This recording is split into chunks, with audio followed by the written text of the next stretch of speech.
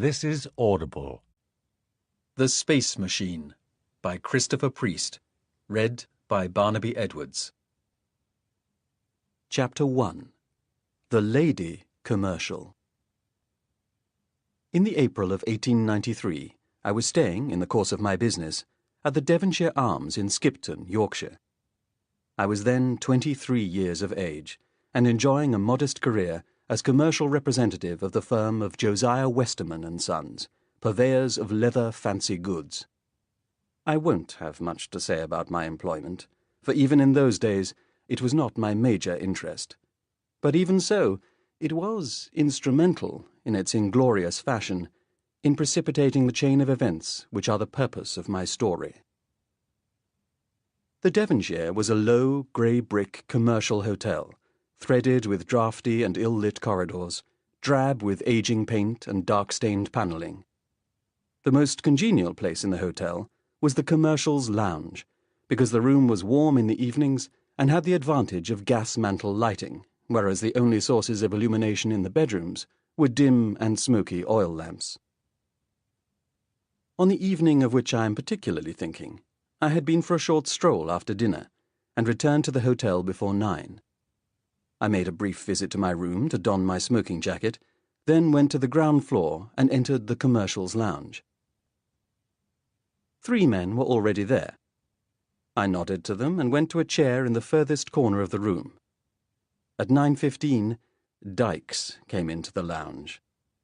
Dykes was a young man of about my own age, and although I had shown little interest in him, it was his wont to address me in some confidence.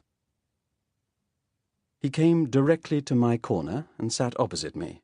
I pulled down the top leaf over the letter I had been drafting. "Will you smoke, Turnbull?" he said to me, offering his cigarette case. "No, thank you. I had smoked a pipe for a while, but had desisted for more than a year." He took a cigarette for himself and made a display of lighting it. "I hear there's a lady commercial in tonight," he said casually now, but leaning towards me slightly to add emphasis to his words. "What do you make of that, Turnbull?" "You surprise me," I admitted. "Are you sure of that?" "I came in late this evening," he said, lowering his voice. "Happened to glance at the register. Miss A. Fitzgibbon of Surrey. Interesting, wouldn't you say?"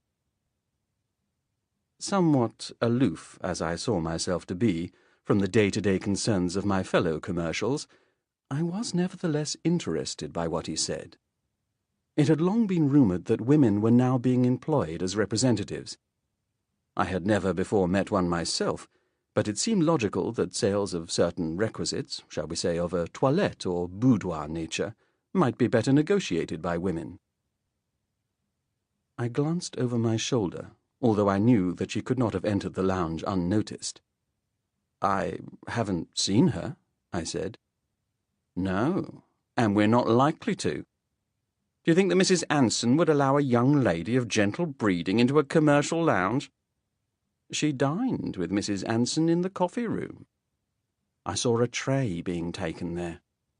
He leaned back in his easy chair and drew pleasurably on his cigarette.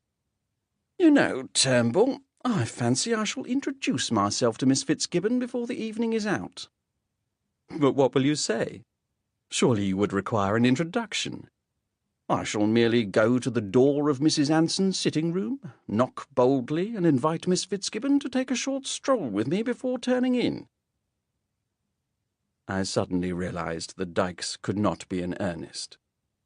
He knew the proprietress of this hotel as well as I, and we both understood what kind of reception such a move could expect. Miss Fitzgibbon might, for all we knew, be an emancipationist, but Mrs. Anson was still firmly rooted in the 1860s. "Could you not somehow discover which firm she represents?" I said.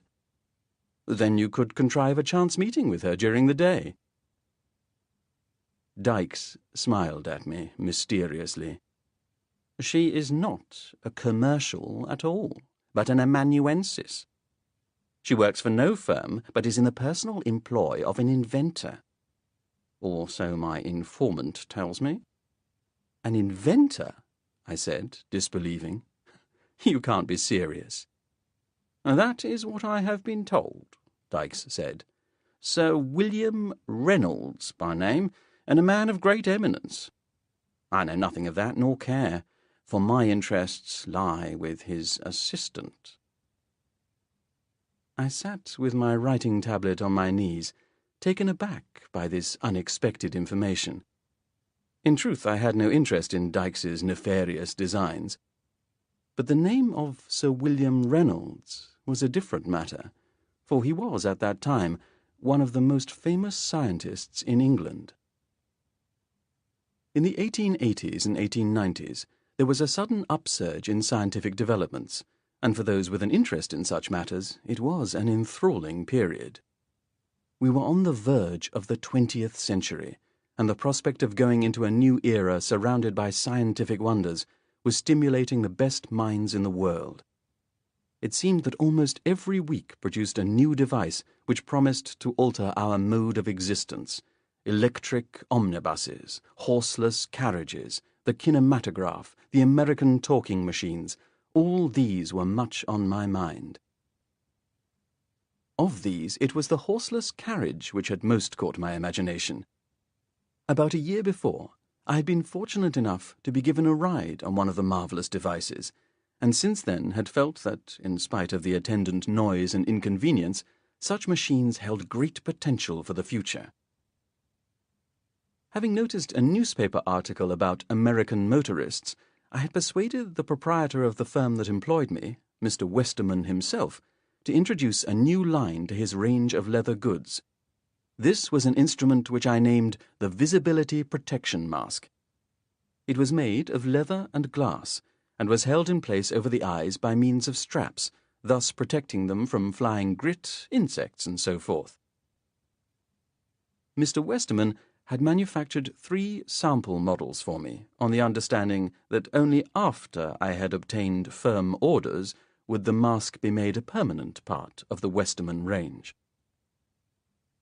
I treasured my idea, and I was still proud of my initiative, but I had been carrying my masks in my samples case for 6 months, and so far I had awakened not the slightest interest of any customer. It seemed that other people were not so convinced as I of the future of the horseless carriage.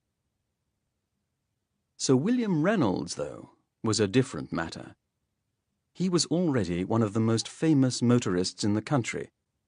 His record speed of just over 17 miles an hour, established on the run between Richmond and Hyde Park Corner, was as yet unbeaten by any other. If I could interest him in my mask, then surely others would follow. In this way, it became imperative that I introduce myself to Miss Fitzgibbon. All during the following day, I was preoccupied with the problem of how to approach Miss Fitzgibbon. Although I made my rounds to the stores in the district, I could not concentrate, and returned early to the Devonshire Arms. As the reception desk was not attended, I took the opportunity to look surreptitiously at the register of guests. Dykes's information had not been misleading, for the last entry was in a neat, clear handwriting: Miss A. Fitzgibbon, Reynolds House, Richmond Hill, Surrey. I dined alone, then retired to my room. Once inside, I lit the 2 oil lamps and tidied my appearance in front of the mirror. I knew I had alcohol on my breath, so I brushed my teeth, then sucked a peppermint lozenge. I shaved, combed my hair and moustache, and put on a clean shirt. When this was done, I placed an easy chair beside the door and moved a table towards it. On this I placed one of the lamps and blew out the other. As an afterthought, I took one of Mrs. Anson's bath towels and folded it over the arm of the chair. Then I was ready. I sat down and opened a novel. More than half an hour passed, during which, although I sat with the book on my knee, I read not one word. At last I heard a light tread on the stairs, and at once I was ready. I put aside the book and draped the towel over my arm. I waited until the footsteps had passed my door, and then I let myself out. In the dim light of the corridor, I saw a female figure. As she heard me, she turned. It was a chambermaid, carrying a hot water bottle in a dark red cover. "Good evening, sir," she said. I went across the corridor into the bathroom, closed the door, counted to 100 slowly, and then returned to my room. On the next occasion I heard footsteps, I recognized Dykes's tread as he bounded up, taking 2 steps at a time. I was thankful not to have to go through the charade with the bath towel. Another 30 minutes passed, and I was beginning to despair when I heard a soft tread on the staircase. This time, when I looked down the corridor, I saw the retreating back of a tall young woman. I tossed the towel back into my room, snatched up my samples case, closed the door quietly, and followed her. Immediately, I sensed the lightest of feminine fragrances, a subtle scent redolent of herbs. In Mrs. Anson's elderly building, where the staff tried to mask the background smells of rising damp with the liberal application of cologne, it was like a breath of summer. If the young woman was aware that I was behind her, she showed no sign of it. She walked to the end of the corridor, to where a small staircase led upwards. She turned and climbed the steps. As I reached the bottom of the steps, I saw that she was on the point of inserting a key into the door. She looked down at me. "Excuse me, ma'am," I said. "Allow me to introduce myself. I am Turnbull, Edward Turnbull. Do I have the pleasure of addressing Miss Fitzgibbon? Miss A. Fitzgibbon?" "That is I," she said, in a pleasant, well-modulated voice. "Miss Fitzgibbon, I know you will think this an extraordinary request, but I have something here I think will be of interest to you. I wondered if I might show it to you. May I come up to you?" "No, you may not. I shall come down." Raising her skirt slightly, she came slowly down the steps towards me. While I spoke, I had crouched down on the floor and was fumbling with the catch of my samples case. The lid came open, and I took out one of the visibility protection masks. "Miss Fitzgibbon, I understand that you are in the employ of Sir William Reynolds." She nodded to confirm this. There was something about her forthright gaze that was most disconcerting. She said, "What do you have there, Mr. Turnbull?" On a sudden impulse, I raised the mask to my eyes and held it in place with my hands. "It keeps grit out of one's eyes when motoring," I said. At this, the young lady laughed, abruptly, but I felt that it was not an unkind laughter. "They are motoring goggles," she said. "Why did you not say?" "You have seen them before," I said, in surprise. "They are common in America." "Then Sir William already possesses some," I said. "No, but he probably feels he does not need them." I crouched down again, hunting through my samples case. "There is a lady's model," I said, searching anxiously. I found the smaller variety that Mr. Westerman's factory had produced, and stood up, holding it out to her. In my haste, I inadvertently knocked my case, and a pile of photograph albums, wallets, and writing cases spilled on the floor. "You may try this on, Miss Fitzgibbon. It's made of the best kid." "I'm not sure that I need. I assure you that it is comfortable to wear." My earnestness at last won through, for she took the leather goggles from me. "There's an adjustable strap," I said. "Please, try it on." I bent down once more and thrust my spilled samples back into the case. When I stood up, Miss Fitzgibbon had raised the mask to her forehead and was trying to connect the strap. The flowered hat that she was wearing made this exceptionally difficult. If I had felt foolish at the beginning of this interview, then it was nothing to what I now felt. "It appears to have become caught in my hair, Mr. Turnbull." She tugged at the strap, but frowned as the hairs were pulled. I wanted to help her in some way, but I was too nervous of her. She tugged again at the strap, but the metal clasp was tangled in the strands of hair. At the far end of the corridor, I heard the sound of voices and the creak of the wooden staircase. Miss Fitzgibbon heard the sounds too, for she also looked that way. "What am I to do?" she said softly. "I cannot be found with this in my hair." A shadow appeared on the wall by the top of the staircase, thrown by the lamps in the hallway. "We will be discovered at any moment," said Miss Fitzgibbon, the goggles swinging beside her face. "We had better step into my room for a few minutes." The voices were coming closer. "Your room?" I said in astonishment. "Do you not want a chaperone?" "Whom would you propose to chaperone me?" said Miss Fitzgibbon. "Mrs. Anson?" Raising her skirt again, she hurried up the steps towards the door. After hesitating another second or two, I took up my samples case, holding the lid down with my hand, and followed. I waited while the young lady unlocked the door, and a moment later we were inside. The room was larger than mine, and more comfortable. There were 2 gas mantles against the wall, and when Miss Fitzgibbon turned them up, the room was filled with a bright, warm radiance. A coal fire glowed in the grate, and the windows were richly curtained with long velvet drapes. In one corner there was a large French bedstead with the covers turned down. I stood nervously by the door, while Miss Fitzgibbon went to a mirror and untangled the goggles from her hair. After she had placed these on the table and removed her hat, she said, "Please, sit down, Mr. Turnbull." I looked at the goggles. "I think I should leave now." Miss Fitzgibbon was silent, listening to the sound of the voices as they passed the bottom of the stairs. "Perhaps it would be as well if you stayed a little longer," she said. "It would not do for you to be seen leaving my room at this late hour." I laughed politely with her, but I must confess to being taken aback by such a remark. Miss Fitzgibbon went to the fireplace and poked the coals so that they flared up more brightly.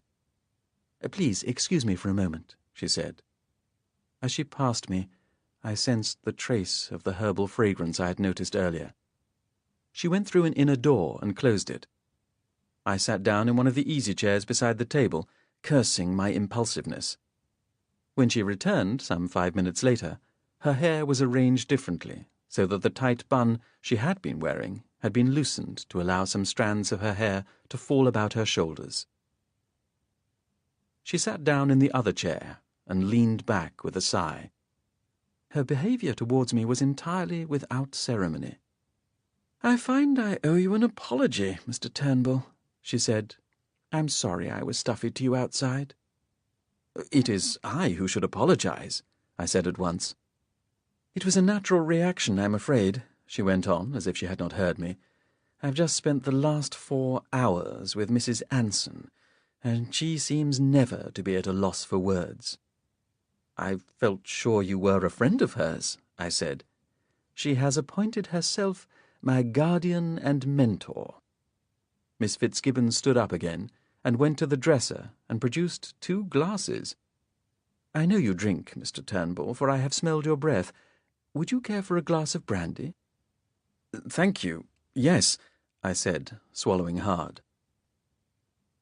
She poured some brandy from a metal flask, which she took from her handbag, and placed the 2 glasses on the table between us. "Like you, Mr. Turnbull, I sometimes find the need for fortification." We raised glasses and sipped the drink. "You have lapsed into silence," she said. "I hope I have not alarmed you." I stared at her helplessly, wishing that I had never set out on this naive enterprise. "Do you come to Skipton frequently?" she said. "About 2 or 3 times a year. Miss Fitzgibbon, I think I should bid you good night. It is not proper for me to be here with you alone." My voice had tailed away, for I had heard, in the same instant, the sound that now clearly distracted Miss Fitzgibbon. We had both heard, just beyond the door, a creaking of floorboards. Miss Fitzgibbon raised a finger to her lips, and we sat in anguished silence. A few moments later, there was a peremptory rapping on the door. "Miss Fitzgibbon!" It was Mrs. Anson's voice. I stared desperately at my new friend. "What shall we do?" I whispered. "If I am found here at this hour—" "Keep quiet. Leave it to me." From outside again. "Miss Fitzgibbon!" She moved quickly to the far side of the room and stood beside the bed. "What is it, Mrs. Anson?" she called in a faint, tired-seeming voice. There was a short silence. Then, "Has the maid brought a hot water bottle to your room?" "Yes, thank you. I am already abed." "With the lamps still alight, Miss Fitzgibbon?" "I am doing a little reading, Mrs. Anson. Good night to you." "I thought I heard the sound of a man's voice," said Mrs. Anson. "I am quite alone," said Miss Fitzgibbon. I saw that her face was flushing red, although whether it was from embarrassment or anger I could not tell. "I don't think I am mistaken." "Please, wait a moment," said Miss Fitzgibbon. She crept over to me and raised her mouth until it was beside my ear. "I shall have to let her in," she whispered. "I know what to do. Please, turn your back." "What?" I said in astonishment. "Turn your back, please." I stared at her in anguish for a moment longer, but did as she said. I heard her move away from me towards the wardrobe, and then there came the sound of her pulling at the clasps and buttons of her gown. The enormity of my situation was without parallel. I heard the wardrobe door close. I felt the touch of a hand on my arm. I looked. Miss Fitzgibbon was standing beside me, a long, striped flannel dressing-gown covering her. She had taken the pins from her hair, so that it fell loosely about her face. "Take these," she whispered, thrusting the 2 brandy glasses into my hands. "Wait inside the bathroom." "Miss Fitzgibbon, I really must insist," said Mrs. Anson. I stumbled towards the bathroom door. As I did so, I glanced back and saw Miss Fitzgibbon throwing back the covers of the bed and crumpling the linen and bolster. She took my samples case and thrust it under the chaise-longue.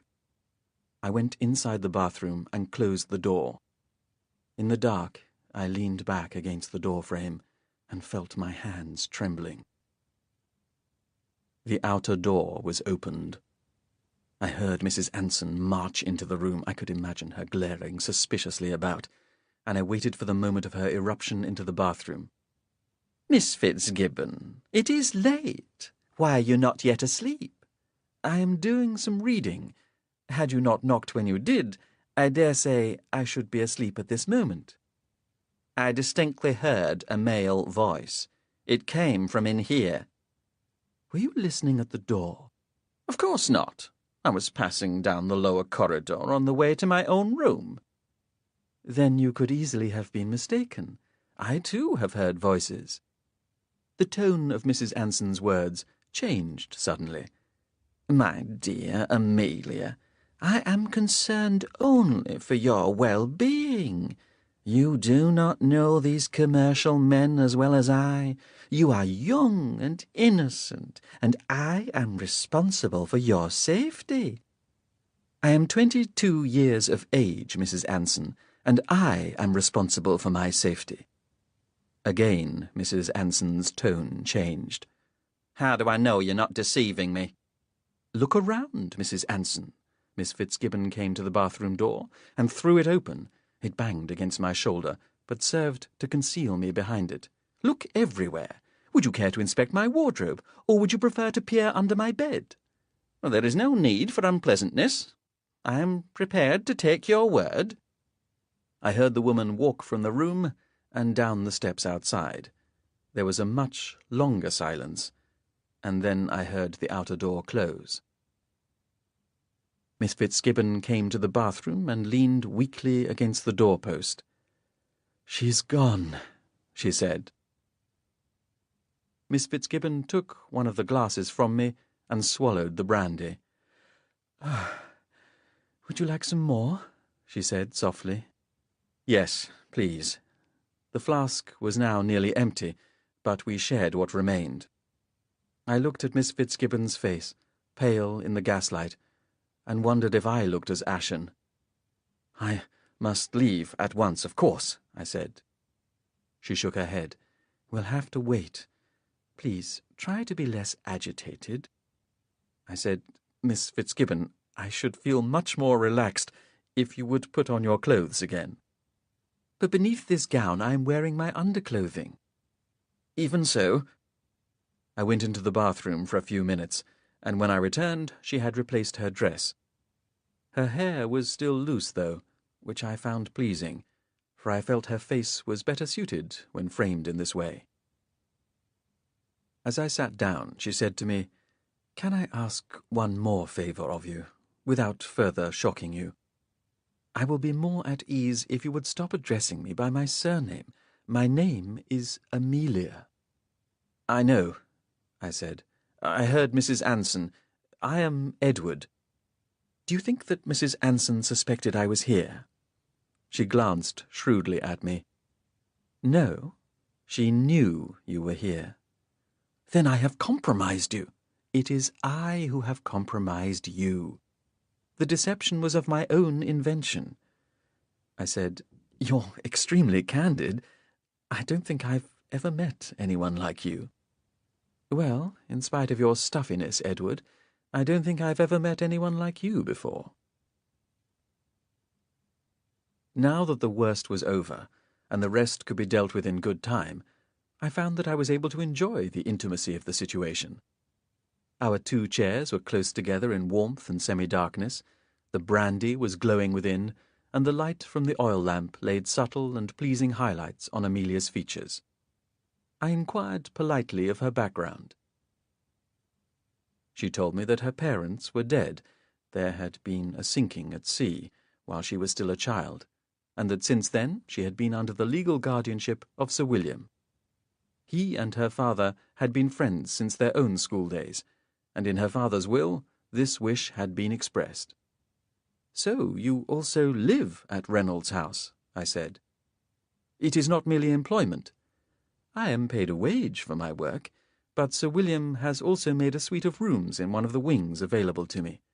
He has been most generous to me." "I should greatly like to meet Sir William," I said fervently. "So that he may try your goggles in your presence," Amelia said. "I'm regretting now that I brought them to you." "And I am glad you did. You have inadvertently enlivened my evening. I was beginning to suspect that Mrs. Anson was the only person in this hotel, so tight was her hold on me. Anyway, I am sure Sir William will consider purchasing your goggles, even though he does not drive his horseless carriage these days." I looked at her in surprise. "But I understood Sir William was a keen motorist. Why has he lost interest?" "He is a scientist, Edward.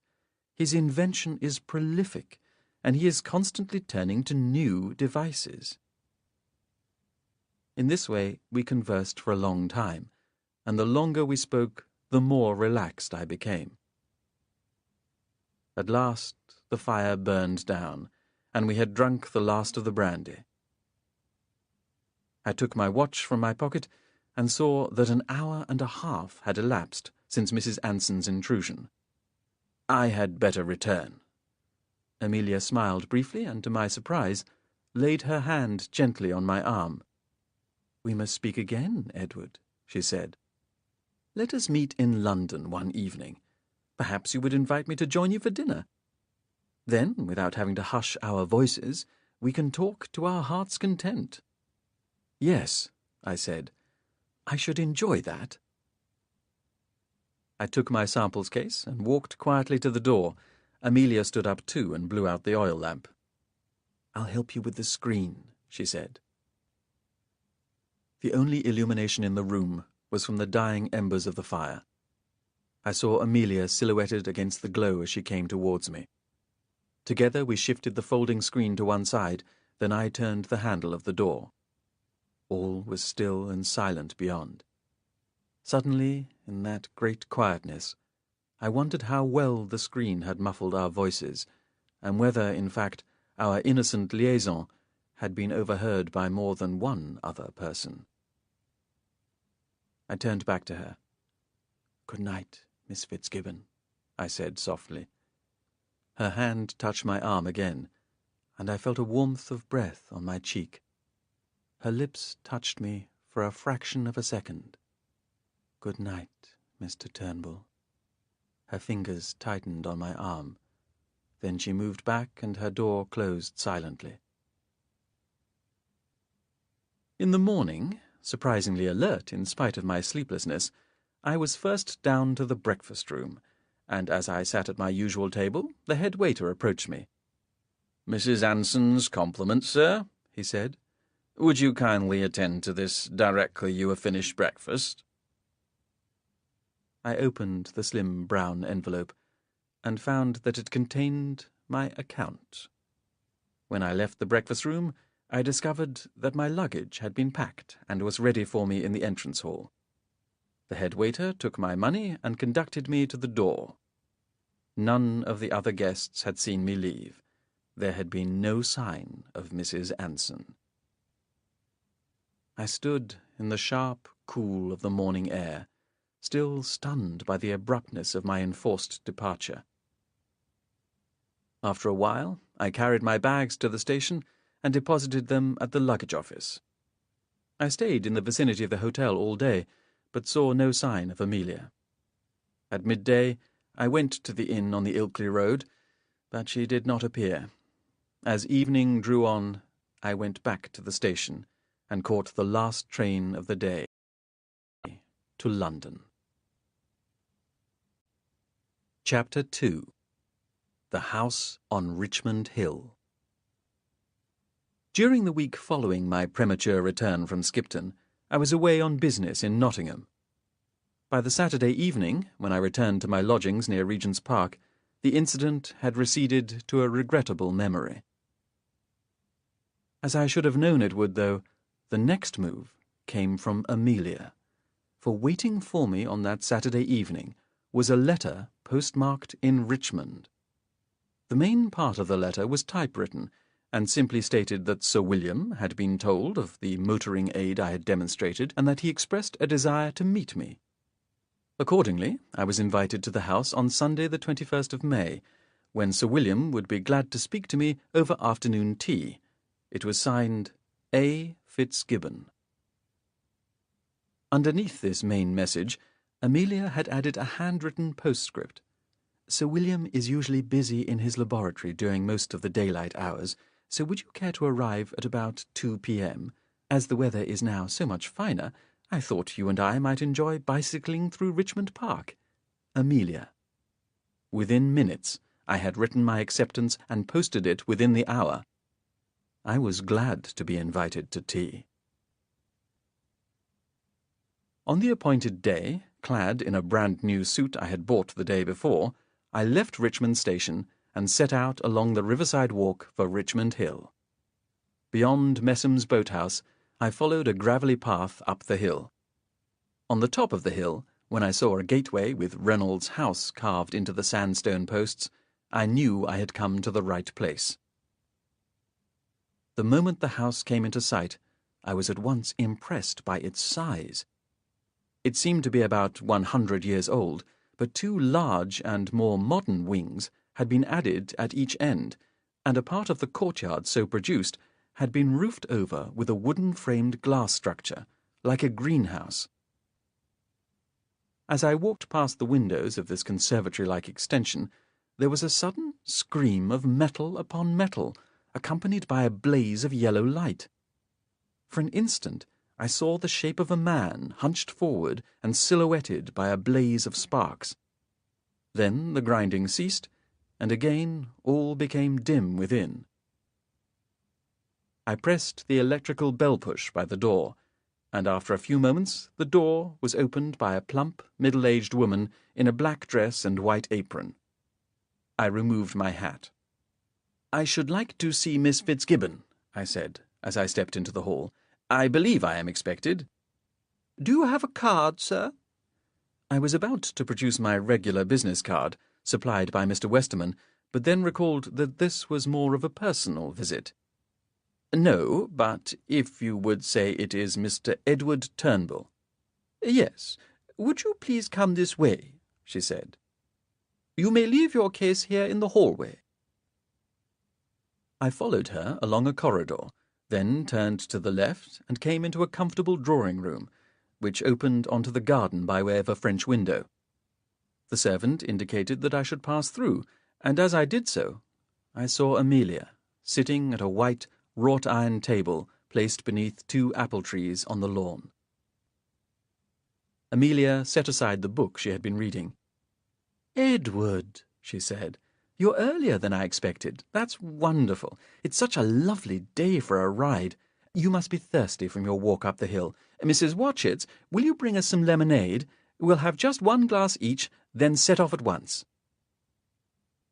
It was delightful to be with her again, and such a pleasant surprise that she was as lovely as I remembered her.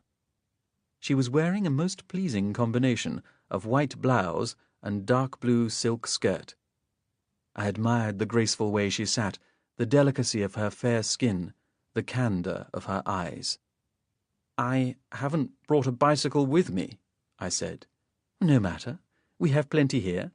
I'm delighted you could come today, Edward." "I'm terribly sorry if I got you into trouble," I said, wanting to get off my chest the one matter that had been preoccupying me. "Mrs. Anson was in no doubt as to my presence in your room." "I understand you were shown the door."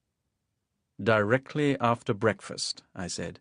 "I didn't—" At that moment, Mrs. Watchett reappeared, bearing a tray with a glass jug and 2 tumblers, and I allowed my sentence to go unfinished. The lemonade was delicious, ice-cold, and with a sharp hint of sourness that stimulated the palate. I finished mine with immoderate speed. "Come," said Amelia, "let us go for our bicycle ride." Summoning Mrs. Watchett, she told her that we would be out for the rest of the afternoon, but that tea should be served as normal at 4:30. Then we went to an outhouse where several bicycles were stacked, selected one each, and pushed them through the grounds until we reached the edge of the park. As we passed the ponds, 2 little boys in sailor suits were trying to make a toy yacht sail out across the water. Nearby, their nanny watched without interest. We pedalled past them, going slowly, heading in the general direction of Kingston-upon-Thames. But just as we were approaching a slight rise in the ground, Amelia called out, "Let's race!" I pedalled harder. Amelia kept abreast of me. "Come on, you're not trying," she shouted, and surged slightly ahead. I pressed down harder on the pedals and managed to catch her up, but at once she pulled ahead again. I raised myself from the saddle and used all my strength to try to make up the difference, but for all my efforts, Amelia managed somehow to stay a few yards ahead. Suddenly, as if tired of playing with me, she shot quickly forward and, bumping alarmingly over the uneven surface of the path, climbed quickly up the slope. I knew I could never keep up with her, and at once gave up the unequal struggle. I watched her ahead of me, then realized with a shock that she was still sitting upright in the saddle and, as far as I could see, was free-wheeling. Aghast, I watched her bicycle spin over the crest of the slope and then vanish from my sight. I pedalled on peevishly, sulking a little at the way my pride had been thwarted. As I came over the crest, I saw Amelia a few yards further on. She had dismounted, and her bicycle was lying on its side, the front wheels spinning. She was sitting on the grass beside it, laughing at the sight of my hot and perspiring face. "You cheated," I said, flinging my bicycle down beside hers. "That wasn't a race. It was a deliberate humiliation." "Oh, Edward, don't take it so seriously. I only wanted to show you something." "What?" I said in a surly tone. "My bicycle. Do you notice anything about it?" "No." I was still not mollified. "What about the front wheel?" "It's still spinning," I said. "Then stop it." I reached out and gripped the pneumatic tire with my hand, but snatched it away as the friction burned me. The wheel continued to spin. "But you were free-wheeling up the hill. That is against all the laws of physics." "Look, I'll show you." She reached over to her machine and took hold of the handlebar. She held the right-hand grip in a certain way, and the front wheel stopped its uncanny spinning. She righted the bicycle. "Under here." She showed me where to look, and between the rubber grip and the brake bar, I saw a tiny strip of mica. "Move this forward with your fingers, so, and—" The bicycle started to move forward, but she raised the front wheel from the ground and it spun effortlessly in the air. When you wish to stop, you simply slide the strip back, and the bicycle may be ridden normally. It is one of Sir William's devices. Your bicycle is fitted with one too." Amelia was laughing again as I hastened to my own machine and righted it. Sure enough, under the right-hand grip there was a similar piece of mica. "I must try this at once," I shouted, and mounted my machine. As soon as I had found my balance, I slid the mica strip forward, and the bicycle moved faster. "It works!" I cried to Amelia, waving to her in delight, and at that moment the front wheel hit a tuft of grass, and I was unseated. Amelia ran over to me and helped me to my feet. My bicycle lay a few yards from me, the front wheel spinning merrily.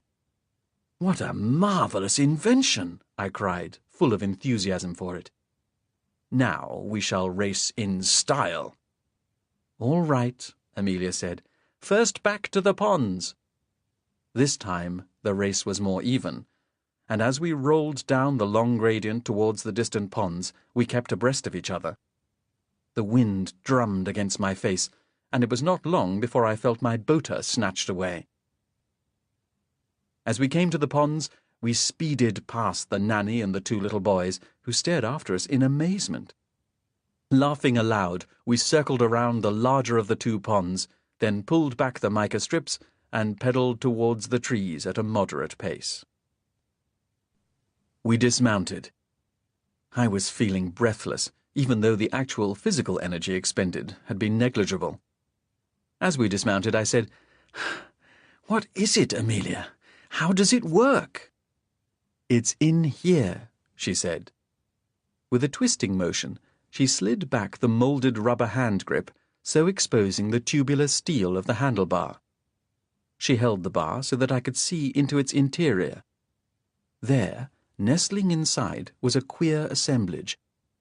It seemed, on first sight, to be made of ivory and brass, but there was a crystalline quality to it that somehow deceived the eye, so that within its winking, multifaceted depths it was not possible to see the constituent parts. "It's a device of Sir William's own invention," said Amelia.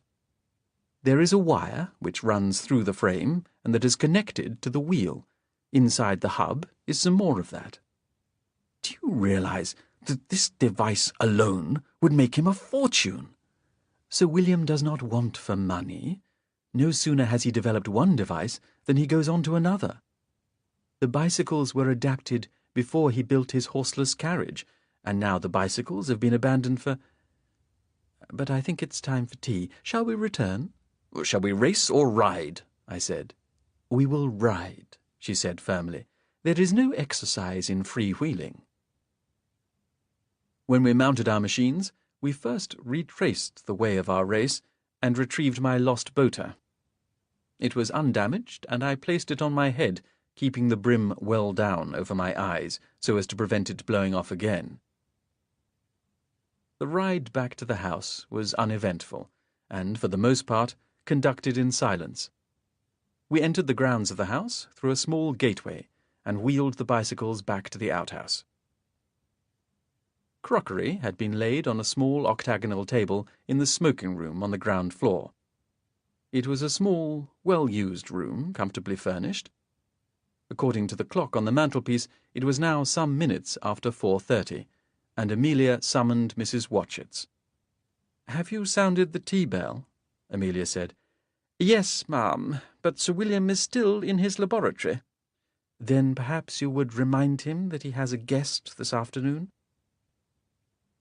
Mrs. Watchett left the room, but a moment or two later a door at the far end of the room opened, and a tall, well-built man came in hurriedly. Though his hair was thinning at the temples, on the crown it grew thickly and wildly, exaggerating the size of his head, and he wore a bushy beard which itself made more marked the pallor of his skin. He was in his shirt and waistcoat, and carried a jacket over his arm. He was trying to roll down his shirt sleeves, and as he came in, he glanced in my direction. "Ah, yes, Turnbull, good to meet you. Amelia, help me with my cuff." He extended his arm to her, and she reached under it to connect the cuff-link. When this was done, he put on his jacket and went to the mantelpiece. He selected a pipe and filled its bowl with tobacco from a jar. I waited apprehensively. Turning towards us again, he applied a lighted match to the bowl of his pipe.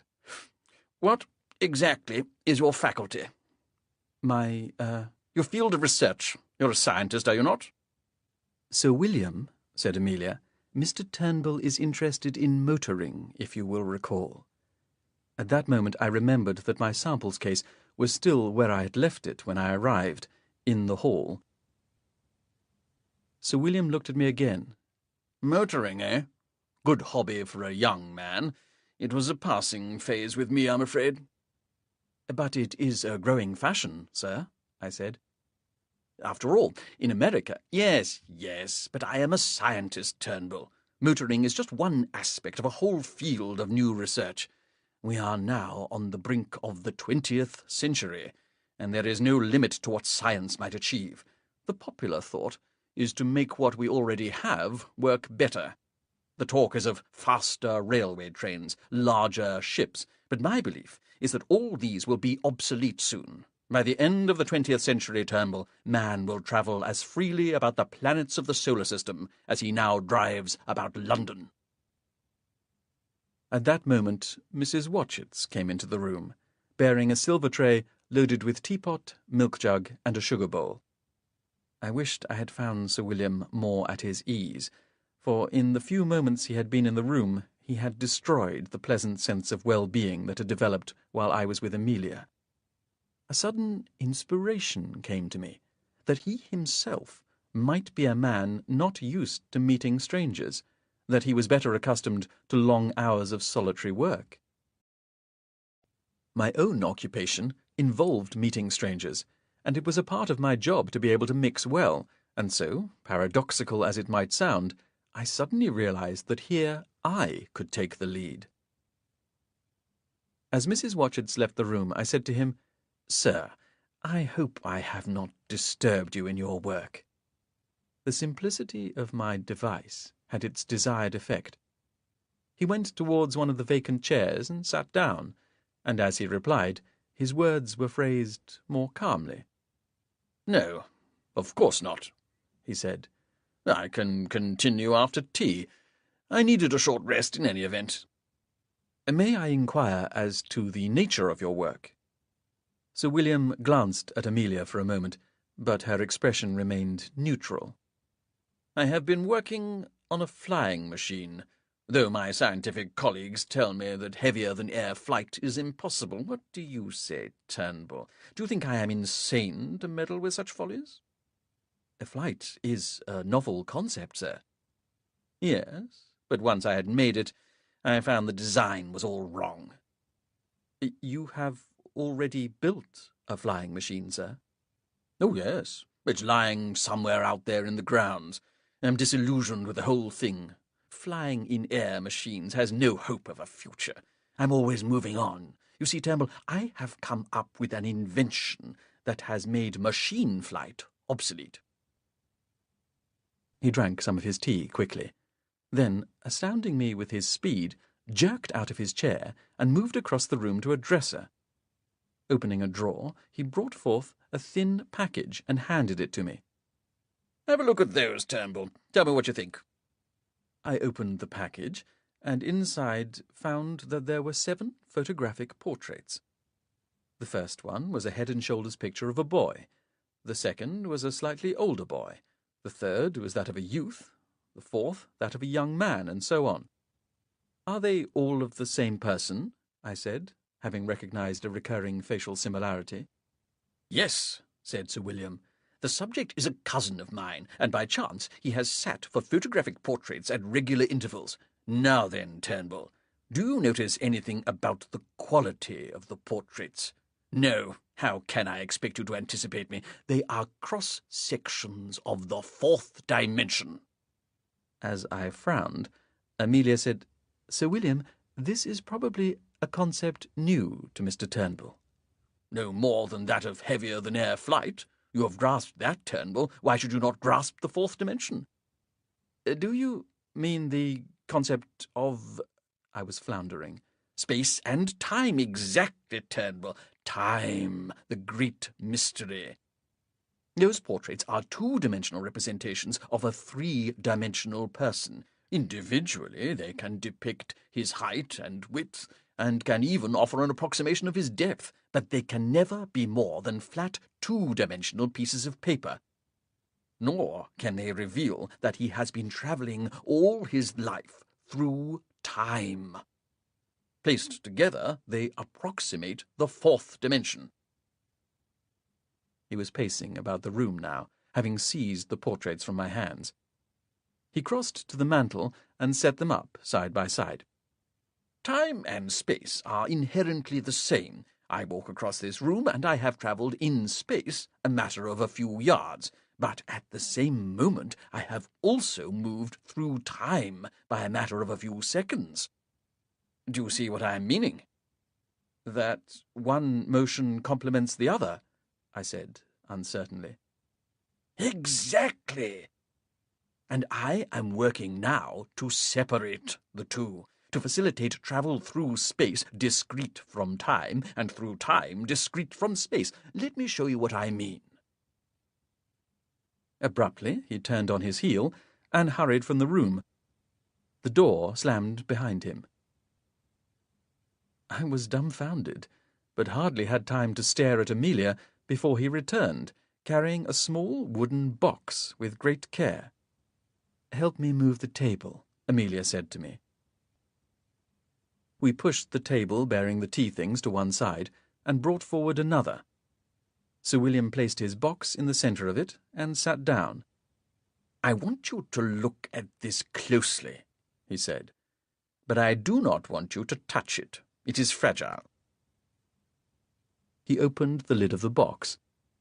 The interior was padded with a soft velvet-like material, and resting inside was a tiny mechanism, which, on first sight, I took to be the workings of a clock. I leaned forward and peered closely at it. At once, with a start of recognition, I realized that much of it was made with the queer crystalline substance I had seen earlier that afternoon. The resemblance to a clock was misleading, I saw now, lent to it simply by the precision with which the tiny parts fitted together, and some of the metals with which it had been made. Those I could recognize seemed to be some tiny rods of nickel, some highly polished pieces of brass, and a cogwheel made of shining chrome or silver. Part of it had been shaped out of a white substance, which could have been ivory, and the base was made of a hard, ebony-like wood. "It's beautiful," I said. "You, young man, are one of the first people in the world to see a mechanism that will make real to us the 4th dimension. This engine will, depending how I choose, travel forward or backward in time." Amelia said, "You could demonstrate, Sir William." He made no answer, but instead stared at the strange device, a thoughtful expression on his face. "You must pardon me, Mr. Turnbull," he said. I have just been stricken with the possibility of a minor modification." He stood up and seized the wooden box. "Amelia, I am going up to London. I shall be out all evening, and I'll sleep at my club tonight." He turned to me. "Inadvertently, Turnbull, my conversation with you has generated an idea. I thank you, sir." He rushed out of the room, and soon we heard the sound of his voice in the hall. A few minutes later, we heard a horse and carriage on the gravelled driveway. Amelia went to the window and watched as the carriage drove away, then returned to her seat. "Is he mad?" I said. "No, I believe he is a genius. The two are not wholly dissimilar." "Do you understand his theory?" "I can grasp most of it. The fact that you didn't follow it, Edward, is no reflection on you. Sir William is himself so familiar with it that when explaining it to others he omits much of it. But it has been tested. The results have been conclusive. He has not said so as yet, but I suspect that he is planning an expedition into futurity." I smiled a little and covered my mouth with my hand. Amelia said, "Sir William is in perfect earnest." "Yes, but I cannot see a man of his physique entering a device so small." "What you have seen is only a working model. He has a full-sized version." Unexpectedly, she laughed. "You don't think I meant the model he showed you?" "Yes, I did." When Amelia laughed, she looked most beautiful, and I did not mind having misunderstood. "But large or small, I cannot believe such a machine is possible," I said. "Then you may see it for yourself. It is only a dozen yards from where you are sitting." I jumped to my feet. "Where is it?" "In Sir William's laboratory." Amelia seemed to have been infected with my enthusiasm, for she too had left her seat with great alacrity. "I'll show you." We left the smoking room by the door Sir William had used, and walked along a passage. This led directly into the laboratory, which was, I now realized, the glass-covered annex built between the two wings of the house. My first impression was that it closely resembled the milling shop of an engineering works I had once visited, for in many parts of the laboratory were what appeared to be long-abandoned pieces of cut or turned metal. "Sir William does much of the engineering himself," said Amelia, "but occasionally he is obliged to contract out for certain items. I was in Skipton on one of these errands when I met you." "Where is the time machine?" I said. "You are standing beside it." The time machine was some 7 or 8 feet in length and 4 or 5 feet in width. At its highest point it stood about 6 feet from the floor. All its working parts were visible. What I saw was a repetition, in extremis, of the mysterious substance I had earlier that day seen in Sir William's bicycles. This encased thousands of fine wires and rods, and although I peered at the mechanism from many different angles, I was unable to learn much. What was more comprehensible was the arrangement of controls. Towards one end of the frame was a leather-covered seat, rounded like a horse saddle. Around this was a multiplicity of levers, rods, and dials. The main control appeared to be a large lever situated directly in front of the saddle. Attached to the top of this, incongruous in the context, was the handlebar of a bicycle. This, I supposed, enabled the driver to grip the lever with both hands. To each side of this lever were dozens of subsidiary rods, all of which were attached at different swivelling joints, so that as the lever was moved, others would be simultaneously brought into play. In my preoccupation, I had temporarily forgotten Amelia's presence, but now she spoke, startling me a little. "It looks substantial, does it not?" she said. "How long has it taken Sir William to build this?" I said. "Nearly 2 years.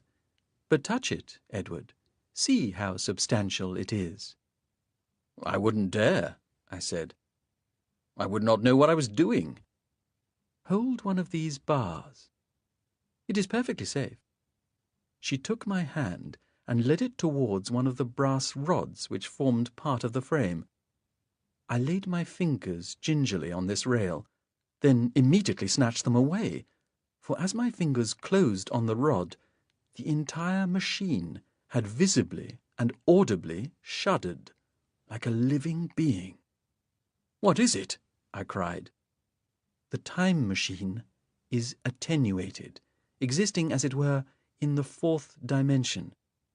It is real, but it does not exist in the real world as we know it.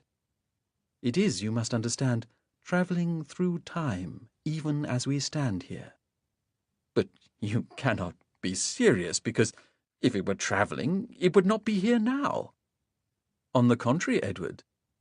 She indicated a huge metal flywheel directly in front of the saddle, which corresponded approximately with the silver cogwheel I had seen on Sir William's model. "It is turning. Can you see that?" Yes, I can," I said, leaning as near it as I dared. The great wheel was rotating almost imperceptibly. If it were not turning, the machine would be stationary in time.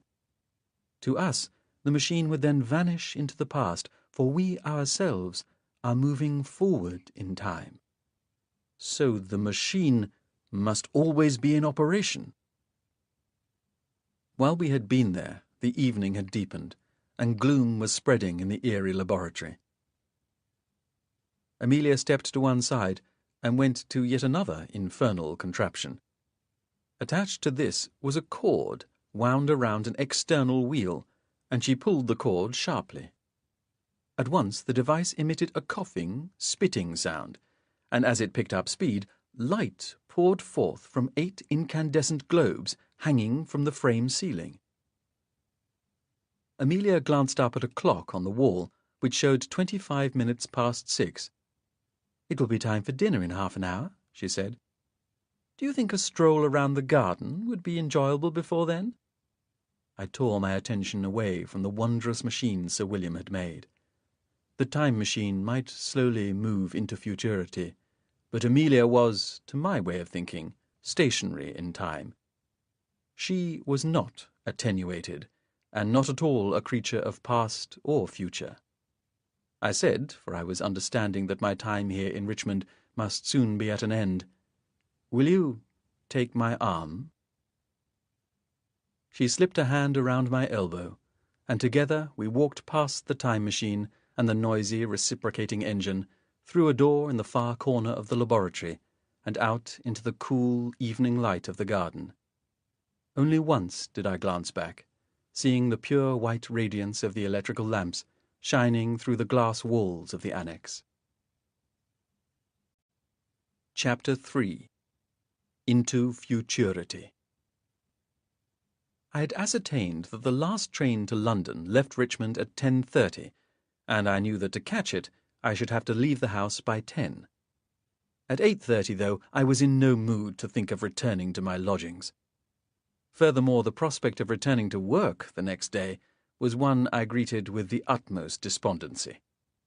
This was because, with the completion of dinner, which had been accompanied by a dry and intoxicating wine, and with the move from the dining-room to the semi-dark intimacy of the drawing-room, and with one glass of port inside me and another half-finished, and the subtle fragrance of Amelia's perfume distracting my senses, I was subject to the most perturbing fantasies.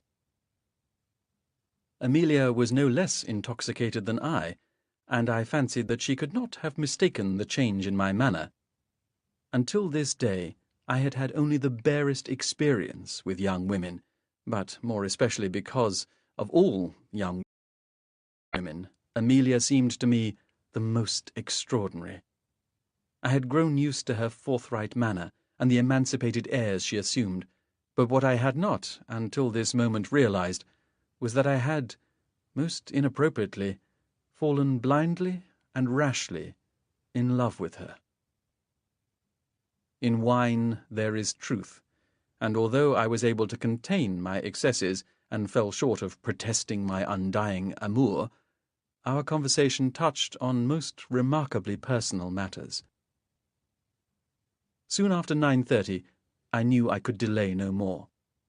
With only half an hour before I had to leave, and with no idea of when or how I should see her again, I felt that the moment had come to state, in no uncertain terms, that, to me, she was already more than just a pleasant companion. I poured myself a liberal helping of port, and then, still uncertain of how I was to phrase my words, I reached into my waistcoat pocket and consulted my watch. "My dear Amelia," I started to say, "I see that it is 25 minutes to 10, and at 10 I must leave. Before that, I have something I must tell you." "But why must you leave?" she said, instantly destroying the thread of my thoughts. "I have a train to catch." "Oh, please don't go yet." "But I must return to London."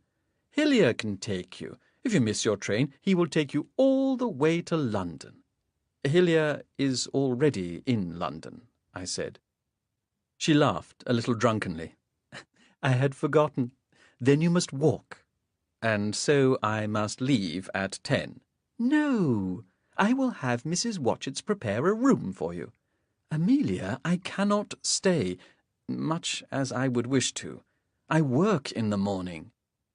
She leaned towards me, and I saw light dancing in her eyes. "Then I shall take you to the station myself." "There is another carriage?" I said. "In a manner of speaking." She stood up and knocked over her empty glass. "Come with me, Edward, and I shall convey you to the station in Sir William's time machine." She took my hand in hers and half dragged me towards the door. We started to laugh. It is difficult to write of this in retrospect, for intoxication, however mild, is not a state in which one acts one's best. For me, it was the gaiety of the moment that contributed to the compliance. I shouted to her as we ran along, "But to travel in time will not take me to the station." "Yes, it will." We reached the laboratory and went inside, closing the door behind us. The electrical lamps were still burning, and in the comparatively harsh glare our escapade took on a different aspect. "Amelia," I said, trying to restrain her, "what are you doing?" "I am doing what I said. We will travel to the station." I stood before her and took her hands in mine. "We have both had a little too much to drink," I said. "Please don't jest with me. You cannot seriously propose to operate Sir William's machine." Her hands tightened on mine. "I am not as intoxicated as you believe. My manner is gay, but I am in perfect earnest." "Then let us return to the drawing-room at once." She turned away from me and walked towards the time machine. She gripped one of the brass rails in her hands, and immediately the machine trembled as before. She said, "You heard what Sir William said. Time and space are inseparable. There is no need for you to leave in the next few minutes. Although the machine is designed to travel into futurity, it will also move across spatial distances. In short, although it will journey across thousands of years, it can also be used for a trip as humdrum as taking a friend to the station." "You are still jesting," I said. "Nor am I convinced that the machine will even travel in time." "But it has been proved." "Not to my satisfaction it hasn't," I said.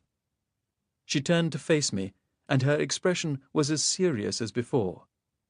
"Then allow me to demonstrate it to you."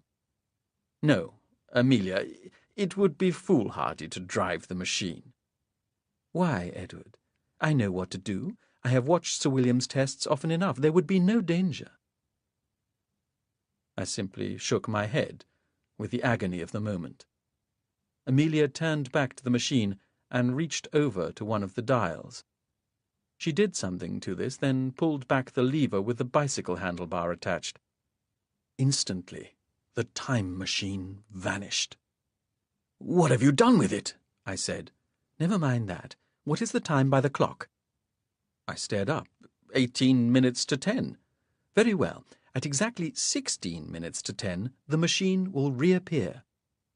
From where? I said. From now. It is presently travelling through time to a point 2 minutes in the future of its departure. But why has it vanished? Where is it at this moment? Within the attenuated temporal dimension.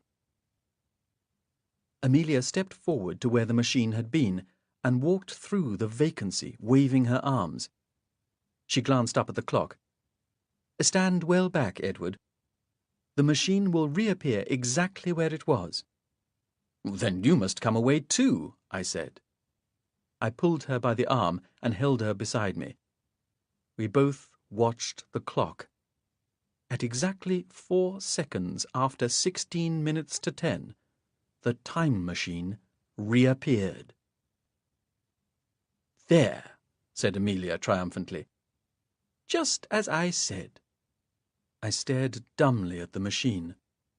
The great flywheel was turning slowly as before. Amelia took my hand again. Edward, we must now mount the machine. What? I said, appalled at the idea. It is absolutely imperative.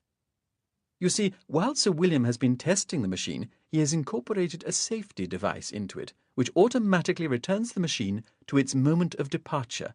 That is activated exactly 3 minutes after its arrival here, and if we are not aboard, it will be lost forever in the past.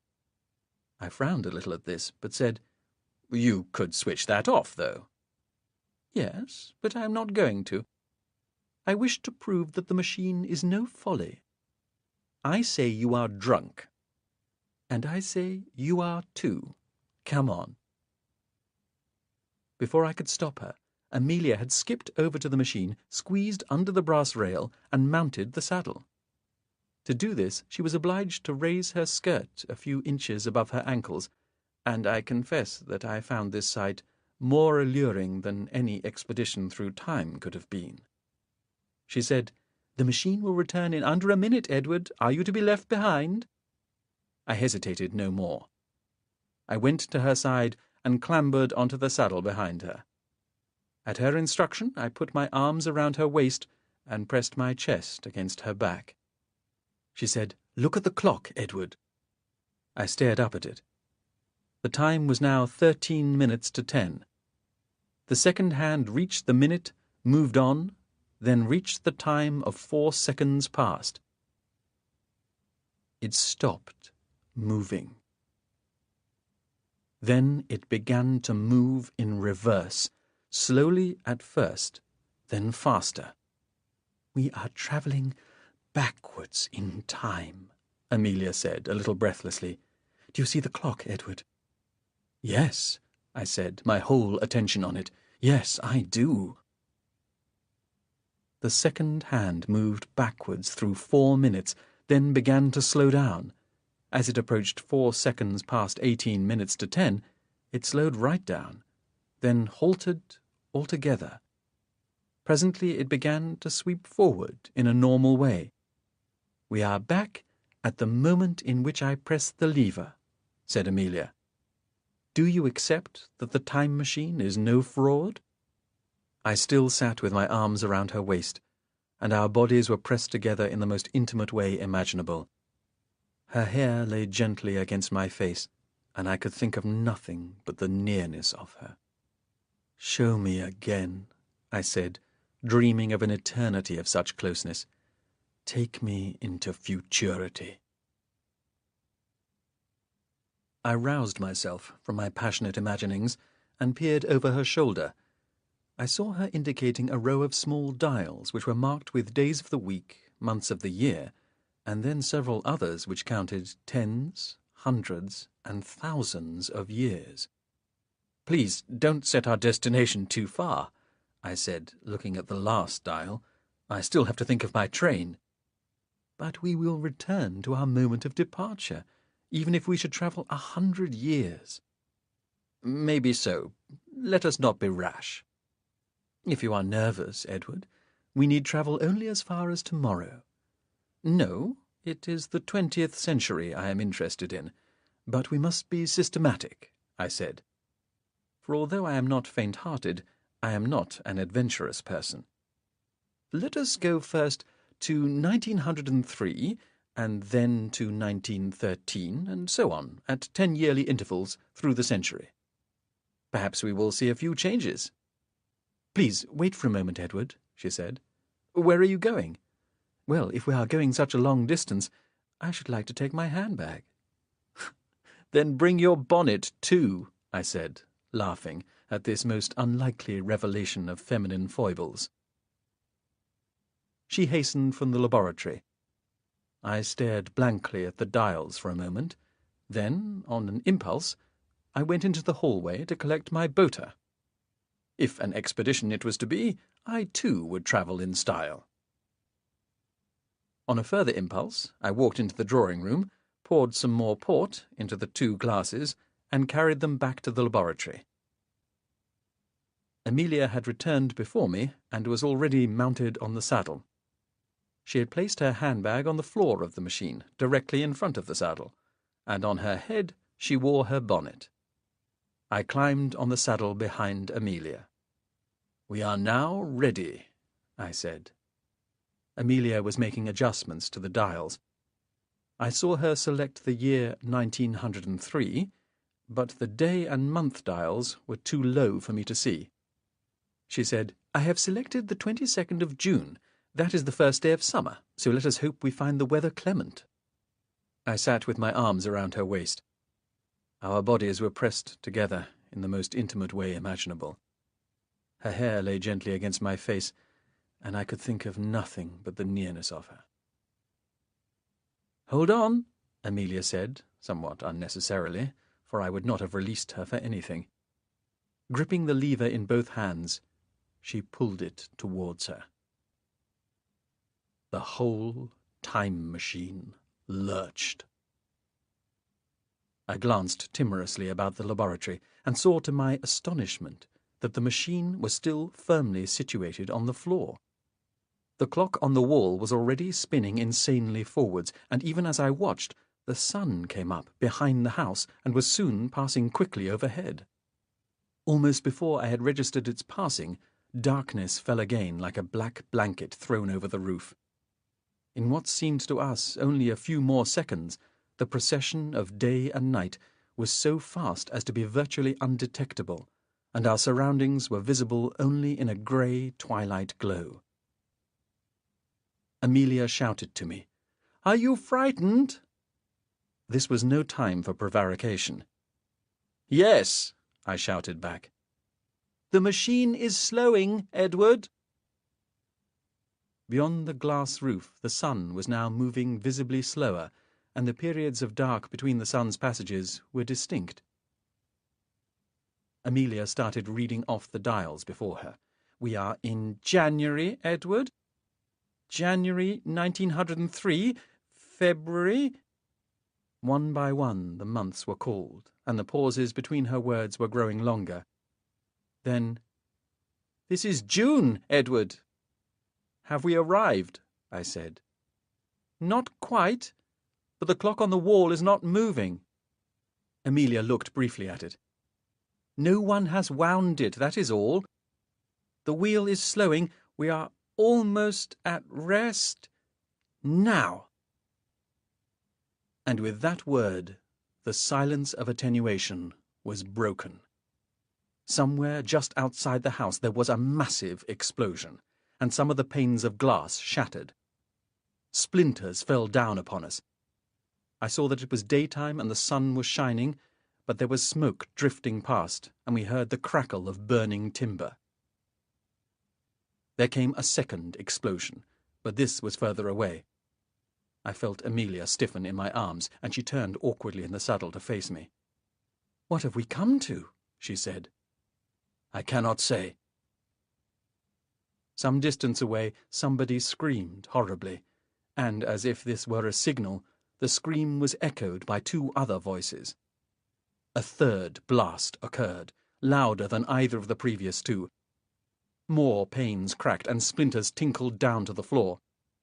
One piece fell onto the time machine itself, not 6 inches from my foot. "Edward!" Amelia's face was snow-white, and her voice had become a high-pitched whisper. "What is happening?" I louder than either of the previous two. More panes cracked and splinters tinkled down to the floor. One piece fell onto the time machine itself, not 6 inches from my foot. "Edward!" Amelia's face was snow-white, and her voice had become a high-pitched whisper. "What is happening?" "I cannot imagine. We must leave. Take the controls." "I don't know how. We must wait for the automatic return." Some distance away, somebody screamed horribly. Gradually, as our ears adapted to the confusion of sounds around us, one noise in particular stood out above all others. A deep-throated braying, rising like a factory siren, then howling around the upper note. It drowned temporarily the crackle of the fires and the cries of the men. "We must have blundered into a war." "But the world is at peace." "In our time, yes." I wondered how long we had been waiting here in this hell of 1903, and cursed again that the clock was not working. I looked around the laboratory, seeing how strangely it had changed from the first time I had seen it. Debris was everywhere, and filth and dust overlaid everything but the time machine itself. Unexpectedly, I saw a movement beyond the walls of the laboratory, and looking that way, I saw that there was someone running desperately across the lawn towards the house. As the figure came nearer, I saw that it was that of a woman. She came right up to the wall, pressing her face against the glass. Behind her, I saw another figure running too. Amelia had turned her face so that it was now buried in my shoulder, her body twisted awkwardly on the saddle. I said, "Amelia, look. What is it? There." She turned to look at the two figures, but just as she did, two things happened simultaneously. One was a tremendous explosion accompanied by a gust of flame erupting across the lawn and consuming the woman, and the other was a vertiginous lurch from the time machine.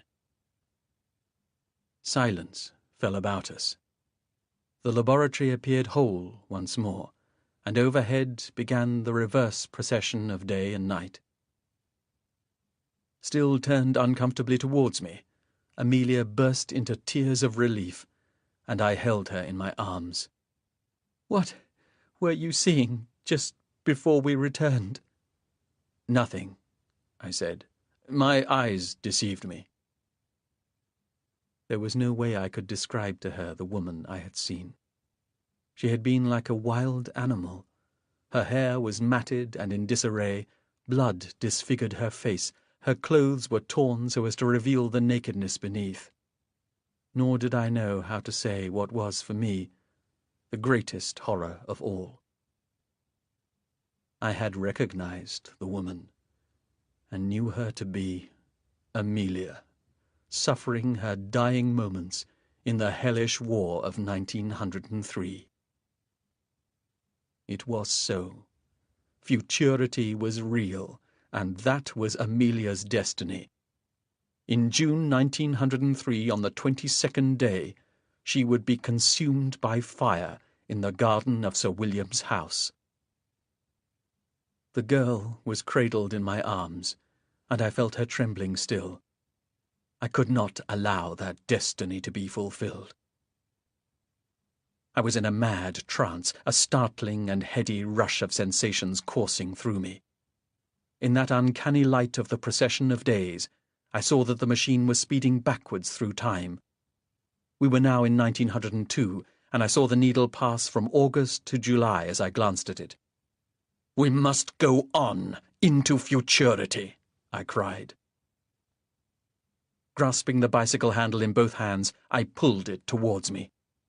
"No!" screamed Amelia. "You must not tamper with the controls. The machine must be allowed to return automatically."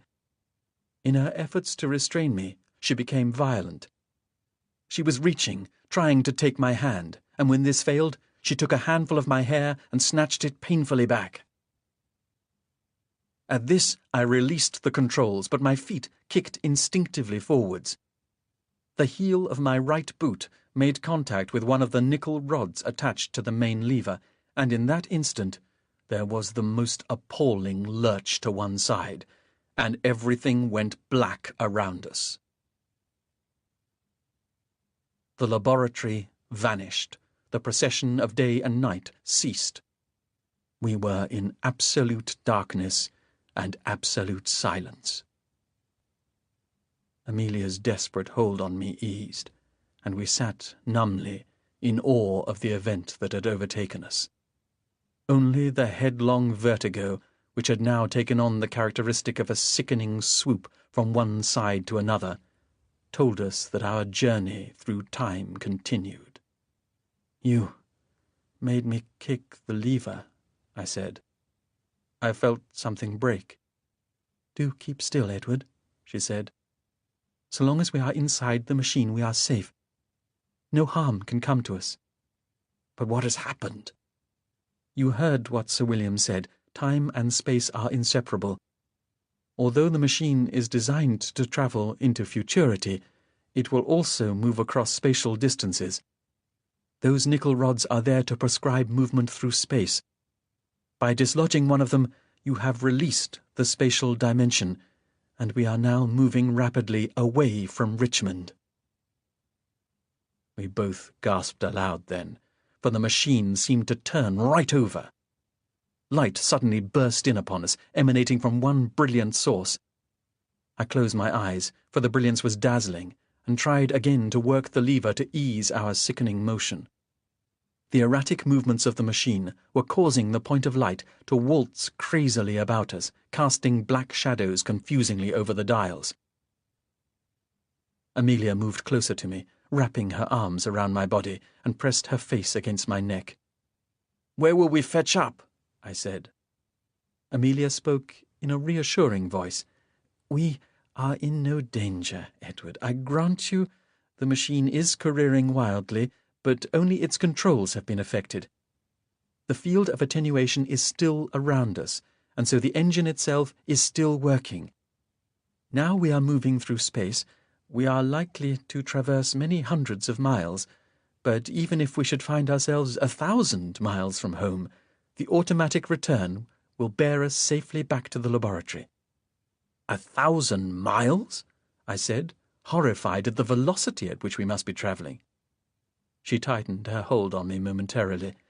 "I think it will not be as far as that. It seems to me we are spinning wildly in a circle." There was some substance in this, for even as we had been talking, the point of light had been circling insanely around us. I was, naturally, comforted by what she said, but the sickening lurches continued, and the sooner this adventure was brought to its end, the happier I would be. With this in mind, I decided to search again for the dislodged nickel rod. I told Amelia what I was intending to do, and she reached forward to take the main lever in her hand.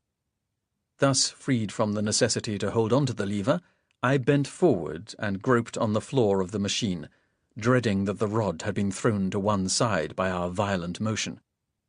I fumbled around in the erratic light and felt Amelia's handbag where she had placed it, on the floor in front of the saddle. Thankfully, I found the rod a moment later. It had rolled and wedged itself between the front of the saddle and Amelia's bag. "I've found it," I said, sitting up and holding it so that she could see it. "It is not broken. Then how was it dislodged?" I looked more closely at it, and saw that at each end were helical screw shapings, and that at the tip of these were markings of bright metal, which revealed how the rod had been torn from its sockets. I showed this to Amelia. "I remember Sir William saying that some of the nickel controls had been machined incorrectly," she said. "Can you replace it?" "I shall try." It took several more minutes of my fumbling in the eerie light to locate both of the metal bushes from which the rod had been torn, and then it took much longer to manipulate the lever so as to bring it into a suitable position so that I could fit the rod into the bushes. It's still too short, I said in some desperation.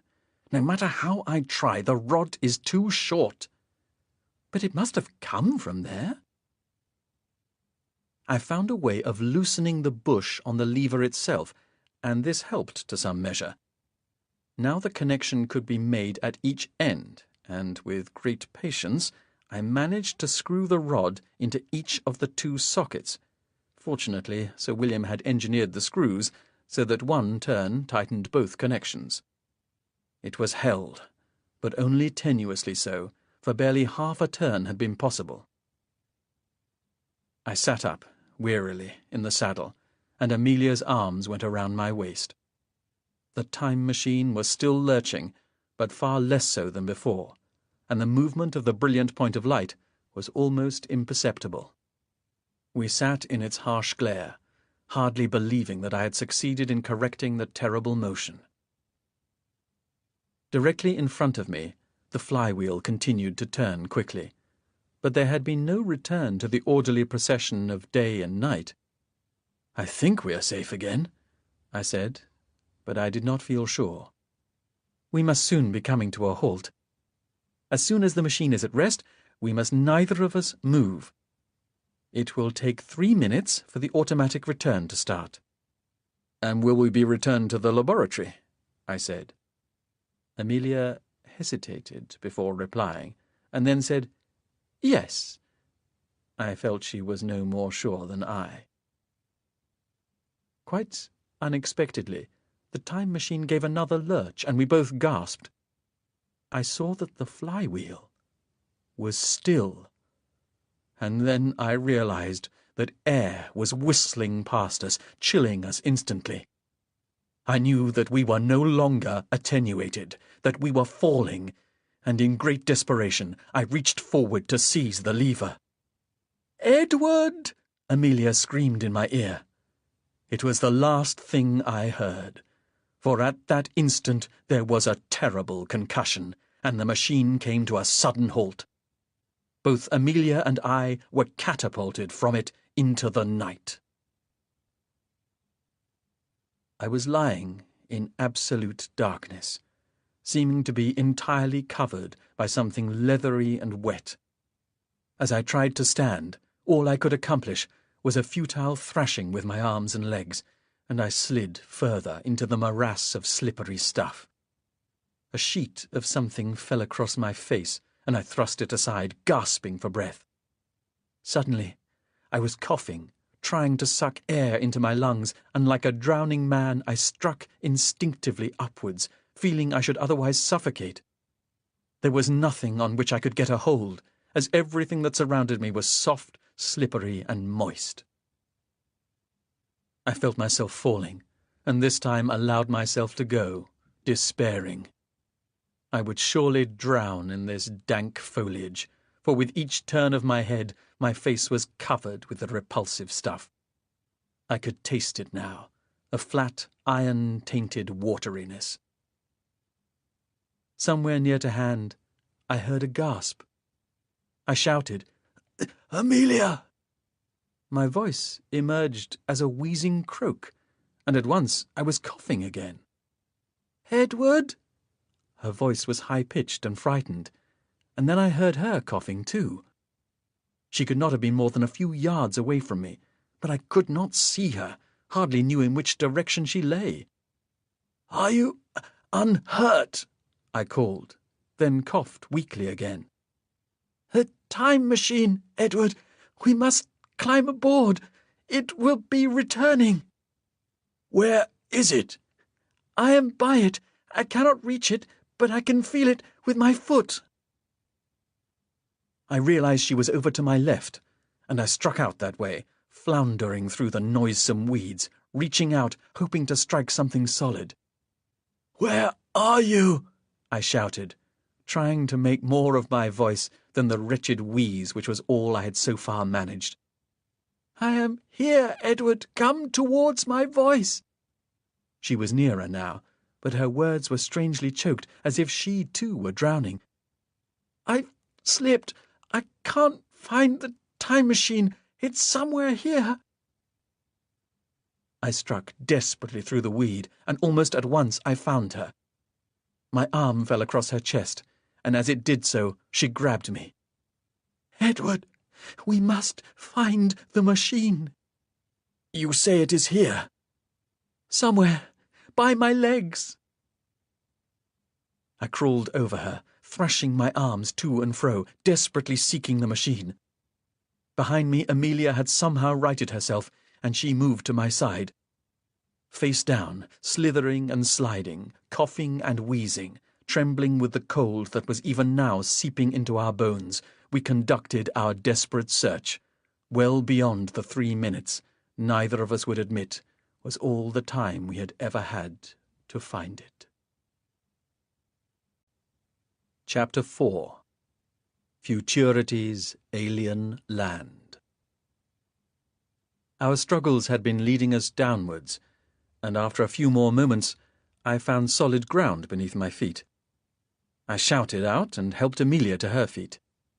We pressed forward again, trying to maintain our balance while the vegetation tangled around our legs. We were both soaked through, and the air was freezing cold. At last we broke free of the vegetation and found we were on rough, pebbly soil. We walked a few yards beyond the fringe of the vegetation, then sank down in exhaustion. Amelia was shaking with cold, and she made no protest when I placed my arm around her and hugged her to me for warmth. At last, I said, "We must find cover." I had been glancing around, hoping to see houses, but all I could see by the light of the stars was an apparent wasteland. The only visible feature was the bank of vegetation looming darkly high into the air. Amelia had made no reply, and I could feel her shivering still, so I stood up and started to remove my jacket. "Please, put this about your shoulders." "But you will freeze to death." "You are soaked through, Amelia." "We are both wet. We must exercise to keep warm." "In a moment," I said, and sat down beside her once more. I kept my jacket on, but I opened it so that she was partially covered by it when I placed my arm around her shoulders. "First, I must regain my breath." Amelia pressed herself close to me, then said, "Edward, where have we landed?" "I cannot say. We are somewhere in futurity." "But why is it so cold? Why is it so difficult to breathe?" I could only surmise. "We must be high," I said. "We are in a mountainous region." "But the ground is flat." "Then we must be on a plateau," I said. "The air is thin because of the altitude." "I think you might be right," Amelia said. "Last summer I was mountaineering in Switzerland, and on the higher peaks we found a similar difficulty with breathing." "But this is obviously not Switzerland." "We will have to wait until morning to discover our whereabouts," Amelia said decisively. "There must be people near here." "And suppose we are in a foreign country, which does seem probable." "I have 4 languages, Edward, and can identify several others. All we need to know is the location of the nearest town, and there we will likely find a British consul." Through all this, I had been remembering that moment of violence I had glimpsed through the windows of the laboratory. "We have seen that there is a war in 1903, I said. "Wherever we are now, or whichever year this is, could that war still be in progress?" "We see no sign of it. Even if a war has started, innocent travellers will be protected. There are consuls in every major city of the world."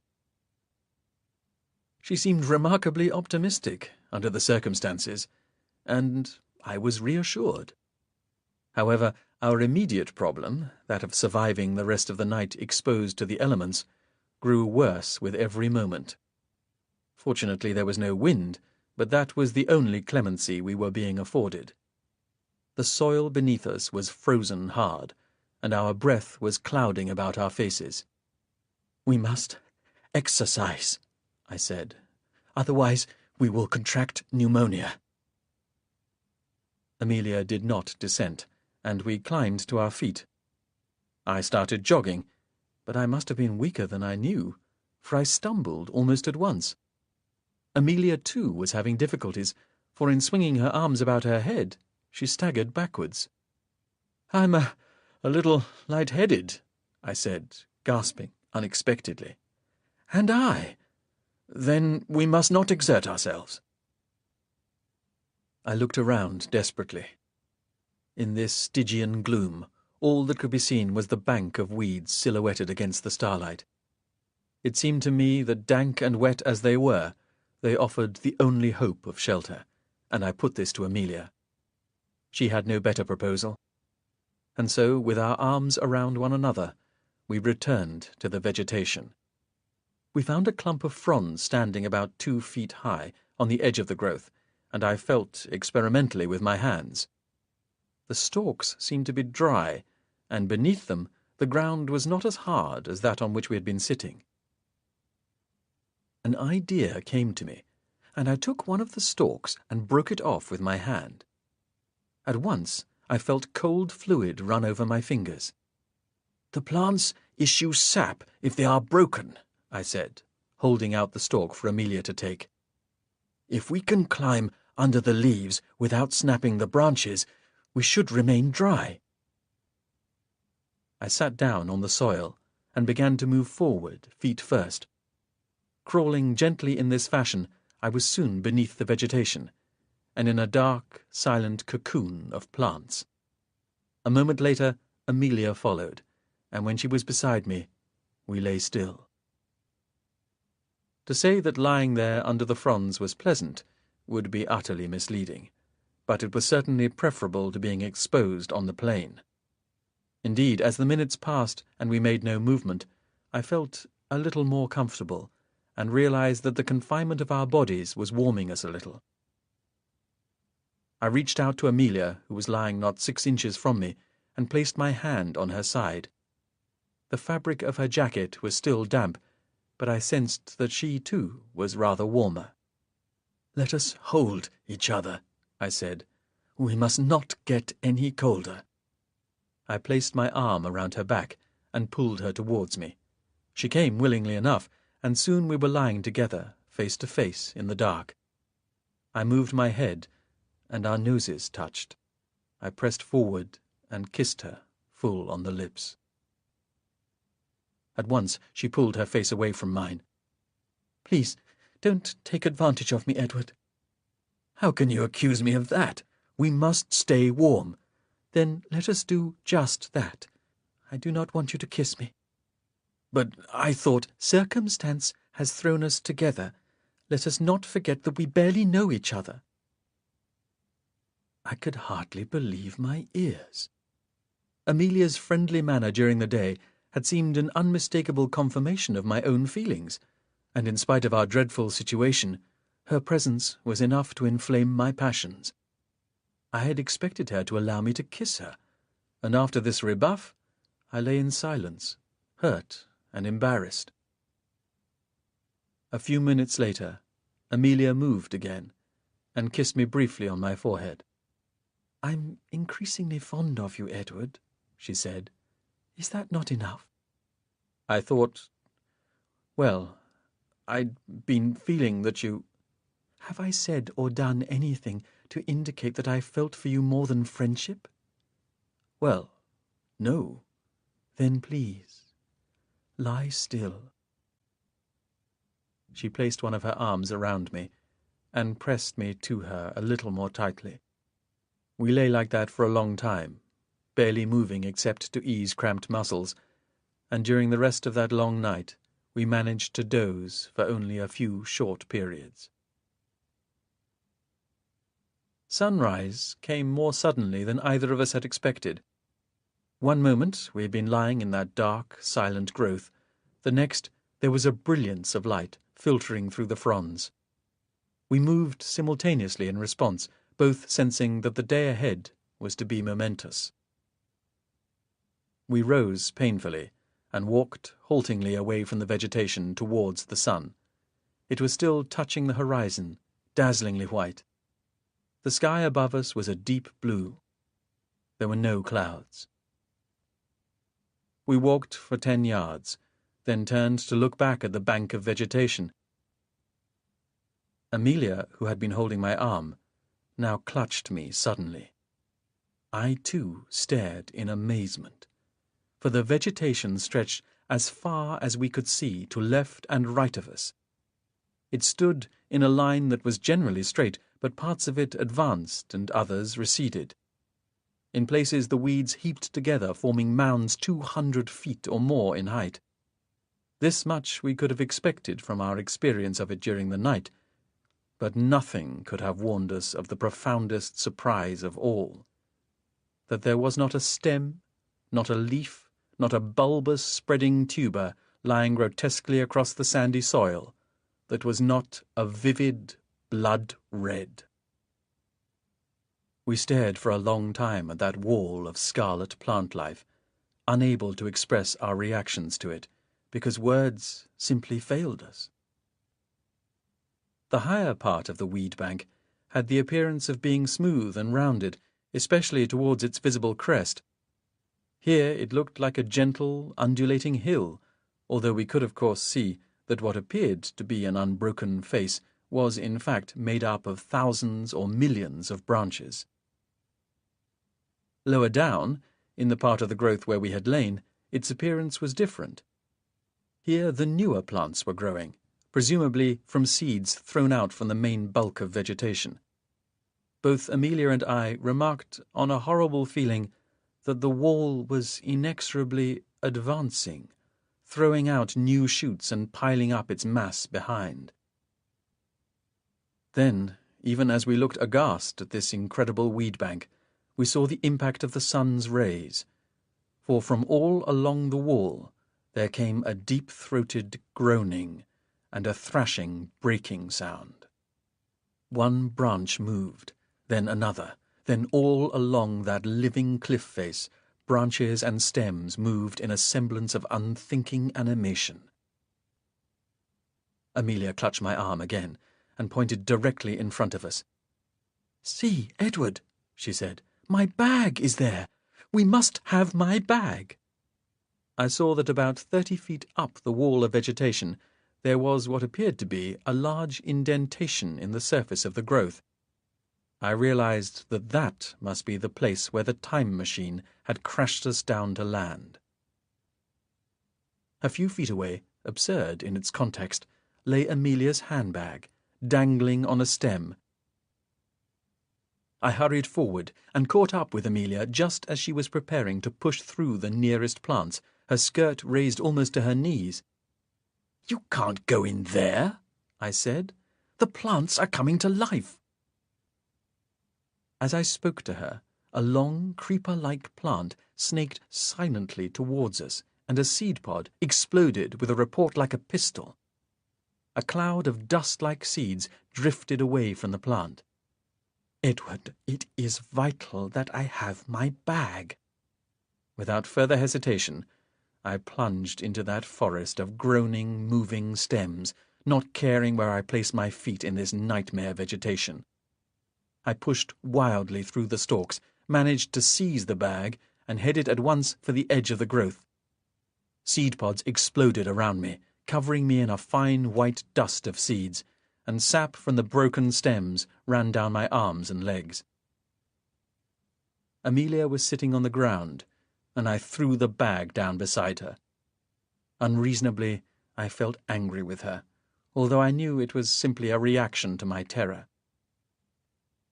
As she thanked me, I turned away from her and stared at the wall of scarlet vegetation. Its branches and stems were swinging out from every place. In the soil at the edge of the growth, I saw new pink seedlings appearing. The plants were advancing on us, slowly but relentlessly. I watched the process for a few minutes more, seeing how sap from the adult plants dripped down on the soil, crudely irrigating the new shoots. When I turned back to Amelia, She was wiping her face and hands with a piece of flannel she had taken from her bag. Beside her on the ground was her flask. She held this out to me. "Would you like some brandy, Edward?" "Thank you."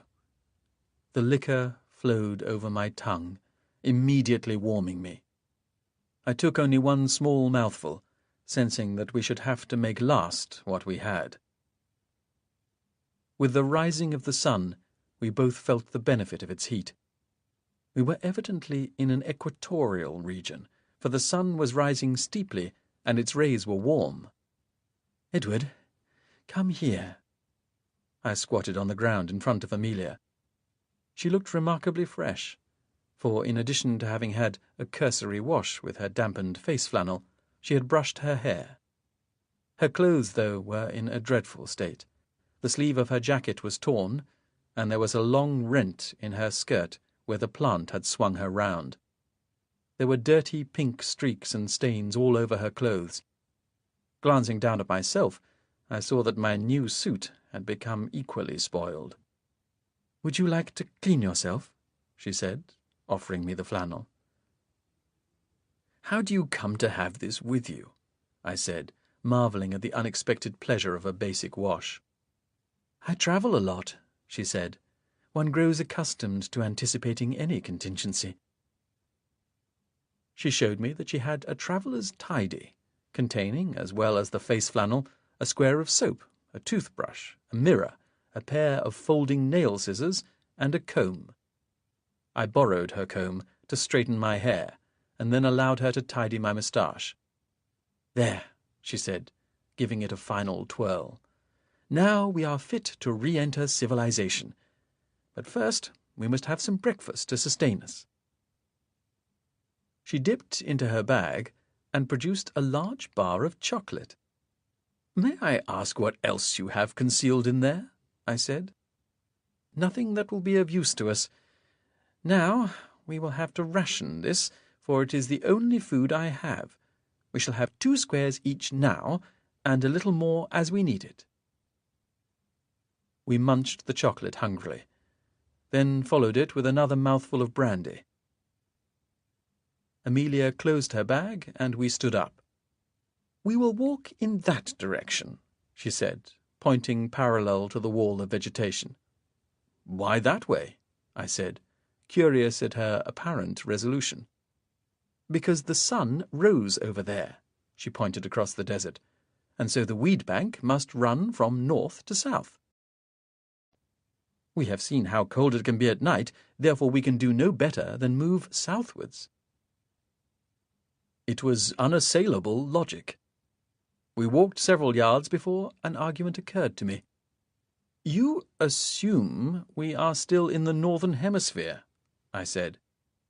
"Of course. For your information, Edward, I have already deduced where we have landed. It is so high and cold that this can only be Tibet." "Then we are walking south towards the Himalayas," I said. "We will deal with that problem when we meet it." We found that walking across this terrain was not easy. Although our surroundings became fairly pleasant as the sun rose higher, and there was a distinct spring in our step lent, we assumed, by the clean, cold air and the altitude, we discovered that we tired quickly and had to make frequent halts. For about 3 hours we maintained a steady pace, by walking and resting at regular periods. We took it in turns to carry the bag. I felt invigorated by the exercise, but Amelia's breathing was laboured, and she complained frequently of dizziness.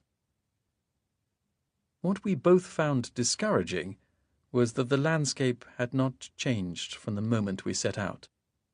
With minor variations in size, the wall of vegetation ran in an unbroken line across the desert. As the sun moved higher, its radiant heat increased, and our clothes were soon completely dry. Unprotected as we were, Amelia's bonnet had no brim, and I had lost my straw hat in the weeds, we soon began to suffer the first effects of sunburn. We both complained of an unpleasant tingling on the skin of our faces. A further effect of the hotter sunshine was yet another change in the activity of the weeds. The unsettling, lifelike movement lasted for about an hour after sunrise, but now such movements were rare. Instead, we could see that the seedlings were growing at a prodigious pace, and sap trickled down constantly from the higher shoots. One matter had been troubling me ever since our accident, and as we walked along, I felt I should bring it up. I said, "Amelia, I do accept full responsibility for our predicament. You are no more to blame than I. Please don't speak of it any more. But we may now be in danger of our lives." "We shall have to face that together," she said. "Life will be intolerable if you continue blaming yourself. It was I who first tampered with the machine. Our main concern now should be to return to—" I looked sharply at Amelia, and saw that her face had gone pale, and her eyes were half closed. A moment later she staggered slightly, looked at me in terror, then stumbled and fell full length on the sandy soil. I rushed to her. "Amelia!" I cried in alarm, but she did not move. I took her hand and felt for her pulse. It was faint and irregular. I had been carrying the bag, so I fumbled with the catch and threw it open. I searched frantically through the bag, knowing that what I sought must be somewhere there. After a moment, I found it, a tiny bottle of smelling salts. I unscrewed the top and waved it under her nose. The response was immediate. Amelia coughed violently and tried to move away. I placed my arms around her shoulders and helped her into a sitting position. She continued to cough, her eyes streaming with tears. Remembering something I had once seen, I bent her over, gently pushing her head down towards her knees. After 5 minutes, she straightened and looked at me. Her face was still pale, and her eyes were watery. "We have gone too long without food," she said. "I came over dizzy, and—" "It must be the altitude," I said. "We will find some way down from this plateau as soon as possible." "What I should really like," she said, "is a glass of water. I am so thirsty." "Do you suppose the sap of the plants is drinkable?" "If we don't find water soon, we will have to try it." I said, "When we were first thrown into the weeds, some of the sap went into my mouth. It was not unlike water, but rather bitter." After a few more minutes, Amelia stood up, a little unsteadily, I thought, and declared that she was fit to continue. I made her take another sip of brandy before moving on. But then, although we walked much more slowly, Amelia stumbled again. This time she did not lose consciousness, but said she felt as if she was about to be sick. We rested for a full 30 minutes while the sun moved to its zenith. "Please, Amelia, eat some more chocolate. I'm sure that all you are suffering from is lack of sustenance. We cannot go on if you are ill." "I am not ill. I am uncomfortable, but not ill." "Then please do something about it," I said, my concern changing abruptly to irritation. She was silent for a moment, but then, with my assistance, climbed to her feet. "Wait here, Edward. I shall not be long." Taking her bag, she walked slowly towards the weed bank. She stepped carefully through the lower plants and headed towards a growth of higher stalks. I turned my back, assuming she would prefer her privacy. Several minutes passed, and she did not emerge. I waited for a quarter of an hour, then began to get worried.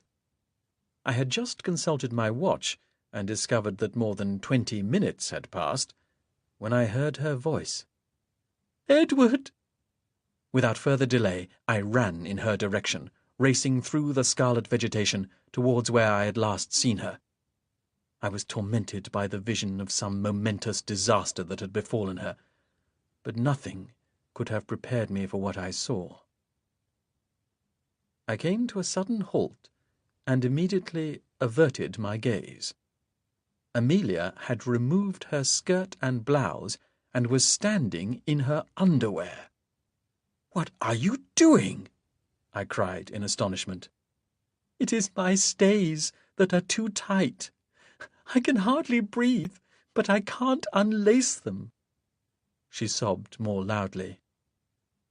"I did not want you to know, but I have not been alone since yesterday. They are so tight. Please help me." I cannot deny that I found her pathetic expression amusing, but I covered my smile and moved round behind her. I said, "What do I do?" "There are 2 laces. They should be tied at the bottom with a bow, but I've accidentally knotted them." I looked more closely and saw what she had done. I worked at the knot with my fingernails and loosened it without difficulty. "There," I said, turning away. "It is free. Please undo it, Edward. I can't reach it myself." The agonies I had been suppressing came abruptly to the surface. "Amelia, you cannot ask me to undress you." "I just want these laces undone," she said. "That is all." Reluctantly, I went back to her and started the laborious process of slipping the laces through the eyelets. When the task was half completed, and part of the restraining garment was loose, I saw just how tight it had been on her body. The laces slipped out of the last 2 eyelets, and the corset came free. Amelia pulled it away from her and tossed it casually to the ground. She turned towards me. "I can't thank you enough, Edward. I think I should have died if I'd kept it on a moment longer." Had it not been she who had turned towards me, I should have felt my presence most improper, for she had allowed the skirt to fall away, and I could see that her chemise was manufactured of the lightest material, and that her bosom was revealed by the flimsy fabric. I stepped towards her, feeling that I might make the affectionate gesture of a hug, but she moved backwards at once and brought up the skirt to conceal herself again. "You may leave me now," she said. "I can manage to dress on my own."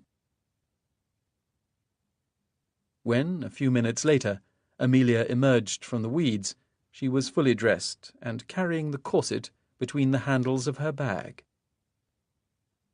I said, "Aren't you going to discard that? It is manifestly uncomfortable to wear." She looked abashed. "I shall leave it off for the rest of the day, and wear it again tomorrow."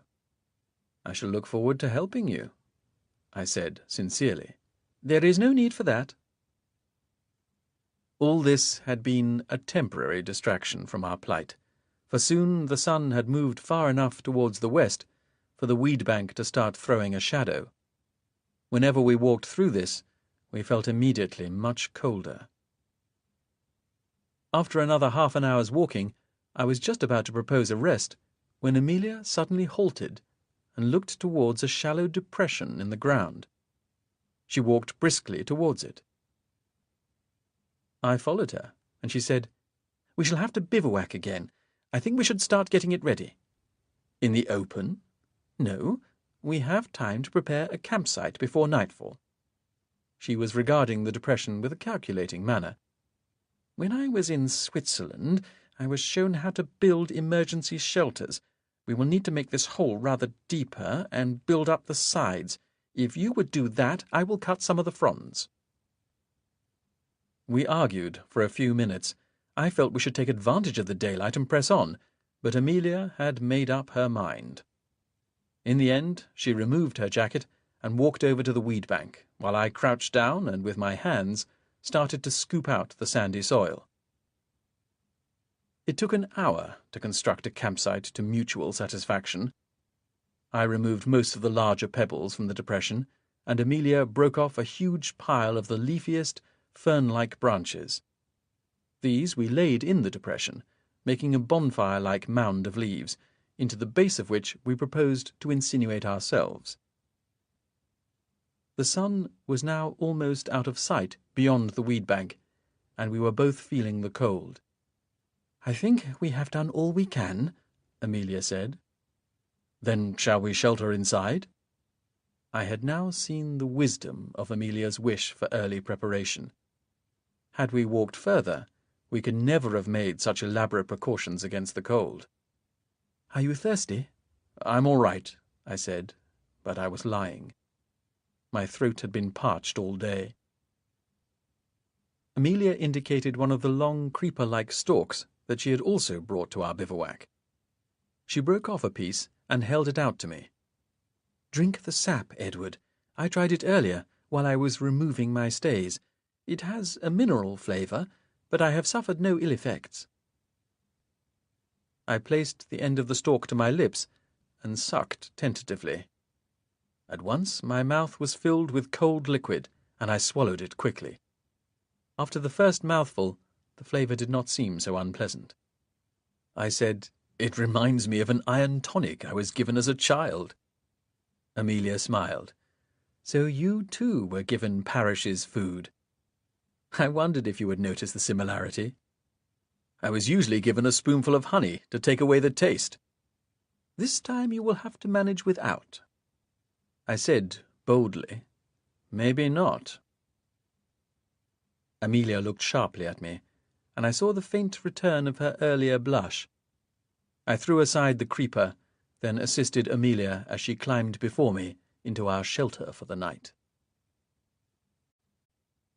Chapter 5. The Awakening of Awareness. We lay still, side by side, for a long time. Although Amelia had selected those plants she judged to be driest of sap, we discovered that they were seeping beneath us.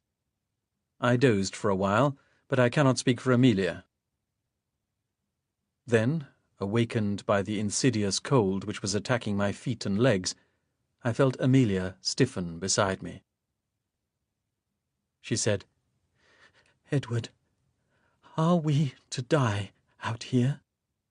"I think not," I said at once, for during the day the possibility had often occurred to me, and I had been trying to think of some reassurance to offer her. "We cannot have much further to travel." "But we are going to starve." "We still have the chocolate," I said, "and as you yourself have observed, the sap of these weeds is nutritious." This, at least, was true. My body hungered for solid food, but since taking the sap, I had felt stronger. "I fear we will die of exposure. I cannot live in this cold much longer." I knew she was trembling, and as she spoke, I heard her teeth chattering. Our bivouac was not as insulated as we had hoped. "Please, allow me," I said, and without waiting for her dissent, I moved towards her and slid my arm beneath her head and shoulders. The rebuff of the night before was still a painful memory, so I was pleased when she came willingly, resting her head on my shoulder and placing an arm across my chest. I raised my knees a few inches so that she could slide her legs beneath mine. Several more minutes passed in silence, and our closer contact began to bear fruit in that I felt a little warmer. "Are you asleep, Edward?" Her voice was soft. "No," I said. "I'm still cold. Do you think we should quickly cut some more leaves?" "I think we should stay still. Warmth will come." "Hold me tighter." What followed that apparently simple remark, I could never have imagined, even in my most improper fancies. Spontaneously, I brought my other hand across and hugged her to me. In the same moment, Amelia too placed her arms about me, and we began embracing each other with an intimacy that made me throw aside caution. Her face was pressed directly against the side of mine, and I felt it moving sensuously to and fro. I responded in kind, fully aware that the love and passion I had been suppressing were growing in me at an uncontrollable rate. Her neck was by my mouth, and without any attempt at subterfuge, I pressed my lips to it and kissed her firmly, and with great feeling. Her response was to hold me yet tighter, and uncaring of how we might dislodge the sheltering fronds, we rolled passionately from one side to another. Then, at last, I pulled myself away. Amelia turned her face and pressed her lips against mine. I was now lying almost completely atop her, my weight pressing down on her. We broke apart eventually, and I held my face half an inch from hers. I said, with all the simple sincerity of truth, "I love you, Amelia." She made no answer, other than to press my face to hers once more, and we kissed as if we had never stopped. Her hand was behind my head, her fingers spread through my hair, and she was pressing me to her as we kissed. Then she suddenly snatched her hand away, wrenched her face from mine, and she cried out aloud. The tension drained away, and my body slumped. I fell forward across her, my face once more buried in the hollow of her shoulder. We lay immobile for many minutes, my breathing irregular and painful, my breath hot in the confined space. Amelia was crying, and I felt her tears trickle down her cheek and against the side of my face. I do not know how long I slept, but some time later I drifted back into wakefulness, still in the same position atop Amelia. Our earlier problem of warmth was banished, for my whole body glowed with heat. I had slept in spite of the awkward angle in which I was lying, and now my back was badly cramped. My spirits were high, and that in spite of all that had happened. Considered objectively, though, our chances of survival seemed slim. Amelia must also have realized this. Unless we were to reach civilization within the next 24 hours, it was likely we would perish out here on this plateau. However, I could not forget that glimpse of Amelia's future destiny. I knew that if Amelia were to be living in Richmond in the year 1903, she would be killed in the conflagration about the house. I had not been rational at the time, but my irresponsible tampering with the time machine had been an instinctive response to this. That accident had precipitated our current predicament, but I was in no way sorry. Wherever on earth we were, and in whatever year, I had decided what we were to do. From now I would make it my business to see that Amelia would never return to England until that day had passed. "Are you awake, Edward?" Her voice was close by my ear. "Yes. Did I wake you? My weight must be crushing you." Her arms, which were still around my back, tightened momentarily. "Please, stay as you are," she said. "I do not wish to seem to be taking advantage of you." "It is I who is taking the advantage. You are an excellent substitute for blankets." I lifted myself slightly away from her, so that my face was directly above hers. Around us, the leaves rustled in the darkness. I said, "Amelia, I have something to say to you. I am passionately in love with you." Once again her arms tightened their hold, pulling me down so that my face was alongside hers. "Dear Edward," she said, hugging me affectionately. "Do you have nothing else to say?" Only that I'm sorry for what happened." "Will you marry me?" I felt her head move. It was shaking from side to side, but beyond this she made no answer. "Amelia?" She maintained her silence, and I waited anxiously. She was now immobile, her arms resting across my back, but exerting no pressure of any kind. I said, "I cannot conceive of life without you, Amelia. I have known you for such a short time, and yet it is as if I have been with you all my life." "That is how I feel," she said, but her voice was almost inaudible, and her tone was lifeless. "Are you already engaged to another?"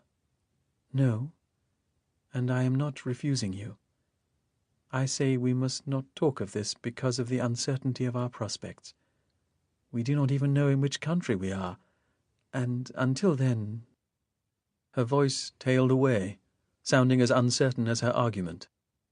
"But tomorrow," I went on, "we will find where we are. And will you then present another excuse? I'm asking only one thing. Do you love me as much as I love you?" "I don't know, Edward." "I love you dearly. Can you say that to me?" Unexpectedly, her head turned, and for a moment her lips pressed gently against my cheek. Then she said, "I have told you I am unusually fond of you, Edward dear." I had to be content with that. I raised my head and brought my lips down to hers. They touched for a second, but then she turned her head away. "We were foolish before," she said. "Let us not make the same mistake." "If foolishness is how you think of it." "My dear, we must not assume that we will not be discovered. For all we know, this might be someone's private estate." "You have not suggested that before." "No, but we may not be as alone as we think." "I doubt if anyone will investigate a mound of leaves," I said. She laughed then, and hugged me. "We must sleep. We may have another long walk ahead of us." We were awakened not by the rising sun, as our covering leaves filtered the light to an almost imperceptible maroon glow, but by the creaking and groaning of the nearby weed bank. We kicked and pushed the scarlet leaves aside, and emerged into the brilliant daylight and hard, radiant heat. We stretched elaborately, each of us stiff from the enforced stillness of the night.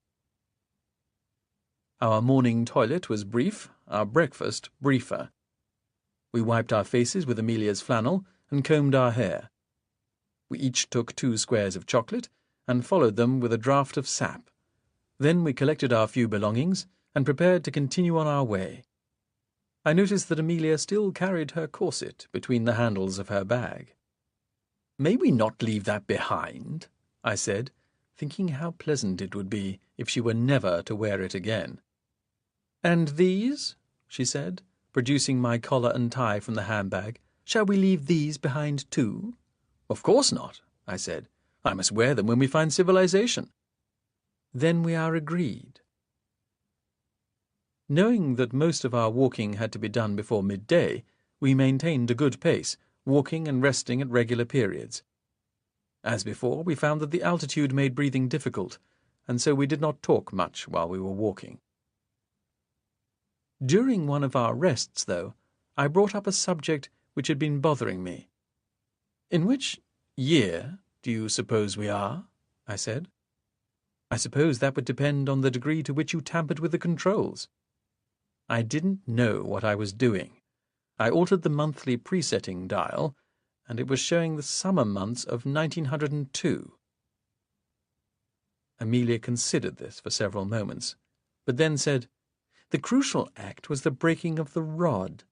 It would have interrupted the automatic return and extended the original journey. At the end of that, the automatic return would work again, as we found when we lost the machine. On the other hand, your changing of the monthly dial might have had an effect. By how much did you alter it?" "It was at least a few months." "It seems to me that we are in one of 3 possible times. Either we returned to 1893, as you suggest, and are dislocated by several thousand miles, or the accident has left us in 1902, at the date showing on the dials when the rod was broken, or we have travelled forward those few months and are now at, say, the end of 1902 or the beginning of 1903. In any event, one matter is certain. We are a long way from Richmond." None of these postulations was welcome, because they all meant that the disastrous day in June 1903, still lay ahead. I did not wish to dwell on the consequences of this, so I raised another topic that I had been thinking about. "Have you any idea," I said, "what Sir William will make of our disappearance?" Amelia smiled unexpectedly.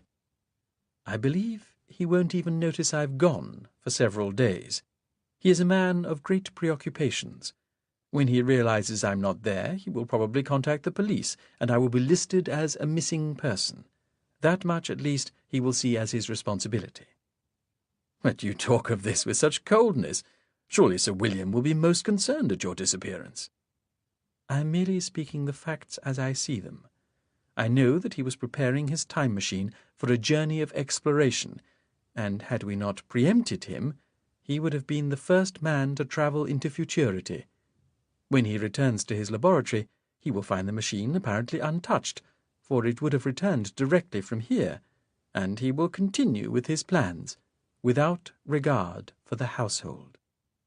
I said, "Do you think that if Sir William were to suspect the cause of your disappearance, he might use the machine to try to find us?" Amelia shook her head at once.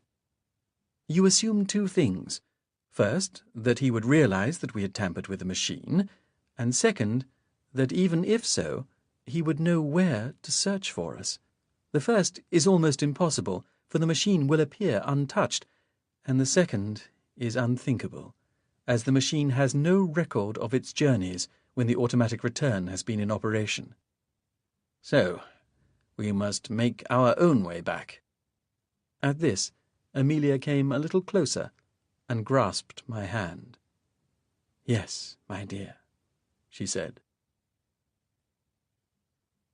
The sun was past its zenith, and already the weed bank was throwing a shadow. We walked stoically on. Just as I was feeling we should stop for another rest, I spotted something ahead. I caught Amelia's elbow and pointed forward.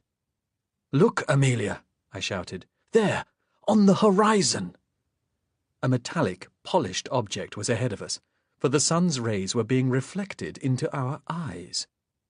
The steadiness of the dazzle was such that we knew it could not be coming from a natural feature, such as a sea or a lake. It was obviously man-made, and as such a first sight of civilization. We started towards it, but in a moment the glare vanished. We carried on. Within a couple of minutes we saw the reflected light again, and knew we had not been mistaken. At last sense prevailed, and we took a short rest, eating the remainder of our chocolate and drinking as much of the sap as we could stomach.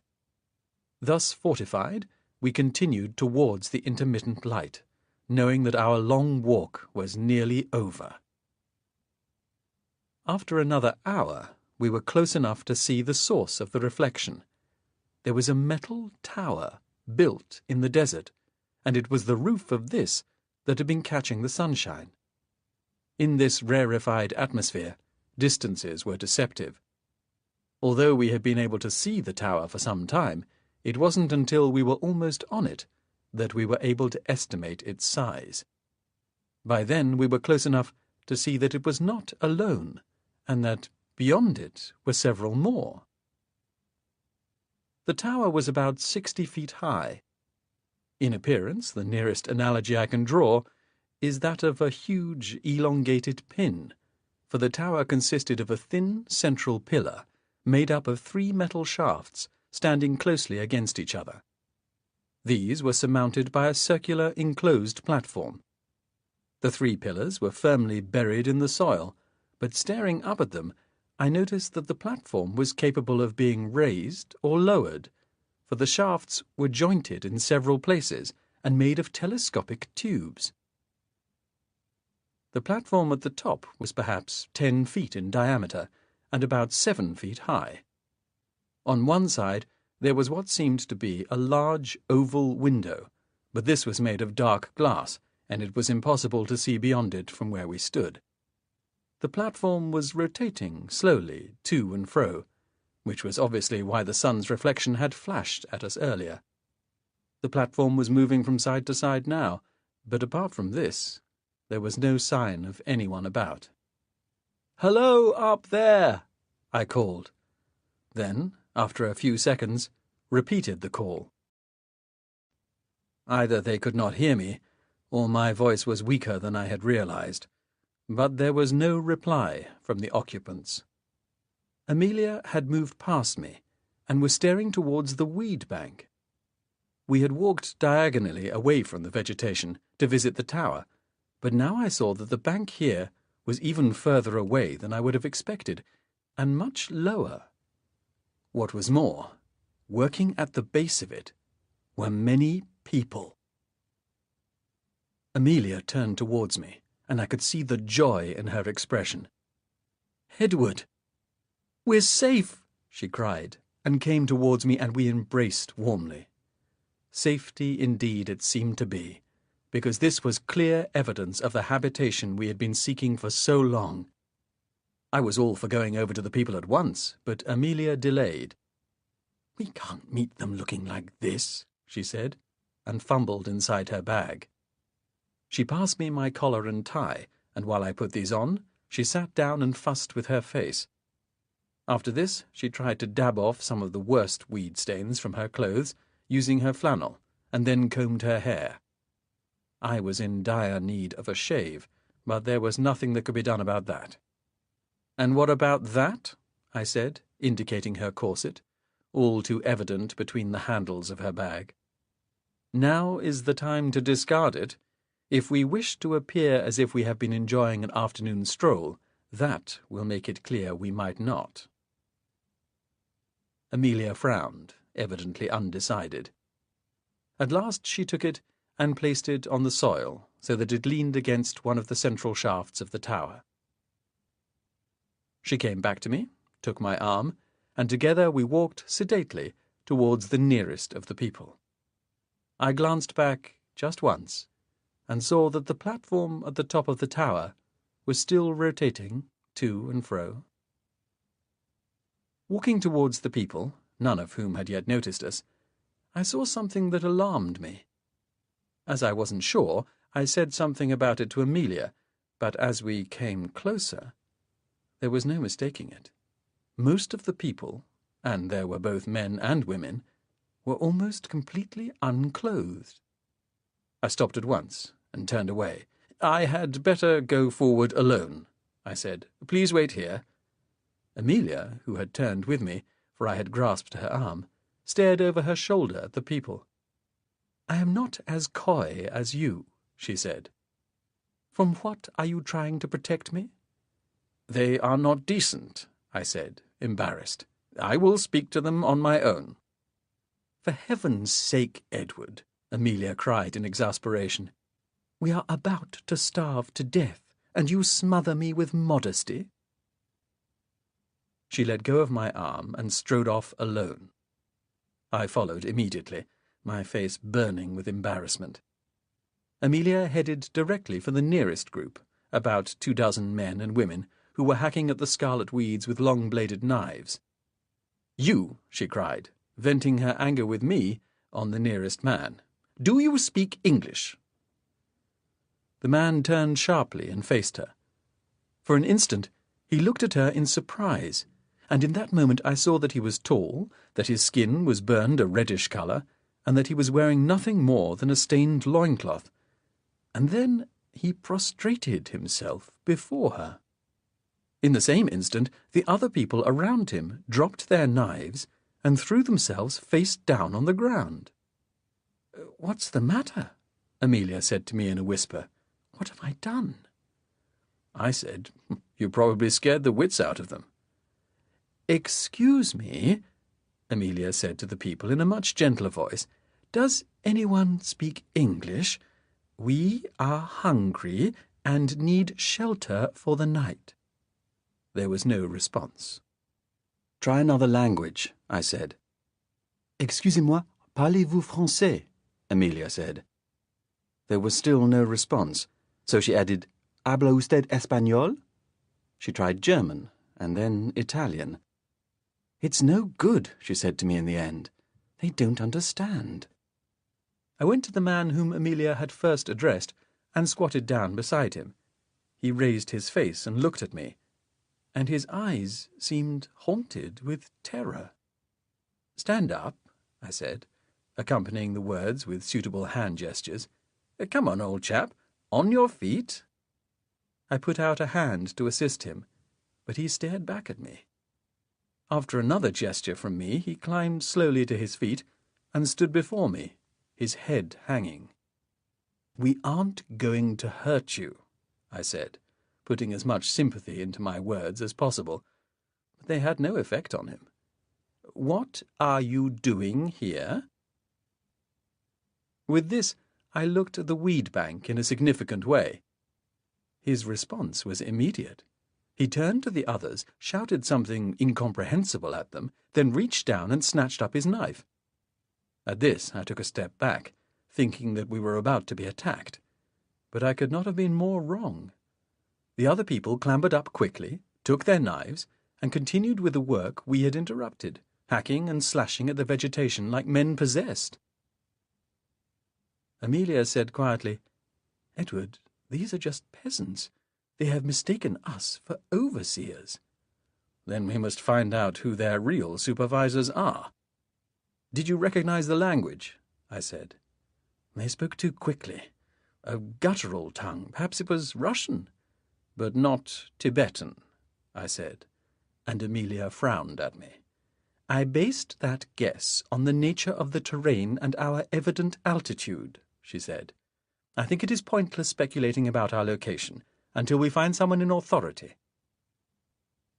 As we moved along the weed bank, we came across more and more of the peasants, all of whom seemed to be working without supervision. Their conditions of work were atrocious, as, in the more crowded areas, the spilled sap created large swamps, and some of the poor wretches were standing in muddy liquid above their waists. Amelia and I walked beside the channel, soon leaving the peasants behind. The ground was uneven and pitted, presumably because of the roots of the weeds which had once grown here, and the water was dark-coloured and undisturbed by ripples. Whether it was a river or a canal was difficult to say. The water was flowing, but so slowly that the movement was barely perceptible, and the banks were irregular. This seemed to indicate that it was a natural watercourse, but its straightness belied this assumption. We passed another metal tower, which had been built at the edge of the water. Although we were now some way from where the peasants were cutting back the weed, there was still much activity about us. We saw carts carrying the cut weed being manhandled along, and several times we came across groups of peasants walking towards the weed bank. In the fields to our left were more people tilling the crops. Both Amelia and I were tempted to go across to the fields and beg for something to eat, for surely food would be there in abundance, but our first experience with the peasants had made us wary. We reasoned that some kind of community, even be it just a village, could not be far away. Indeed, ahead of us we had already seen 2 large buildings, and we were walking faster, sensing that there lay our salvation. We entered the nearer of the 2 buildings, and immediately discovered that it was a kind of warehouse, for most of its contents were huge bales of the cut weed neatly sorted into types. Outside, we headed for the second building, not far from the first. Between the 2 stood another of the metal towers. We were passing beneath this tower when Amelia took my hand in hers and said, "Edward, listen." There was a distant sound, one attenuated by the thin air, and for a moment we could not locate its source. Then Amelia stepped away from me towards where there was a long metal rail, raised about 3 feet from the ground. As we walked towards it, the sound could be identified as a queer grating and whining sound, and looking down the rail towards the south, we saw that coming along it was a kind of conveyance. Amelia said, "Edward, could that be a railway train?" "On just one rail?" I said, "and without a locomotive?" However, as the conveyance slowed down, it became clear that a railway train was exactly what it was. There were 9 coaches in all, and without much noise it halted with its front end just beyond where we were standing. We stared in amazement at this sight, for it looked to all appearances as if the carriages of a normal train had broken away from their engine. The carriages seemed to be unpainted, and were left in their unfinished metal. Furthermore, the carriages themselves were not built in the way one would expect, but were tubular. Of the 9 carriages, only 2, the front and the rear, bore any conceivable resemblance to the sort of trains Amelia and I often travelled in when going around Britain. The 7 central carriages, though, were like totally enclosed metal tubes, and without any apparent door or window. I noticed that a man was stepping down from the front of the train, and seeing that there were windows placed in the front of the carriage, I guessed that it was from there he drove the train. That he was not of the peasant stock was evident, for his whole manner was assured and confident, and he was neatly dressed in a plain grey outfit. This comprised an unadorned tunic or shirt and a pair of trousers. In fact, he seemed no differently dressed from the passengers, who were clustering around the 7 central carriages. All these people were similar in appearance to the peasants, for they were of the reddish skin coloration and tall. The driver went to the second carriage and turned a large metal handle on its side. As he did this, we saw that on each of the 7 enclosed carriages, large doors were moving slowly upwards like metal blinds. The men who had left the train clustered expectantly around these doors. Within a few seconds, there was a scene of great confusion. We saw that the 7 enclosed carriages had been packed to capacity with men and women of peasant stock. As the doors were wound open, these people stumbled or clambered on the ground, spilling out all around the train. The men in charge moved amongst the peasants, brandishing what had seemed to us on first sight to be short canes or sticks, but some kind of electrical accumulator was apparently within the handles. As the men used them to herd the peasants into ranks, any unfortunate soul who was so much as brushed by the stick received a nasty electrical shock, accompanied by a brilliant flash of green light and a loud hissing sound. "We must stop this at once," Amelia said. "They are treating them no better than slaves." I think she was all for marching forward and confronting the men in charge, but I laid my hand on her arm to restrain her. "We should see what is happening," I said. "Wait a while. This is not the moment to interfere." The confusion persisted for a few minutes more, while the peasants were force-marched towards the building we had not yet visited. Then I noticed that the doors of the enclosed carriages were being wound down into place again, and that the man who had driven the train was moving towards the far end. I said, "Quickly, Amelia, let us board this train. It is about to leave." "But this is the end of the line. Don't you see, it is now going to go in the opposite direction?" We hesitated no more, but walked quickly across to the train and climbed into the passenger compartment that had been at the front. None of the men with the electrical whips paid the least attention to us, and no sooner were we inside than the train moved slowly forward. I had expected the motion to be unbalanced, for with only one rail I could not see that it would be otherwise. But, once moving, the train had a remarkably smooth passage. There was not even the noise of wheels, but simply a gentle whirring noise from beneath the carriage. What we were most appreciative of in those first few seconds, though, was the fact that the carriage was heated. It had been growing cold outside, for it was not long to sunset. Amelia and I took seats by one of the windows, looking out across the waterway.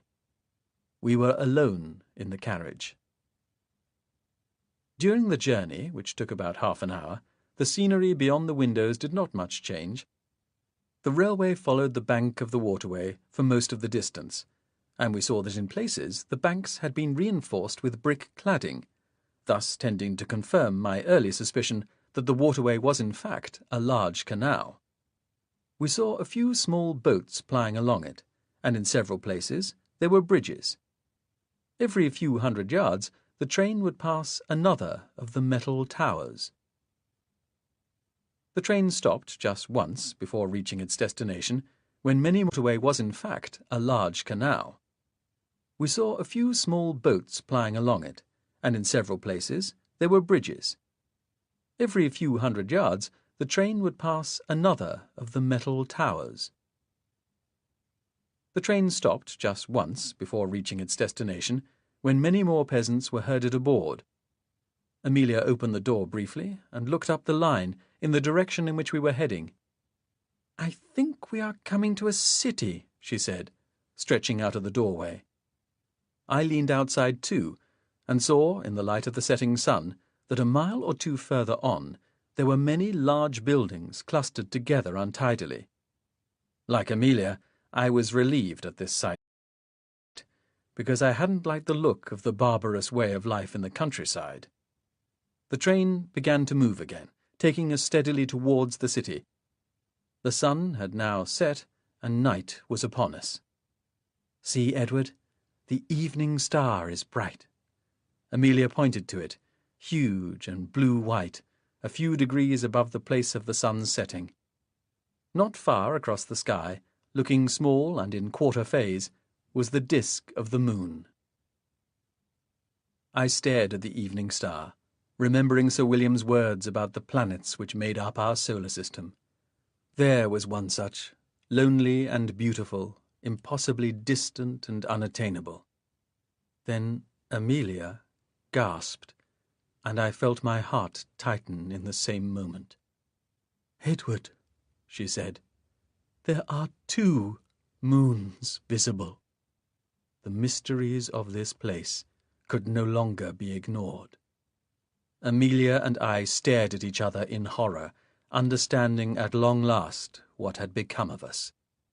I thought of the riotous growth of scarlet weed, the thinness of the atmosphere, the freezing cold, the unfiltered heat of the sun, the lightness in our tread, the deep blue sky, the red-bodied people, the alienness of all that surrounded us. Now, seeing the 2 moons, and seeing the evening star, there was a final mystery, one which placed an intolerable burden on our ability to support our dearest belief that we were still on our home world. Sir William's machine had taken us to futurity, but it had also borne us, unwittingly, through the dimension of space. A time machine it might be, but also a space machine, for now both Amelia and I accepted the frightful knowledge that, in some incredible way, we had been brought to another world, one where our own planet was the herald of night.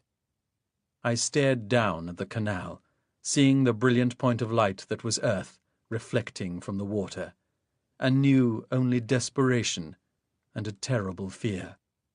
For we had been transported through space to Mars, the planet of war. Chapter 6. The City of Grief. I moved across to sit next to Amelia, and she took my hand. "We should have realized," she said, whispering. "Both of us knew we could no longer be on Earth, but neither of us would admit it." "We could not have known. It is beyond all experience."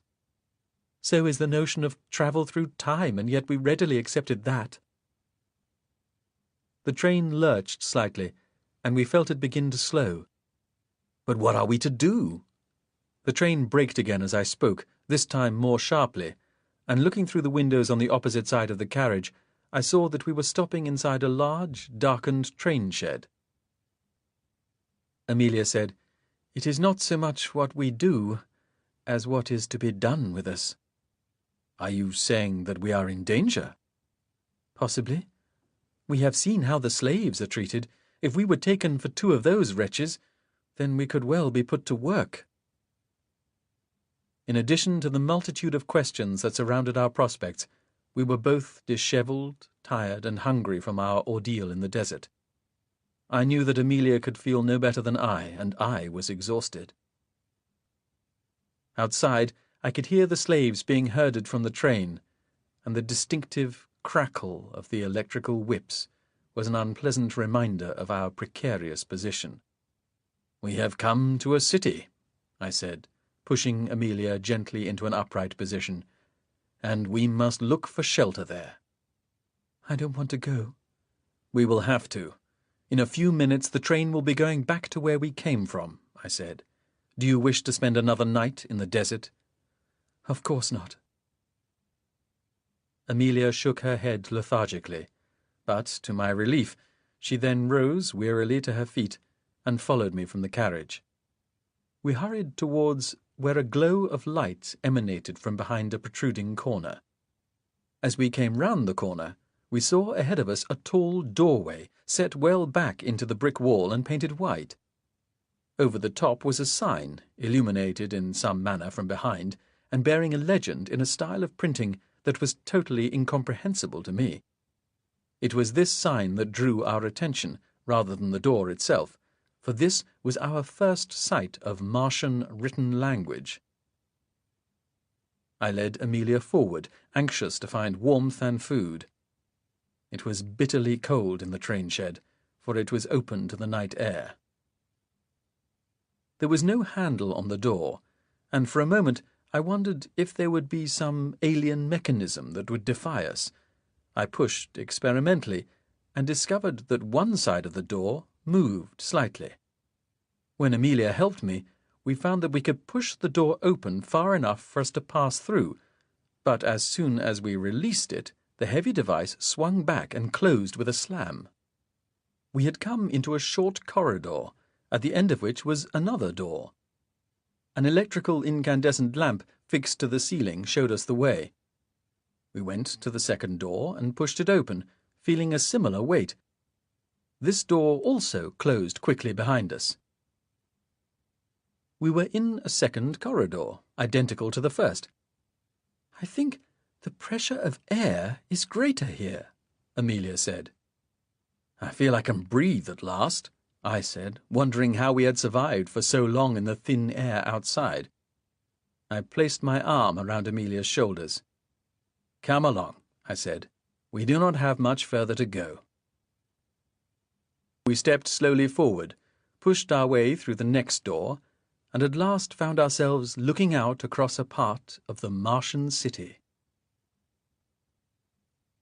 I glanced up and saw that the city was open to the sky, for I could make out the stars overhead. Curiously, though, the air was as dense here as it had been inside the corridors, and the temperature was much warmer than we had experienced in the desert. The street we were in was lighted.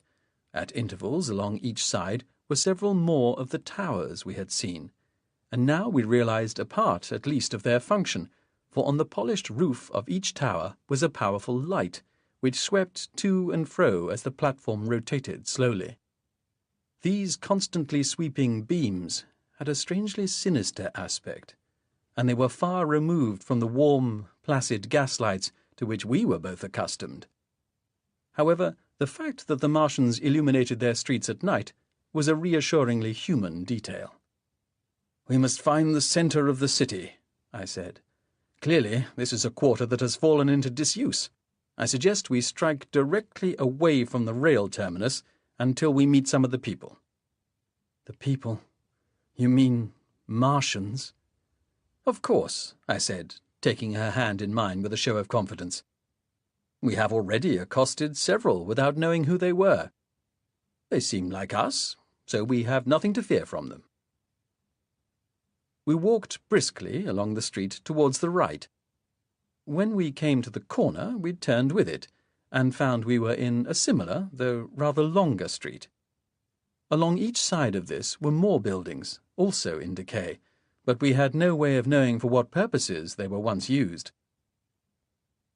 We walked for about 10 minutes without seeing any other pedestrians, although as we passed one street junction we briefly saw, at a distance down the intersecting road, a powered conveyance moving swiftly across our view. It appeared too suddenly for us to see it in any detail, but it was travelling quickly and making a great deal of noise. Then, as we approached a cluster of buildings from which several lights issued, Amelia suddenly pointed along a smaller street to our right. "See, Edward," she said softly, "there are people by that building." Along that street, too, were lighted buildings, and from one of them, as she had indicated, several people had just walked. I turned that way instantly, but Amelia held back. "Let's not go that way," she said.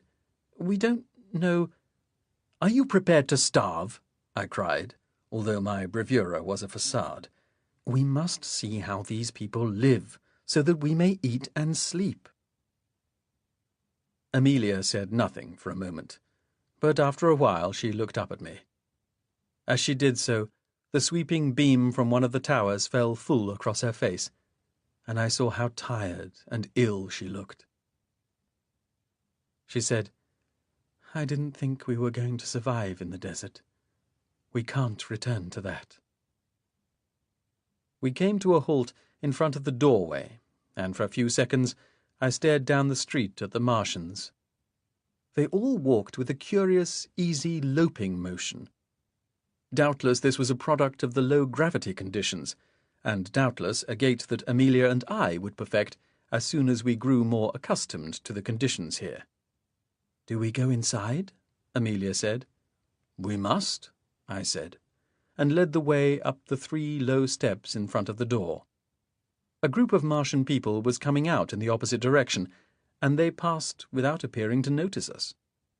Their faces were indistinct in the half-light, but close to we saw just how tall they were. They were all at least 6 inches taller than I. Light from within was spilling down the passage beyond the door, and as we passed through, we came into a huge, brightly lit room, one so large that it seemed it must occupy the whole of the building. We stopped just inside the door, standing cautiously, waiting for our eyes to adjust to the brilliance. All was at first confusing, for what furniture was there was arranged in haphazard order, and consisted, for the most part, of what seemed to be tubular scaffolding. From this were suspended, by ropes, what I can best describe as hammocks, large sheets of thick fabric or rubber hanging some 2 feet from the ground. On these, and standing around them, were several dozen of the Martian people. With the exception of the peasant slaves, whom we surmised to be of the lowest social order, these were the first Martians we had seen closely. They were the city dwellers, the same as those men we had seen wielding the electrical whips. These were the people who ordered this society, elected its leaders, made its laws. They were, from now, to be our peers, and in spite of our tiredness, Amelia and I regarded them with interest. I have already noted that the average Martian is a tall being. What is also most noticeable, and of emphatic importance, is that the Martians are undeniably human, or human-like. To speak of an average Martian is as misleading as to speak of the average human on Earth. Even in those first few seconds, as we regarded the occupants of the building, Amelia and I could see that there were many superficial differences between them. We saw some who were even taller than the others, some were a little shorter. There were thinner Martians and fatter ones. There were some with great manes of hair, others were bald or balding. The predominant skin tone was a reddish tint, but this was more evident in some than in others. All were, by our standards, tall. At first sight, the Martian face is a disturbing one, for it seems brutal and devoid of emotion. As we later mingled with these people, however, both Amelia and I were able to detect facial nuances, even though we were never sure how to interpret them.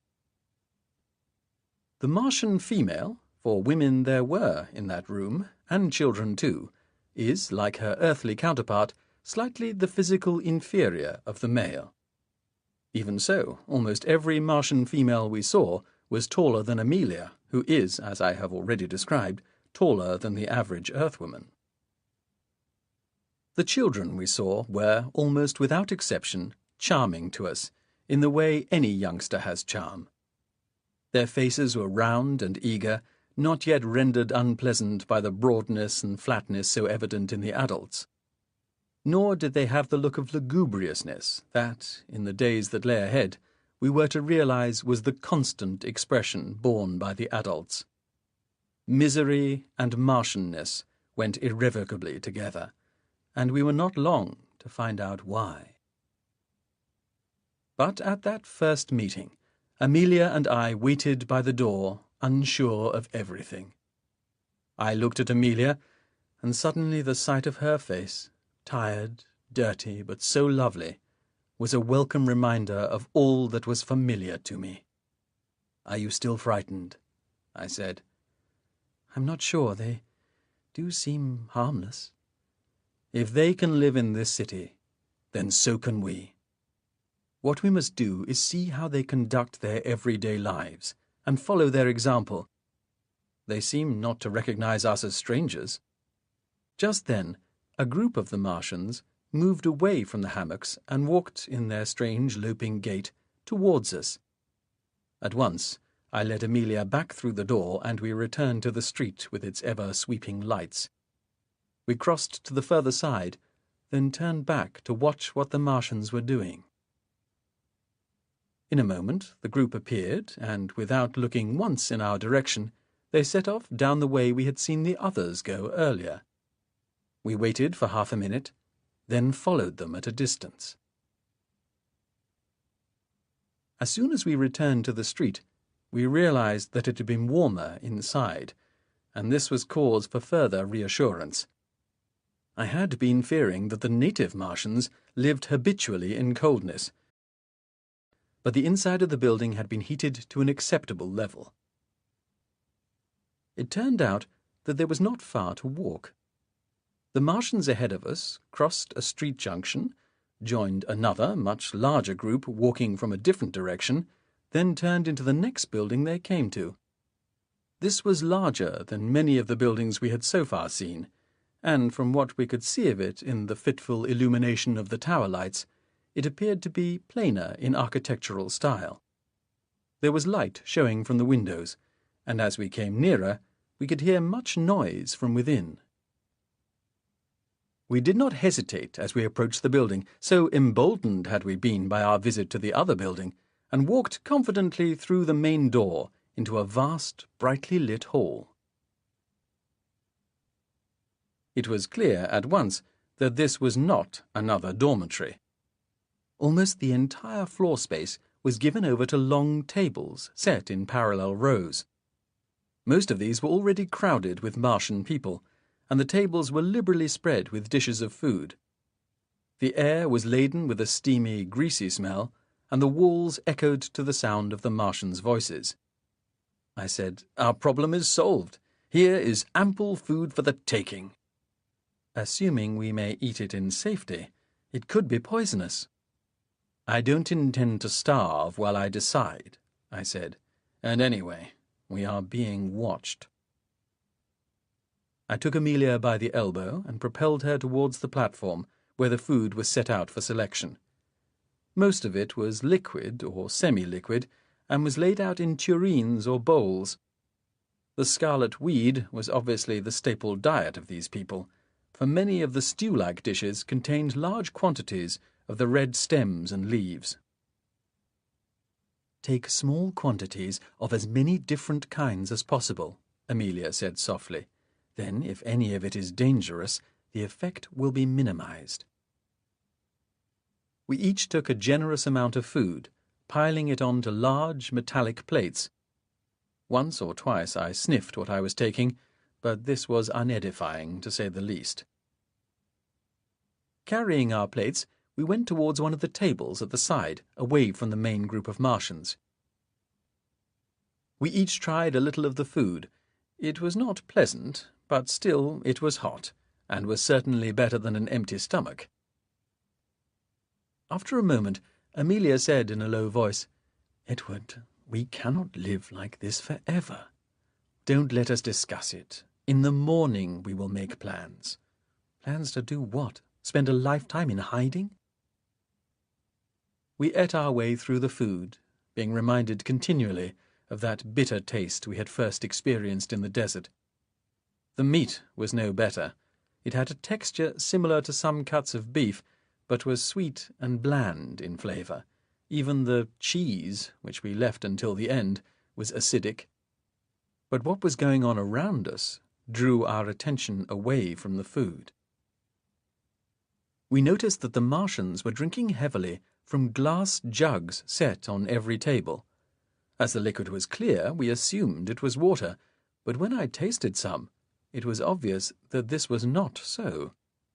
Although refreshing, it was strongly alcoholic, to such an extent that within a few seconds of swallowing it, I felt pleasantly dizzy. I poured some for Amelia, but she only sipped at hers. "We must not lose our wits," she said. The Martians were being noisier and more careless in their manners than before. We even heard laughter, although it sounded shrill and hysterical. The kitchen slaves kept refilling the jugs. A bench fell backwards to the floor, tipping its sitters into a sprawling heap, and 2 of the young male kitchen slaves were captured by a group of female Martians, who then hemmed them into a corner.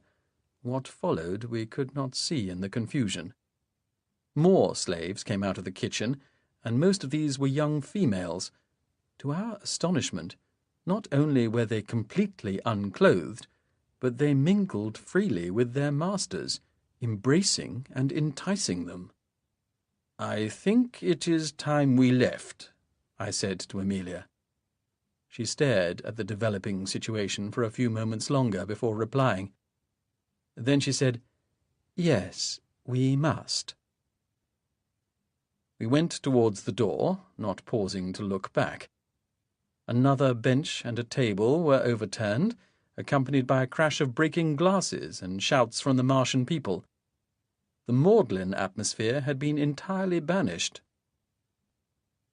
Then, as we reached the door, a sound came echoing through the hall, chilling us and forcing us to look back.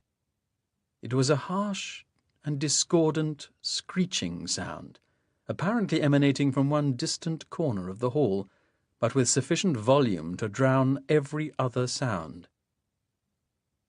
Its effect on the Martians was dramatic. All movement ceased, and the people present looked wildly from one to the other.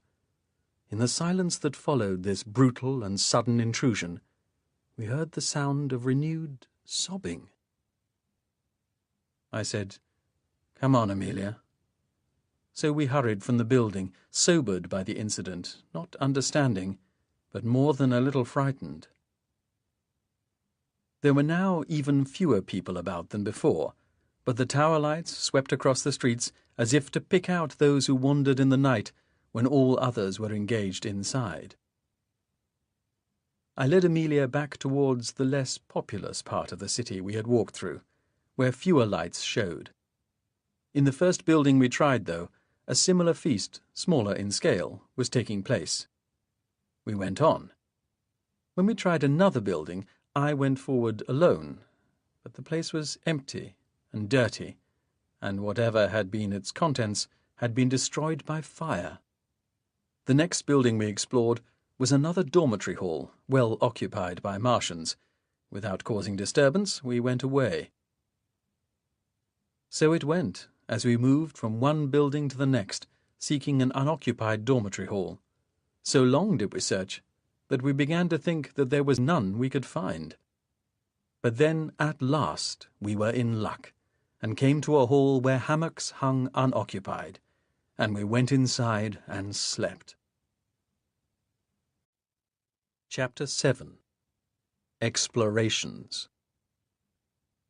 During the weeks that followed, Amelia and I explored the Martian city as thoroughly as possible. We were hindered by the fact that we had, perforce, to go everywhere on foot, but we saw as much as we could, and were soon able to make reasonable estimates as to its size, how many people it contained, where the major buildings were situated, and so forth. At the same time, we tried to make what we could of the people of Mars, and how they lived. After 2 nights in the first dormitory we found, we moved to a second building, much nearer to the centre of the city, and more conveniently sited by a dining hall.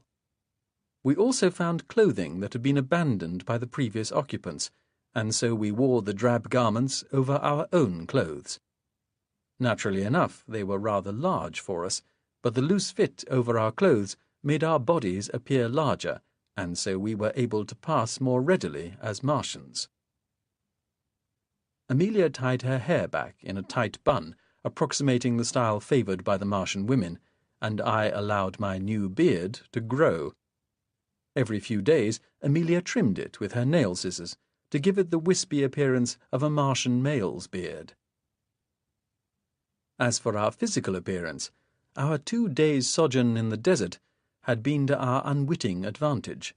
Our sunburned faces, sore as they were, made a credible approximation of the Martian's skin hue. In the days ahead, whenever our scorched complexions began to fade, we would leave the city for a few hours and let the bitter, radiant heat of the distant but unshielded sun do its work.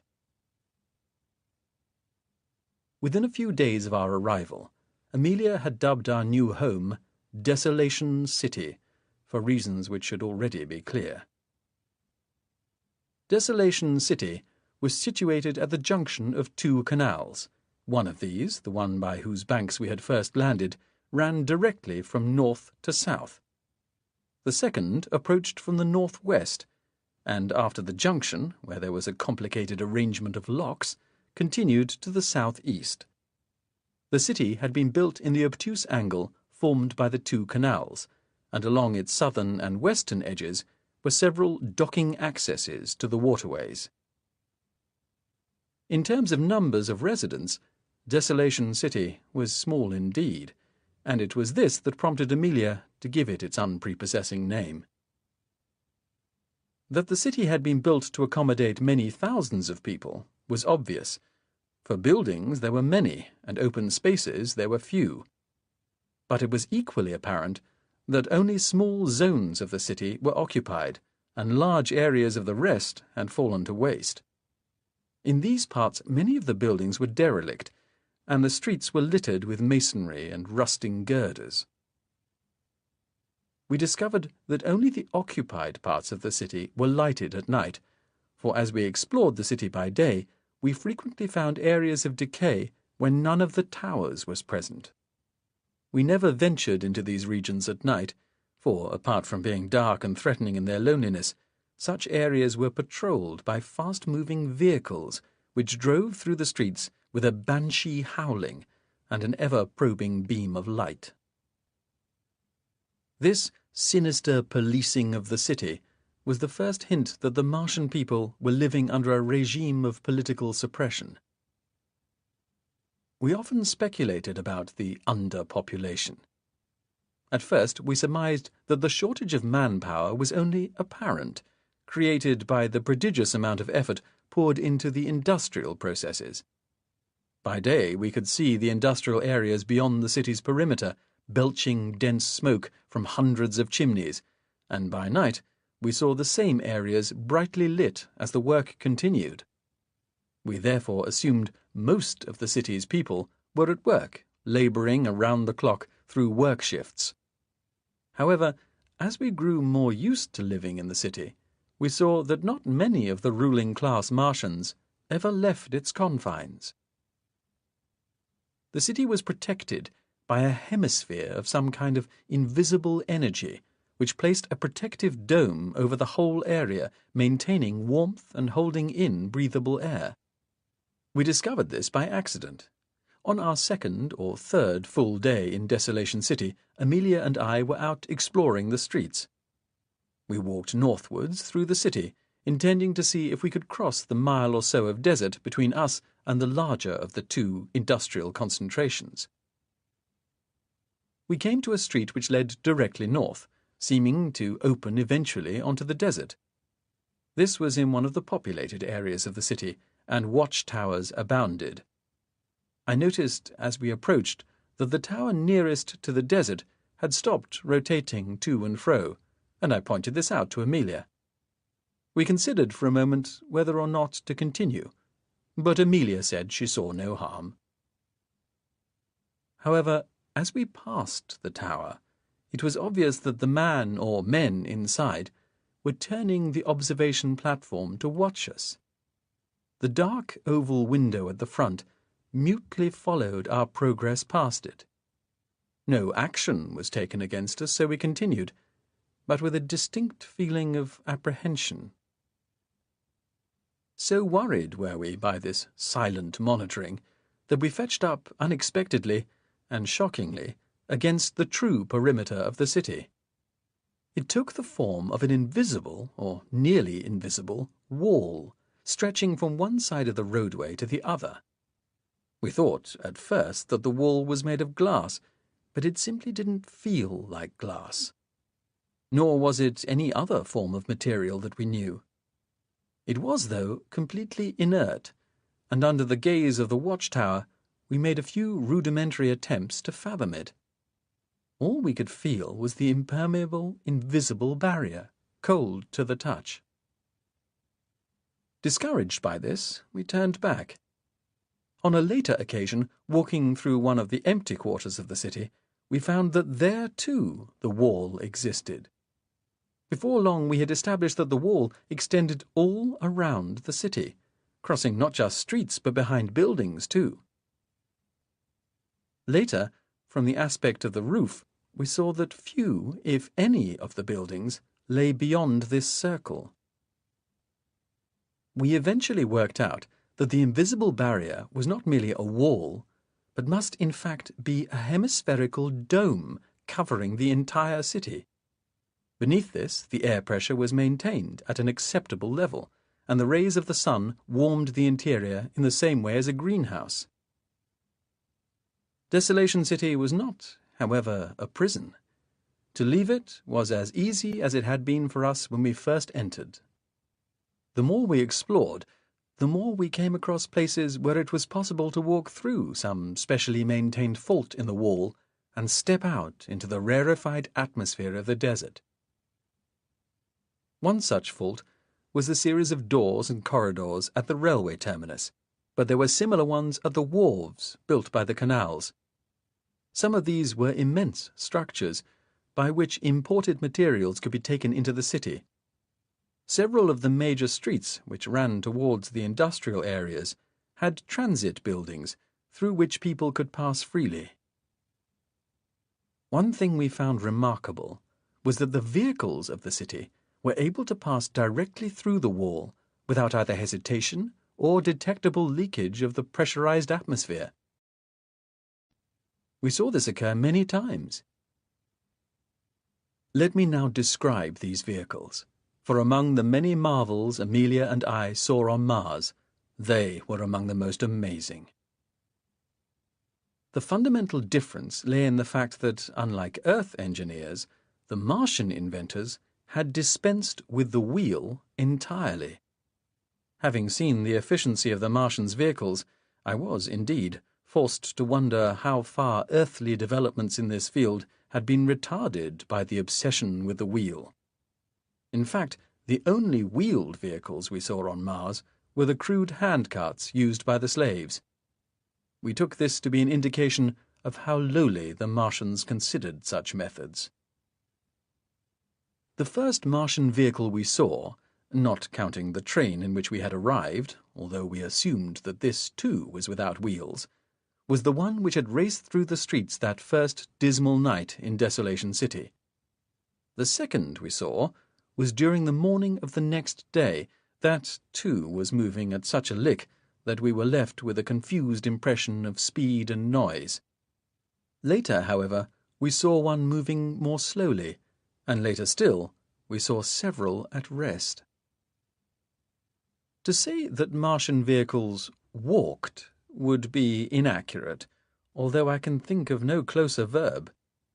Beneath the main body, which, according to its use, was designed in a fashion more or less conventional to us, were rows of long or short metal legs, the length being determined by the kind of use to which the vehicle was put. These legs were mounted in groups of 3, connected by a transmission device to the main body and powered from within by some hidden power source. The motion of these legs was at once curiously lifelike and rigidly mechanical. At any one time, only one of the 3 legs of each mounting would be in contact with the ground. In motion, the legs would ripple with a quasi-peristaltic motion, the 2 raised legs reaching forward to take the load, the third one lifting and reaching forward in its turn. The efficiency of these machines was in no doubt. We frequently saw the policing vehicles driving through the streets at a velocity well in excess of anything a horse-drawn vehicle could attain.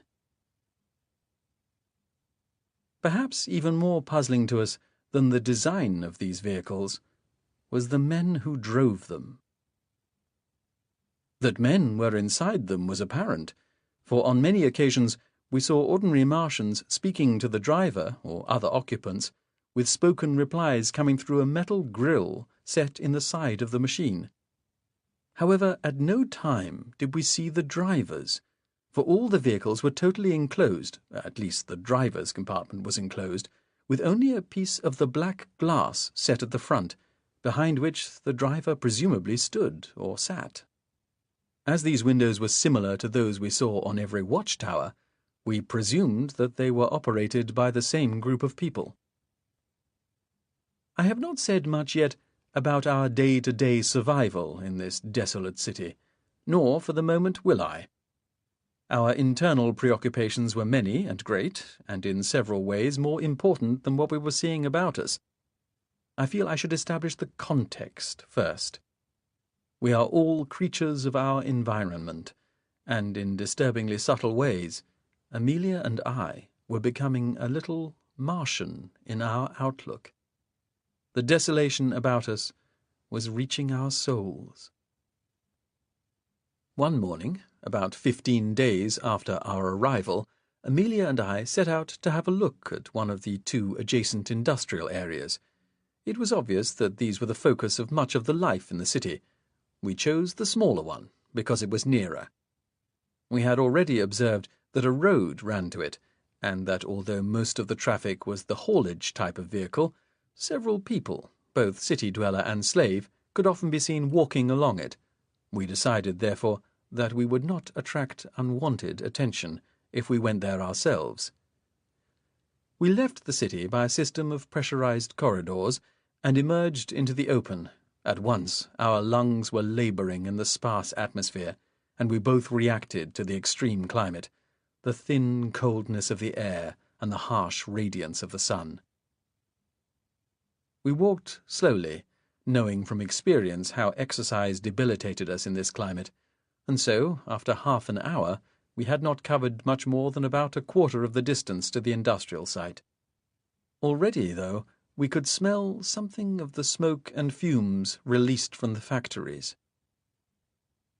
During a pause for rest, Amelia laid her hand on my arm and pointed towards the south. "What is that, Edward?" she said. We had been walking almost due southeast towards the industrial estate, parallel to the canal. On the far side of the water, well away from the factories, was what appeared to be an immense pipeline. It did not, however, seem to be connected to anything, and in fact we could see an open end to it. The continuation of the pipe was invisible to us, lying as it did beyond the industrial buildings. There was intense activity all around the open end.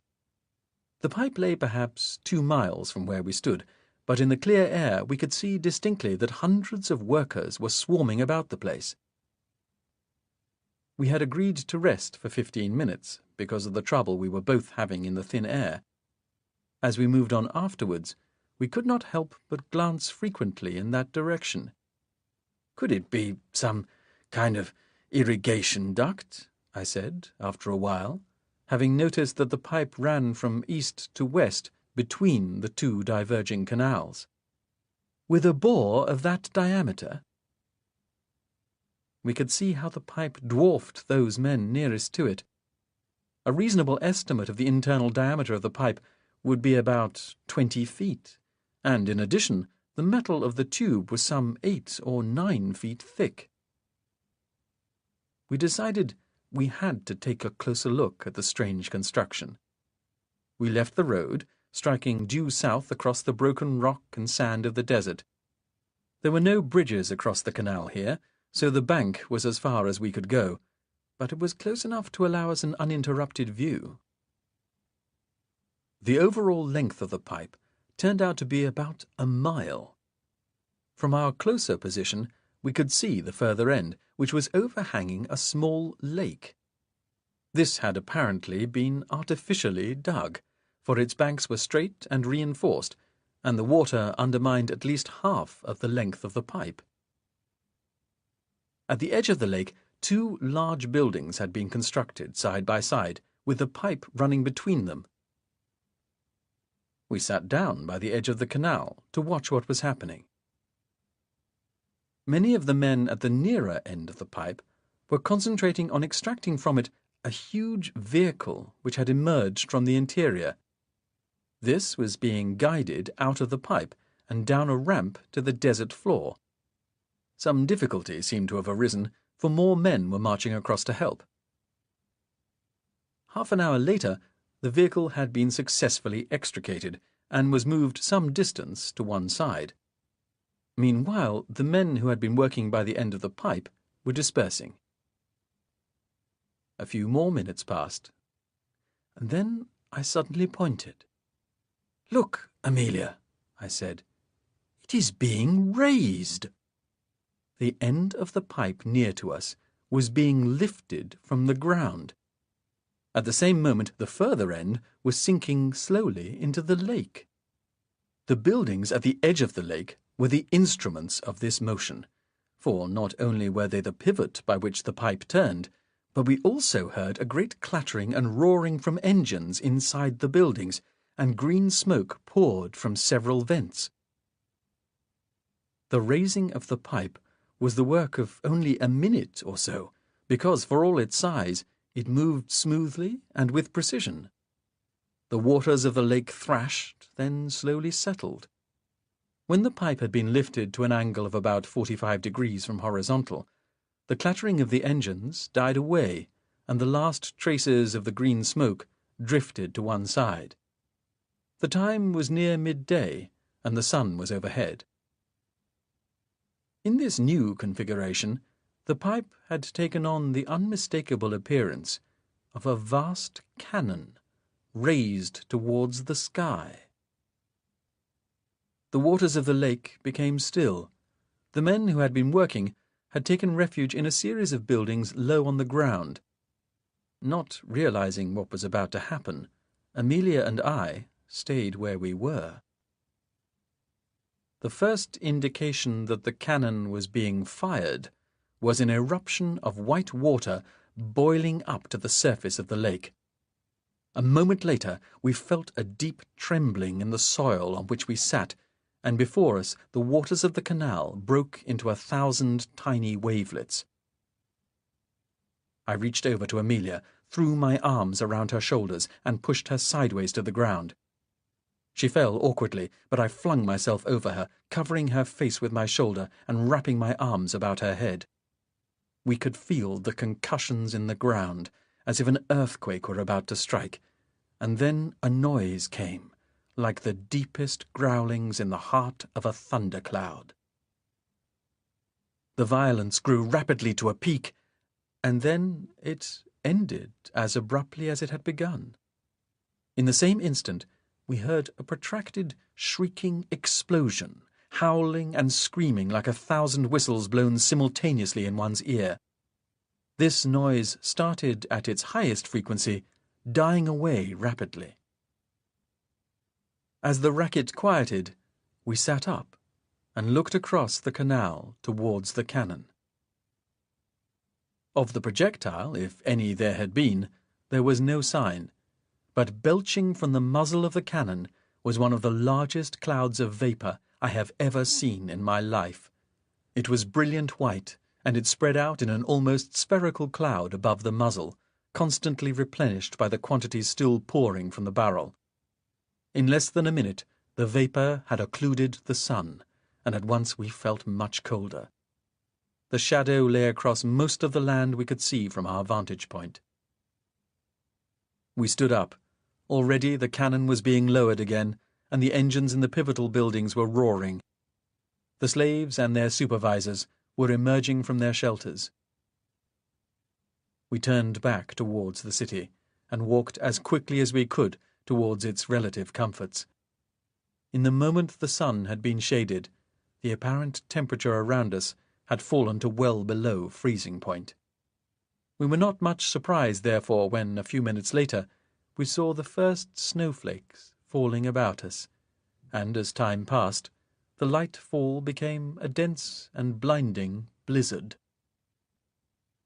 We looked up just once, and saw that the cloud from which the snow fell, the cloud of vapour which had issued from the cannon, now covered almost the entire sky.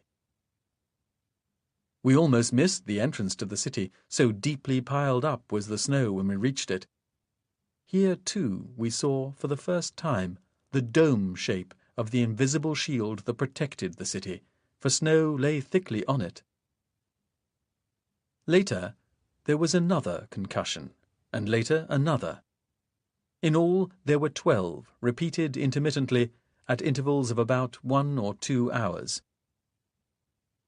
The sun, when its rays could penetrate the clouds, quickly melted the snow on the city's dome, but for the most part those days were dark and frightening ones in Desolation City, and by the behaviour of the Martians around us, we knew we were not alone in thinking it. There was one matter of which Amelia and I rarely spoke, except obliquely. This wasn't because we never thought of it, but because we both knew that if the subject were raised, then there was nothing hopeful that could be said. We both realized that a return to Earth was going to be impossible. It was, though, at the centre of our thoughts and actions, for we knew we could not exist like this forever, but to plan the rest of our lives in Desolation City would be a tacit acceptance of our fate. The nearest either of us came to confronting our problem directly was at the end of the day when we saw the cannon that fired snow. Thinking that in a society as modern as this we should have no difficulty in laying our hands on the necessary materials, I said to Amelia, "We must find somewhere we can set aside as a laboratory." She looked at me quizzically. "Are you proposing to embark on a scientific career?" she said. "I'm thinking we must try to build another time machine." "Do you have any notion of how the machine worked?" I shook my head. I had hoped that you, as Sir William's assistant, would know. "My dear," Amelia said, and for a moment she took my hand affectionately in hers, "I would have as little idea as you. I did work with Sir William, but he never imparted his secrets." So, without further discussion of our prospects, we existed from day to day, neither of us facing up to the future. If we did not have peace of mind, then the physical needs of our bodies were adequately met. Our sojourn in the desert when we first arrived had not apparently done us any lasting harm, although I had contracted a mild head cold at some time. On the first night, neither of us was able to keep down that first meal we ate, and we were both unpleasantly ill all through the night that followed. Since then, we had been taking the food in smaller quantities. There were 3 of the dining halls within walking distance of our dormitory, and we alternated between them. As I have already mentioned, we slept in a dormitory to ourselves. The hammocks were large enough for 2 people, so, remembering what had passed between us earlier, I suggested a little wistfully to Amelia that we would be warmer if we shared a hammock. "We are no longer in the desert, Edward," was her reply, and from then we slept separately. During the days, our behaviour together was friendly and intimate. She would often take my hand or my arm as we walked, and at night we would kiss, chastely, before I turned my back to allow her to undress. On the whole, thoughts of home predominated. For my own part, I spent a great deal of time thinking about my parents and sister, and the fact that I would not see them again. Amelia, too, seemed preoccupied, although she kept her thoughts to herself. She made an effort not to appear introspective, and affected a bright and lively interest in what we saw in the city, but there were long periods in which we were both silent, and this was itself significant. An indication of the degree to which she was upset was that she sometimes talked in her sleep. Most of her words were incoherent, but occasionally she spoke my name, and sometimes Sir William's. Once I found a way of asking tactfully about her dreams, but she said she had no memory of them. We had been in Desolation City for 14 days when the epidemic struck. At first we were unaware that anything was amiss, although we noticed some early effects without realizing the cause. One evening there seemed to be many fewer Martians present in the dining hall, but so accustomed were we to odd things on this world that neither of us thought twice about it. The following day was the one on which we witnessed the firing of the snow cannon, for that was what we called it, and so our interests lay elsewhere. But by the end of those days, when snow fell more or less without let over the city, there was no mistaking that something was seriously wrong. We saw several Martians dead or unconscious in the streets. A visit to one of the dormitories was confirmation enough that many of the people were ill, and even the activities of the vehicles reflected a change, for there were fewer of them about, and one or two were clearly being used as ambulances. Needless to say, once we realized what was happening, Amelia and I stayed away from the populated areas of the city. Fortunately, neither of us displayed any symptoms. The stuffiness as a result of my head cold stayed with me rather longer than it might have done at home, but that was all. Amelia's nursing instincts came to the surface, and her conscience told her she should go to help the sick, but we both knew it would be unwise to do so. We tried to cut ourselves off from the anguish, and hoped the disease would soon pass. It seemed that the plague was not virulent. Many people had contracted it, and by the evidence of the number of bodies we saw being transported in one of the legged vehicles, we knew that many had died. But after 5 days, we noticed that life was beginning to return to normal. If anything, there was more misery about than ever before. For once we felt the Martians had good cause, and there were, regrettably, even fewer people in the underpopulated city. But the vehicles returned to their policing and haulage, and we saw no more dead in the streets.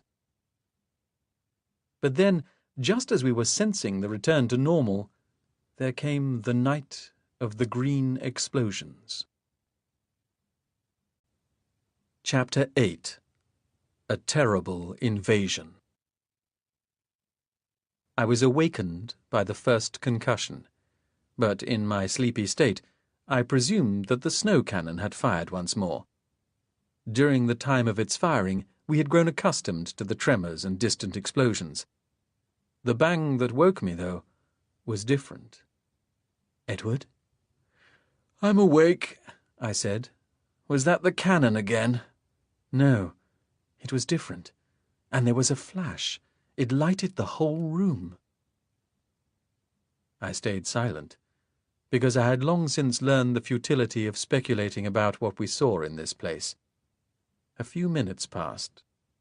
The city was silent. "It was nothing," I said. "Let's go back to sleep." "Listen." Some distance away, across the sleeping city, a policing vehicle was driving quickly, its banshee siren howling. A moment later, a second one started up and passed within a few streets of where we lay. Just then the room was lit for an instant with the most vivid and lurid flash of green.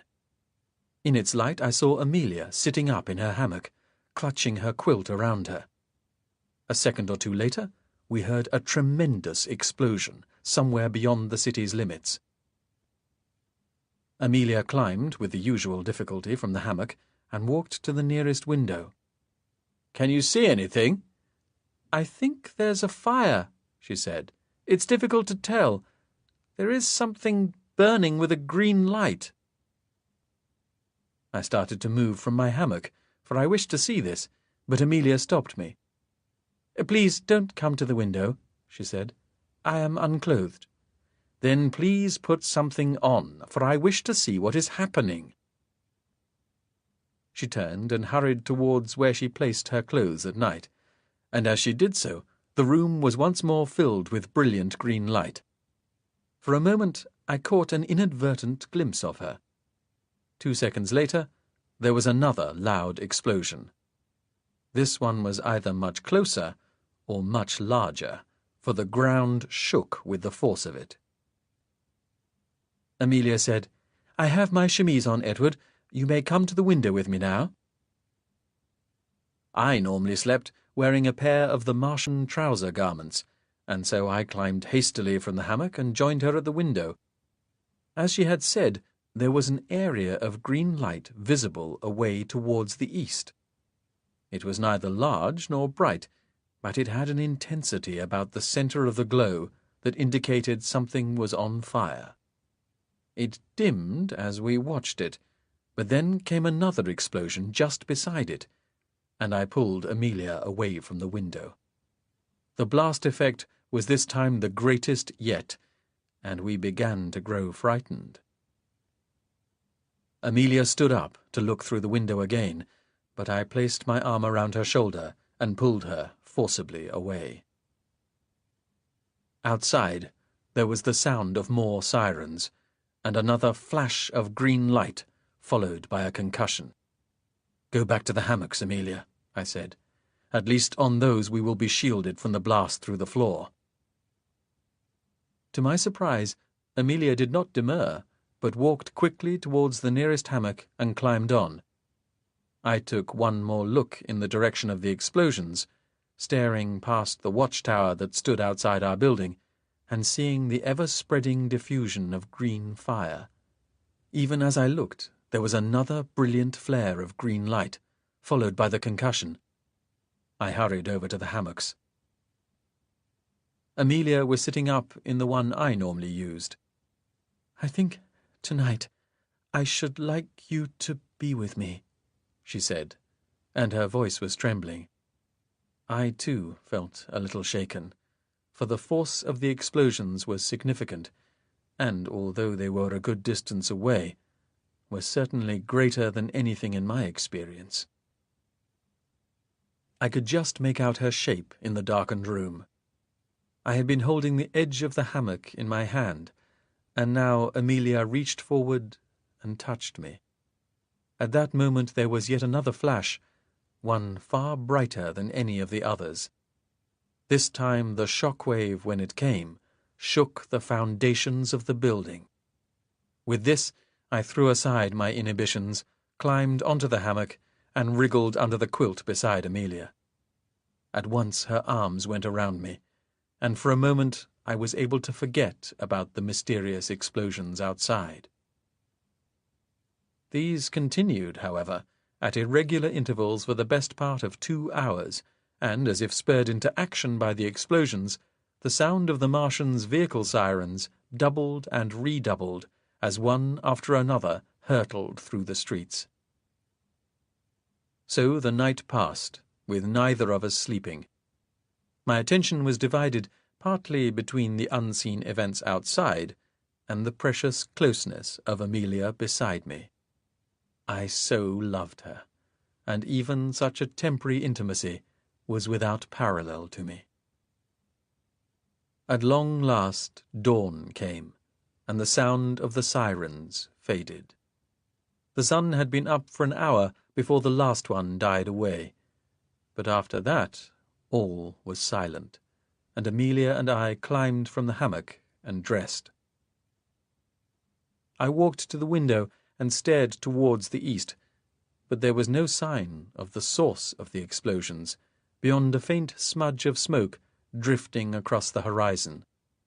I was about to turn back and report this to Amelia, when I noticed that the watchtower outside our building had vanished during the night. Looking further along the street, I saw that all the others, which were now such a familiar part of the city, had also gone. After the bedlam of the night, the city was unnaturally quiet, and so it was with misgivings that we went out to investigate.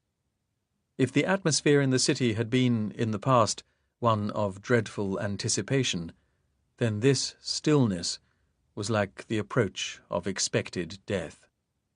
Desolation City was never a noisy place, but now it was empty and silent.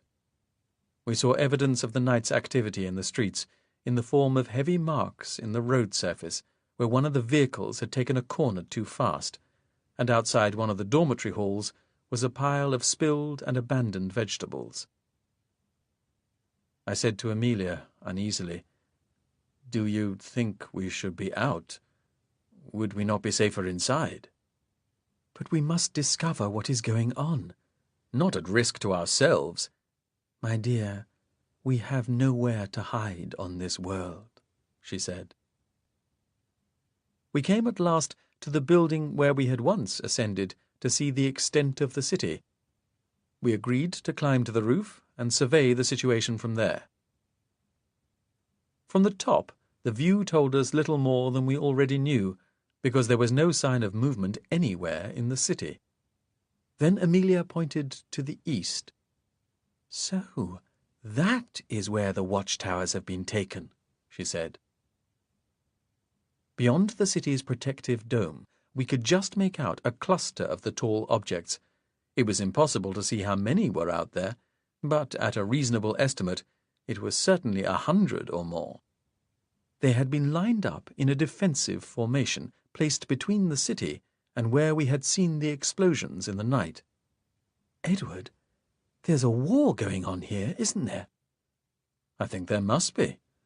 Certainly there has not been a happy atmosphere in the city." "But we have seen no soldiers." "Maybe we are to see some for the first time." I was in the lowest of spirits, sensing that at last we were going to be forced into accepting our plight. If a war it was for this city, then 2 aliens such as ourselves would soon be discovered. If we stayed in hiding, we would doubtless be found, and if so, would be taken for spies or infiltrators. We must declare ourselves soon to those in authority, and become as one with the inhabitants here. We did not have long to wait to see what came next, for even as we first saw the line of watchtowers defending the city, the invasion, unbeknown to us, must already have begun. The next development was twofold. In the first place, we at last saw signs of movement. These were the fleeing defenders returning to the city. Secondly, the watchtowers on the edge of the city were attacked. This was over in a matter of minutes. The antagonists were armed with some kind of heat thrower, which, when turned on the towers, almost immediately rendered them molten. We saw the destruction as bursts of flame, as one tower after another was struck with this heat and exploded violently. If by this description I seem to imply that the towers were defenceless, then I must add that this was not so. When, somewhat later, I saw the wreckage of the battle, I realized that a spirited, if ultimately ineffectual, defense had been put up, for several of the attackers' vehicles had been destroyed. We heard screams. There were more of the people about the streets now, both city Martians and slaves, running with their strange loping gait, looking frantically about, intent on finding safety in the maze of city streets. Suddenly, flame exploded about one of the buildings by the perimeter of the city, and more screams could be heard. Another building burst into flames, and then another. We heard a new sound, a deep-throated siren, rising and falling, unlike the noises we had grown accustomed to in the city. I said, "They have penetrated the dome." "What shall we do?" Amelia's voice was calm, but I felt that she was forcing herself not to panic. I could feel her hand trembling in mine, and our palms were damp with perspiration. "We must stay where we are," I said. "We are as safe here as anywhere." Down in the streets, more Martians had appeared, running out from the buildings where they had been hiding. I saw that some of the people fleeing from the battle had been wounded, and one man was being carried by two of his fellows, his legs dragging. One of the policing vehicles appeared, moving quickly through the streets towards the battle. It slowed as it passed some of the Martians, and I heard the driver's voice, apparently ordering them to return to the fight. The people took no notice, and continued their confused retreat, and the vehicle drove away. More sirens could be heard, and soon several legged vehicles hurried past our building towards the fray. In the meantime, more buildings on the edge of the city had been fired. I heard an explosion to the south of us, and I looked that way. I saw that flames and smoke were rising there, and realized that another force of invaders had broken through. The plight of the city seemed desperate, for nowhere could I see a concerted defense, and there was certainly no resistance on the new front. There came a grinding, roaring sound from the east, and another blast of that alien siren, immediately followed by a second. The Martians in the street near our building screamed terribly, their voices more high-pitched than ever. Then, at last, we saw one of the marauders. It was a large, ironclad vehicle, the rows of articulated legs concealed by metal plating at each side. Mounted high on its rear was a long, grey-metal gun barrel, which, by the pivotal device on which it was mounted, was able to point in any direction the driver of the vehicle chose. As soon as we saw the invading vehicle, this cannon rotated, and a building to one side burst abruptly into flame. There was a terrible noise, like sheets of metal torn asunder. The marauding vehicle was close to us, not more than 200 yards away, and in clear view. It showed no sign of halting, and as it passed a road junction, it released another bolt of infernal energy. One of the dining halls where we had often eaten exploded into flame. "Edward! There!" Amelia pointed down the intersecting street, along which we now saw 5 of the city's policing vehicles approaching. I saw that they had been equipped with smaller versions of the invaders' heat cannons, and as soon as they had a clear line of sight, the 2 leading vehicles fired. The effect was instantaneous. With a deafening explosion, the invading vehicle blew apart, showering debris in all directions. I just had time to see that one of the attacking city vehicles was blown backwards by the blast before the shockwave hit the building we were on.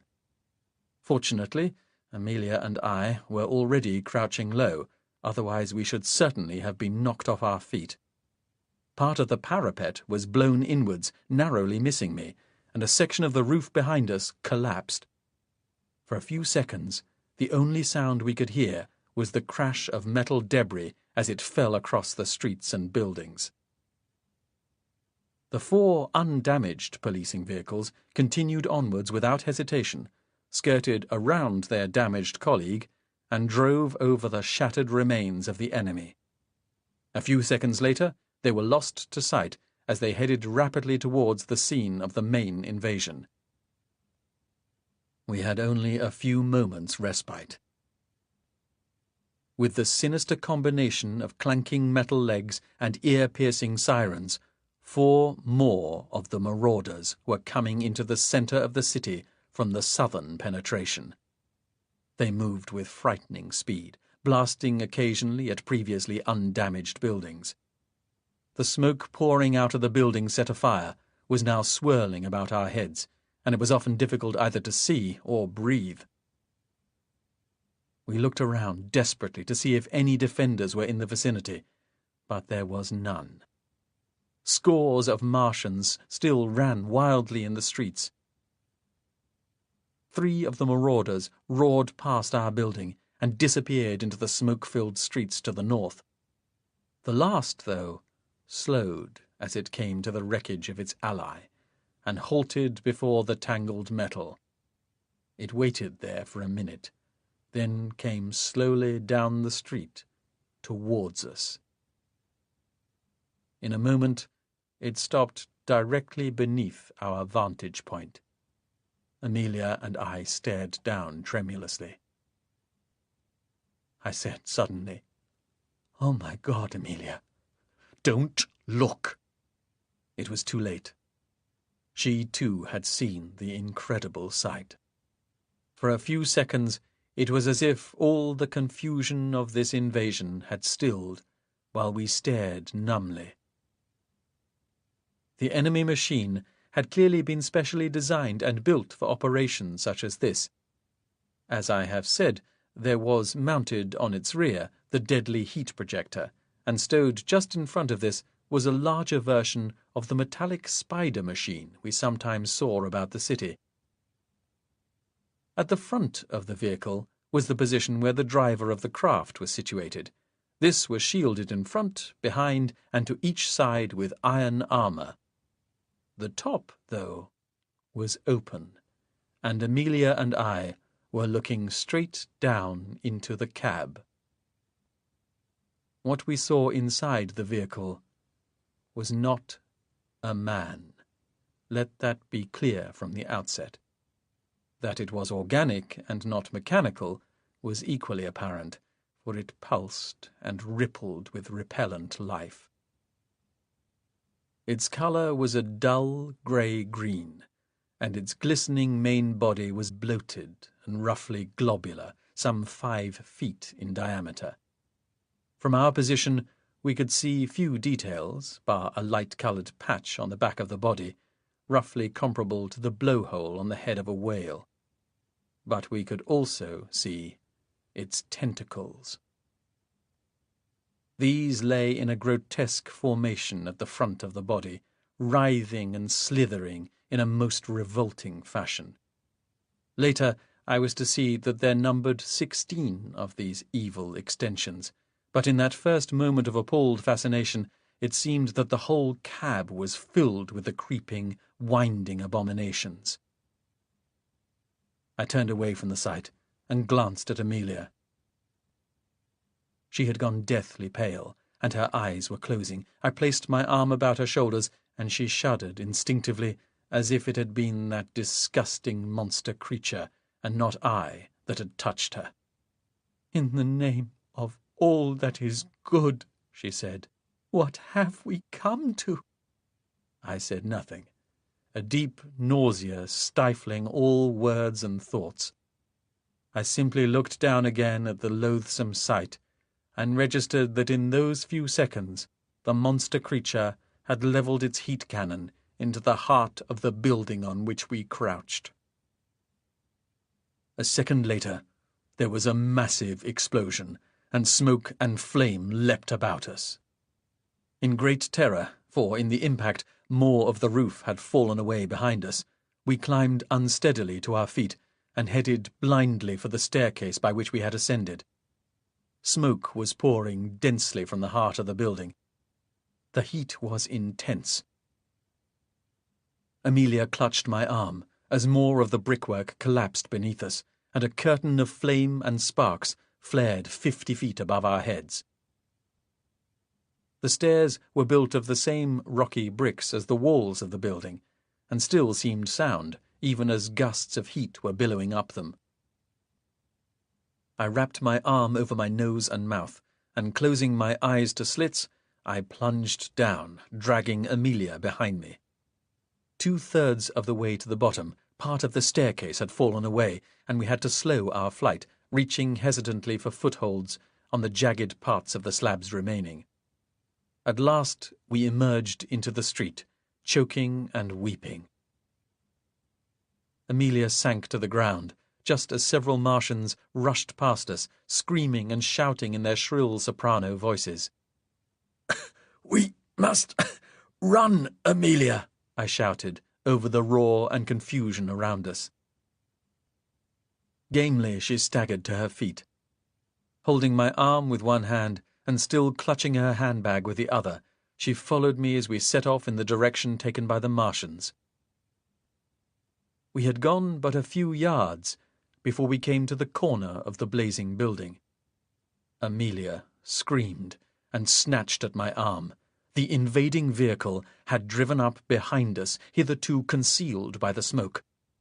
Thought of the repulsive occupant was alone enough to spur us on, and we half fell, half ran around the corner, to find a second vehicle blocking our way. It seemed to loom over us 15 or 20 feet high. The Martians who had run before us were there. Some were cowering on the ground, others were milling frantically about, searching for an escape.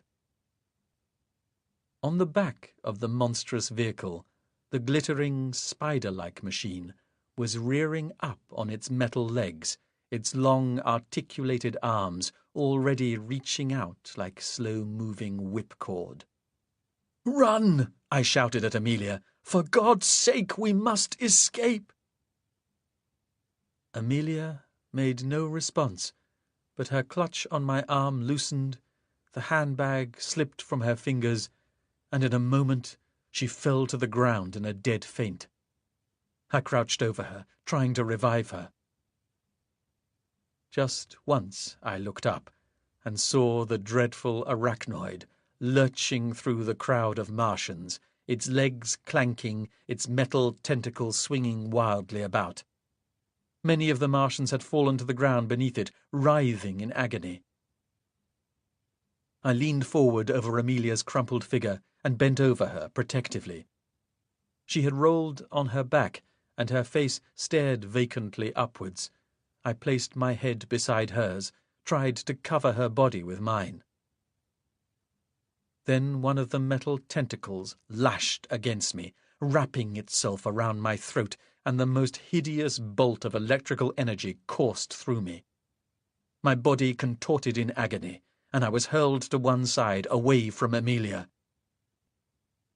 As I fell to the ground, I felt the tentacles snatching away from me, ripping open part of the flesh of my neck.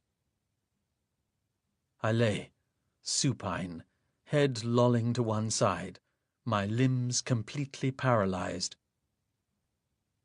The machine advanced, stunning and crippling with its arms. One wrapped itself around Amelia's waist. The jolt of electricity broke through her faint, and I saw her face convulsing. She screamed horribly and pitiably. I saw now that the foul machine had picked up many of those Martians it had stunned, and was carrying them in rolls of its glittering tentacles, some still conscious and struggling, others inert. The machine was returning to its parent vehicle. I could just see the control cab from where I was lying, and to my ultimate horror, I suddenly saw the face of one of the abominable beings who had initiated this invasion, staring at us through an opening in the armor. It was a broad, wicked face, devoid of any sign of good. 2 large pale eyes stared expressionlessly across the carnage it was wreaking. They were unblinking eyes, merciless eyes. The spider machine had remounted the vehicle, dragging in its tentacles behind it.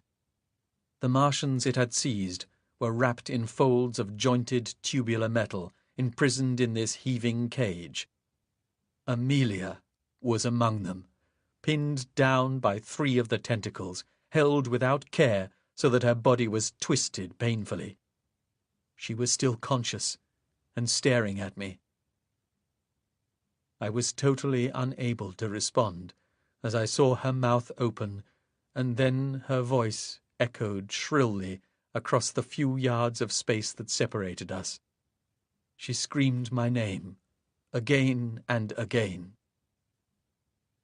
I lay still, the blood pumping from the wound in my throat, as I saw her mouth open, and then her voice echoed shrilly across the few yards of space that separated us. She screamed my name, again and again.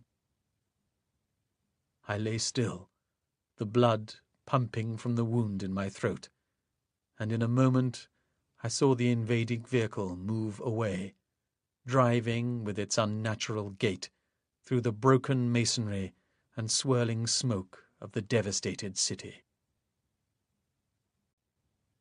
Chapter 9. A Voyage Across the Sky. I do not know for how long I was paralyzed, although it must have been several hours. I cannot remember much of the experience, for it was one of immense physical agony and mental torment, compounded by an impotence of such grossness that to dwell for even a moment on Amelia's likely fate was sufficient to send my thoughts into a maelstrom of anger and futility. Only one memory remains clear and undimmed, and that is of a piece of wreckage that happened to lie directly within my view. Lying in the centre of the tangle of broken metal was the body of one of the noisome monster creatures. It had been crushed in the explosion that wrecked its vehicle, and the part of it I could see revealed an ugly mass of contusions and blood. I could also see 2 or 3 of its tentacles, curled in death. At length I felt the first sensations returning to my body. As soon as I could move my arm, I placed my hand against my neck and explored the extent of my throat wound. I could feel a long and ugly cut, but the blood had stopped flowing, and I knew the wound must be superficial, otherwise I should have died within seconds. After several minutes of trying, I managed to lift myself into a sitting position, and then, at last, I could stand. Painfully, I looked about me. I was the only living thing in that street. On the ground around me were several Martians. I did not examine them all, but those I did were certainly dead. Across by the other side of the street was the damaged vehicle and its hateful occupant, and a few yards from where I stood, poignantly abandoned, was Amelia's handbag. I walked over to it with heavy heart and picked it up. Nothing appeared to have been taken from it, and I closed the bag quickly. There were too many things inside it that reminded me of Amelia. The body of the monster creature was still dominating my thoughts, in spite of my dread and loathing. Almost against my own will, I walked across to the wreck, carrying Amelia's bag in my hand. I diverted my attention from the dead being to the wreck that contained it.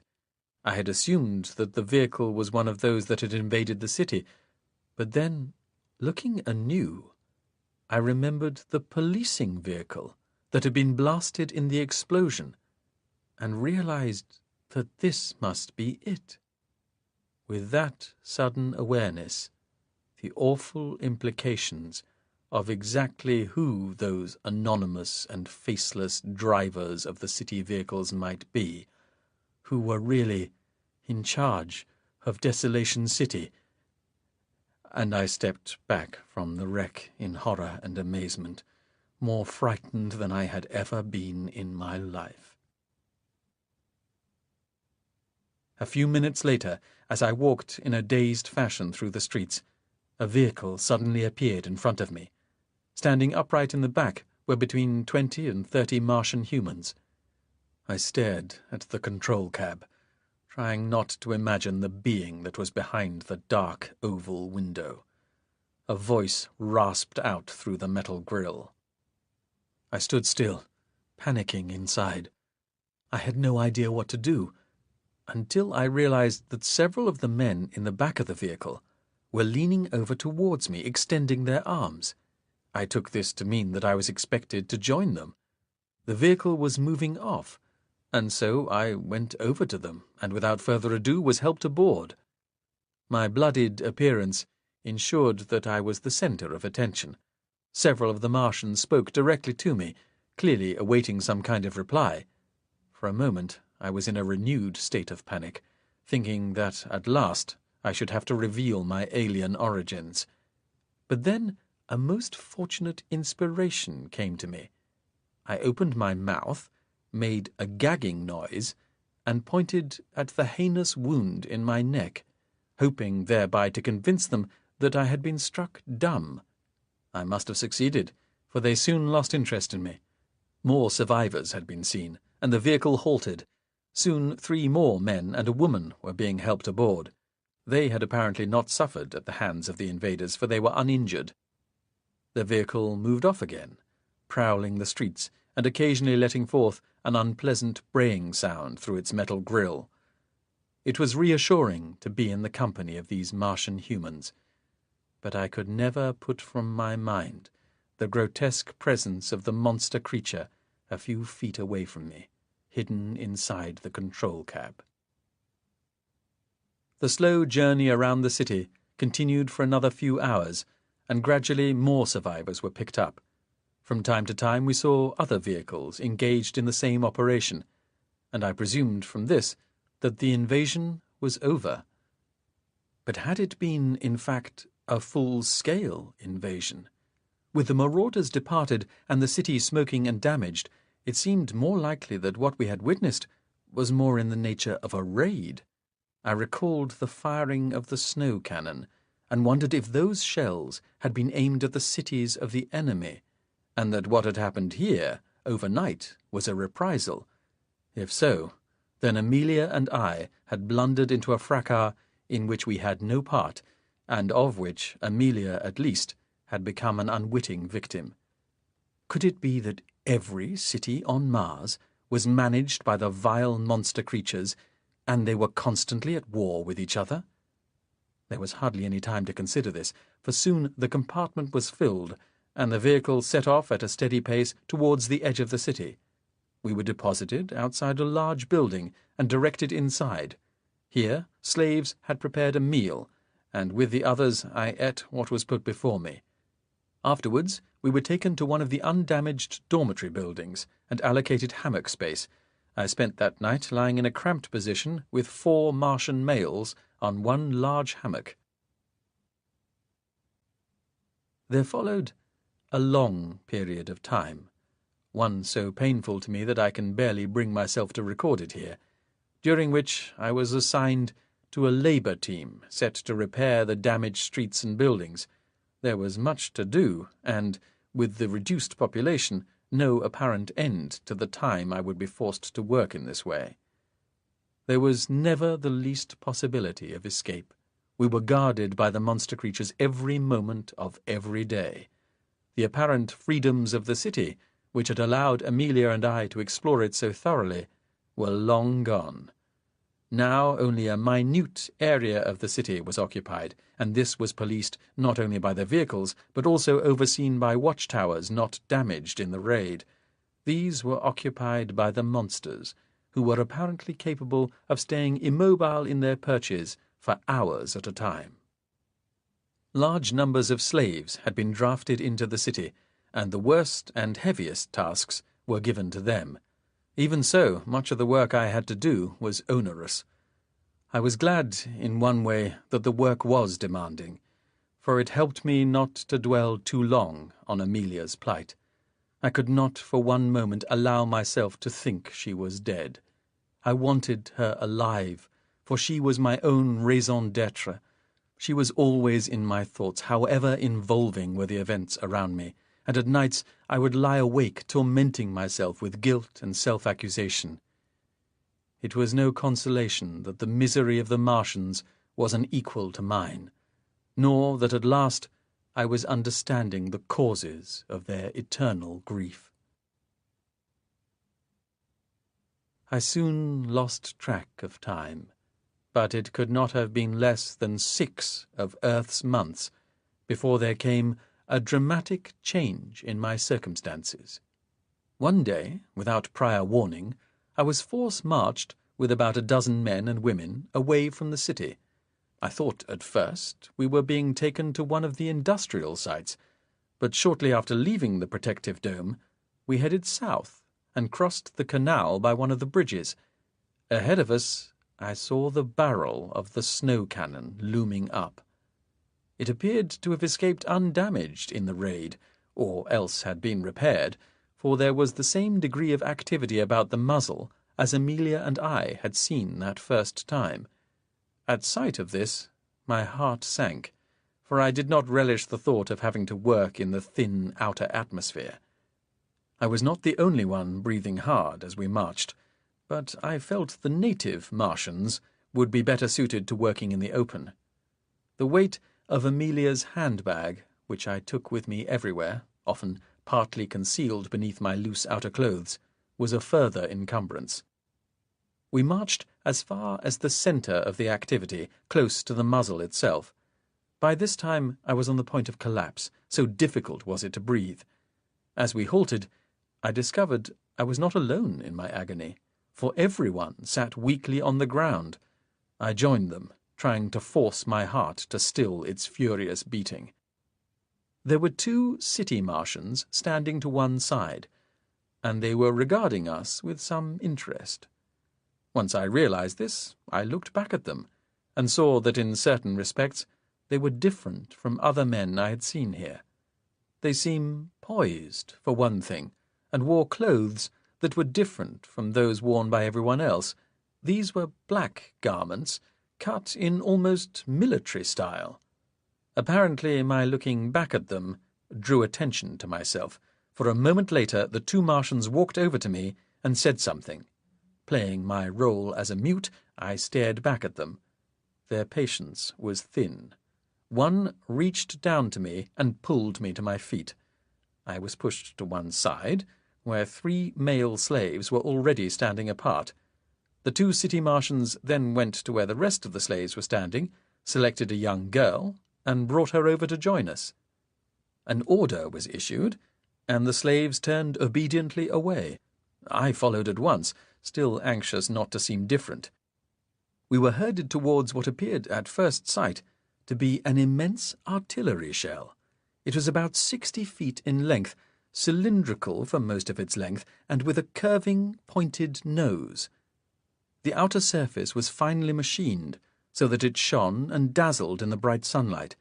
The smoothness of the surface was broken only in one place, and this was on the flat rear end of the projectile. Here were 4 extrusions, and as we walked closer, I saw that they were 4 of the heat cannons we had seen the monster creatures using.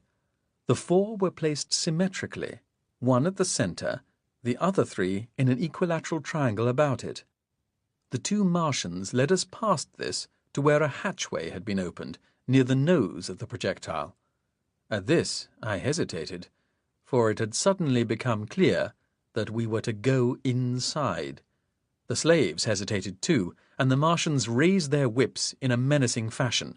Before another move could be made, one of the slaves was touched across the shoulders. He howled with pain and fell to the ground. 2 of the other slaves immediately bent to pick him up, and then, without further delay, we hurried up the sloping metal ramp into the projectile. So it was that I began my voyage across the skies of Mars. There were 7 human beings aboard that craft, myself and the 4 slaves, and the 2 black-suited city Martians who were in charge of us. The projectile itself was divided into 3 areas. At the front of the craft was the small compartment where the 2 drivers stood during the flight. Immediately behind this, and separated from it by a metal partition, was a second compartment, and it was into this that I and the slaves were ushered. At the back was a solid metal wall, entirely dividing this part of the craft from the main hold. It was there that the detestable monster creatures and their deadly machines were carried. All this I discovered by a means I shall presently explain, but first I must describe the compartment into which I was placed. The two men in charge were shouting instructions to more of their fellows outside, and the orders went on for several minutes, allowing me to take stock of where we were. The interior of our compartment was almost bare. The walls were of unpainted metal, and because of the shape of the craft, the floor, where we stood, curved up to become the ceiling too. Suspended from top to bottom were 5 tubes of what seemed to be a transparent fabric. Standing against the wall which separated this compartment from the main hold was what I took at first to be a large cupboard or cubicle, with 2 doors closed across it. I noticed that the slaves huddled away from it, and not knowing what it was for, I too kept my distance. The forward area was small and rather cramped, but what most overwhelmed me was the array of scientific equipment it contained. Much of it was obscure to me, but there was one instrument whose function was immediately self-evident. This was a large glass panel placed directly in front of where the 2 drivers would stand. It was illuminated in some wise from behind, so that displays of several views were projected onto it, not unlike a number of magic lanterns being operated at once.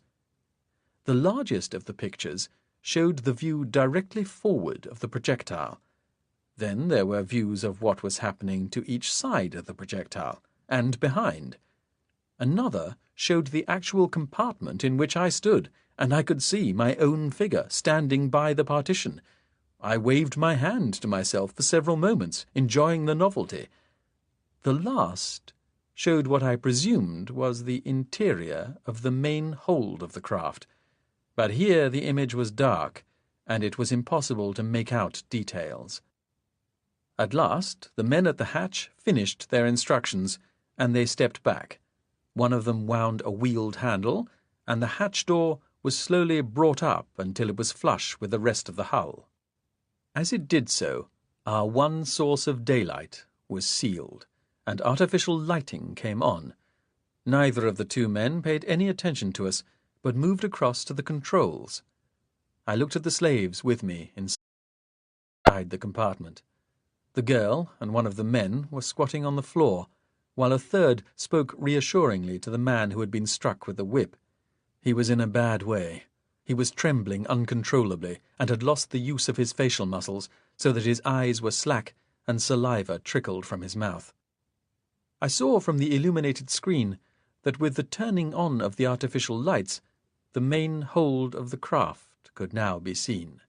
Here, in conditions which looked intolerably cramped, were the monster creatures. I counted 5 of them, and each had already installed itself in a larger version of the transparent fabric tubes that I had already seen. Seeing these ghastly beings thus suspended was no less horrific for being slightly comical. Looking at the other panels, I saw that there was still a great deal of activity around the projectile. There seemed to be several hundred people outside, mostly slaves, and they were engaged in hauling away various pieces of heavy equipment which stood around the muzzle of the cannon. Many minutes passed, with no apparent movement in the craft. The 2 men at the controls were busy checking their instruments. Then, unexpectedly, the whole projectile lurched, and as I looked at the various panels, I could see that we were moving slowly backwards. Another panel showed the view at the rear of the craft. We were being propelled up the ramp towards the muzzle of the cannon.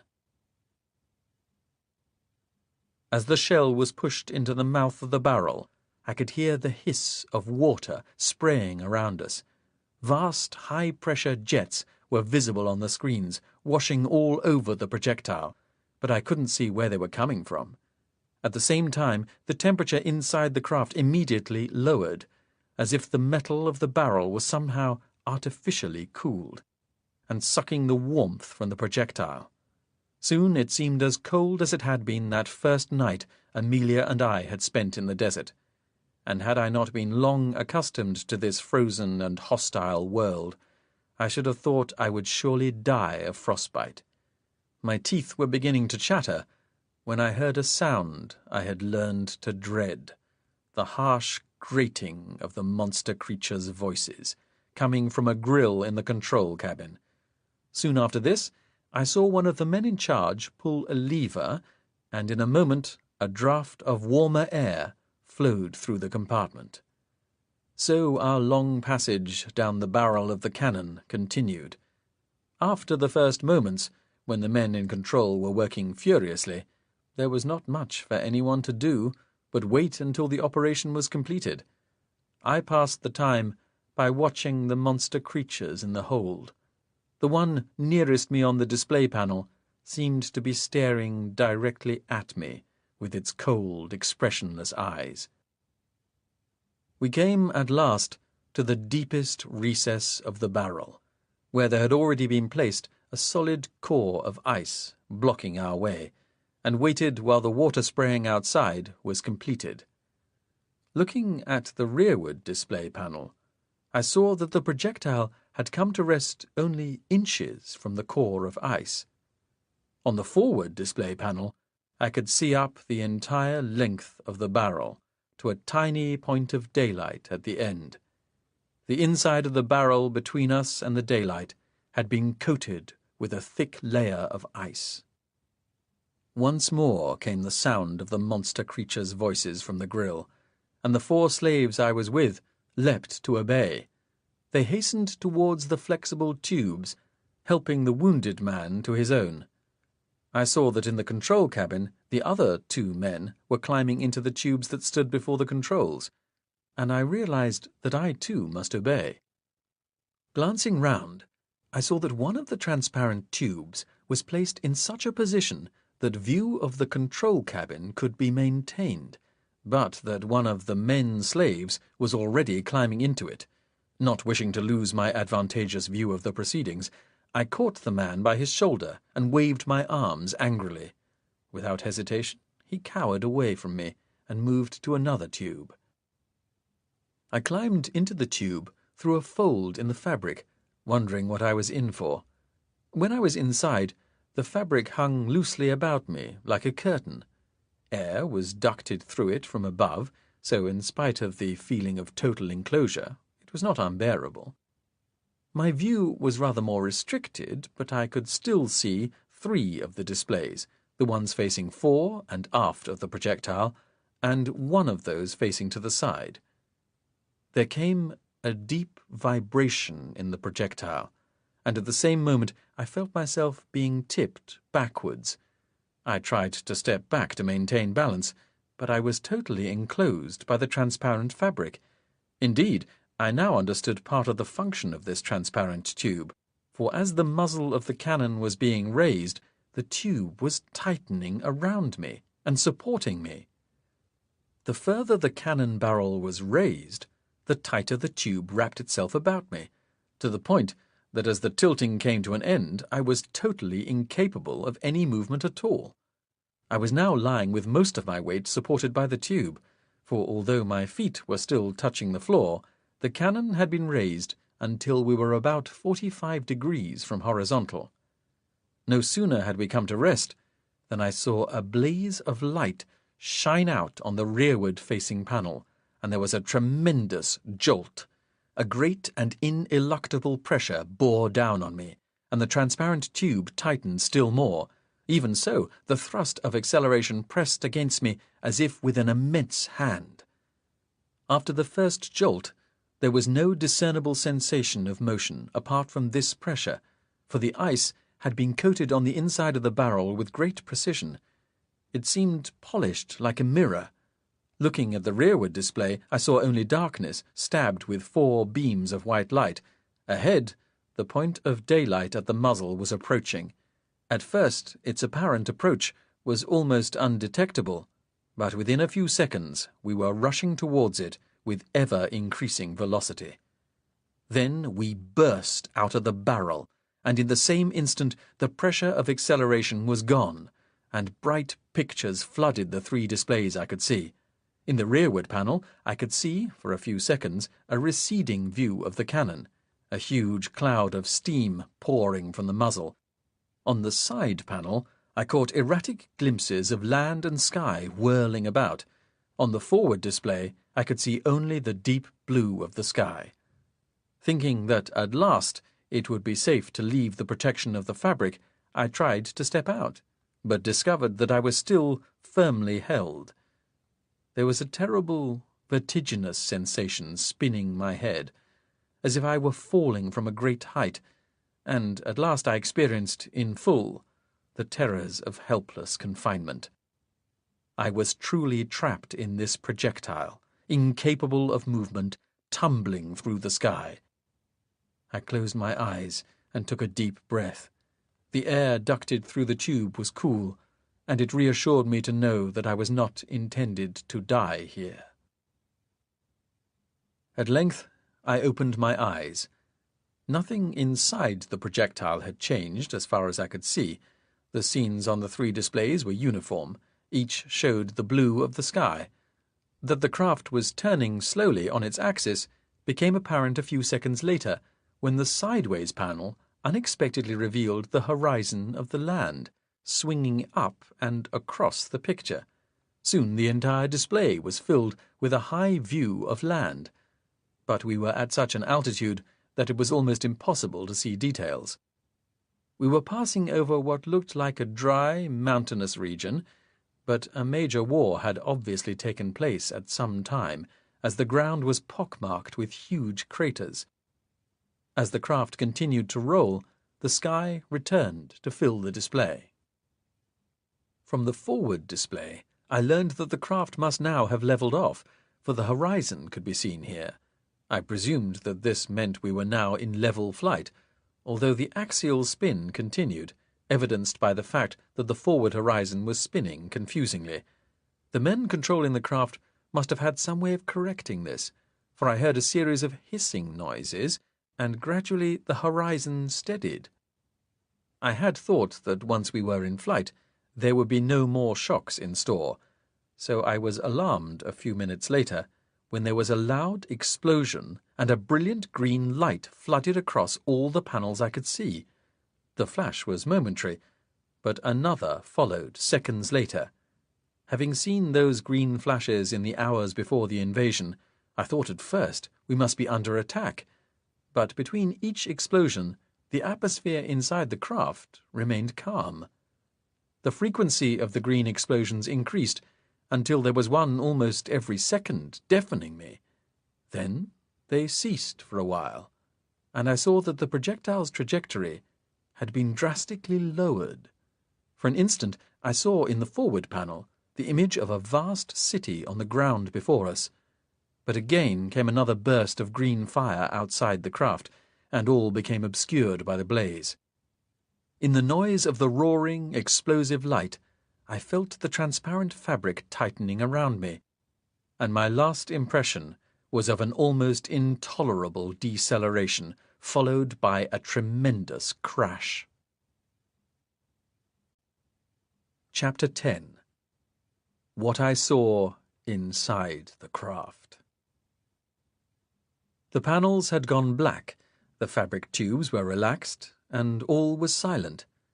The floor was tilted sharply forward, and so I fell from the supporting folds and collapsed against the partition, hardly daring to believe that once more the projectile was on solid ground.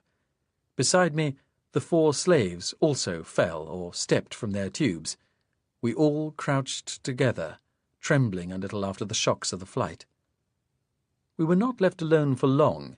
From beyond the partition I heard the sound of voices, and in a moment one of the men appeared. He, too, looked shaken by our crashing arrival, but he was on his feet and carrying his whip. To my anger and surprise, he raised this devilish instrument and shouted at us in his soprano voice. Naturally, I could not understand, but the effect on the slaves was immediate. One of the men slaves clambered to his feet and shouted back, but he was struck with a whip and fell to the floor. Again, the man in charge shouted at us. He pointed first at the slave who had been whipped as we entered the projectile, then at the man he had just stunned, then at the third male slave, then at the girl, and finally at me. He shouted once more, pointed at each of us in turn, then fell silent. As if to reinforce his authority, the villainous voice of one of the monster creatures came braying through the grille, echoing in the tiny metal compartment. The slave who had been pointed at first was lying nervelessly on the floor where he had fallen from his protective tube, and the girl and the other slave bent to help him to his feet. I went forward to help them with him, but they ignored me. Now their attention was directed towards the protruding cubicle I had noticed earlier. The doors had remained closed throughout the flight, so I had assumed that the cubicle contained some equipment. That this was not so was instantly revealed when the girl pulled the doors apart. Because of the tilting of the craft, the doors swung right open, and I was able to see what was inside. The entire space was no larger than that of a cupboard, with just enough room for a person to stand within it. Attached to the metal bulkhead were 5 clamps, like manacles, but made with a fiendish precision that lent them a distinctly surgical air.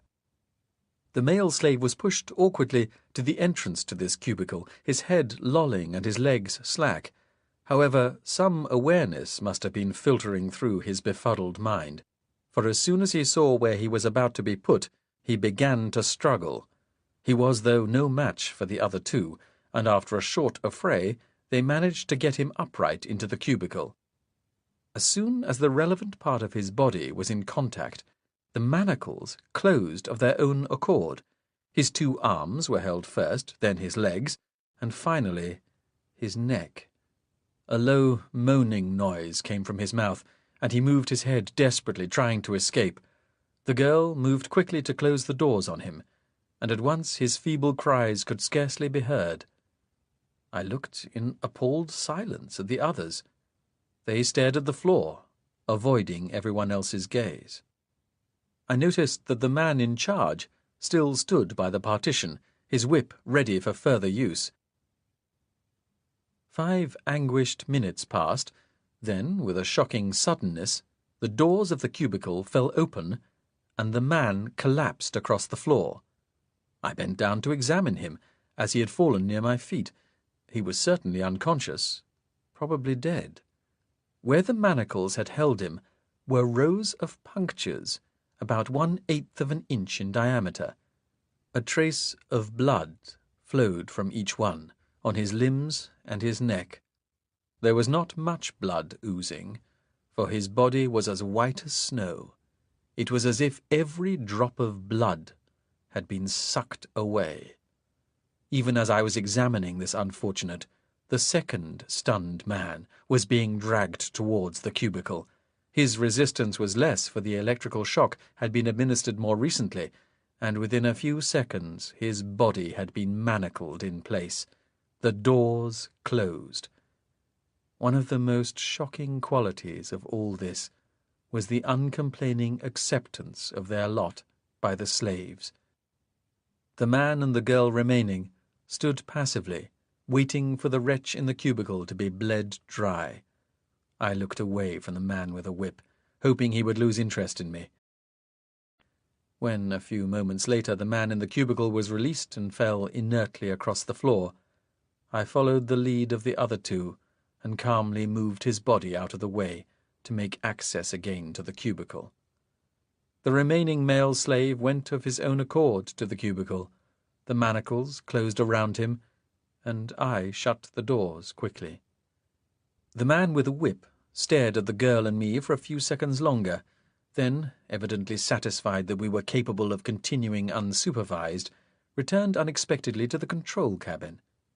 Sensing a fractional chance of escape, I glanced at the girl. She appeared uninterested, and had sat down with her back to the partition. Free for a moment to act and think independently, I looked desperately around the compartment. As far as I could see, there was no way out except by the hatchway beyond the partition.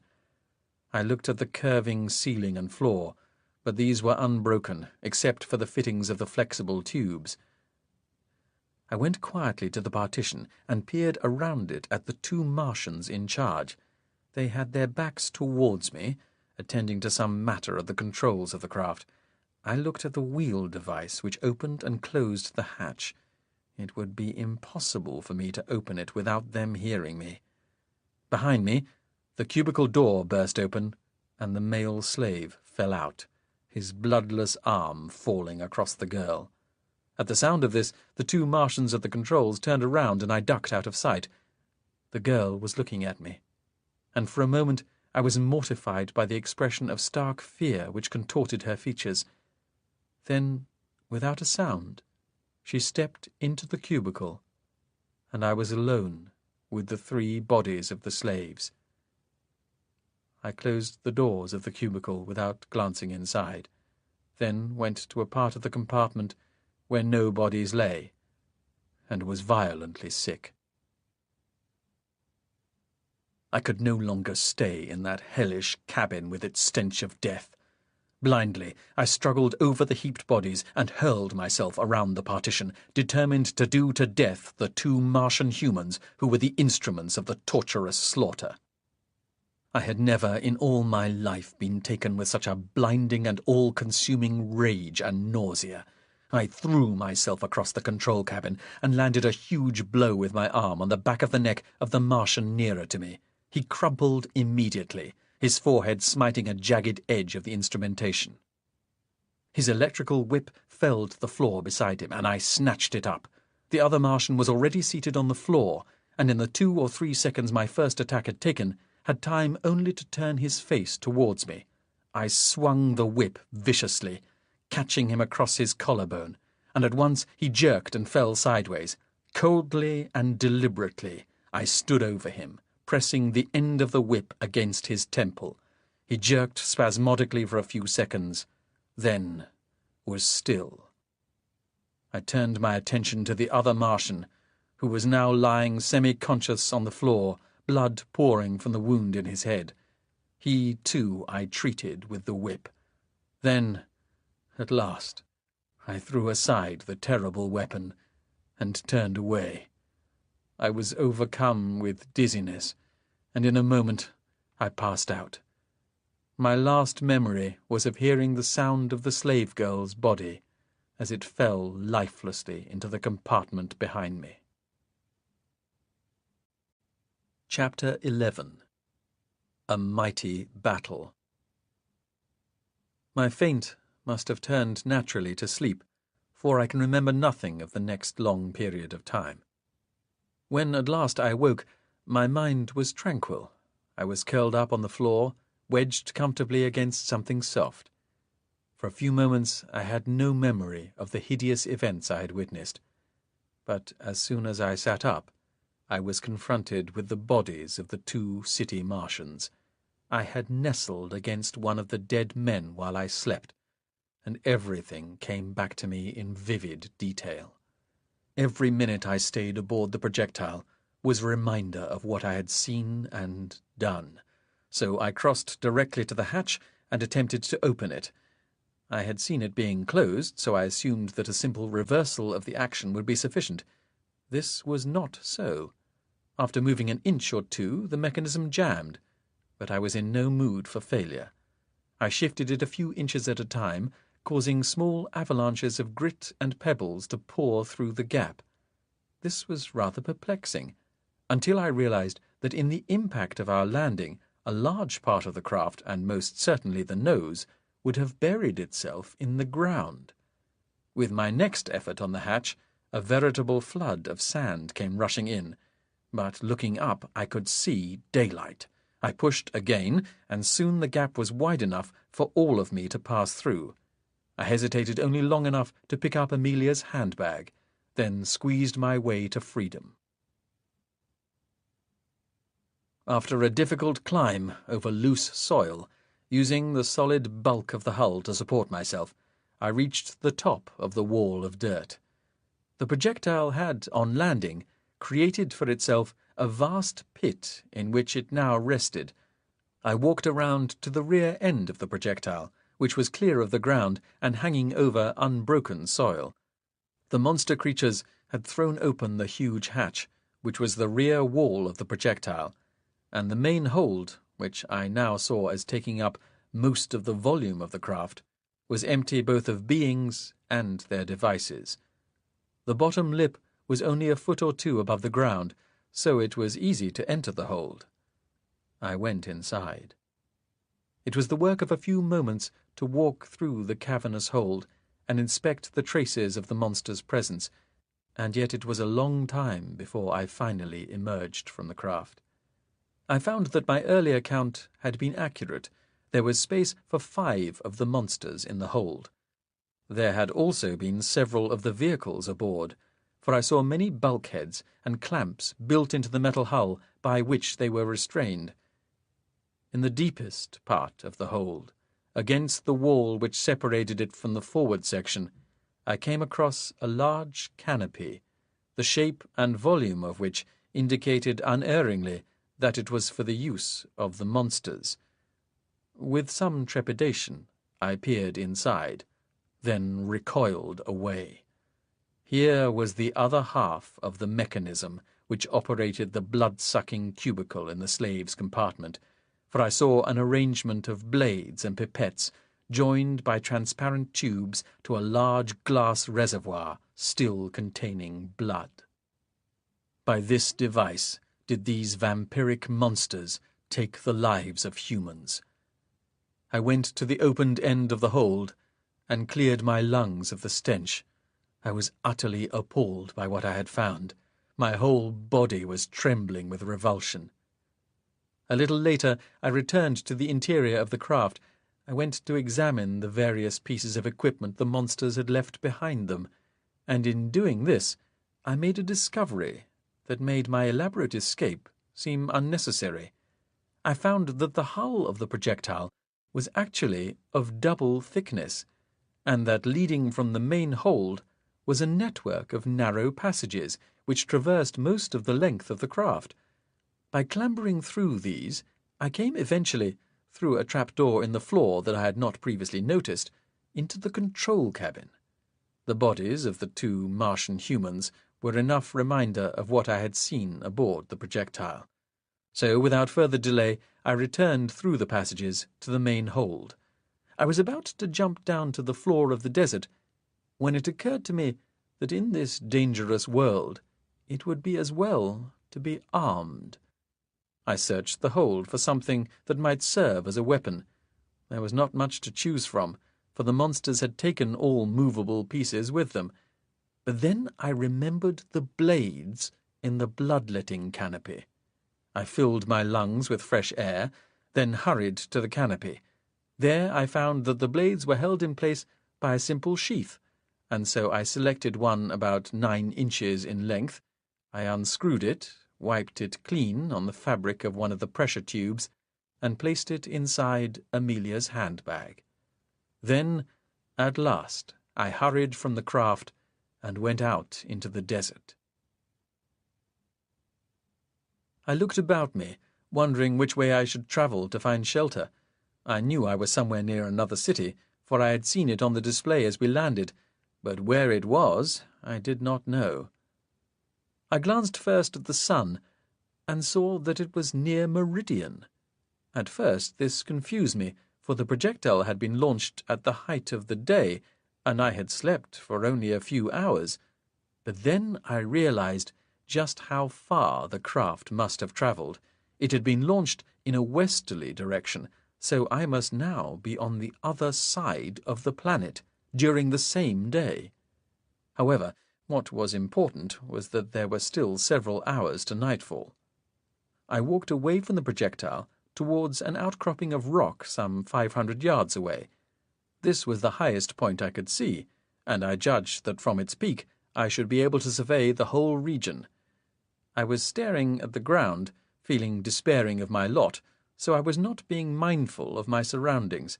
I was halfway to the rocks before I noticed what was going on around me. Many more projectiles had landed.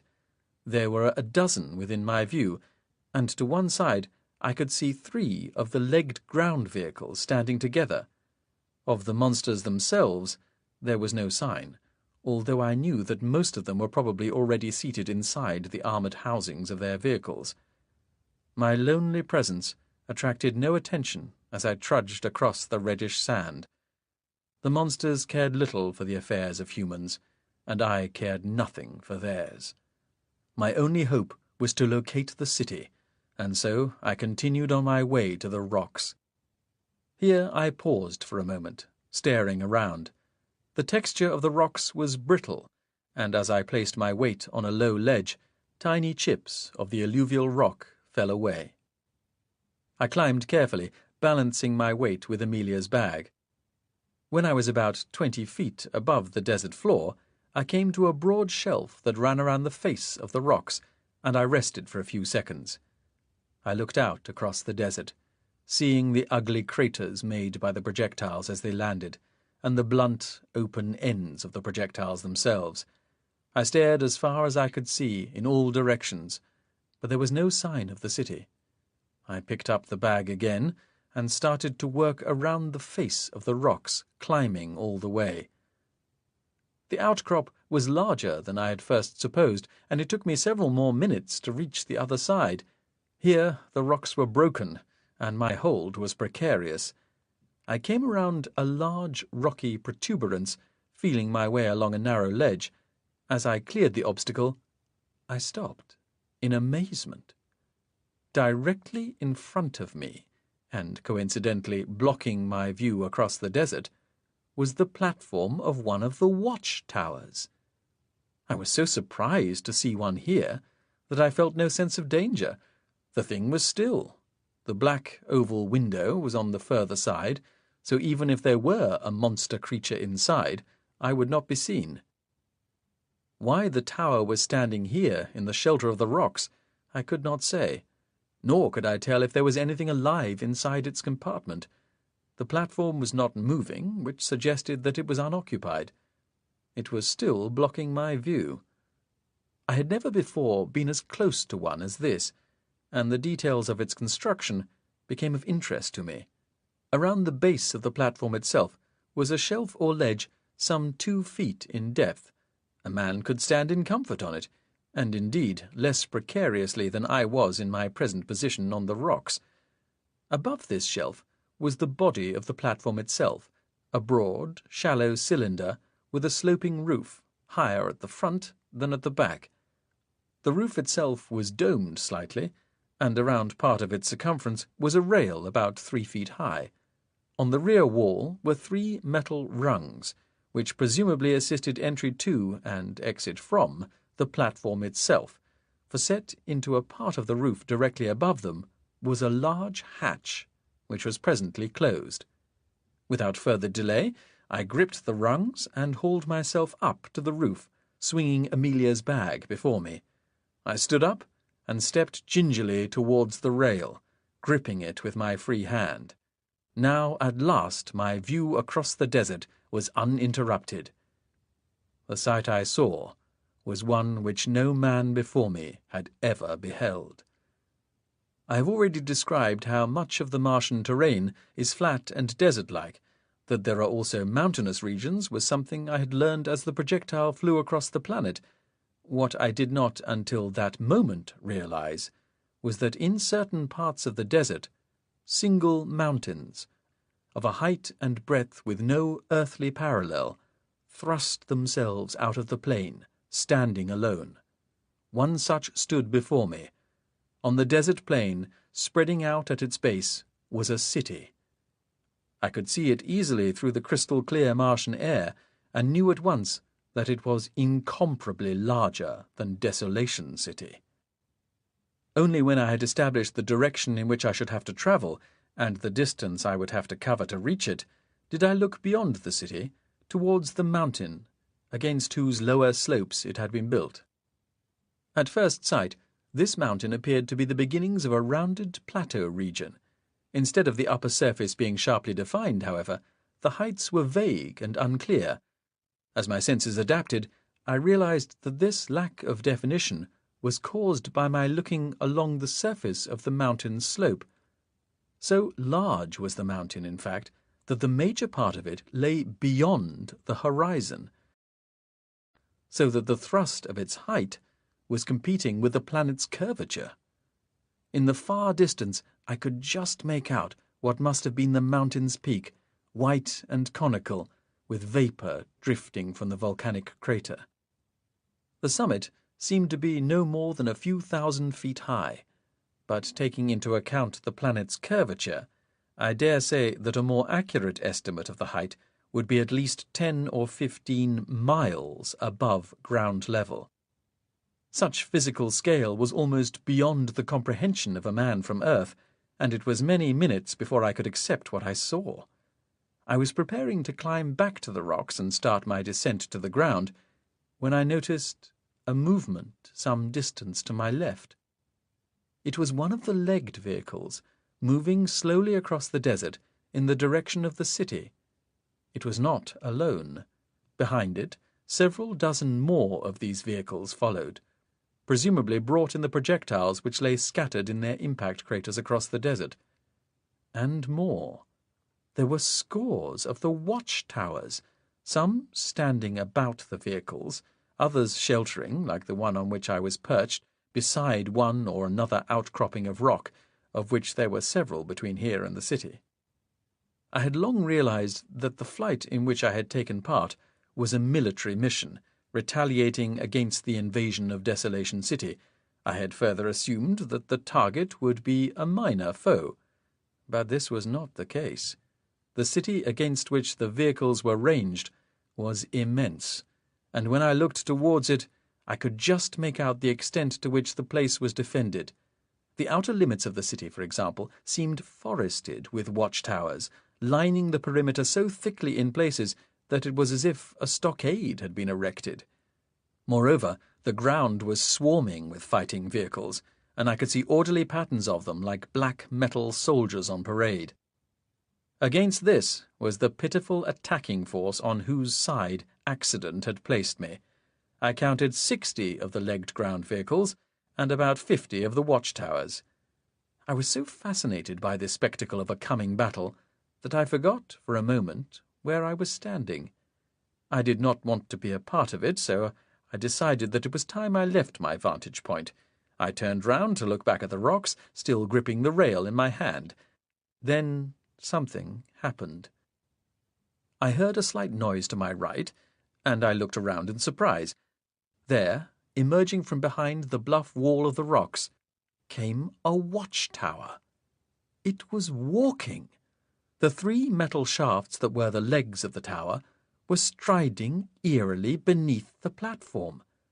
The tower on which I stood suddenly lurched, and we fell forward.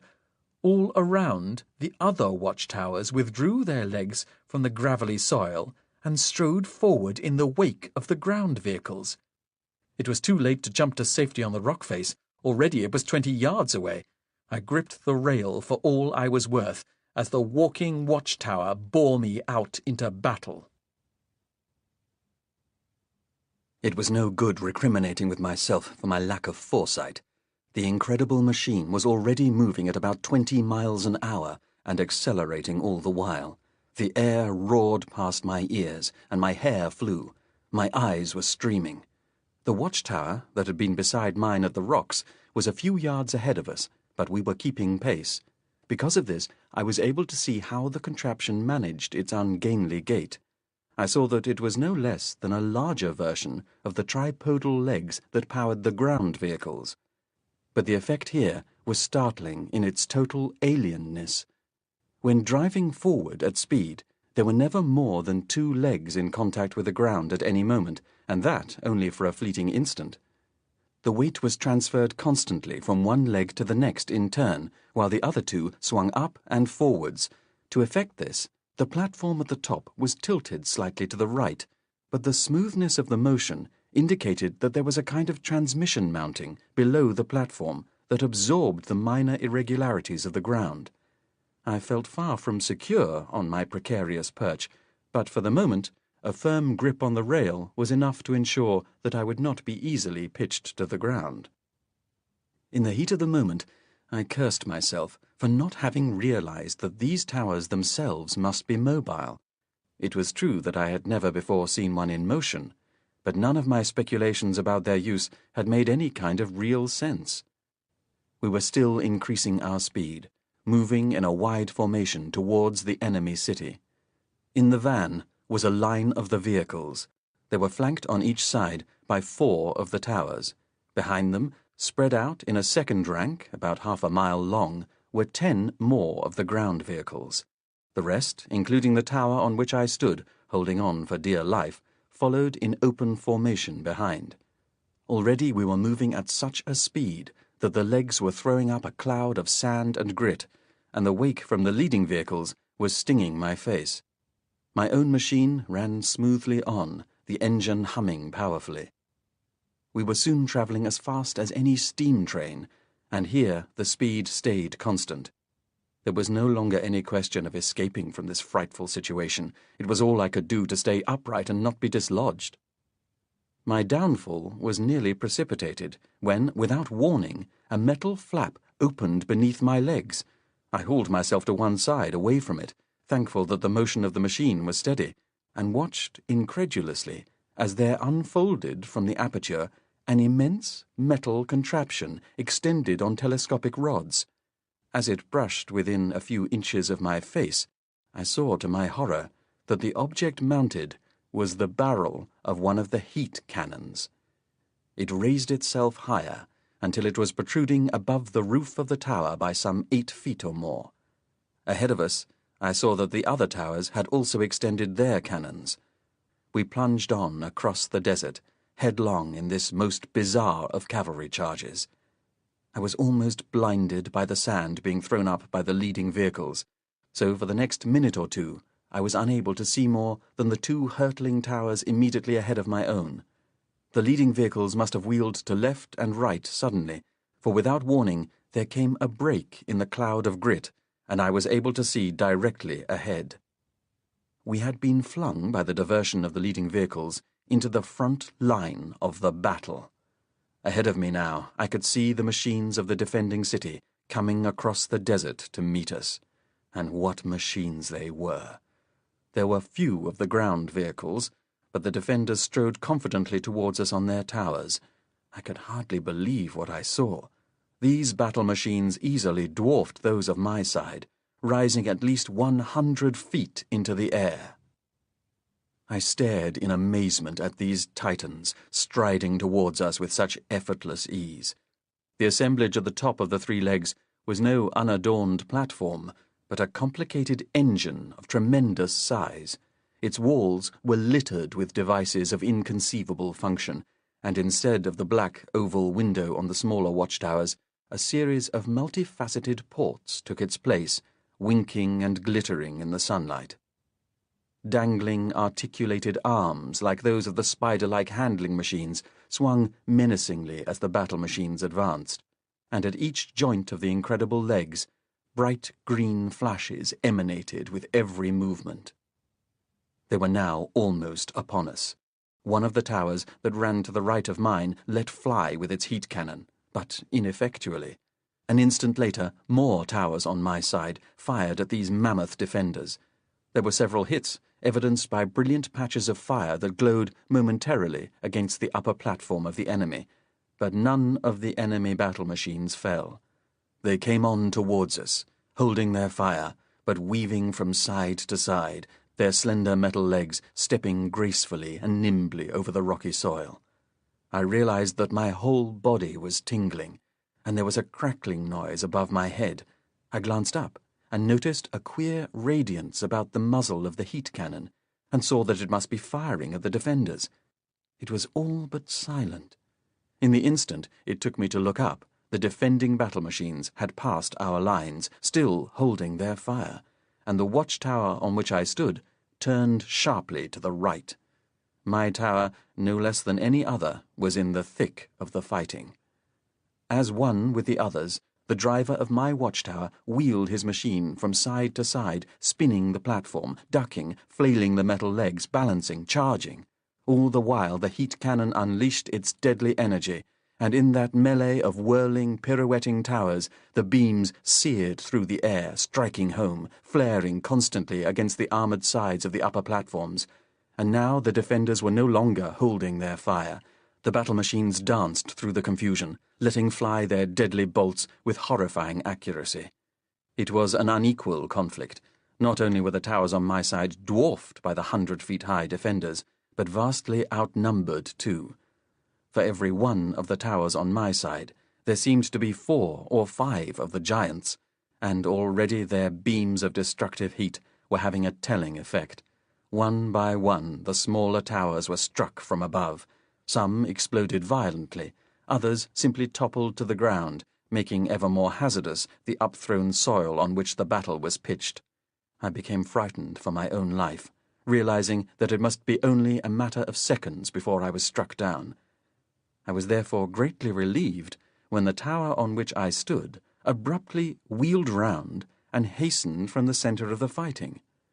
But instead of retreating fully, the tower hurried around the fringes of the battle and joined 2 others which had similarly separated themselves. Without a pause, we rejoined the fight, following what was clearly a pre-arranged tactical plan. Marching as a phalanx, we advanced towards the nearest of the colossal defenders. As one, our 3 cannons fired, the beams concentrating on the upper part of the glittering engine. Almost at once there came an explosion, and the battle machine whirled uncontrollably round and crashed to the ground in a thrashing of metal limbs. So excited was I by this demonstration of intelligent tactics that I found myself cheering aloud. However, this battle would not be won by destroying one defender, a fact well understood by the monstrous drivers of these watchtowers.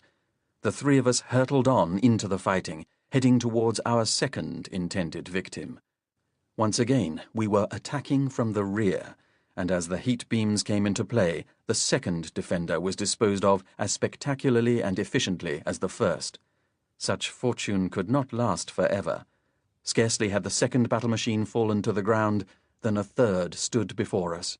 This one did not have its attention diverted by the ineffectual sniping of the other attackers, for there were few left in the fray, and as we plunged towards it, the barrel of its heat cannon was turned full on us. What happened next was over in seconds, and yet I can recall the incident in detail, as if it had unfolded over a matter of minutes. I have said that we charged as a phalanx of 3. I was mounted on the tower, which was to the right and on the outside of the group. The battle machine's heat beam fell full across the tower in the centre, and this exploded at once. So great was the blast that only the fact that I was thrown against the telescopic mount of the cannon saved me from being dashed to the ground. My tower was damaged by the blast, a fact which became instantly clear as it lurched and staggered wildly, and as I clung to the telescopic mount, I awaited our crashing to the desert floor as an already established matter of fact. The third of the attacking towers, though, was as yet undamaged. It marched on towards its taller antagonist, the heat cannon playing its beam without effect across the armoured face of the defender. It was a last desperate attack, and the monstrous creature which drove the tower must have expected annihilation at any moment. Although the defender responded with its own heat cannon, the watchtower went on, unheeding, and flung itself suicidally against the legs of the other. As they made contact, there was a massive discharge of electrical energy, and both machines fell sideways to the ground, their legs working wildly. As this happened, I was fighting for my own survival, clutching the telescopic rods of the cannon mount as the damaged tower staggered away from the battle. The first shock of damage had passed, and the driver, brilliant and evil, had managed to regain a semblance of control. The wildness of the tower's career was corrected, and with some unevenness of gait, it limped away from the fracas. Within a minute, the battle, which still continued, was 1/2 a mile behind us, and some of the tension began to drain away. I held on tightly, uncertain of how much longer my luck might hold. I did not know how badly damaged was the ambulant tower, but there was an unprecedented grinding noise whenever one of the 3 legs bore the weight. The machine was slowing. I had no real measure of its speed, but the grinding of the damaged leg came at less frequent intervals, and the air no longer roared past my ears. The original charge across the desert had taken me much nearer to the city, a fact for which I had been thankful, but now we were heading away from it, towards one of the banks of red weed. My immediate concern was how I could leave my perch on the top of the tower. It seemed to me that the monster creature which sat at the controls might well attempt a repair of his tower and would leave the platform to do so. If that was to happen, I had no desire to be anywhere near at the time. There was, though, no chance for me to escape until the tower halted. I became aware of a pressure in my left hand, and looking down at it for the first time since the tower had lurched into battle, I found that I was still holding Amelia's handbag. I changed my position cautiously, taking the bag into my other hand. I had suddenly remembered the blade I had placed inside it, and I took it out, thinking that at last I might need it. The tower had virtually halted now, and was walking slowly through an area of irrigated land where green crops grew, not 200 yards away. I could see the scarlet weed bank, and working at its base, hacking at the stems and releasing the sap, were the teams of slaves. At last the tower came to a halt. The 3 legs splayed out beneath us. I leaned over the edge of the platform roof, trying to see if it would be possible to shin down one of the legs to the ground. With the excitement of the battle past, I found my thoughts were more pragmatic. I had, for a time, been aroused by the thrill of the fighting, even to the extent of admiring the plucky way the smaller force had thrown itself against the far superior defenders. The creature which had driven this tower into battle had earned my respect for its valor, but as I stood on the roof of the platform planning my escape, its essentially beastly nature was suddenly revealed. I heard again the crackling noise above my head, and I realized the heat cannon was being used.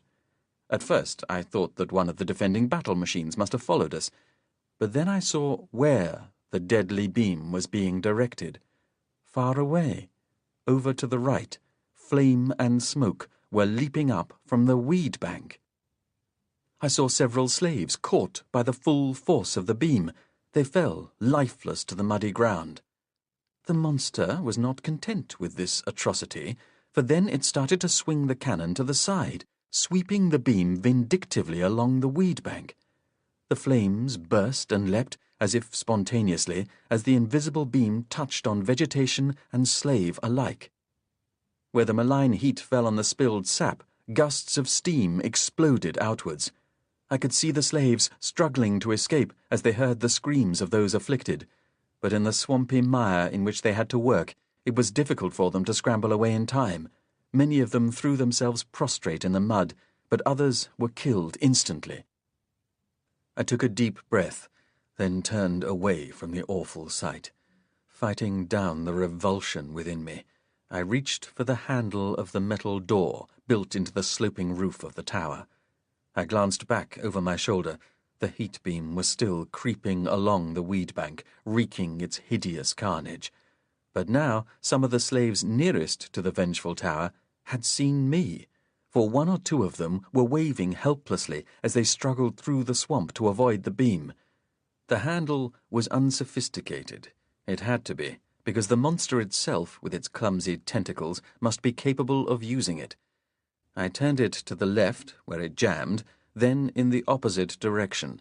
The handle immediately turned, and the door sprung open. Filling most of the interior of the platform was the body of the monster. Like a sickening bladder, the grey-green sack bulged and pulsed, shining with large beads of moisture as if with perspiration. In utter loathing, I swung my long blade down, bringing it smartly against the centre of the back. It hardly penetrated the sponge-like consistency of the creature's flesh, so I stabbed again, but with as little effect. However, the creature had felt the blows, even if it had not been harmed by them. A vile screech was emitted from the beak-like mouth at its front, and before I could evade it, one of the tentacles slithered quickly towards me and wrapped itself about my chest. Taken unawares, I stumbled down into the interior of the platform, dragged forward by the tentacle, and was drawn violently between the metal wall and the nauseating body itself.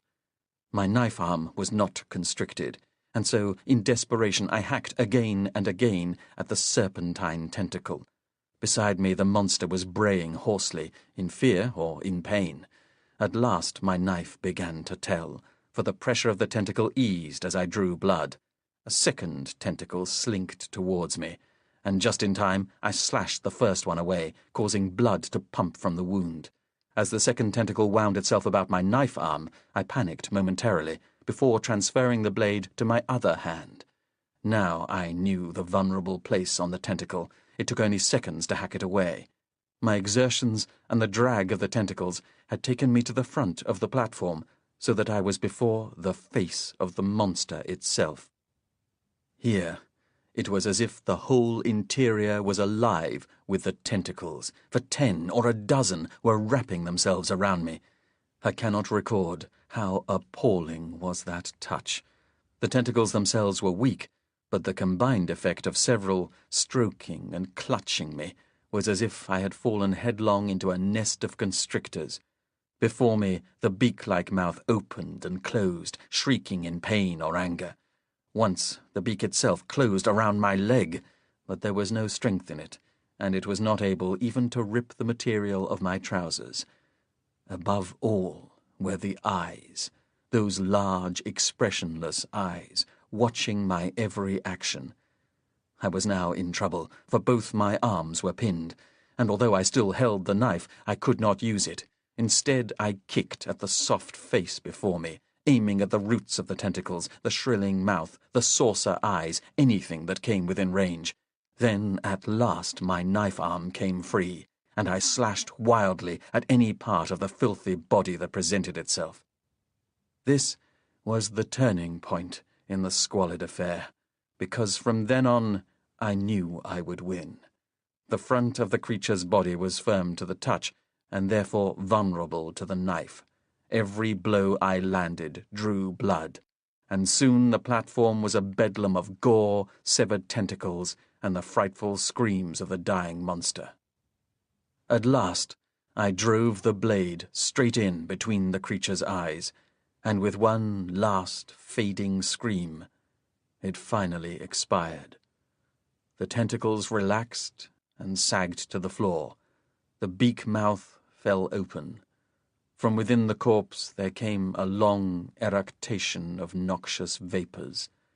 The great lidless eyes stared bleakly and lifelessly through the darkened oval window at the front of the platform.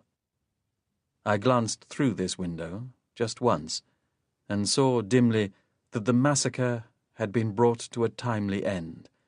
The weed bank no longer shot forth flame, although steam and smoke still drifted from various places, and the surviving slaves were dragging themselves from the mire. With a shudder, I flung aside the bloodied knife and hauled myself past the sagging corpse to the door. I pulled myself back to the roof, breathing in the thin air with relief, now that I was away from the rank odours of the monster. The handbag was where I had left it on the roof. I picked it up. Because I should need free use of my hands, I looped one of the long handles over my neck. For a moment, I stared down at the ground, for as far as I could see, in every direction, those slaves who had survived the massacre had abandoned their toils and were wading through the mud towards the tower. Some had already reached dry land and were running across to me, waving their long, spindly arms and calling out in their high, reedy voices. The leg nearest me seemed to be the straightest of the three, bent in only one place. With immense difficulty, I eased myself over the protruding shelf and managed to grip the metal limb with my knees. Then I released my hold on the platform and placed my hands around the rough metal of the leg. Much blood had spilled from the platform, and although it was drying quickly in the sunshine, it made the metal perilously slippery. With great caution at first, then with more confidence as I grew accustomed to it, I shinned down the leg towards the ground, the handbag swinging ludicrously across my chest. As I reached the ground and turned, I saw that a huge crowd of the slaves had watched my descent and were waiting to greet me. I took the bag from around my neck and stepped towards them. At once they moved back nervously. I heard their voices twittering in alarm. Gradually, silence fell. Then I saw that one slave in particular was struggling through the crowd towards me, pushing the others aside in her haste. I saw that she was shorter than the rest, and fairer of skin. Although she was caked in the mud of the weed bank and raggedly dressed, I saw that her eyes were blue and bright with tears, and her auburn hair tumbled around her shoulders. Amelia, my lovely Amelia, rushed forward and embraced me with such violence that I was nearly toppled from my feet. "Edward!" she shouted deliriously, covering my face with kisses. "Oh, Edward, how brave you were!" I was overcome with such excitement and emotion that I could hardly speak. Then, at last, I managed a sentence, choking it out through my tears of joy. "I've still got your bag," I said. It was all I could think to say. Chapter 12. In the Slave Camp. Amelia was safe, and I was safe. Life was to be lived again. We disregarded everything and every one around us, ignored the malodorous condition we were both in, forgot the encircling, curious Martian slaves. We stood in each other's arms for many minutes, saying nothing. We wept a little, and we held each other so tight that I thought we might never separate but become fused in one single organism of undistilled joy. We could not, of course, stand like that forever, and the interruption was approaching even as we embraced. Soon we could not ignore the warning voices of the slaves around us. We pulled reluctantly apart, still holding each other's hand. Glancing towards the distant city, I saw that one of the huge battle machines was striding across the desert towards us. Amelia looked about the slaves. "Edwina," she called, "are you there?" In a moment, a childlike female Martian stepped forward. She said, or at least it sounded as if she said, "Yes, Amelia?" "Tell the others to go back to work quickly. We will return to the camp." The girl turned to the other slaves, made some intricate hand and head signs, accompanied by a few of the high sibilant words, and within seconds the crowd was dispersing. I followed Amelia as she strode towards a long, dark building set near the weed bank. After a moment, one of the city Martians appeared and fell in beside us. He was carrying one of the electrical whips. "Don't worry, Edward," she said. "He won't hurt us." "Are you sure?" In answer, Amelia held out her hand, and the Martian passed her the whip. She held it out for me to see, then returned it. "We are no longer in Desolation City. I have established a new social order for the slaves." "So it would appear," I said. "Who is Edwina?" "One of the children. She is naturally adept at languages, most young Martians are, and so I have taught her the rudiments of English." As we entered the building, I was relieved to find that it was pressurized. The city Martian walked away and left us, while I found myself coughing uncontrollably after the exertions of our walk. In a while I embraced Amelia once more, still unable to believe the good fortune that had reunited us. She returned my embraces no less warmly. "My dear, we are both filthy. We can wash here." "I should appreciate a change of clothes," I said. "There is no chance of that," Amelia said. "You will have to wash your clothes as you wash yourself." She led me to an area of the building where there was an arrangement of overhead pipes. At the turn of a tap, a shower of liquid, which was not water but probably a diluted solution of the sap, issued forth. Amelia explained that all the slaves used these baths after work. Then she went away to use another in private. Although the flow of liquid was cold, I drenched myself luxuriously, taking off my clothes and wringing them to free them of the last vestiges of the foul fluids they had absorbed. When finished, I pulled on my trousers, but the cloth was dank and heavy and felt most uncomfortable. Dressed like this, I went in search of Amelia. There was a large metal grill set in one of the walls just beyond the bathing area. Amelia stood before it, holding out her ragged garment to dry it in a flow of warm air. At once I turned away. "Bring your clothes here, Edward," she said. "When you have finished," I said, trying not to reveal by the sound of my voice that I had noticed she was completely unclad. She placed her garment on the floor and walked over and stood facing me. "Edward, we are no longer in England," she said. "You will contract pneumonia if you wear damp clothes." "They will dry in time." "In this climate you will be seriously ill before then. It takes only a few minutes to dry them this way." She went past me into the bathing area and came back with the remainder of my clothes. "I will dry my trousers later," I said. "You will dry them now," she replied. I stood in consternation for a moment, then reluctantly removed my trousers. Holding them before me in such a way that I was still covered, I allowed the draught of warmth to blow over them. It was impossible not to glance at Amelia from time to time. She was so beautiful, and, unclad as she was, she bore herself with grace and propriety, rendering innocent a situation which would have scandalized the most forward-looking of our neighbors on earth. My inhibitions waned, and after a few minutes I could contain my impulses no more. I dropped the garment I was holding, went quickly to her, then took her in my arms, and we kissed passionately for a minute or more. We were virtually alone in the building. It was still 2 hours before sunset, and the slaves would not return before then. When our clothes had dried and we had put them on again, Amelia took me around the building to show me how the slaves were housed. Their conditions were primitive. The hammocks were hard and cramped. What food there was had to be eaten raw, and nowhere was there any possibility of privacy. "And you have been living like this?" I said. "At first," Amelia said, "but then I discovered I was someone rather important. Let me show you where I sleep."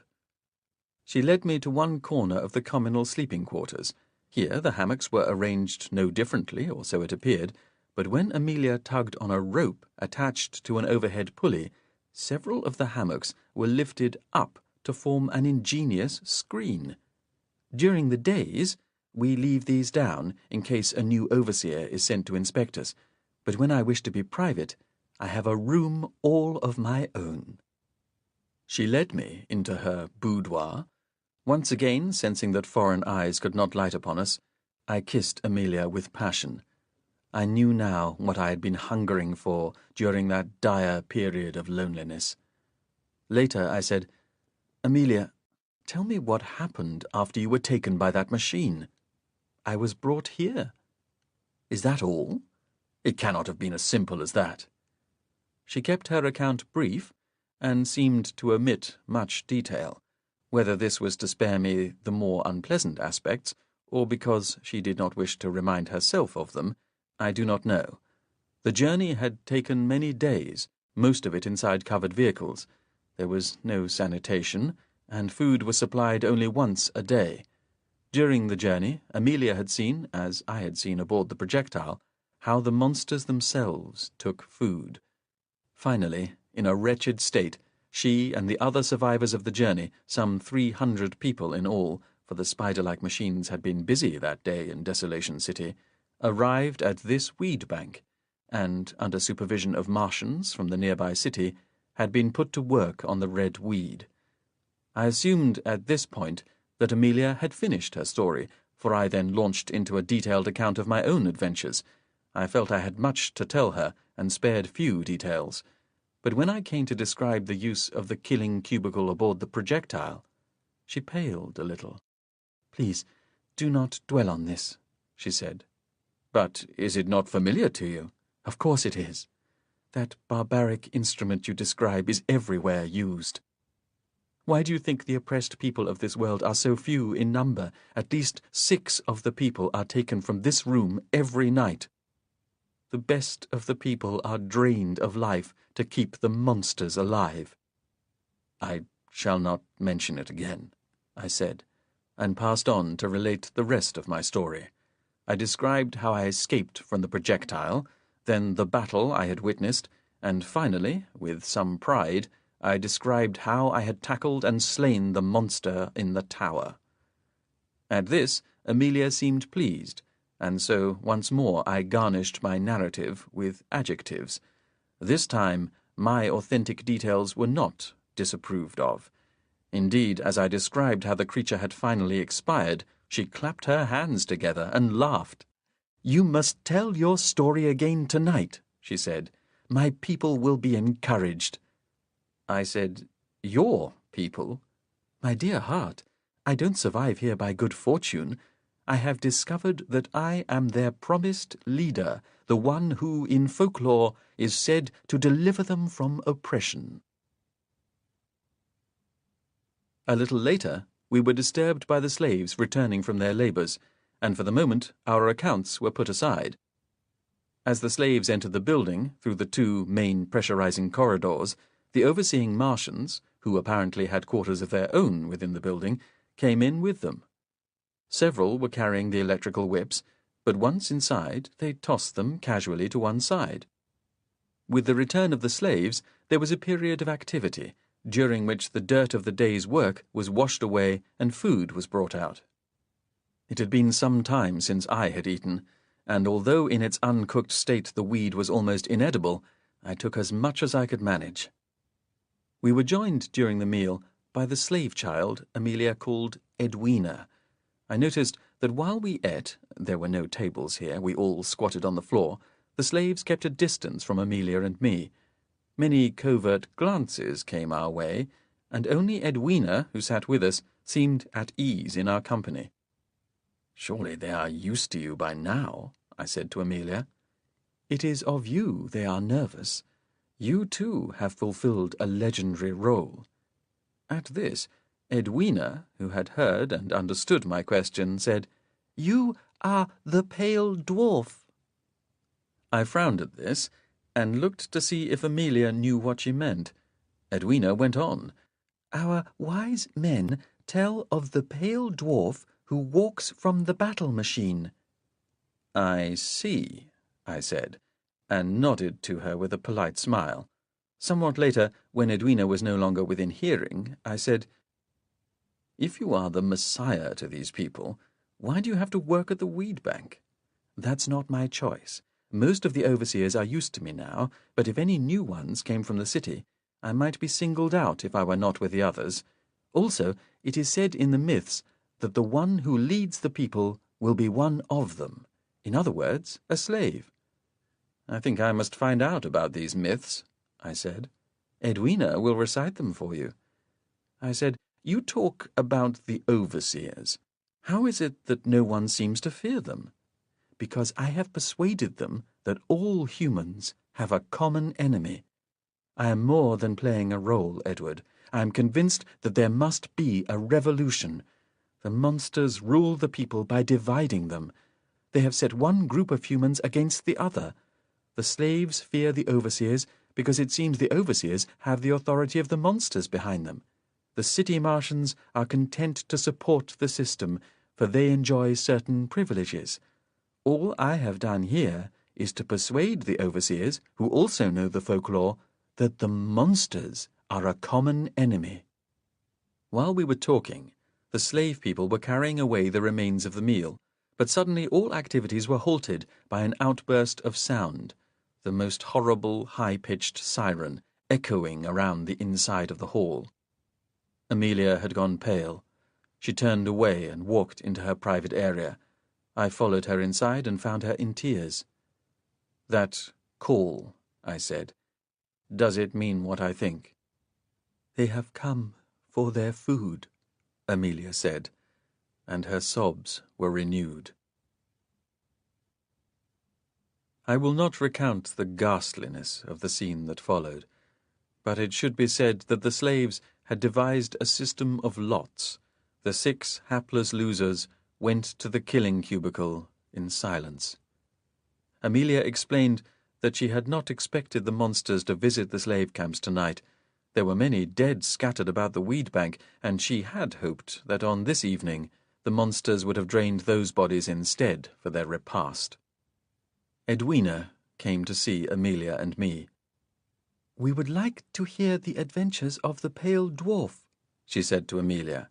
"It would make us happy." "Does she mean I have to address them?" I said. "I should not know what to say, and how would they understand me?" "It is expected of you.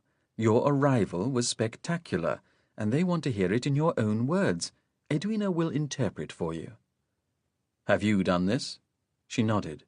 "I was told about this ritual when I was teaching Edwina to speak English. When she had mastered enough vocabulary, we rehearsed a little speech, and from that day I was accepted as their leader. You will not be fully acknowledged by them until you have done it too." I said, "But how much should I tell them? Have you explained we are from Earth?" "That's difficult. I felt they would not understand, and so I have not. Our home planet is, in fact, mentioned in their legends, but only as a celestial body. They call it the warm world. So I have not revealed my origins. Edward, I think it is time you and I recognized that we shall never again see Earth. Since I have been here, I have been reconciled to that. We are both Martians now." I pondered this in silence. It was not a notion I cared for, but I understood what Amelia meant. While we clung to a false hope, we should never settle. Edwina was looking as cheerful as any Martian I had ever seen. "We will hear the dwarf's adventures now?" she said. "I suppose so." We stood up and followed Edwina into the main part of the hall. Several of the hammocks had been moved away, and all the slaves were sitting on the floor. As we appeared, they climbed to their feet and started to jump up and down in a rather comical way. Amelia whispered to me that this was their sign of enthusiasm. She quietened the crowd by raising her hand and spreading her fingers. When they were silent, she said, "My people, today we saw the killing of one of the tyrants by this man. He is here now to describe his adventures in his own words." As she spoke, Edwina translated simultaneously, by uttering a few syllables and accompanying them with elaborate hand signs. As they both finished, the slaves jumped up and down again, emitting a high-pitched whining noise. Amelia whispered to me, "Raise your hand." I was regretting having agreed to this, but I raised my hand, and, to my surprise, silence fell at once. I regarded these queer folk, these tall, hot-coloured alien beings, amongst whom fate had cast our lot, and with whom our future now lay, and tried to find the words with which to begin. With diffidence I described how I had been put aboard the projectile. Immediately Edwina accompanied my words with her weird interpretation. I began hesitantly, and the audience remained silent. As I warmed to my story and found opportunities for description, Edwina's interpretation became more florid, and thus encouraged, I indulged myself in a little exaggeration. My description of the battle became a clashing of metallic giants, a pandemonium of hideous screams, and a veritable storm of blazing heat beams. As I came to the point in the story where I realized that the monster was turning its heat beam against the people, the whole audience was on its feet, and Edwina was signing most dramatically. I finished my story to a splendid cheer from the audience, and a remarkable display of leaping. I glanced at Amelia to see her reaction, but before we had a chance to speak, we were mobbed by the crowd. The Martians surrounded us, jostling and thumping us gently in what I interpreted as further enthusiasm. We were being propelled steadily and firmly towards Amelia's private quarters, and as we came to where the hammocks had been slung to form the partition, the noise reached its climax. After a little more genial pummelling, we were thrust together through the partition. At once, the noise outside subsided. I was still buoyed up by the reception I had been given and swept Amelia into my arms. She was as excited as I and responded to my kisses with great warmth and affection. As our kissing became prolonged, I found, rising in me, those natural desires I had suppressed for so long, and so, reluctantly, I turned my face away from hers and loosened my hold, expecting her to draw away. Instead, she held me tightly, pressing her face into the hollow of my neck. Beyond the partition I could hear the slaves. They seemed to be singing now, a high, tuneless, crooning noise. It was restful and strangely pleasant. "What do we do next?" I said, after several minutes had passed. Amelia did not reply at once. Then she held me more tightly and said, "Do you need to be told, Edward?" I felt myself blushing. "I meant, is there any more ceremonial we must observe?" I said. "Only what is expected of us in legend. On the night the pale dwarf descends from the tower." She whispered the rest in my ear. She could not see my face, so I clenched my eyes tightly closed, almost breathless with excitement. "Amelia, we cannot." It was my last concession to the conventions that had ruled my life. "We are Martians now," Amelia said. "The way we used to live has gone forever." And so, as the Martian slaves sang in their high, melancholy voices beyond the hanging partition, we abandoned all that remained of our Englishness and earthliness, and became, through that night, committed to our new roles and lives as leaders of the oppressed Martian peoples. Chapter 13. A Revolution is Planned. From the moment of our waking the following morning, Amelia and I were treated with deference and humility. Even so, the legends that were now directing our lives seemed emphatic that we were to work with the others on the weed bank, so much of our day was spent in cold mud up to our knees. Neither of us did much actual weed cutting. All day we received many different visitors, some of them slaves, others overseers, all of them evidently anxious to meet those who would lead the revolt. Hearing what was said, translated earnestly, if not always entirely comprehensibly, by Edwina, I realized that Amelia's talk of revolution had not been made lightly. Several of the overseers had come from the city itself, and we learnt that elaborate plans were being made there to overthrow the monsters. Amelia reminded our visitors many times of my heroic deed the day before. The phrase was repeated often, "The monsters are mortal." However, mortal or not, the monsters still presented a constant threat. Often during the day, the weed bank was patrolled by one of the immense tripodal battle machines, and at those times all revolutionary activities were suspended while we attended to the cutting. During one period, when we were alone, I asked Amelia why the bloodletting continued if the revolution was so far advanced. She replied that refusal to give any more blood was the only sure way the humans had of conquering the monsters, and there had been frequent attempts to disobey the most dreaded injunction on this world. But the terror of the monsters was constant, and even while the insurgency was planned, the daily sacrifices had to be made.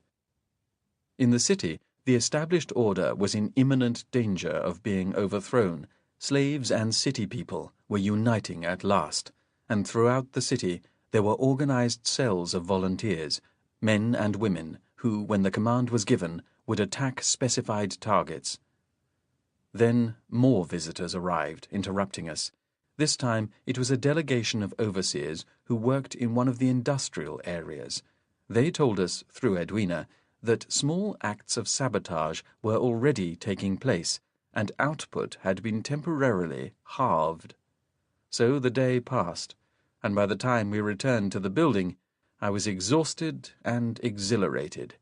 I had had no conception of the good use to which Amelia had put her time with the slaves.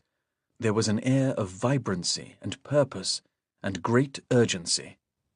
After we had washed and eaten, Amelia and I returned to what were now our shared quarters. Once in there, and alone with her, I asked her why there was such need for urgency. After all, I argued, surely the revolution would be more assured of success if it was prepared more carefully. "It is a question of timing, Edward," she said. "We must attack when the monsters are unprepared and weak. This is such a time." "I cannot see why. The monsters have held their sway until now. Why should they be any less prepared for an uprising?" This was the answer that Amelia gave me, gleaned from the legends of the Martians, amongst whom she had been living for so long. "Mars is a world much older than Earth," she said, "and the ancient Martians had achieved a stable scientific civilization many thousands of years ago. Like Earth, Mars had had its empires and wars, and, like Earthmen, the Martians were ambitious and forward-looking. Unfortunately, Mars is unlike Earth in one crucial way, which is to say that it is physically much smaller and its gravitation much weaker.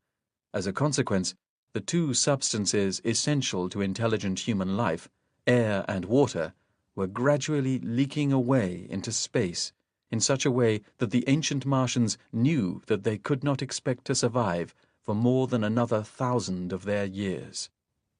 Unable to solve the problem directly, the ancient Martians essayed an indirect solution. Their plan was to breed a new race, using human cells selected from the brains of the ancient scientists themselves, which would have no other function than to contain a vast intellect. In time, and Amelia said that it must have taken many hundreds of years, the monster creatures were evolved. The first successful monsters were completely dependent on mankind, for they were incapable of movement, could survive only by being given transfusions of blood from domestic animals, and were subject to the slightest infection. They had, however, been given the means to reproduce themselves, and as the generations of monster creatures proceeded, so the beings developed more resistance and an ability to move, albeit with difficulty. Once the beings were relatively independent, they were set the task of confronting the problem which threatened all existence on Mars. What those ancient human scientists could not have foreseen was that, as well as being of immense intellect, the monster creatures were wholly ruthless. Once set to this task, they allowed no impediment to their science. The interests of mankind, for which they were ultimately working, were of necessity subordinated to the pursuit of a solution. In this way, mankind on Mars became enslaved to the creatures. As the centuries passed, the demands for blood increased, until the inferior blood of animals was not enough. So began the terrible bloodletting that we had witnessed. For all their ruthlessness, the impact of the monster creatures had not been entirely evil, and in the early days they brought good to the world. They had conceived and supervised the digging of the canals that irrigated the dry equatorial regions, and to prevent as much water as possible from evaporating into space, they had hybridized plants of high water content, which could be grown as a staple crop alongside the canals. In addition, they devised a highly efficient heat source, which was used to provide power for the cities, and which, latterly, had been adapted to become the heat cannon, as well as the domes of electrical force which pressurized the atmosphere around the cities. As time passed, however, disagreements broke out between them. Some of the creatures despaired, others simply became more ruthless. After centuries of squabbling, they started fighting amongst themselves, and the skirmishes continued until today. The wars were worsening, for now the humans themselves were an issue. As their numbers were being steadily depleted, so the monsters were becoming concerned about shortages of their own food. The situation had resolved into two antagonistic groups: the monsters who controlled this city, which was the largest on Mars, and who had convinced themselves that there was in fact no solution to the eventual death of Mars, and the rest. Those controlled the other three cities, of which Desolation City was one, and were prepared to continue the quest. But at the present moment, the monster creatures of this vast city were vulnerable. They were preparing a migration to another planet, and in their preoccupation with this, the rule of slavery was the weakest the Martian humans could remember. The migration was due to start within a few days.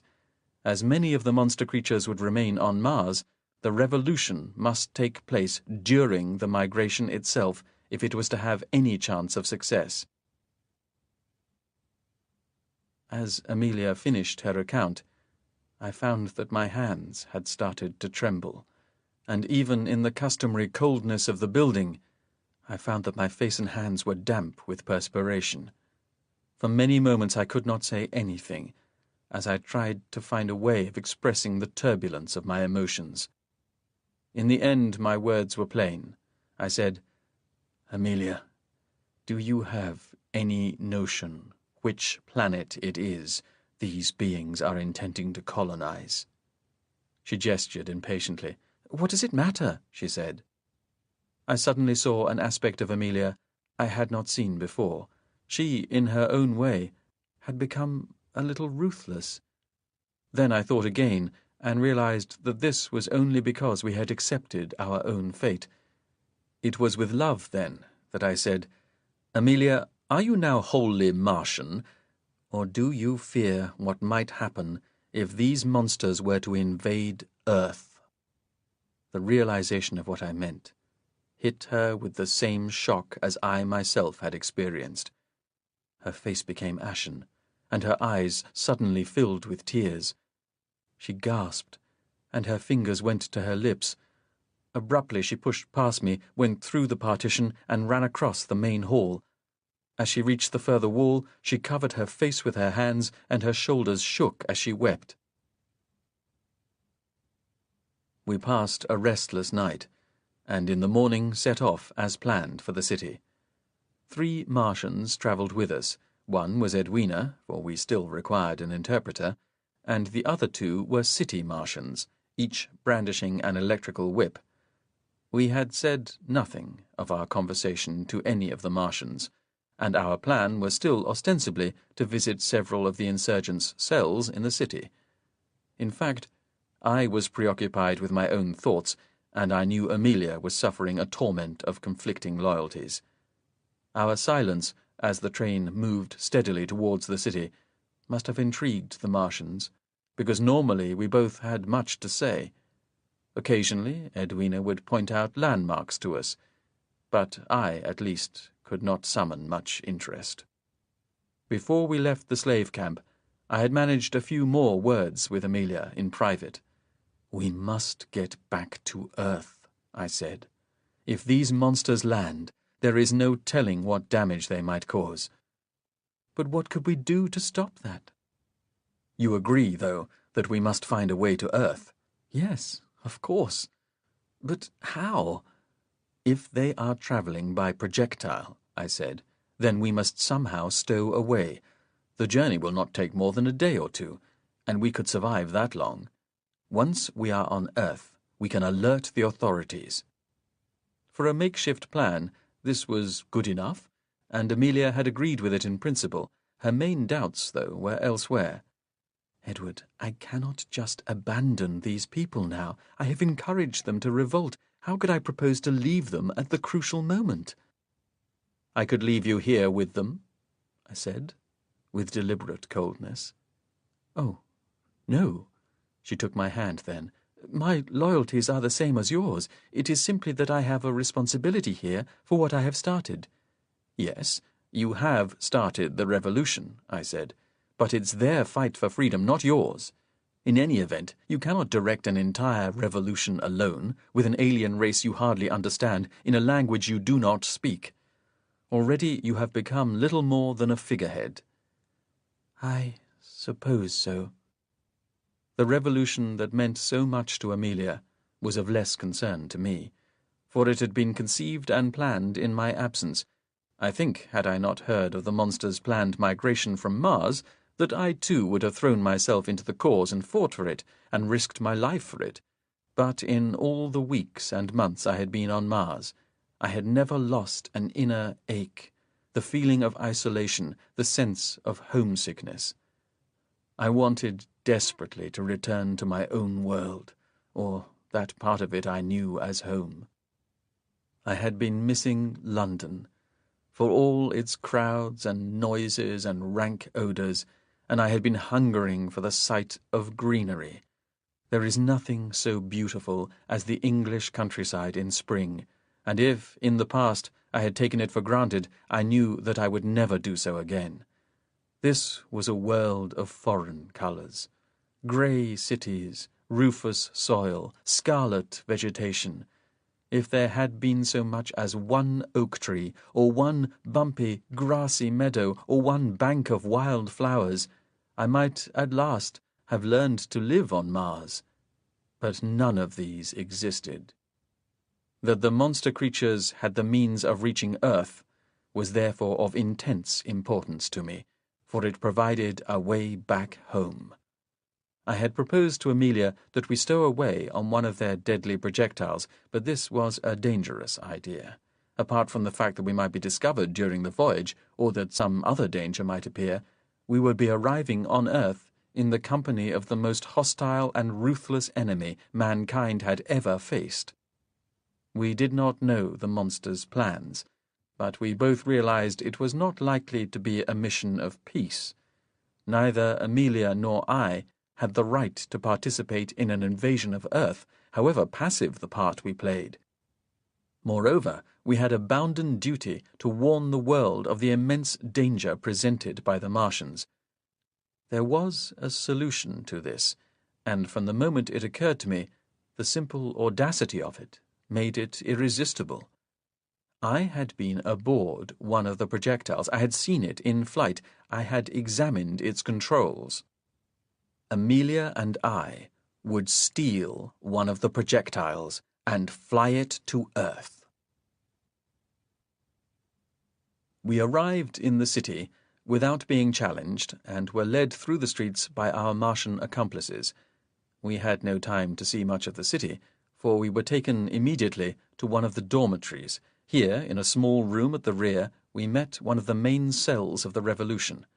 As we entered, the Martians showed their enthusiasm by leaping up and down as before.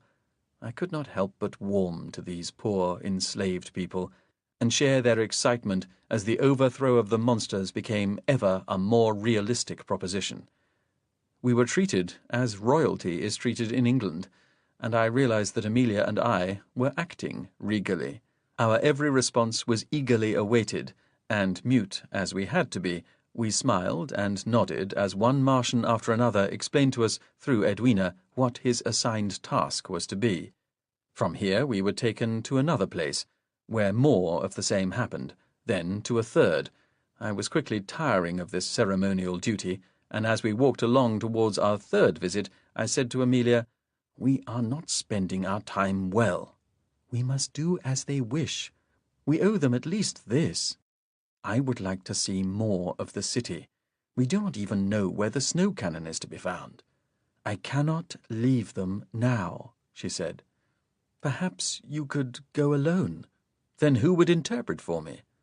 Edwina was tugging at Amelia's hand. The Martians we were with were all trying to speak at once. "We had best not separate," Amelia said. "But if you ask Edwina, she could find out what you want to know." A few moments later we entered the building, and in the darkened basement we were greeted by some 40 enthusiastic Martians. A little later I managed to convey to Edwina what I wanted.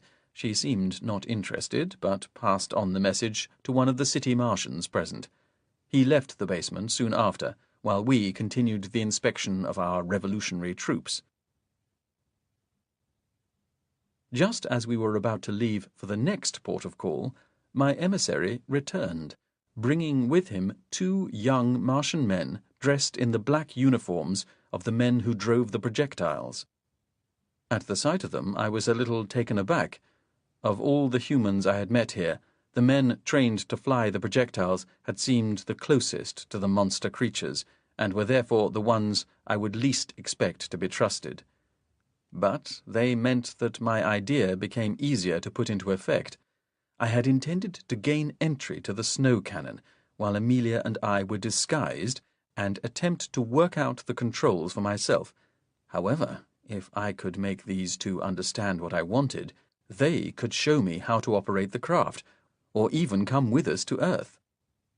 I said to Edwina, "Please, ask these men to take me to their flying machine and show me how to work it."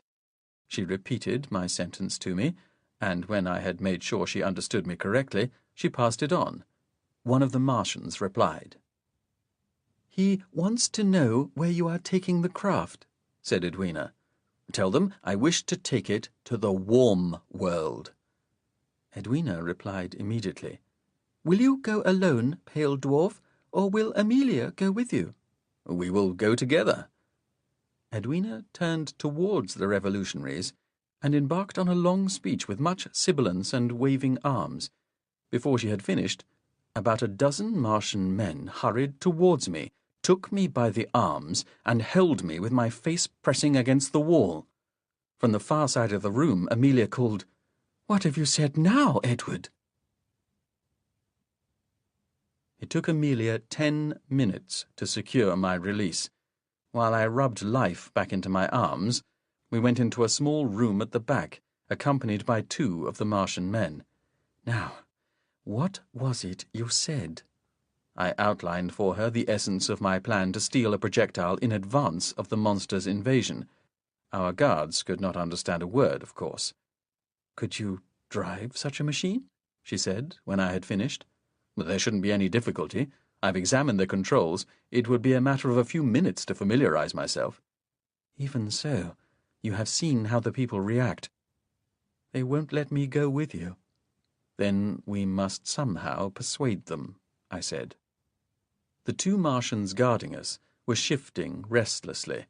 As I had been speaking, I had laid my hand on Amelia's arm, and at this they started forward, warningly. "We had better return to the others," Amelia said. "They don't trust you." I was learning at last to interpret the expressions of the Martians, and when we returned to the basement, I sensed that the feeling had moved even further against me. Several people went forward to Amelia with their hands raised, and I was thrust away. The 2 men who had been guarding us stayed with me. I was forced to stand aside, while Amelia was acclaimed possessively. Edwina was with her, and hasty words were exchanged for several minutes. In the uproar, I could not hear what was being said. In the midst of the confusion, Amelia stayed placid and in control of her emotions, listening to Edwina's translations, then waiting while more foreign voices harangued her. In spite of the tension, it was a wonderful moment, because in that enforced objectivity I was able to see her from a standpoint that was at once more intimate and more distanced than I cared. I knew then that if Amelia was prevented from flying with me in the projectile, then I would unquestionably stay too. At last, order was restored, and Amelia moved to the end of the room. She raised her right hand, spreading her fingers, and silence fell. "My people, what has happened has forced me to reveal to you my origins." She was speaking slowly and softly, allowing Edwina to interpret for her. I have not done so before, because your legends spoke of your freedom coming from one who was enslaved from birth. I have suffered with you and worked with you, and although you have accepted me as your leader, I was not born to slavery." There was an instant reaction to this, but Amelia went on. "Now I have learned that the race of beings which has enslaved you is intending to move to another world, the one you know as the warm world. What I have not told you before is that I am myself from the warm world, and I travelled across the sky in a craft similar to the one your masters use." She was interrupted by a roar of noise from the Martians. "Our revolution here cannot fail, for our determination is as great as our bravery. But if some of these creatures are allowed to escape to another world, who could say that they would never return at a later time? By then, the passions of revolution would be spent, and the creatures would easily enslave you once more. For the revolution to succeed, we must ensure that every one of the creatures is killed. Therefore, it is essential that I return to my own world to warn my people. The man you call the Pale Dwarf and I must carry this warning and unite the people of the warm world as we have united you here. Then, when we are able, I will return to share with you the glories of freedom." I knew that Amelia had already allayed the worst of the Martians' suspicions, for several were leaping enthusiastically. She had more to say, though. "Finally, you must no longer distrust the man you call the Pale Dwarf. It is his heroic deed which must become your example. He has shown that the monsters can be killed. Let his brave act be the first blow for freedom." All the Martians were leaping and shrilling, and in the noise I doubted if any could hear her. But she looked at me and spoke softly, and her last words carried to me as clearly as if the room were silent. She said, "You must trust and love him, just as I trust and love him." I rushed across the room towards her and took her in my arms, heedless of the demonstrative approval of the Martians. Chapter 14. Escape from Oppression. With our plan of action finally understood and approved by the Martians, Amelia and I separated for the rest of the day. She continued with her tour of the revolutionary units, while I went with the two Martians to inspect the snow cannon and projectile. Edwina came with me, because there was much that would have to be explained. The cannon site was outside the main part of the city, but to reach it we did not have to cross open territory. By a clever device, the monster creatures had extended their electrical force screen into a tunnel shape, through which it was possible to walk in warm and breathable air. There was much traffic in this extension, both pedestrian and vehicular, the activity creating a reassuring screen against my being identified as a stranger. I had been given a suit of the black clothes, but the dwarf sobriquet was a reminder of my abnormal appearance. Inside the main area, there were more monsters in evidence than I had ever seen anywhere on Mars, but once past the guard post, we were ignored. Most of the odious creatures had legged vehicles in which to move about, but I saw several who were dragging themselves slowly along the ground. Until I saw this, I had always assumed that without their mechanical aids, the monsters were helpless. Having noticed the cannon site buildings while walking towards them from the city, I had registered that they were of great size, but now we were among them, I realized just how enormous were the engines of science on this world. Walking between the buildings, it was as if we were ants in a city street. In one of the buildings, it was several 100 feet high, I could see through immense open doors that the tripodal battle machines were being assembled.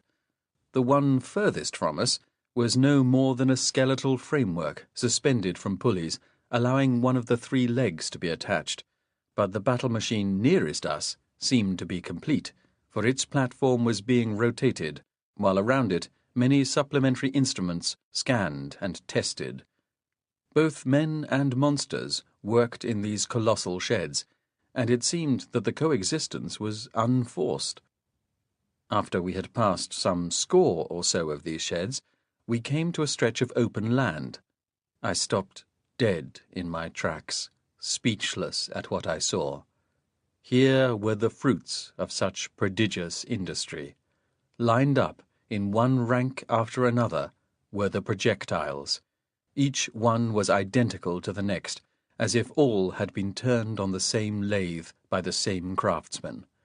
Each one was nearly 300 feet in length, sharply pointed at the nose, curving up so that the craft had a cylindrical body for most of its length, and its rear was circular, revealing the huge diameter.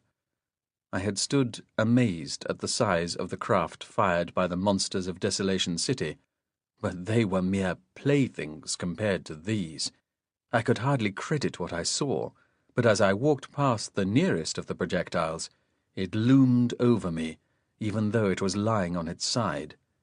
I tried to estimate how many projectiles there were, but the area on which they were laid was so vast that I was not even sure I could see them all.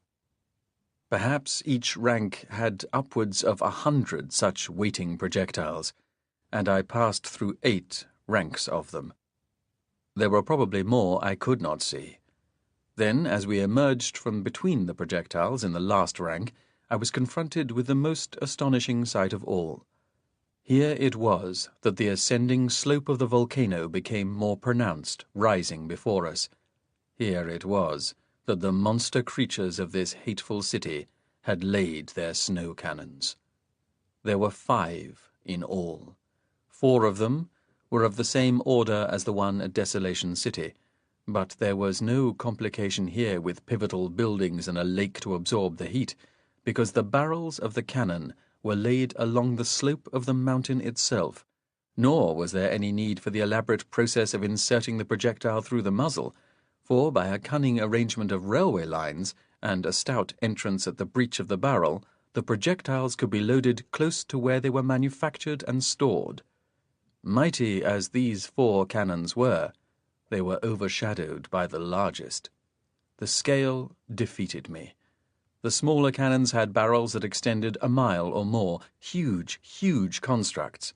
But the main one, the thickness of the barrel alone was as great as the height of many of the buildings we had passed. 100 feet, 200. It loomed breathtakingly above us. And as for the length, well, it extended further than my eye could see, running straight and true up the side of the mountain, sometimes resting on the ground, sometimes carried by huge viaducts where the slope was less steep, sometimes laid through canyons blasted from the rock itself. At its base, the breach was like a metal mountain of its own, a great bulbous piece of black armor, thick enough and mighty enough to support the ferocious blast of the vaporizing ice which powered the projectiles. It bulked large over everything, a stark reminder of the terrible skills and sciences these accursed monster creatures commanded. It was with this cannon, and with these hundreds of gleaming projectiles, that the monster creatures plotted their invasion of Earth. A projectile had been placed already in the breach, and my guides led me up a metal companionway that attached to the bulk of the cannon, like a flying buttress against the wall of a cathedral. From its dizzying height, I looked down across the massed machines of the monsters, and beyond them across the dividing strip of land to the nearby city. The companionway ended at one of the access points to the barrel itself. We entered through a narrow tunnel. At once the temperature fell sharply. Interpreting for one of the men, Edwina explained that the cannon's barrel was already lined with ice. The tunnel led directly to a hatch into the craft itself. I suppose I had been expecting a larger version of the projectile in which I had already flown, but this was so only in its overall design. We stepped out of the hatch into the forward control area, and from here explored the entire craft. As with the smaller projectiles, this one was divided into three main areas: the control section, a hold in which the slaves would be carried, and the main hold in which the monsters and their terrible battle machines were to ride. These last two compartments were linked by one of the blood-letting devices.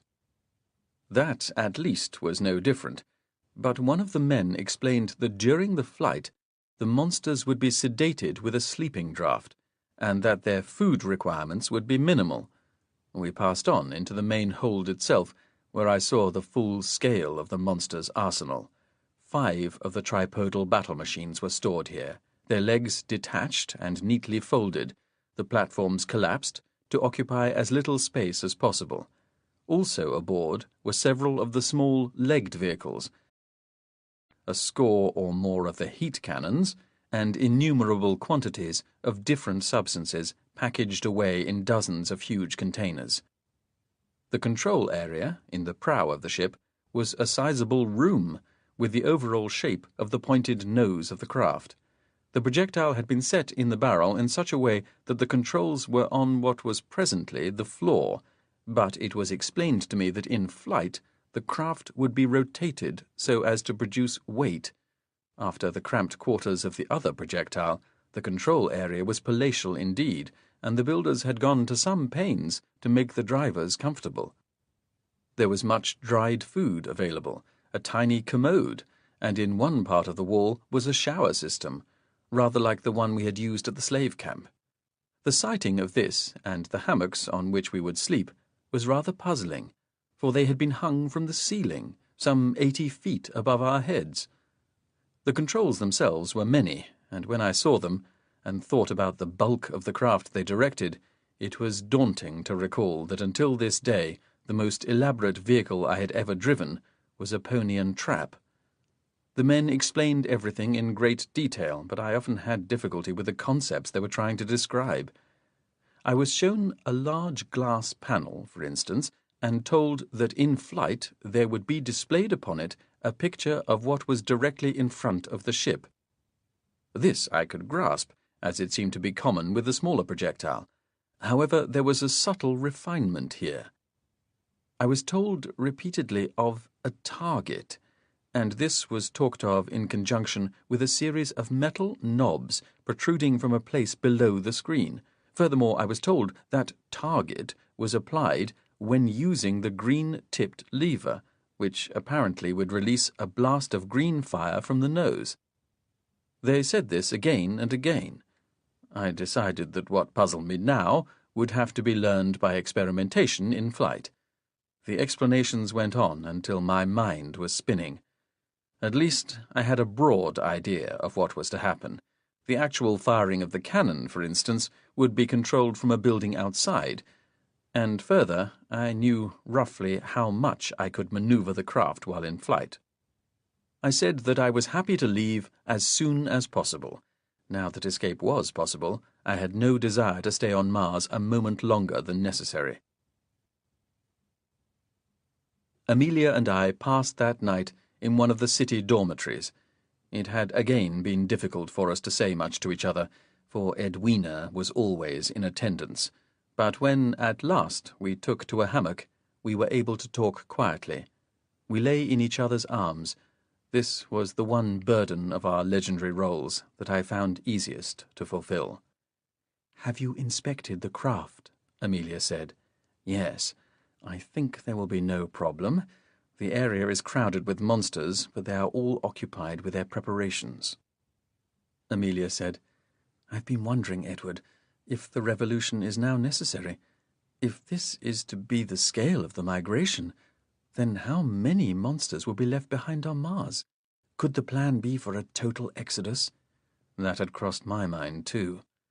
I saw this as a moment of unpreparedness, but how ironical it would be if in a few days' time there would be no monsters left to overthrow. "And the adversary would be on Earth," I said. We fell into thoughtful silence. In a while, Amelia said, "The revolution is to start tomorrow." Could the Martians not wait? "No. The firing of our craft is to be the signal for action." "But couldn't we deter them? If they would only wait." "You have not seen their preparations, Edward. I have lit a gunpowder trail, and the explosion is no more than a few hours away." We said no more after this, but I, for one, could hardly sleep. I was wondering if this was indeed to be our last night on this unhappy world, or whether we should ever be free of it.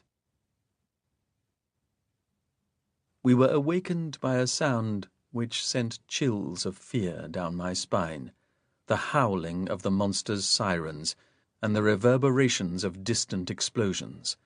My first thought, prompted by experience, was that there had been another invasion. But then, as we jumped from the hammock and saw that the Martian people had all left our dormitory, we realized that the fighting must be between opposing forces within the city. The Martians had not waited. A battle machine strode past the building, and we felt the walls tremble with the vibration of its passage. Edwina, who until this moment had been hiding beside the door, rushed over to us when she saw we were awake. "Where are the others?" Amelia said immediately. "They went in the night," said Edwina. "Why were we not told?" "They said you were now only wanting to fly in the machine." "Who started this?" I said, indicating the bedlam beyond the building. "It began in the night, when the others left." And we had slept through this noise and confusion? It seemed hardly likely. I went to the door and peered into the street. The battle machine had gone its way, and its armoured platform could be seen above some nearby buildings. Some distance off, I could see a column of black smoke rising, and over to my left there was a smaller fire. In the distance there was another explosion, although I could not see any smoke, and in a moment I heard 2 battle machines braying in response. I went back to Amelia. "We had better get to the cannon site," I said. "It might still be possible to take the projectile." She nodded, and went to where our erstwhile friends had laid out 2 of the black uniforms for us. When we had put these on, and were preparing to leave, Edwina looked at us uncertainly. "Are you coming with us?" I said brusquely. I had been growing tired of her fluting voice and the unreliability of her translations. I wondered how much of our information had been misrepresented by her. She said, "Would you like me to come, Amelia?" Now Amelia looked doubtful, and said to me, "What do you think?" "Will we need her?" "Only if we have something to say." I considered for a few seconds. Much as I distrusted her, she was our only contact with the people here, and she had, at least, stayed behind when the others left. I said, "She can come with us as far as the cannon site." With that, and pausing only to collect Amelia's handbag, we set off at once. As we hurried across the city, it became obvious that although the Martians had started their revolution, damage was as yet minor and confined to a few areas. The streets were not empty of people, nor yet were they crowded. Several Martians gathered together in small groups, watched over by the battle machines, and in the distance we heard many sirens. When we came to the place where the electrical force screen had been extruded towards the cannon site, we found that the monsters and their machines were much in evidence. Several ground vehicles and 5 battle machines stood thickly together, their heat cannons raised. We paused at this sight, not sure whether to go on. There were no Martian humans to be seen, although we noticed that several charred bodies had been swept roughly into a heap at the base of one of the buildings. Standing there, undecided, I knew it was urgent to reach the projectile before the trouble worsened. "We had better wait," Amelia said. "I think we should go on," I said quietly. "We won't be stopped while we are wearing these uniforms." "What about Edwina?" "She will have to stay here." Then Amelia said, "Over there, Edward." A Martian was signalling to us from one of the other buildings, waving his long arms. Casting a watchful glance at the machines, we hurried over to him, and at once he and Edwina exchanged several words. I recognized him as one of the men we had met the day before. Eventually, Edwina said, "He says that only drivers of the flying war machines can go further. The two who showed you yesterday are waiting for you." Something about the way she said this aroused a faint suspicion, but for want of further evidence, I could not say why. I took Amelia to one side. "What shall we do?" "We must go on. If the revolution causes any more disruption, we might not be able to leave." "How do you know we are not walking into a trap?" I said. "But who would lay it? If we cannot trust the people, then we are lost." "That is precisely my worry," I said. The man who had signalled to us had already disappeared into the building, and Edwina seemed to be on the point of running in after him. I looked over my shoulder at the monster's machines, but there appeared to have been no change in their position. Amelia said, "Goodbye, Edwina." She raised her hand, spreading her fingers. Then the Martian girl did the same. "Goodbye, Amelia," she said, then turned her back and walked through the doorway. "That was a cool farewell," I said, "considering you are the leader of the revolution." "I don't understand, Edward." "Neither do I." We approached the battle machines with trepidation, fearing the worst with every step, but nothing happened, and soon we had passed safely beneath the high platforms and were walking up the extension towards the cannon site. A deep mistrust of the situation was growing in me. I was dreading the fact that soon we should have to pass beneath the scrutiny of the monsters who guarded the entrance there. My feeling of unease was increased when, a few minutes later, we heard more explosions from the city and saw several of the battle machines dashing about the streets with their cannons flaring. "I wonder," I said, "if our part in the revolt is now suspected. Your young friend was remarkably reluctant to be with us." "She does not have one of these uniforms." "That's true," I said, but I was still not at ease. The entrance to the cannon site was nearly upon us, and the great sheds were looming up. At the last moment, when we were no more than a few yards from the monster's observation seats, we saw one of the two young Martians I'd been with the previous day. We went directly to him. Out of sight of the monster creatures at the gate, he launched into a most expressive foray of sibilance and expository gestures. "What's he saying?" I said to Amelia. "I haven't the faintest notion." We waited until he had finished, and then he stared at us as if awaiting a response. He was about to start his tirade again when Amelia indicated the cannon site. "May we go in?" she said, evidently working on the assumption that if he could speak his language to us, we could speak ours to him, but assisting him by pointing towards the site. We couldn't understand his reply. "Do you think he said yes?" I said. "There is only one way to tell." Amelia raised her hand to him, then walked towards the entrance. I followed, and we both glanced back to see if this action provoked a negative response.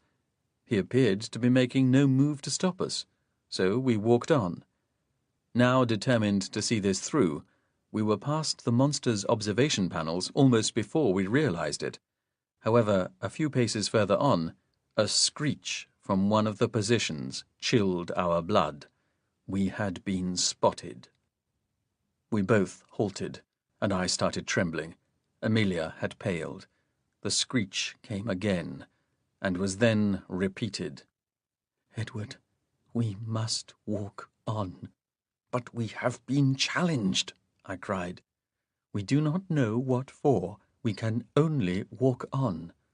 So, expecting at best another bestial screech, or at worst to be frazzled by the heat beam, we stepped on towards the snow cannon. Miraculously, there was no further challenge. We were now almost running because our objective was in sight. We passed through the ranks of waiting projectiles and headed for the breech of the mighty cannon. Amelia could hardly believe what she saw. "There are so many of these cannon shells," she said, gasping with the exertion of hurrying up the gradient of the mountain slope. "It's obviously intended to be a full-scale invasion," I said. During my visit the day before, the activities of the monsters had been confined to the area where the machines were assembled, and this store of gleaming projectiles was unattended. Now, though, the monsters and their vehicles were all about. We hurried on, still unchallenged. There was no sign of any humans, although I had been told that by the time we entered the projectile, our friends would be in charge of the device which fired the cannon. The companionway was still in place. I led Amelia across it to the entrance to the inner chamber. Such was our haste that when one of the monster creatures by the base of the companionway uttered a series of modulated screeches, we paid no attention to it. I stood back to allow Amelia to go first, but she pointed out that it would be sensible for me to lead.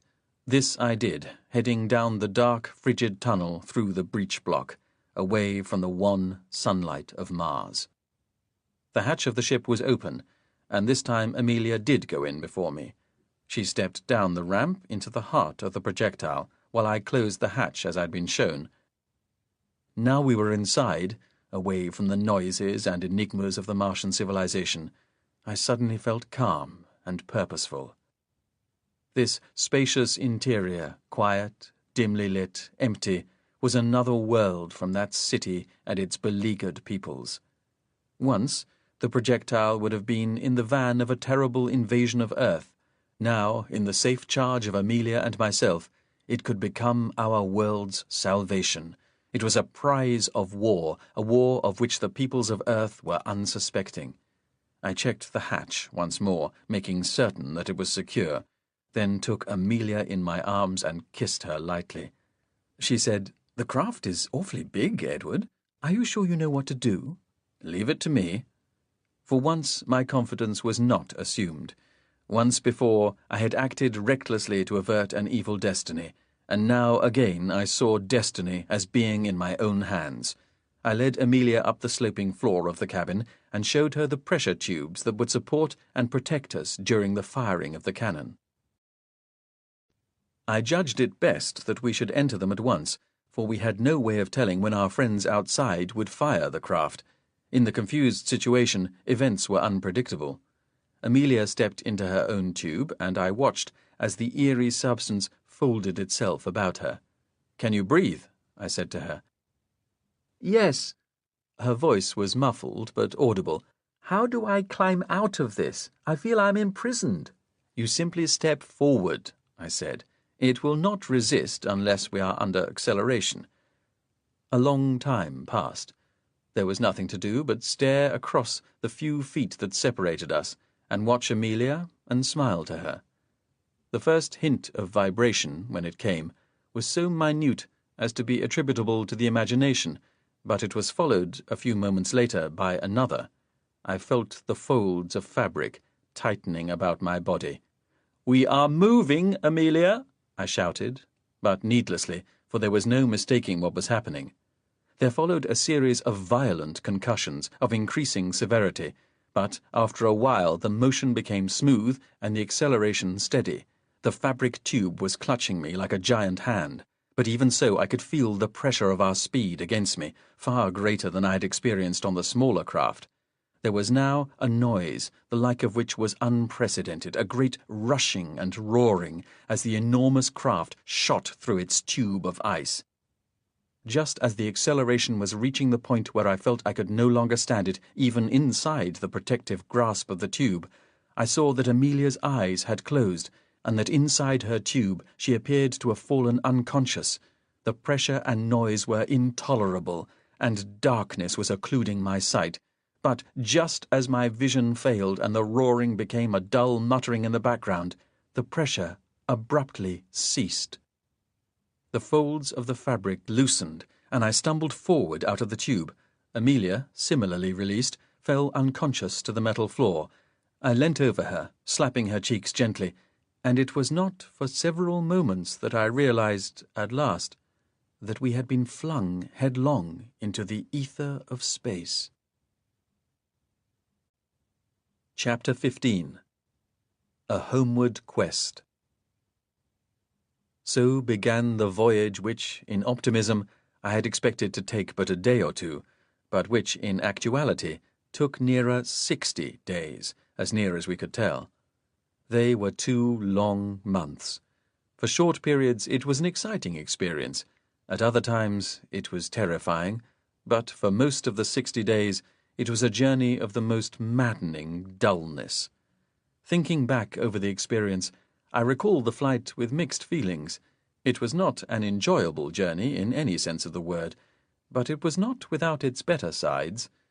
One of these, perhaps the most important of all, was that Amelia and I were alone together, in an environment which provided privacy, intimacy, and a certain security for all the strangeness of the situation. It would be true to say that I came to know her, and she to know me, in ways and to depths I had never before suspected were possible. Moreover, the length of the journey itself had a purging effect on our outlooks. We had indeed become tainted by Mars, and even I, less involved than Amelia, felt a conflict of loyalties as we blasted away from the revolution-torn city. But surrounded as we were by a Martian artifact, and kept alive by Martian food and Martian air, as the days passed and Earth grew nearer, the internal conflicts we both felt did fade, and we became of single purpose once more.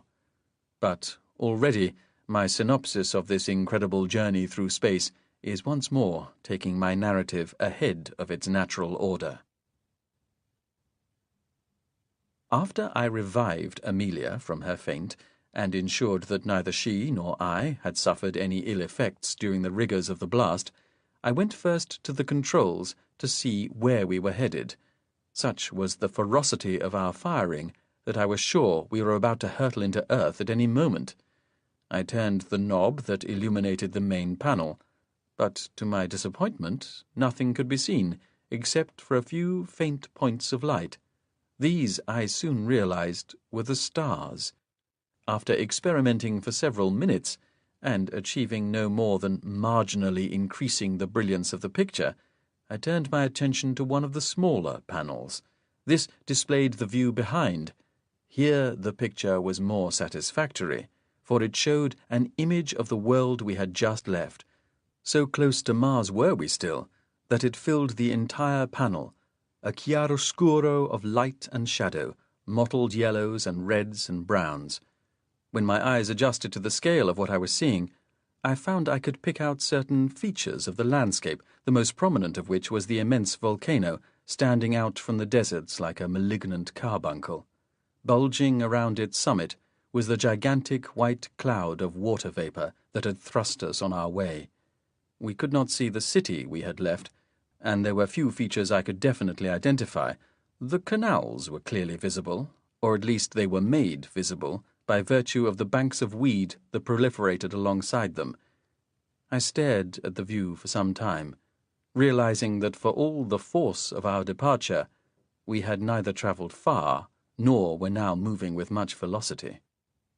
Indeed, the only apparent movement was the image of the land itself, which was rotating slowly in the panel. While I was watching this, Amelia called out to me, "Edward, shall we have some food?" I turned away from the panel and said, "Yes, I'm I did not complete my sentence, for Amelia was nowhere in sight. "I'm down here, Edward." I stared down the sloping floor of the compartment, but there was no sign of her.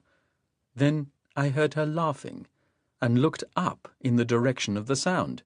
Amelia was there, upside down on the ceiling. "What are you doing?" I shouted aghast. "You'll fall and hurt yourself." "Don't be silly. It's perfectly safe. Come down here and you'll see for yourself." To demonstrate, she executed a little jump and landed, feet first, on the ceiling. "I cannot go down if you are above me," I said pedantically. "It is you who is above me," she said. Then, surprising me, she walked across the ceiling, down the curving wall, and was soon by my side. "Come with me, and I'll show you." During the course of our voyage, we grew used to this effect, created by the spinning of the ship about its axis, but it was a novel experience. Those first 2 hours after the firing of the cannon were placid enough, and we ate a little of the Martian food. unaware of what was in store for us. When I returned to the controls, the view in the rearward-facing panel showed that the curved horizon of Mars had appeared. This was the first direct evidence that the planet was receding from us, or, to be more accurate, that we were receding from it. I had, naturally enough, expected to see our homeworld looming before us. My guides on Mars had informed me that the firing of the cannon would direct the craft towards Earth, but that I should not be able to see it for some time. It did seem strange to me, though, that Earth should not be directly ahead of us. I decided that as there would be neither night nor day on the craft, we should have to establish a ship time. My watch was still working, and I took it out. As near as I could estimate, the snow cannon had been fired at the height of the Martian day, and that we had been in flight for about 2 hours. Accordingly, I set my watch at 2 o'clock, and thenceforward my watch became the ship's chronometer. With this done, and with Amelia content to investigate what provisions had been made for our sojourn in the craft, I decided to explore the rest of the ship. So it was that I discovered we were not alone. I was moving along one of the passages that ran through the double hull when I passed the hatchway that led to the compartment designed to hold the slaves. I afforded it the merest glance, but then stopped in horror. The hatch had been crudely sealed from the outside, welded closed, so that the door was unopenable either from within or without. I pressed my ear to it and listened. I could hear nothing. If anyone was inside, they were still. I had no evidence that anyone was in there, but why should that hatch have been sealed, when only the day before I and the others had passed freely through it? Could it be that the projectile carried a cargo of human food? If so, just what was in the main hold? I hastened to the hold. The hatch here was also welded. I stood before it, my heart thudding. Unlike the other hatch, this was equipped with a sliding metal plate of the sort installed in the doors of prison cells. I moved it to one side, a fraction of an inch at a time, terrified of making a noise and so drawing attention to myself. At last it was opened sufficiently for me to place my eye against it, and I did this, peering into the dimly lit interior. My worst fears were instantly confirmed.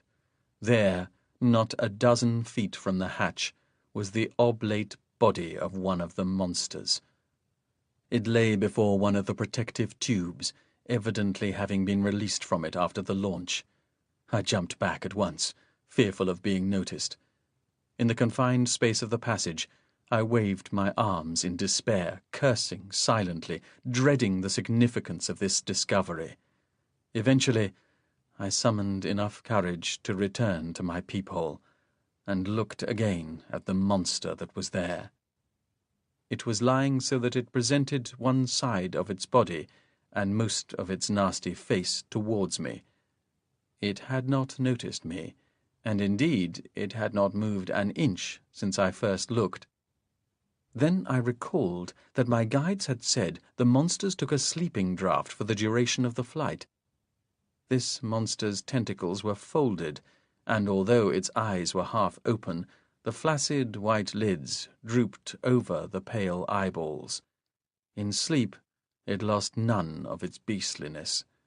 Reassured that I would not rouse the brute, I slid the plate right open, and looked along as much of the length of the hold I could see.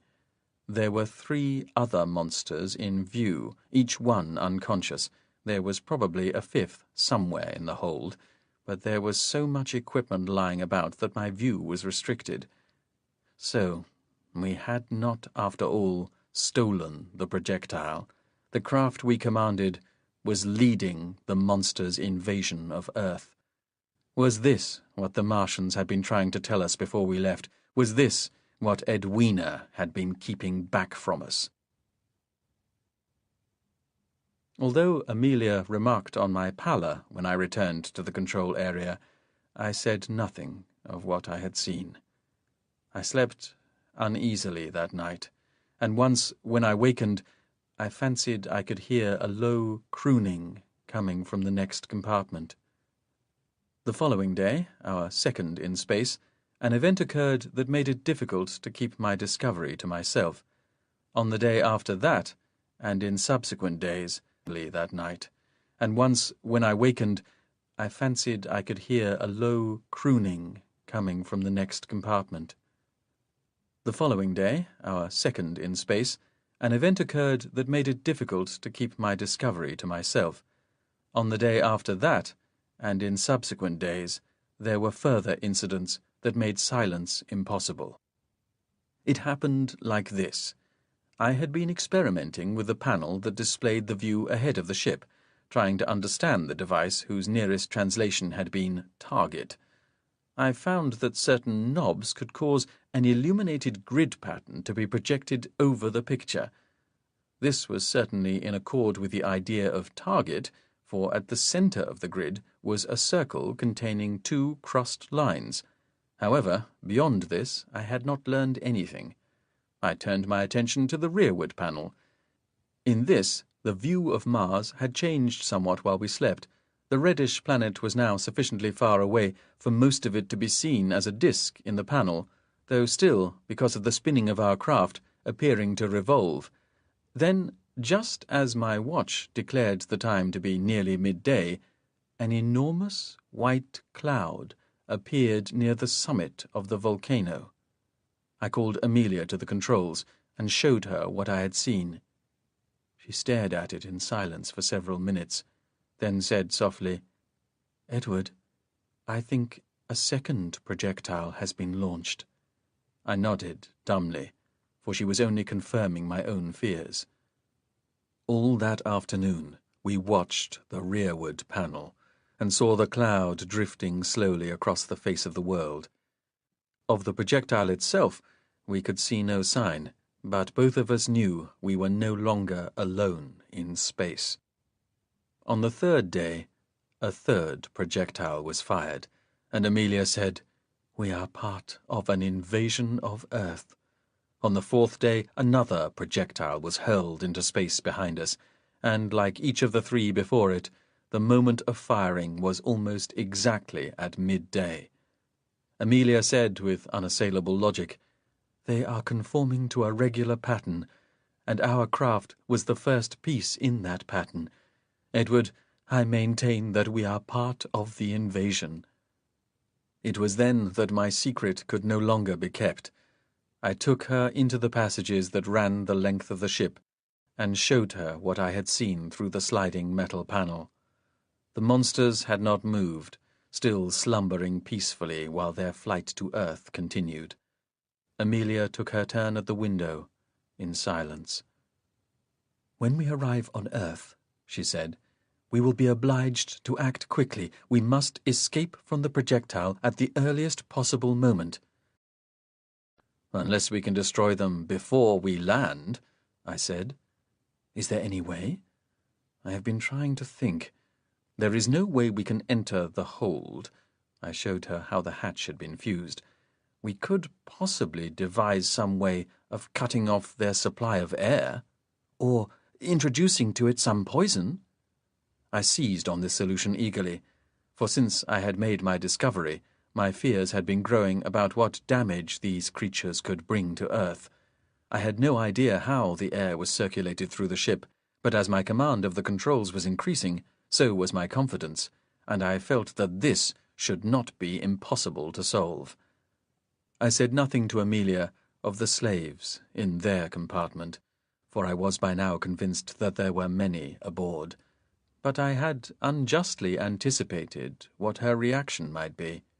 That evening Amelia said, "Where are the Martian slaves, Edward?" Her question was so forthright that I did not know what to say. "Are they in the compartment behind ours?" she went on. "Yes," I said, "but it has been sealed." "So there is no possibility of releasing them?" "None that I know of," I said. We were both silent after this exchange, because the awfulness of the wretch's prospects was unthinkable. Some time later, when I was on my own, I went to their hatch and tried again to see if it could be opened, but it was hopeless. As far as I can recall, neither Amelia nor I ever referred directly to the slaves again. For this I at least was grateful. On the 5th day of our voyage, a 5th projectile was fired. By this time Mars was distant on our rearwards panel, but we had little difficulty in seeing the cloud of white vapour. On the 6th day, I discovered a control attached to the screens which could enhance and enlarge the images. When midday came around, we were able to see, in relatively clear detail, the firing of the 6th cylinder.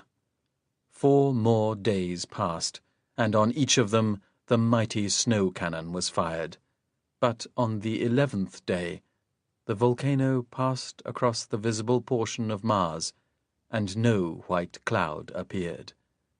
We watched until the volcano had passed beyond the terminator, but as far as we could tell, no projectile was fired that day.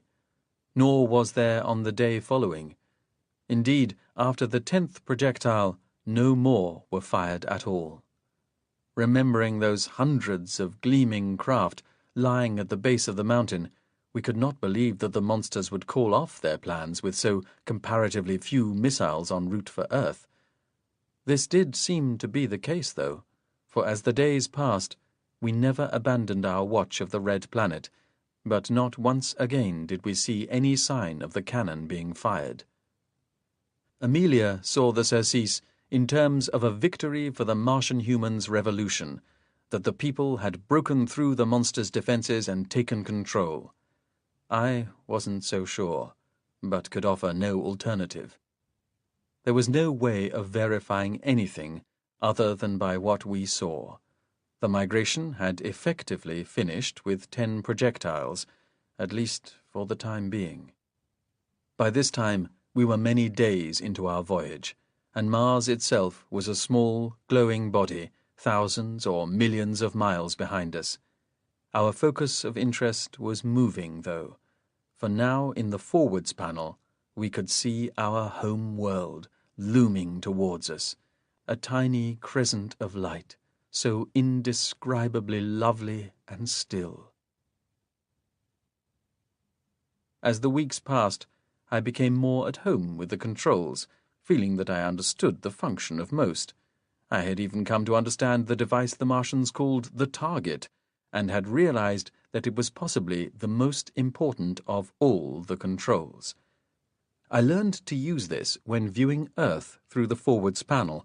It was Amelia who first pointed out our world, a clearly defined brilliance near the edge of the panel. But as one day followed another, the image of our world slipped nearer and nearer to the edge of the display, until we realized that it could not be long before it vanished from our sight altogether. I adjusted the controls to no avail.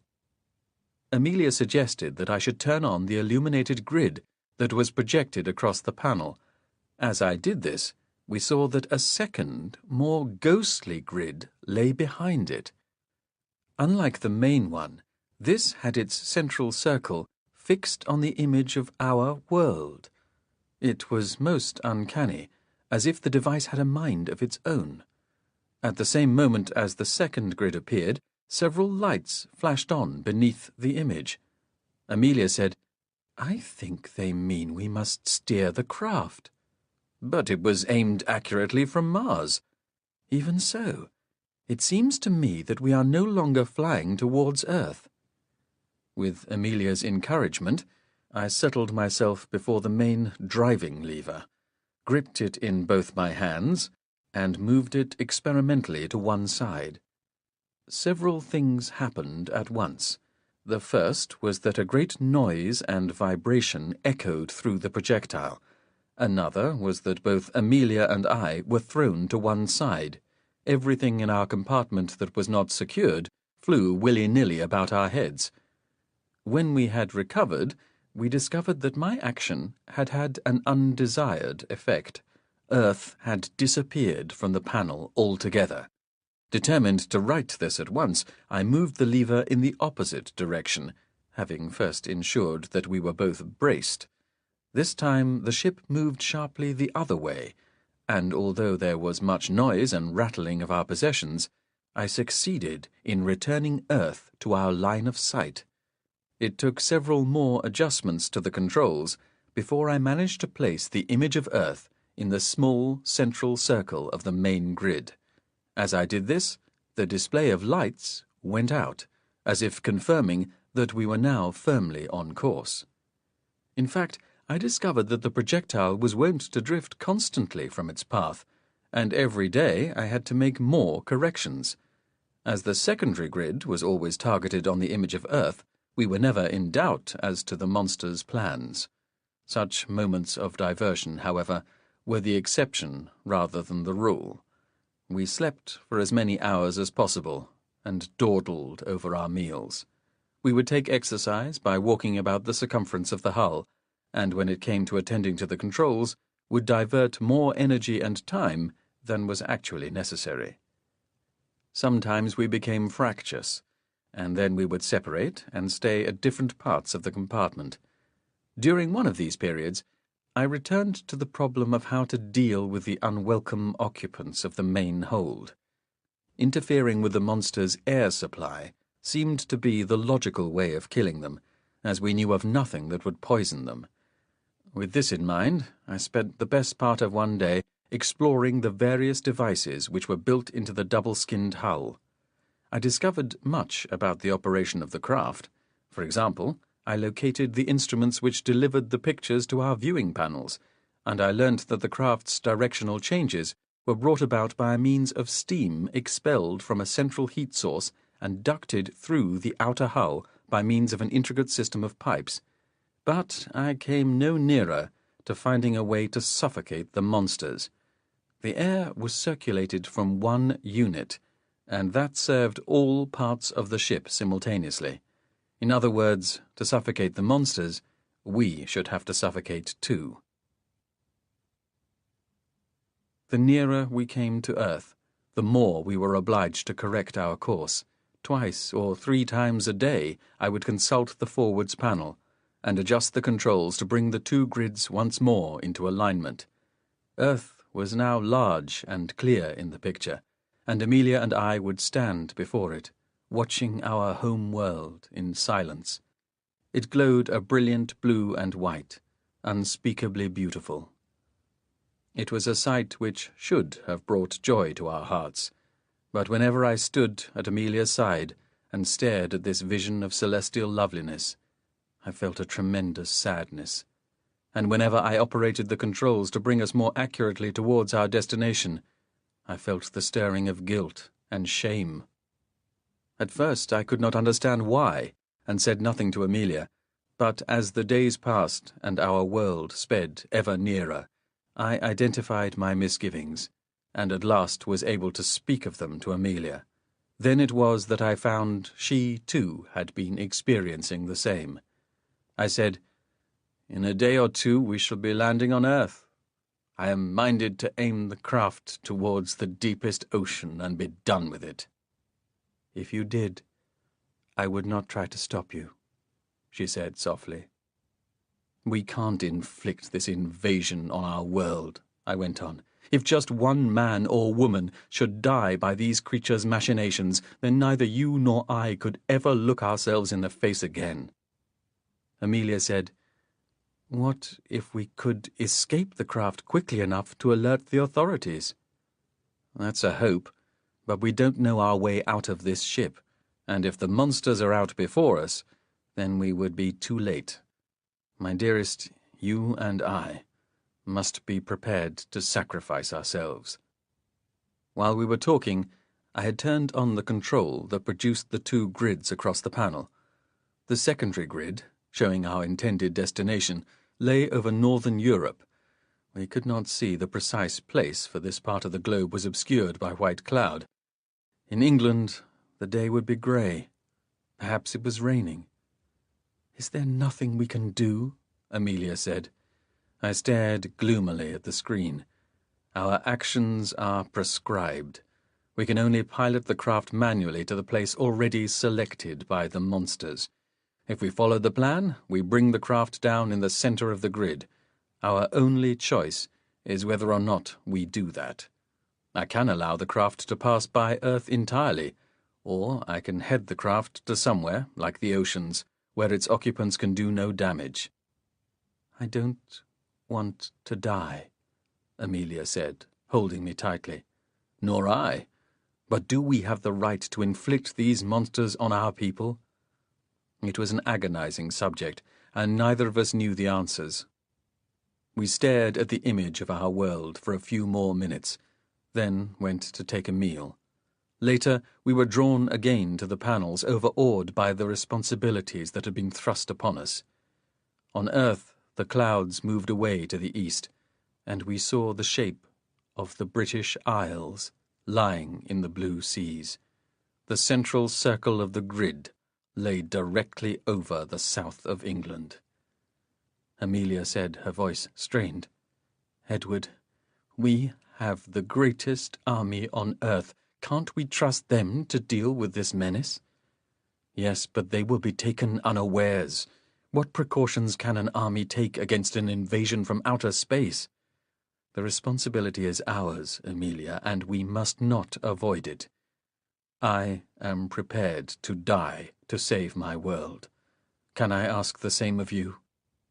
It was a moment charged with emotion, and I found myself trembling. Then Amelia glanced at the rearward panel, which, though dark, was an insistent reminder of the 9 projectiles following us. "Would heroics save the world from those, too?" she said. So it was that I continued to correct our course, and brought the main grid to bear on the green islands we loved so dearly. We were about to go to sleep that night, when a noise I had hoped never to hear again emanated from a metal grill in the bulkhead. It was the braying, screeching call of the monsters. One has often heard the idiom that one's blood runs cold. In that moment I understood the truth of the cliché. I left the hammock directly, and hurried through the passages to the sealed door of the monster's hold. As soon as I slid back the metal plate, I saw that the accursed beings were conscious. There were 2 directly in front of me, crawling awkwardly on their tentacles. I was satisfied to see that in the increased gravity, I had long since increased the spin of the ship in an attempt to approximate the gravity of Earth, their movements were more ponderous and ungainly. That was a hopeful sign, for with any luck they would find their extra weight on Earth an impediment. Amelia had followed me, and when I moved back from the door she, too, peered through the tiny window. I saw her shudder, and then she drew back. "Is there nothing at all we can do to destroy them?" she said. I looked at her, my expression perhaps revealing the unhappiness I felt. "I think not," I said. When we returned to our compartment, we discovered that one of the monsters was still trying to communicate with us. The braying echoed through the metal room. "What do you think it is saying?" Amelia said. "How can we tell?" "But suppose we are to obey its instructions?" "We have nothing to fear from them," I said. "They can reach us no more than we can reach them." Even so, the hideous screeching was unpleasant to hear, and when it eventually stopped some 15 minutes later, we were both relieved. We returned to the hammock, and a few minutes later, we were asleep. We were awakened some time later. A glance at my watch revealed that we had slept for about 4.5 hours, by a renewed outburst of the monster's screeching. We lay still, hoping that it would eventually stop again, but after 5 minutes neither of us could bear it. I left the hammock and went to the controls. Earth loomed large in the forwards panel. I checked the positioning of the grid system and noticed at once that something was amiss. While we had slept, our course had wandered yet again. Although the fainter grid was still firmly over the southern part of the British Isles, the main grid had wandered far over to the east, revealing that we were now destined to land somewhere in the Baltic Sea. I called Amelia over and showed her this. "Can you correct it?" she said. "I think so." Meanwhile, the braying of the monsters continued. We braced ourselves as usual, and I swung the lever to correct the course. I achieved a minor correction, but for all my efforts, I saw we were going to miss our target by hundreds of miles. Even as we watched, I noticed that the brighter grid was drifting slowly towards the east. Then Amelia pointed out that a green light was glowing, one that had never been on before. It was beside the one control I had not so far touched, the lever which released the blast of green fire from the nose. Instinctively, I understood that our journey was approaching its end, and unthinkingly, I applied pressure to the lever. The projectile's response to this action was so violent and sudden that we were both catapulted forward from the controls.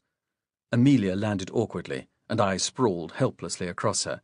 Meanwhile, our few possessions, and the pieces of food we had left about the compartment, were sent flying in all directions.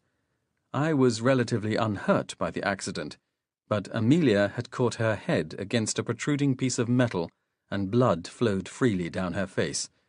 She was barely conscious and in obvious agony. I bent anxiously over her. She was holding her head in her hands, but she reached towards me and pushed me weakly away. I'm all right, Edward," she said. "Please, it's not serious."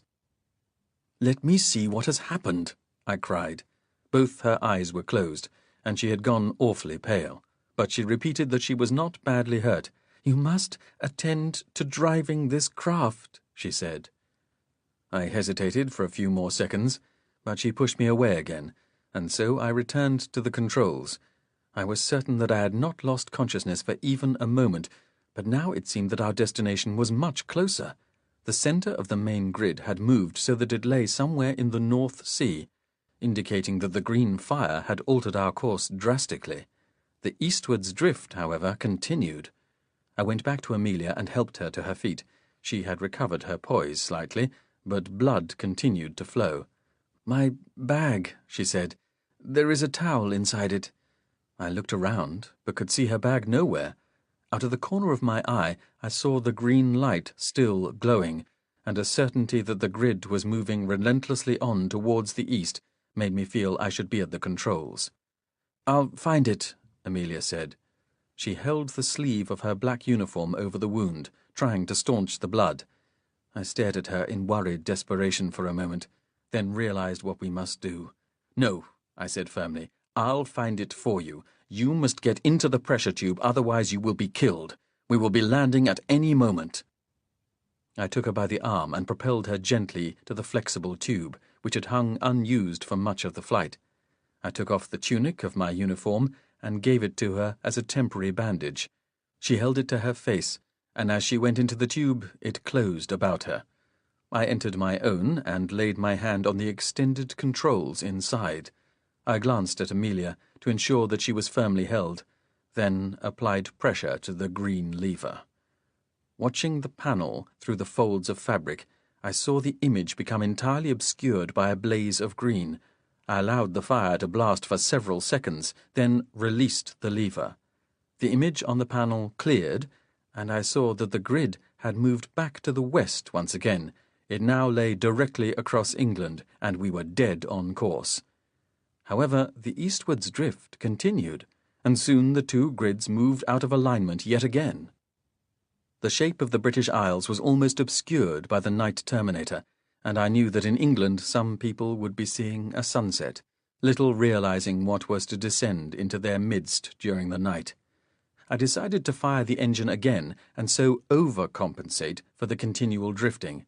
This time I allowed the green flame to burn for 15 seconds, and when I looked again at the panel, I saw that I had succeeded in shifting the centre of the bright grid to a point in the Atlantic several hundred miles to the west of Land's End. I released myself from the tube and went to see Amelia. "How do you feel?" I said.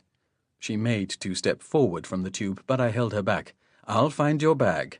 Are you any better?" She nodded, and I saw that the bleeding had virtually ceased. She looked a dreadful sight, for her hair had matted over the wound, and there were smears of blood all over her face and chest. I located the bag at last. It had lodged directly above the controls, and took it to her. Amelia reached through the tube and fumbled inside until she found several pieces of white linen, folded neatly together. While she pressed one of the pieces of the absorbent material to her wound and dabbed off most of the blood, I wondered why she had never mentioned the existence of these towels before. "I shall be all right now, Edward," she said indistinctly from within. "It is just a flesh wound. You must concentrate on landing this hateful machine." I stared at her for a few seconds, seeing that she was crying. I realized that our journey was ending none too soon. As the British Isles were now invisible in the night portion of the world, I had no other guide than the 2 grids. So long as I kept them in alignment, I knew I was on course. The degree of drift was increasing with every minute. The process was complicated by the fact that whenever I turned on the engine, the panel was deluged in green light, effectively blinding me. Only when I turned off the engine could I see what my last measure had achieved.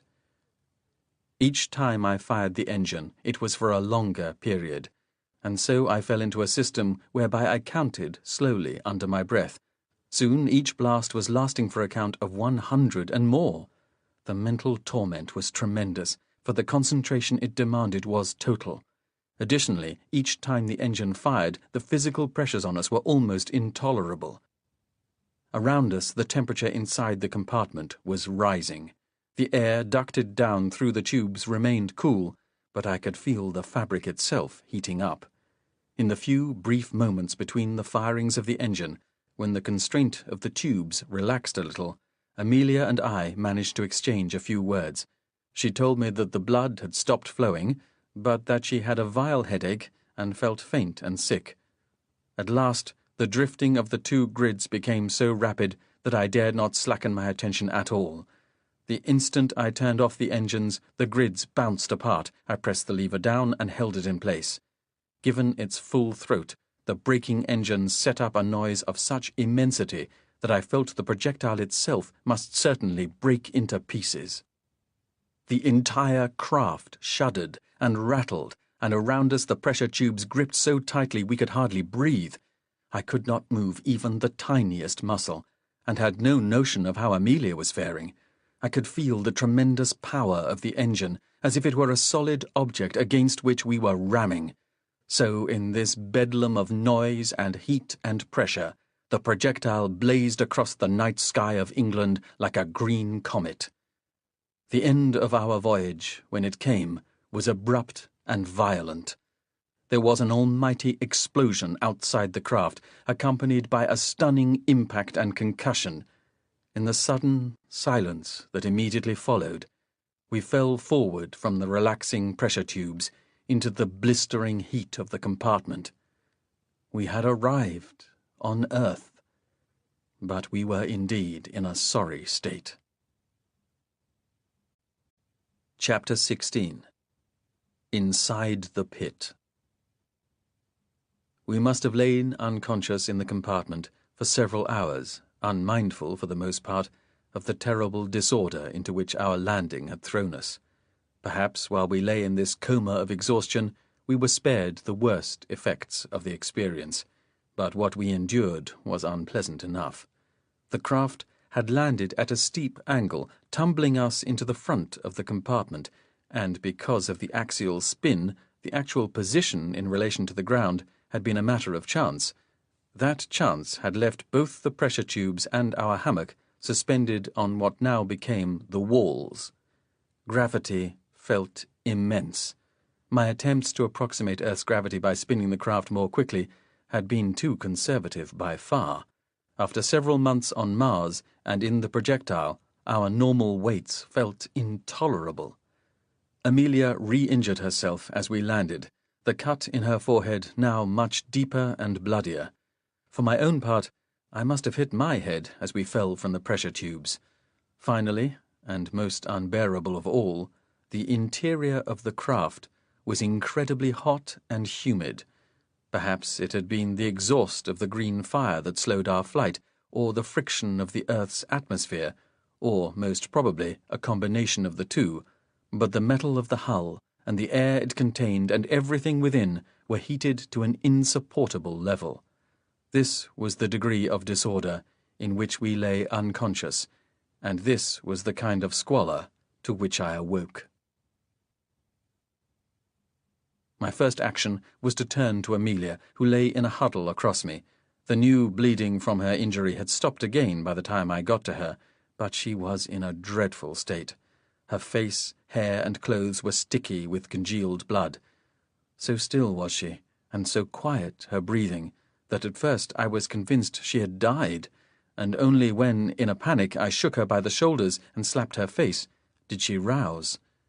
We were lying in a shallow pool of water which had gathered on the floor under the spray from a fractured pipe. This pool was warm, for it had taken heat from the metal hull of the projectile, but the spray was as yet cool. I found Amelia's bag, and took from it 2 of her towels. These I soaked in the spray, and washed her face and hands, dabbing gently at the open wound. As far as I could see, there was no fracture of her skull, but the flesh of her forehead, just below her hairline, was torn and bruised. She said nothing while I washed her, and seemed not to be in pain. She flinched only when I cleaned the wound. "I must get you to a more comfortable position," I said gently. She simply took my hand and squeezed it affectionately. She said, "Edward, I love you." I kissed her, and she held me fondly against her. In spite of our dire circumstances, I felt as if I had been relieved of a great weight. The tensions of the flight had evaporated. "Do you feel well enough to move?" I said. "I think so." "I will support you," I said. I stood up first, feeling giddy, but I was able to balance myself by holding onto a part of the broken controls which now overhung us, and by extending a hand, I helped Amelia to her feet. It was then that I took out my watch and discovered that 9 hours had passed since we crash-landed. What had the monsters been doing in the time we lay unconscious? Feeling sorry for ourselves, we sat and rested for several more minutes, but I was obsessed by a sense of urgency. We could not delay leaving the projectile any longer than necessary. Immediate concerns were still pressing, though. One was the enervating heat in which we were sitting. The floor on which we rested was almost hotter than we could bear. The air was moist and sticky, and much of the food that had spilled was already rotting. The stench was sickening. I had loosened my clothes, but as the heat showed no sign of abating, it seemed wise to take off as many garments as possible. Once Amelia had recovered her wits, I suggested this, then helped her remove the black uniform. Underneath, she still wore the ragged garment I had seen her in at the slave camp. It was unrecognizable as the crisp white chemise it had once been. I was better off, for beneath my uniform I wore my combination underwear, which, in spite of my various adventures, was still more or less presentable. After some consideration, we agreed it would be better if I explored the present situation alone. Having made absolutely sure that Amelia was comfortable, I let myself out of the compartment and set about the long climb up the passages that ran through the hull. In due course I came to the hatch that led into the slaves' compartment. Here I paused to listen, but all was silent within. I climbed on, after catching my breath, and eventually arrived at the hatch to the main hold. I slid open the metal plate with some trepidation, knowing that the monsters were certainly awake and alert, but my caution was in vain. There was no sign of the beasts within my view, but I knew they were present, for I could hear the sound of their horrid, braying voices. Again I moved on, climbing beyond the door to the stern of the craft itself. Here I had hoped to find some way by which Amelia and I might leave the ship surreptitiously. Unfortunately, my way was barred. This was the end of the craft, the massive hatch by which the monsters themselves would exit. The fact that it was still closed was, in itself, hopeful. If we could not leave by this way, then at least the monsters too were confined within. I could still hear them, beyond the inner hull wall, addressing each other in their disagreeable braying voices, and occasionally I could hear the sinister sound of metal being moved. In moments of silence, though, I fancied I could hear other noises emanating from beyond the hull. Our spectacular arrival must certainly have brought sightseeing crowds to the projectile, and as I stood precariously just inside the main rear hatch, I could easily envisage that only a few yards from where I was standing there were probably scores, perhaps hundreds of onlookers. It was a poignant thought, for of all things I hungered to be reunited with my own kind. A little later, when I thought more calmly, I realized that any crowd out there would be in dire danger from these monsters. How much more grimly optimistic it was to think that the Martian invaders might emerge to a ring of rifle barrels. Even so, as I waited there, I felt sure I could hear human voices outside the projectile, and I almost wept to think of them there. At long last, realizing that there was nothing to be done for the moment, I went back the way I had come and returned to Amelia. More time passed, in which there seemed to be no movement either by the monsters within the ship or by the people whom I now presumed were outside. Every 2 or 3 hours I would ascend again through the passages, but the hatch remained firmly closed. We stayed quiet, not knowing if the monsters could hear us, and dreading the consequences if they should. Hungry, tired, hot, and frightened, we huddled together on the metal floor of the projectile, waiting for a chance to escape. We must have dozed for a while, for I awoke suddenly with a sense that there was a different quality to our surroundings. I glanced at my watch, which, in lieu of a pocket in my combinations, I had attached by its chain to a buttonhole, and saw that nearly 20 hours had elapsed since our landing. I woke Amelia, whose head rested on my shoulder. "What is it?" she said. "What can you smell?" She sniffed exaggeratedly, wrinkling her nose. "Something is burning," I said. "Yes," Amelia said, then cried it aloud. "Yes, I can smell wood smoke." We were overcome with excitement and emotion, for no more familiar or reassuring smell could be imagined. "The hatch," I said urgently. "It's open at last." Amelia was already on her feet. "Come on, Edward, before it's too late." I took her handbag and led her up the sloping floor to the passage. I allowed her to go first, reasoning that I would then be below her if she fell. We climbed slowly, weakened by our ordeal, but this must be for the last time, leading us out of the hell of the Martian projectile towards our freedom. Sensing danger, we stopped a few yards short of the end of the passage and stared up at the sky. It was a deep blue. It was not at all like the Martian sky, but a cool and tranquil blue, the sort that one rejoices to see at the end of a hot summer's day. There were wisps of cirrus cloud, high and peaceful, still touched with the pink of sunset. Lower down, though, thick clouds of smoke rolled by, heady with the smell of burning vegetation. "Shall we go on?" Amelia said, whispering. "I'm worried," I said. "I had expected there would be many people about. It's too quiet." Then, belying my words, there was a resounding clatter of metal, and I saw a brilliant flash of green. "Are the Martians out already?" said Amelia. "I shall have to look. Stay here and don't make a sound." "You aren't leaving me?" There was an edge to her voice, making her words sound tense and brittle. "I'm just going to the end," I said. "We must see what is happening." "Be careful, Edward. Don't be noticed." I passed her the handbag, then crawled on up. My heart was beating with excitement. I knew that I was breathing the air of Earth, smelling the soil of England. At last I came to the lip and lay low against the metal floor, I pulled myself forward until just my eyes peered out into the evening light. There, in the vast pit thrown up by our violent landing, I saw a sight that filled me with dread and terror. Immediately beneath the circular end of the projectile was the discarded hatch. This was a huge disk of metal, some 80 feet in diameter. It had once been the bulkhead which had withstood the blast of our launch, but now, unscrewed from within and pushed out onto the sandy floor, it lay, its use finished. Beyond it, the Martians had already started their work of assembling their devilish machinery.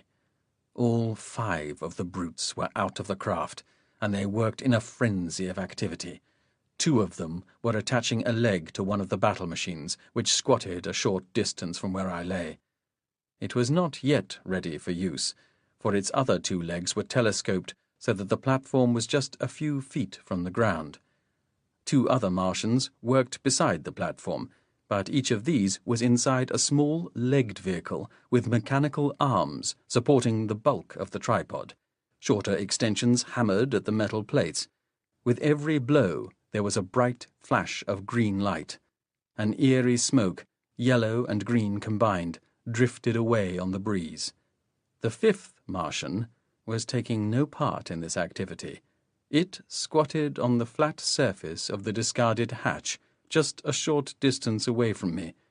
Here, a heat cannon had been mounted in a metal device so that its barrel pointed directly upwards. Above the support was a long telescopic mounting, at the top of which was a large parabolic mirror. This was presently being rotated by the monster, which pressed one of its bland, saucer-like eyes to a sighting instrument. Even as I watched, the monster jerked in hatred, and a pale, deathly beam, clearly visible in Earth's denser air, swept out over the rim of the pit. In the distance, I heard a confusion of shouts and heard the crackle of burning timber and vegetation. The parabolic mirror continued to rotate slowly above the rim of the pit, but the heat beam was not used again while I watched. I had never been able to see these monsters with less than loathing, and now, looking at them with their bodies and faces distorted by Earth's superior gravity, I could hardly control myself. I allowed myself to slip back from my vantage point and lay trembling for several minutes. When I had recovered my composure, I crawled back to where Amelia was waiting, and, in a hoarse whisper, managed to relate what I had seen. "I must see for myself," Amelia said, preparing to make her own way to the end of the passage. "No," I said, holding her arm. "It's too dangerous. If you were seen—" "Then the same will happen to me that would have happened to you." Amelia freed herself from me and climbed slowly up the steep passageway. I watched in agonized silence as she reached the end and peered out into the pit. She was there for several minutes, but at last she returned safely. Her face was pale. She said, "Edward, once they have assembled those machines, there will be no stopping them." "They have 4 more waiting to be assembled," I said. "We must somehow alert the authorities. But we cannot move from here. You have seen the slaughter in the pit. Once we show ourselves, we will be as good as dead. We have to do something." I thought for a moment. Obviously, the police and army could not be unaware that the arrival of this projectile presented a terrible threat. What we needed to do now was not alert the authorities, but to apprise them of the extent of the threat. They could have no notion that another 9 projectiles were flying towards Earth at this moment. I was trying to stay calm. I could not see that the army would be helpless against these Martian invaders. Any mortal being that could die by the knife could be disposed of as effectively with bullets or shells. The heat beam was a terrifying and deadly weapon, but it did not make the Martians invulnerable. Further weighing against the invaders was the fact of our earthly gravity. The battle machines were all powerful in the light gravity and thin air of Mars. Would they be so agile or dangerous here on Earth? A little later I crawled again to the end of the passage, hoping that under the cover of darkness Amelia and I would be able to slip away. Night had indeed fallen, but the Martians worked on through the night, with great flood lamps surrounding the machines. The first battle machine was evidently completed, for it stood on its telescoped legs at the far end of the pit. Meanwhile, the components of a second were being taken from the hold. I stayed at the vantage point for a long time, and after a while Amelia joined me. The Martian monsters did not so much as look our way even once, and so we were able to watch their preparations undisturbed. The monsters paused in their work only once. That was when, in the darkest part of the night, and exactly 24 hours after our own arrival, a second projectile roared overhead in a blaze of brilliant green. It landed with a shattering explosion no more than 2 miles away. At this, Amelia took my hand, and I held her head against my chest while she sobbed quietly. For the rest of that night, and for most of the next day, we were forced to remain in hiding inside the projectile. Sometimes we dozed, sometimes we crawled to the end of the passage to see if escape was yet possible, but for most of the time we crouched silently and fearfully in an uncomfortable corner of the passage. Events were already beyond our control. We had been reduced to spectators, privy to the war preparations of an implacable enemy.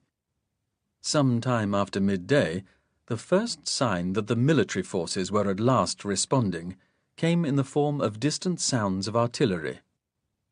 The shells exploded a mile or 2 away, and we guessed at once what must be happening. Clearly the army was shelling the second projectile before its grisly occupants could escape.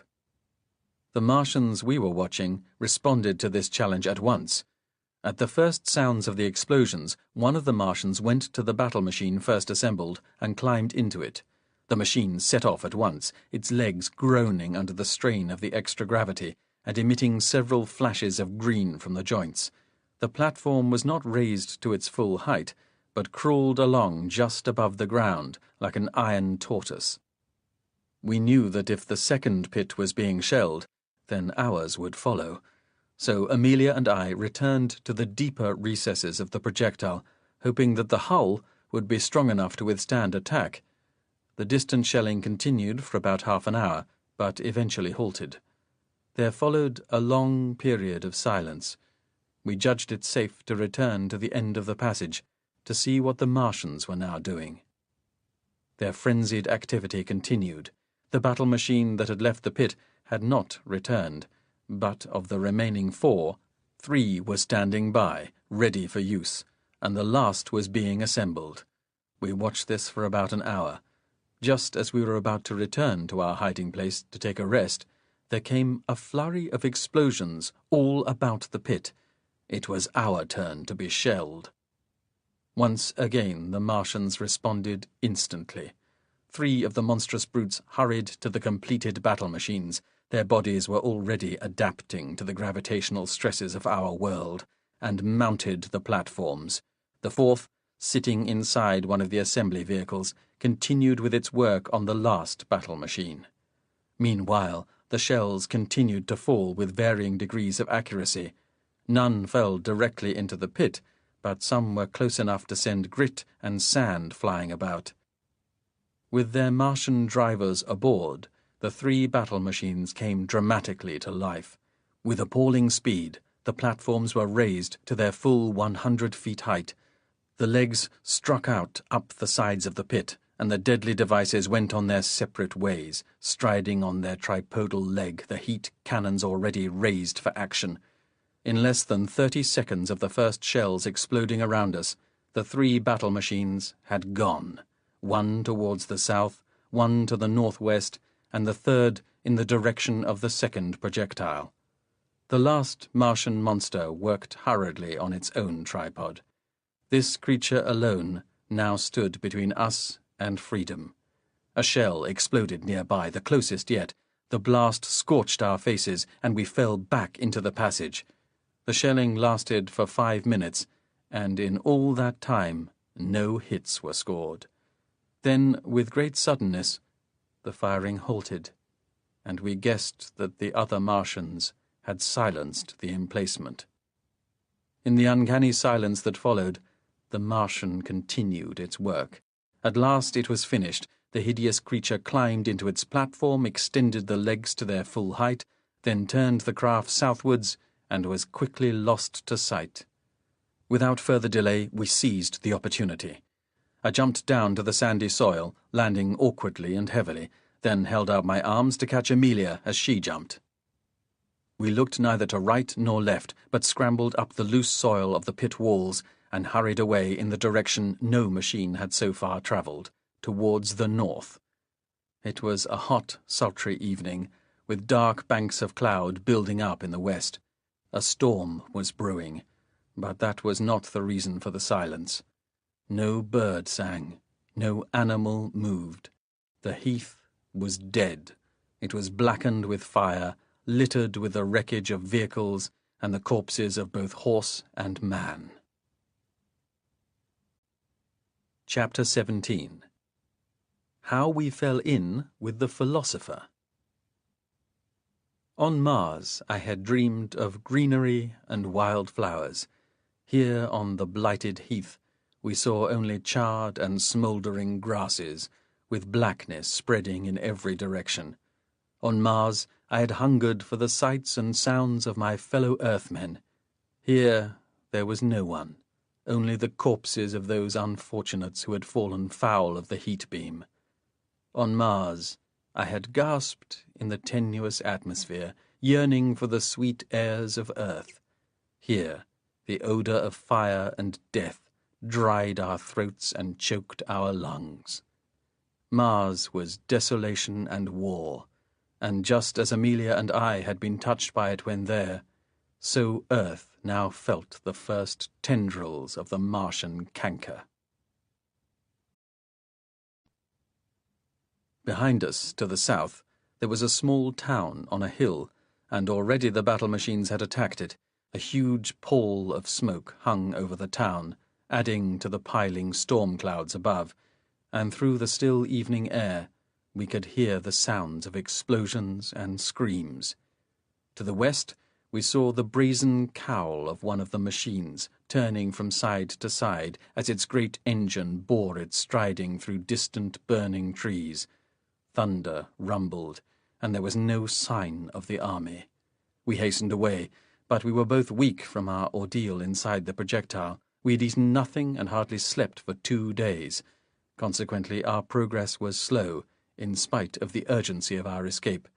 I stumbled twice, and we were both afflicted with painful stitches in our sides. Blindly we ran, dreading that the Martians would see us and deal to us the summary execution they had dealt to others. But it was not mere instinct for self-preservation that urged us on our way. Although we did not wish to die, we both realized that only we knew the full scale of the threat that was before the world.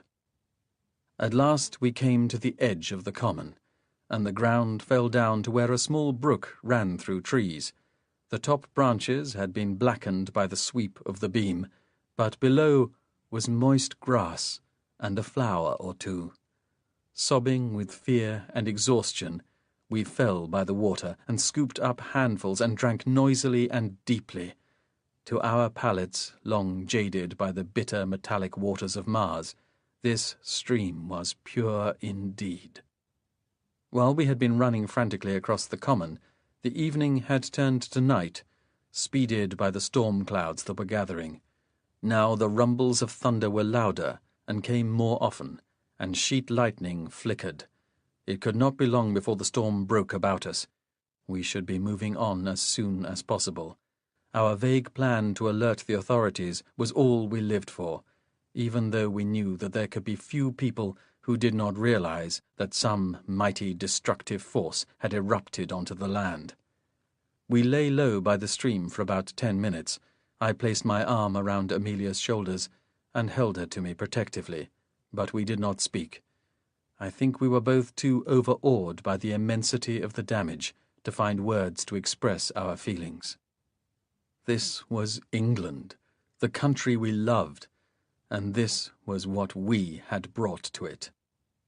When we stood up, we saw that the fires caused by the Martians were burning still, and to the west we saw new flames.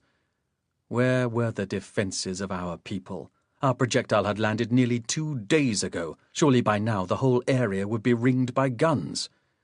We did not have long to wait for an answer to that, and for a few hours it afforded us a certain reassurance.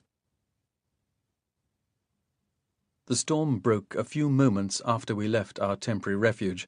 Suddenly we were deluged with rain, of an intensity that took us completely by surprise. Within seconds we were drenched to the skin. I was all for taking shelter until the downpour had passed, but Amelia let go of my hand and danced away from me. I saw her illuminated by the distant flames, the glow of red touching her. The rain was plastering her long hair about her face, and the bedraggled chemise clung wetly to her skin. She held up her palms to the downpour and swept back the hair from her face. Her mouth was open, and I heard her laughing aloud. Then she turned about, stamping and splashing in the puddles. She took my hand and whirled me gaily. In a moment I caught the joyous, sensuous mood from her, and together in that dark countryside we sang and laughed hysterically, totally abandoning ourselves to the thrill of the rain. The cloudburst eased, and as the thunder and lightning intensified, we sobered. I kissed Amelia fondly and briefly, and we walked on, with our arms about each other. A few minutes later we crossed a road, but there was no traffic of any kind, and shortly after this we approached more woodland. Behind us, now 2 miles or more away, we could see the town burning on the hill, the flames too fierce to be doused by the rain. Just as we walked beneath the first of the trees, Amelia suddenly pointed to the right. There, lined up under the cover of the woodland, was a small artillery battery, the barrels of the ordnance poking out through the camouflage of bushes and shrubs. We had been noticed by the soldiers at the same moment, for the lightning still flickered with disconcerting brilliance, and an officer, dressed in a long cape, gleaming in the rain, came over to us. I went to him immediately. I could not see his face in the darkness, for his cap was pulled well down against the rain. 2 gunners stood a short distance behind him, sparing us little attention, for they were staring back the way we had come. "Are you in command here?" I said. "Yes, sir. Have you come from Woking?" "Is that the town on the hill?" He confirmed this. "Nasty business there, I believe, sir. A lot of civilian casualties." "Do you know what you are up against?" I said. "I've heard the rumours." "It is no ordinary enemy," I said, raising my voice a little. "You must destroy their pit immediately." "I have my orders, sir," the officer said, and just at that moment there was a brilliant flash of lightning, repeated 3 times, and I saw his face for the first time. He was a man in his mid-20s, and the clean, regular lines of his face were so unexpectedly human that for a moment I was dumbfounded. In that same illuminating flash, he must have been able to take a good look at Amelia and me, and notice our untidy state. He went on, "The lads have heard rumours that these are men from Mars." "Not men," Amelia said, stepping forward. "Evil, destructive monsters." "Have you seen them, sir?" the officer said to me. "More than that," I cried over the rumbling of thunder. "We came with them from Mars." The officer turned away at once and signed to the 2 gunners. They came over directly. "These 2 civilians," he said. "See them to the Chertsey Road and report back." "You must listen to me," I cried to the officer. "These monsters must be killed at the first opportunity." "My orders are explicit, sir," the officer said, preparing to turn away. "The Cardigan is the finest regiment of horse artillery in the British Army, a fact which even you, in your present deranged state, must admit." I stepped forward angrily, but I was caught by one of the soldiers. I struggled and shouted. "We are not deranged. You must shell their pit at once." The officer looked at me sympathetically for a moment or two, evidently assuming that I had seen my house and property destroyed and was thus demented, then turned away from me and splashed across the muddy ground towards a row of tents. The gunner, holding me, said, "Come on, sir. Ain't no place for civvies." I saw that the other soldier was holding Amelia by the arm, and I shouted at him to leave her go. This he did, so I took her arm myself and allowed the soldiers to lead us past the horse lines, where the poor animals bucked and whinnied, their coats slick with rain, and into the heart of the wood. We walked for several minutes, then came to a road. Here the soldiers pointed our way to Chertsey, before heading back to their emplacement. I said to Amelia, "They have no idea of what they are facing." She was more philosophical than I. "But they are alert to the danger, Edward. We cannot tell them what to do. The Martians will be contained on the common." "There are 8 more projectiles to land," I said. "Then they will have to deal with them one by one." She took my hand affectionately, and we started to walk up the road towards Chertsey. "I think we must be careful how we tell people about our adventures," I said. "There is already word about that the invaders are from Mars. How could they have known?" "I don't know, but I am sure of one thing, and it is a matter of importance to us both. We know where we are, Edward. We have landed in Surrey." "I wish I had thrown us into the sea." "If we are going to Chertsey," Amelia said, not at all affected by my pessimism, "then we are not a dozen miles from Sir William's house in Richmond." As we entered Chertsey, it was clear that the town had been evacuated. The first sign we saw of this was as we passed the station and noticed that the metal gates had been drawn across the passenger entrance. Beyond them, a chalked sign declared that the train service had been suspended until further notice. We went on into the town, walking through unlighted roads. There was not a single lamp shining in any of the houses, nor anyone about the streets. We walked as far as the River Thames, but all we could see here were several boats and dinghies bobbing at their moorings. The thunderstorm had passed, although it was still raining and we were chilled through. "We must find somewhere to rest," I said. "We are both done for." Amelia nodded wearily and held a little tighter to my arm. I was glad, for her sake, that there was no one about to see us. Our abrupt return to civilization underlined the fact that Amelia, in her torn and wet chemise, was as good as unclothed, and I was little better dressed. Amelia made an instant decision. "We must break into one of the houses. We cannot sleep in the open. But the Martians, we can leave those to the army. My dearest, we must rest." There were several houses backing onto the river. As we moved from one to the other, we realized that the evacuation must have been orderly and without panic, for each building was securely shuttered and locked. At last we came to a house, in a road only a short distance from the river, where a window came free as I pushed at it. I climbed inside at once, then went through and opened the door for Amelia.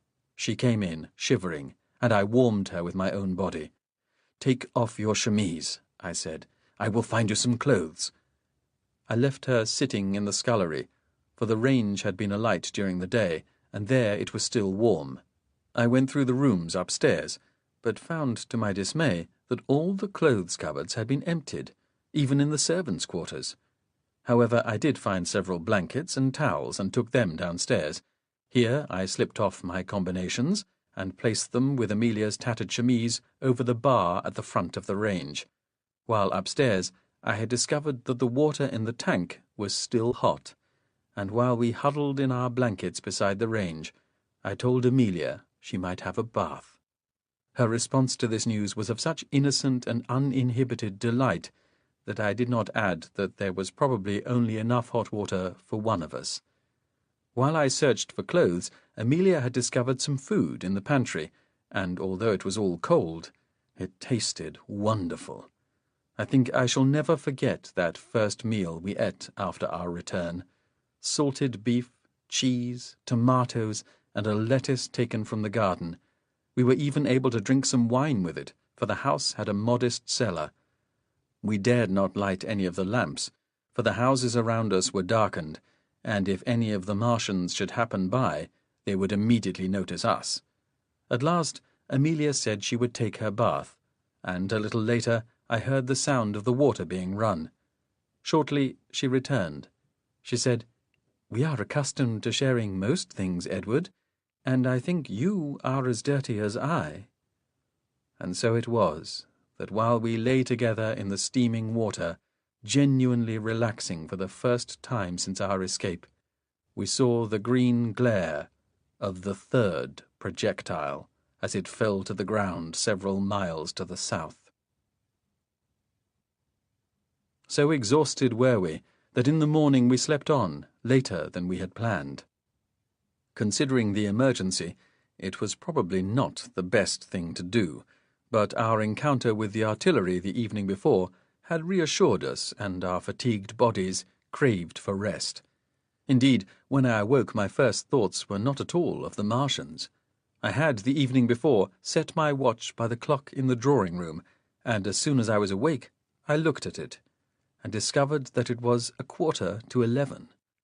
Amelia was still asleep beside me, and as I gently touched her to awaken her, I was smitten with the first feelings of unease about the casual way we were behaving together.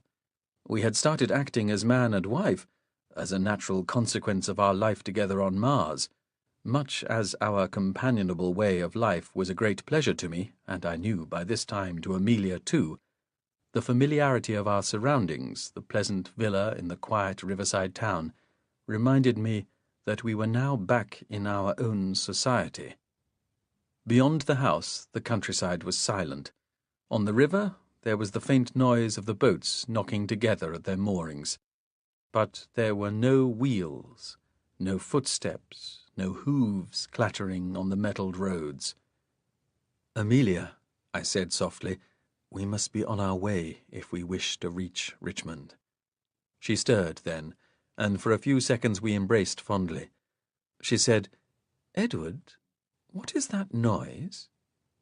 We lay still, and then I, too, heard it. It was akin to a large weight being dragged. We heard bushes and trees rustling, gravel being ground as if by a huge weight, and above all, a grating of metal upon metal. For an instant I froze in terror, then broke free of the paralysis and bounded out of bed. I rushed across the room and threw open the curtains incautiously. As the sunlight burst in, I saw that directly outside our window was one of the jointed metal legs of a battle machine. As I stared at it in horror, there was a gusting of green smoke at the joints, and the elevated engine propelled it on beyond the house. Amelia had seen it too, and she sat up in the bed, clutching the sheets about her body. I hurried back to her, appalled by the amount of time we had wasted. "We must leave at once." "With that outside the house?" Amelia said. "Where is it gone?"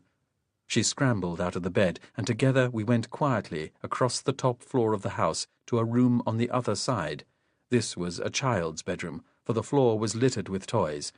Peering through the half-drawn curtains, we looked in the direction of the river. There were 3 battle machines in sight. Their platforms were not raised to their full height, nor were their heat cannons visible. Instead, what seemed to be an immense metal net had been attached to the rear of each platform, and into these nets were being placed the inert bodies of human beings who had been electrocuted by the dangling metal tentacles. In the net of the battle machine nearest us, there were already 7 or 8 people, lying in a tangled heap where they had been dropped. As we stared in dismay at the sight, we saw the metal tentacles of one of the more distant machines insinuate itself into a house. After about 30 seconds, it withdrew, clutching the unconscious body of a little girl. Amelia covered her face with her hands and turned away. I stayed at the window for another 10 minutes, immobilized by the fear of being noticed and by the equal horror of what I was witnessing. Soon a fourth Martian machine appeared, and that, too, bore its share of human spoils. Behind me, Amelia knelt against the child's bed, sobbing quietly. "Where is the army?" I said softly. It was unthinkable that these atrocities should go unchallenged. Or had a brief engagement already been fought, out of which the monsters emerged unscathed? Fortunately for Amelia and myself, the Martians' foraging expedition seemed to be at its end, for the battle machines stood about, their drivers in apparent consultation. At length, one of the legged ground vehicles appeared, and in a short space of time the unconscious bodies were transferred to this. Sensing that there was to be a new development, I asked Amelia to go downstairs and collect our clothes. This she did, returning almost at once. As soon as I had put mine on, I left Amelia on guard at the window, then went from one room to the next, looking to see if there were any more of the battle machines in the vicinity. There was only one other in sight, and that was about a mile away, to the southeast. I heard Amelia calling me, and I hurried back to her. She pointed wordlessly. The 4 battle machines were turning away from us, striding slowly towards the west. Their platforms were still low, their heat cannons as yet unraised. "This is our chance," I said. "We can take a boat and head for Richmond." "But is it safe?" "No safer than at any other time. It's a chance we must take. We will keep a constant watch, and at the first sign of the Martians we'll take refuge by the bank." Amelia looked doubtful, but put forward no other objection. The storms of the day before had passed, and the morning was sunny, hot, and still. We wasted no time in getting down to the riverside, and walked out on one of the wooden jetties to where several rowing boats were moored. I selected what seemed to me a solid boat, and yet one not too heavy. I helped Amelia into it, then climbed in after her and cast off at once. There was no sign of any of the battle machines, but even so I rowed close to the northern bank, for here weeping willows grew beside the river, and their branches overhung in many places. We had been rowing for no more than 2 minutes, when, to our alarm, there came a burst of artillery fire from close at hand. At once I stopped rowing and looked all about. "Get down, Amelia!" I shouted, for I had seen over the roofs of Chertsey the 4 battle machines returning. Now the glittering Titans were at their full height, and their heat cannons were raised. The shells of the artillery exploded in the air about them, but no damage was inflicted that I could see. Amelia had thrown herself forward across the planks at the bottom of the boat, and she crawled towards where I was sitting. She held on to my legs, clutching me as if this alone would turn the Martians away. We watched as the battle machines abruptly altered their course and headed towards the artillery emplacement on the northern bank opposite Chertsey. The speed of the machines was prodigious. As they reached the river's edge, they did not hesitate, but plunged in, throwing up an immense spray. All the time their heat beams were flashing forward, and in a moment we heard no more firing from our men. In the same instant, Amelia pointed towards the east. Here, near Weybridge, the 5th battle machine, most likely the one I had seen earlier from the house, was charging at full speed towards the river. It had attracted the attentions of more artillery placed by Shepperton, and as it charged, its gleaming platform was surrounded by balls of fire from the exploding shells. None of these hit home, though, and we saw the Martians' heat cannons swinging from side to side. The beam fell across Weybridge, and instantly sections of the town burst into flame. Weybridge itself, though, was not the machine's chosen target, for it too continued until it reached the river, and waded in at furious speed. Then came a moment of short-lived triumph for the army. One of the artillery shells found its target, and with a shocking violence the platform exploded into fragments. With scarcely a pause, and as if possessed of a life of its own, the battle machine staggered on, careering and swaying. After a few seconds it collided with the tower of a church near Shepperton and fell back into the river. As the heat cannon made contact with the water, its furnace exploded, sending up an enormous cloud of spray and steam. Before we had time to recover our senses, the 4 battle machines which had silenced the Chertsey battery went to aid their fallen comrade. The first we knew of this was when we heard a great hissing and splashing, and glancing upstream we saw the 4 mighty machines racing through the water towards us. We had no time to think of hiding or escaping. Indeed, we were so stricken with terror that the Martians were on us before we could react. To our own good luck, the monsters had no thought or time for us, for they were engaged in a greater war. Almost before they were beyond us, the heat cannons were spraying their deadly beams, and once more the deep staccato voice of the artillery by Shepperton spoke its ineffectual reply. Then came a sight I have no wish ever to witness again. The deliberation and malice of the Martian invaders was never realized in a more conclusive fashion. One machine went towards the artillery at Shepperton, and, ignoring the shells which burst about its head, calmly silenced the guns with a long sweep of its beam. Another, standing beside it, set about the systematic destruction of Shepperton itself. The other 2 battle machines, standing in the confusion of islands where the Wey meets the Thames, dealt death upon Weybridge. Without compunction, both man and his effects were blasted and razed, and across the green Surrey meadows we heard one detonation after another, and the clamour of voices raised in the terror that precedes a violent death. When the Martians had finished their evil work, the land became silent again, but there was no stillness about. Weybridge burned, and Shepperton burned.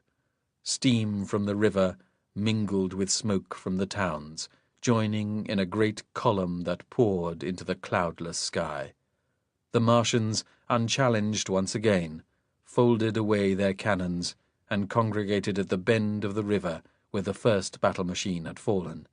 As the platforms rotated to and fro, the bright sunlight reflected from the burnished cowls. During all this, Amelia and I had been so obsessed with the events around us that we failed to notice that our boat continued to drift with the stream. Amelia still crouched at the bottom of the boat, but I had shipped my oars. I looked at Amelia, and with my voice reflecting in its hoarseness the terror I felt, I said, "If this is a measure of their power, the Martians will conquer the world." "We cannot sit by and allow that to happen." "Then we row on," I said. In my confusion, I had overlooked the fact that 4 battle machines stood between us and Richmond at that moment, and so I took the oars and placed them in the water again. I took just one stroke, when behind me I heard a tremendous splashing of water, and Amelia screamed. "They're coming this way!" I released the oars at once, and they slipped into the water. "Lie still," I cried to Amelia. Putting my own words into action, I threw myself backwards, lying at an awkward and painful angle across the wooden seat. Behind me, I heard the tumultuous splashing of the battle machines as they hurtled upriver. We were now drifting almost in the centre of the stream, and so lay directly in their path. The 4 were advancing abreast of one another, and lying as I was, I could see them upside down. The wreckage of the battle machine struck by the shell had been retrieved by the others, and, now carried between them, was being taken back the way they had come. I saw, for an instant, the torn and blasted metal that had been the platform, and saw, too, that there was gore and blood spattered about. I derived no satisfaction from the death of one monster creature, for what was this to the spiteful destruction of 2 towns and the murder of countless people? If the monsters had chosen to slay us then, we would have had no chance of survival. Yet, once again, we were spared by their preoccupations. Their victory over the 2 hapless towns was emphatic, and such stray survivors as ourselves were of no consequence. They closed on us with breathtaking speed, almost obscured by the clouds of spray thrown up by their churning legs. We were spared by their preoccupations. Their victory over the 2 hapless towns was emphatic, and such stray survivors as ourselves were of no consequence. They closed on us with breathtaking speed, almost obscured by the clouds of spray thrown up by their churning legs. One of these sliced into the water not 3 yards from our little boat, and we were instantly deluged. The boat rocked and yawed, taking in water in such copious quantities that I felt we must surely sink. Then, in a few seconds, the tripods were gone, leaving us waterlogged and unsteady on the troubled river. It took us several minutes to bail out the water to make the boat manoeuvrable again. After that, we had to paddle about to retrieve our oars. By then, the Martian battle machines had vanished towards the south, presumably heading for their pit on the common by Woking. Shaken by the prolonged incident, I set myself to rowing, and in a few minutes we were passing the blasted remains of Weybridge.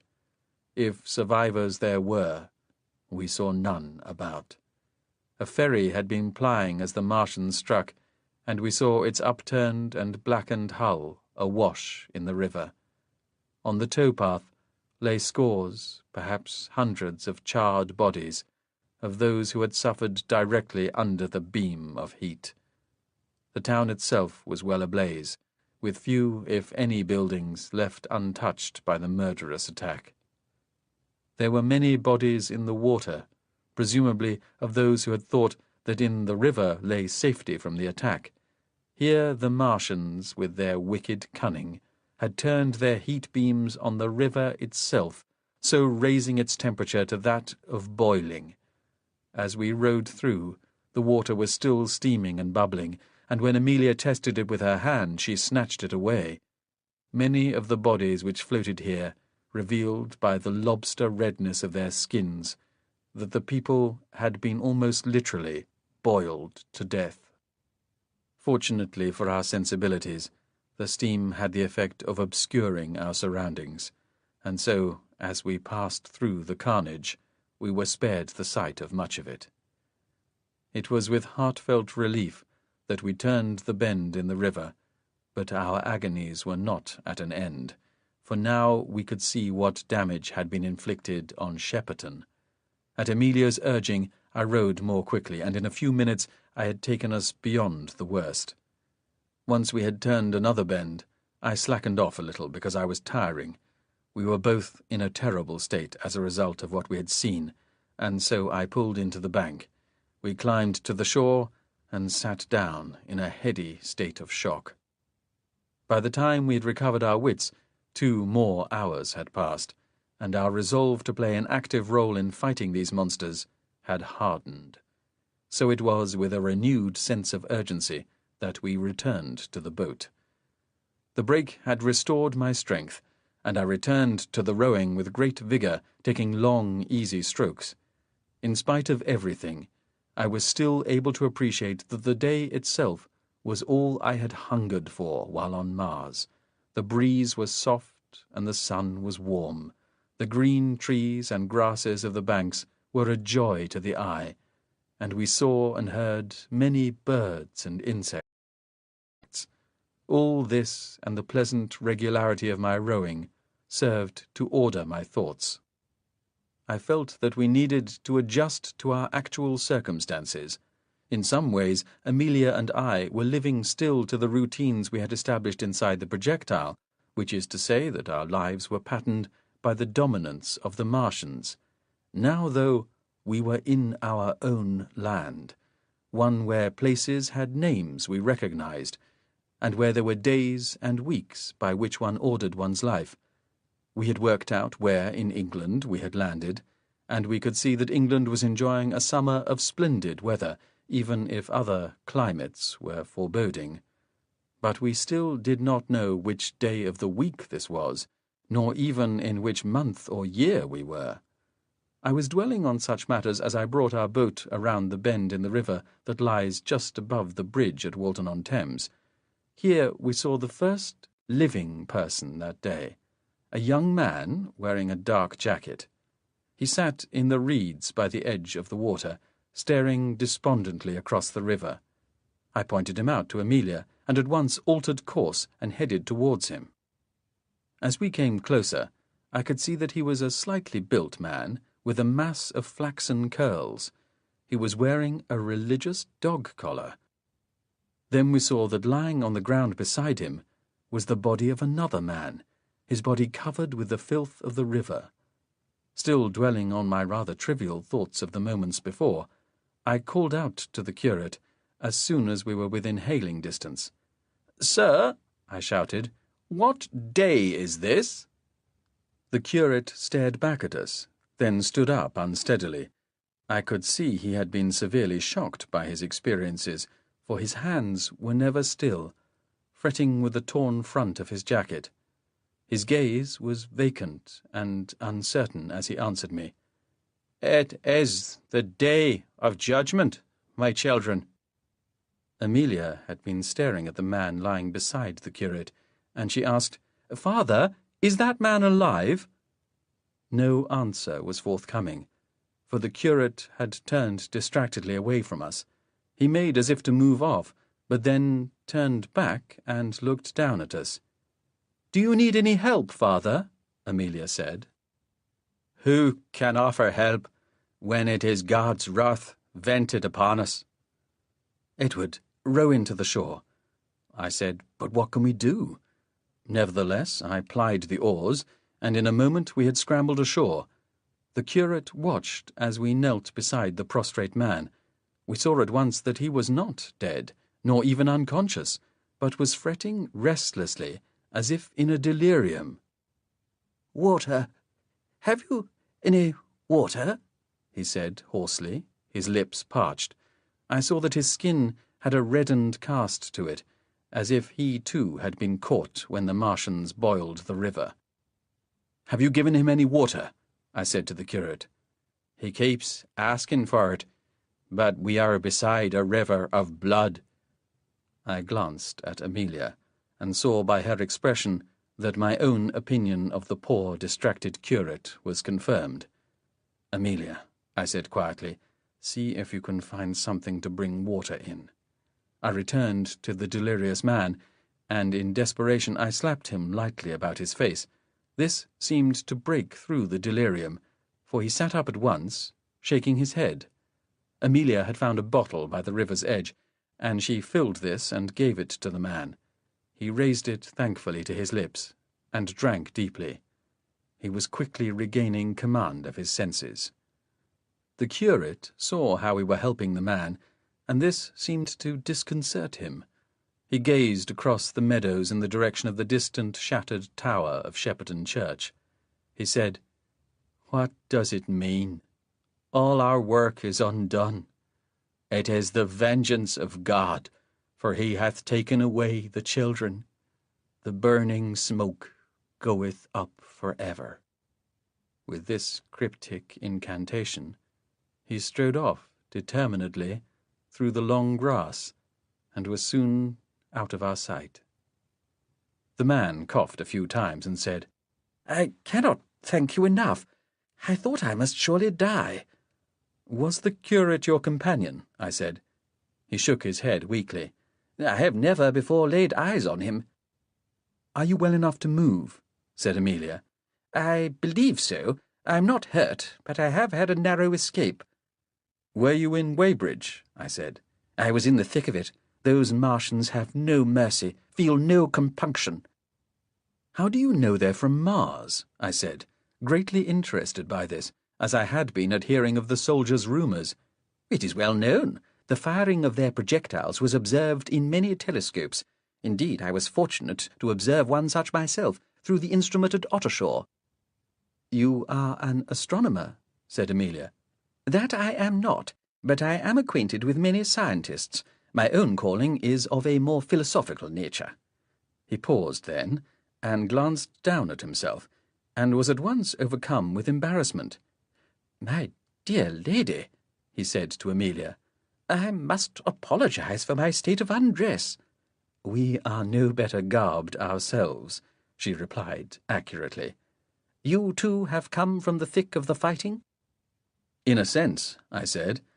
"Sir, I hope you will join us. We have a boat and we are headed for Richmond. There I think we may find safety." "Thank you," said the man, "but I must go my own way. I was making for Leatherhead, for that is where I have left my wife." I thought quickly, trying to visualize the geography of the area. Leatherhead lay many miles to the south of us. The man went on. "You see, I am a resident of Woking, and before the Martians attacked, I managed to take my wife to safety. Since then, because I was obliged to return to Woking, I have been trying to rejoin her, but I have found, to my cost, that the land between here and Leatherhead is overrun with the brutes." "Then, as your wife is probably safe for the time being," Amelia said, "wouldn't it be wise to fall in with us until the army deals with this menace?" The man was clearly tempted, for we were not many miles distant from Richmond. He hesitated for a few seconds more, then nodded. "If you are rowing, you will need an extra pair of arms," he said. "I should be happy to oblige, but first, because I am in such a state of untidiness, I would like to wash myself." He went down to the water's edge, and with his hands washed off much of the traces of the smoke and grime which so disfigured him. Then, when he had swept back his hair, he held out his hand and assisted Amelia as she climbed back into the boat. Chapter 18. Rowing down the river. Our new friend would not hear of my rowing until he had served a turn at the oars, and insisted that I sit with Amelia in the stern of the boat. "We must have our wits about us," he said, "in case those devils return. We will take turns at the oars, and all keep our eyes open." I had been feeling for some time that the Martians' inactivity must be temporary. This could only be a lull in their campaign, and as such we must take full advantage of it. In accordance with our plan, I kept a careful watch for sight of the tripods, but Amelia's attention was elsewhere. Indeed, she was staring at our new friend with unexpected attention. At length she said, "Sir, may I inquire if you have ever visited Reynolds' house in Richmond?" The gentleman looked at her in manifest surprise, but immediately said, "I have indeed, but not for several years." "Then you would know Sir William Reynolds?" "We were never the closest of friends, for I fear he was not one for intimate friendships, but he and I were members of the same club in St. James's, and occasionally we exchanged a few ideas." Amelia was frowning in concentration. "I believe we might have met before." Our friend paused, with the oars clear of the water. "By Jove!" he cried. "Are you not Sir William's former amanuensis?" "Yes, I am. And you, sir, I think your name is Wells." "That is my name," he said gravely. "And if I am not mistaken, you are Miss Fitzgibbon." Amelia instantly confirmed this. What a remarkable coincidence! Mr. Wells politely asked me my name, and I introduced myself. I reached over to shake his hand, and he leaned forward over the oars. "Pleased to meet you, Turnbull," he said. Just then the sunlight fell on his face, in such a way that his eyes revealed themselves to be a startling blue. In his tired and worried face they shone like optimistic beacons, and I felt myself warming to him. Amelia was still animated with excitement. "It is to Reynolds' house that we are going now," she said. "We feel Sir William is one of the few men who can confront this menace." Mr. Wells frowned and returned to his rowing. After a moment he said, "I take it you have not seen Sir William for some time." Amelia glanced at me, and I knew she was uncertain how to reply. I said for her, "Not since May of 1893, sir." "That is close to the last time I, or anyone else, saw Sir William. Surely, if you were in his employ, you would know about this." Amelia said, "I ceased to work for him in that May. Are you saying that he has passed on?" I knew that this last was a wild guess, but Mr. Wells promptly corrected it. "I think Sir William is not dead," he said. "He went into futurity on that infernal time machine of his, and although he returned once, he has not been seen since his second journey." "You know this for certain?" Amelia said. "I was honoured to be the author of his memoirs," said Mr. Wells, "for he dictated them to me himself." As we rowed along, Mr. Wells told us what was known of Sir William's fate. At the same time, it was interesting to realize that some of our earlier surmises had not been inaccurate. It seemed that after the time machine had deposited us so abruptly in the weed bank on Mars, it returned unscathed to Richmond. Mr. Wells could not have known of our mishap, of course, but his account of Sir William's subsequent experiments made no mention of the fact that the machine was missing for even a short period. Sir William, according to Mr. Wells, had been more adventurous than even we had been, taking the time machine into a far distant future. Here Sir William had seen many strange sights. Mr. Wells promised to send us a copy of his book, because he said it would take too long to tell, and although he had returned with his report, he had later departed a second time for futurity. On that occasion, he had never returned. Imagining that Sir William had suffered a similar mishap with the machine as us, I said, "The time machine came back empty, sir?" "Neither the machine nor Sir William has been seen again." "Then there is no way we can reach him?" "Not without a second time machine," said Mr. Wells. By now we were passing Walton-on-Thames, and there was a lot of activity within the town. We saw fire engines rattling along the riverside road in the direction of Weybridge, the horses' hooves throwing up white clouds of dust. An orderly but hurried evacuation was taking place, with many hundreds of people walking or riding along the road towards London. The river itself was congested, with boats ferrying people across to the Sunbury side, and we were obliged to steer between them. Along the northern bank we saw evidence of military activity, with scores of soldiers marching towards the west. In the meadows to the east of Halliford we saw more artillery being readied. Seeing all this brought an end to our conversation about Sir William, and we passed Walton in silence.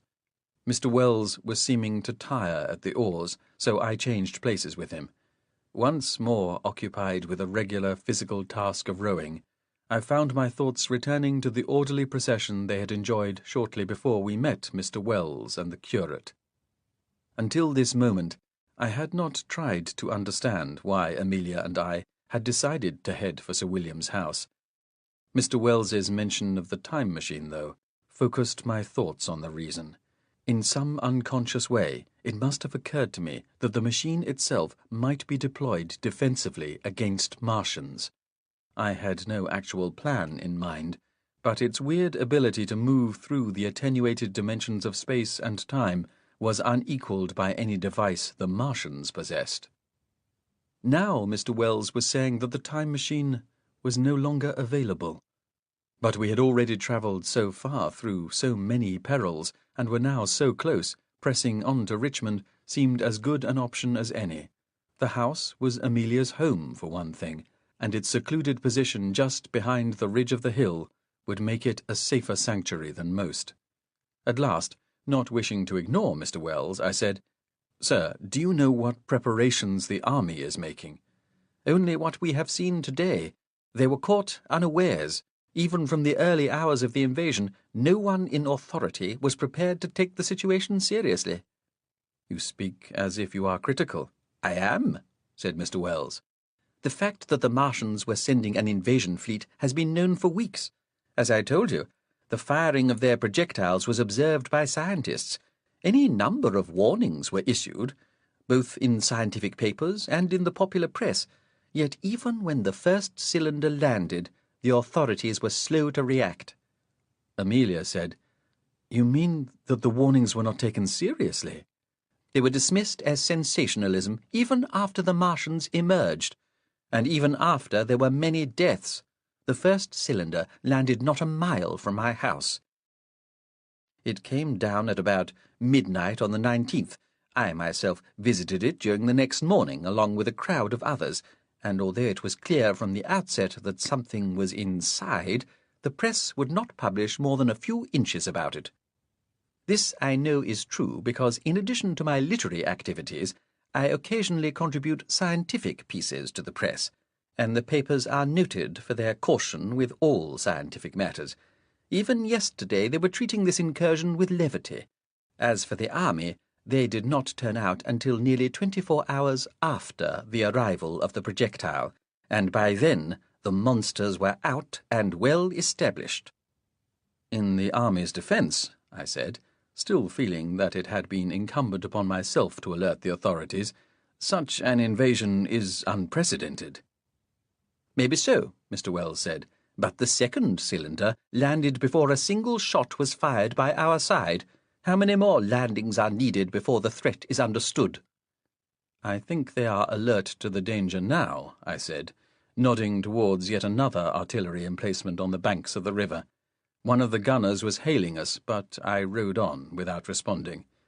It was now well into the afternoon, and there were only about 6 more hours until sunset. Amelia said, "You say that you visited the pit. Did you see the adversary?"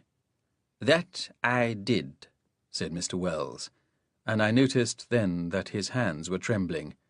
"Those monsters are unspeakable." I suddenly realized that Amelia might be about to talk of our adventures on Mars, so I frowned at her, warning her to silence. The lesson of the night before had been well learnt. I said to Mr. Wells, "You are clearly shaken by your experiences." "I have been face to face with death. Twice I have escaped with my life, but only by the greatest good fortune." He shook his head. "These Martians will go on and conquer the world. They are indestructible." "They are mortal, sir," I said. "They can be killed as easily as other vermin." "That has not been the experience so far. What is your evidence for that?" I thought of the screams of the dying monster inside the platform and the ghastly eructation of gases as I sunk my weapon into its brow. And then, remembering the warning I had signalled to Amelia only a few seconds before, I said, "There was one killed at Weybridge." "A chance artillery shell. We cannot depend on chance to rid the world of this menace." Mr. Wells took the oars again when we reached Hampton Court, as I was tiring. We were now only a short distance from Richmond, but here the river swings to the south before turning a second time to flow northwards, and so we still had a long way to go. For a while we debated whether to abandon the boat and complete our journey on foot, but we could see that the roads were crowded with the traffic of those escaping towards London. On the river we had the way almost to ourselves. Here, by Hampton Court Palace, we saw a curious sight. The local people from Thames Ditton, Molesey and Surbiton were abandoning their houses and, under the guidance of the overworked police and fire brigades, were leaving for London. However, the palace grounds are a favourite resort for excursionist Londoners, and on this fine summer's afternoon the riverside paths were well thronged with people enjoying the sunshine. They could not be unaware of the noise and bustle around them, but they seemed determined not to let such activities affect their picnics. Thames Ditton Station, which is on the south bank opposite the palace, was crowded. People were queuing up along the pavement outside, waiting for a chance to board a train. Even so, each train that arrived from London brought with it a few more late-afternoon excursionists. How many of those blazered young men, or those young ladies with silken parasols, were ever to see their homes again? Perhaps to them, in their unguarded innocence, we three in our rowing boat presented a strange sight. Amelia and I still wearing only our much begrimed underwear, and Mr. Wells naked but for his trousers.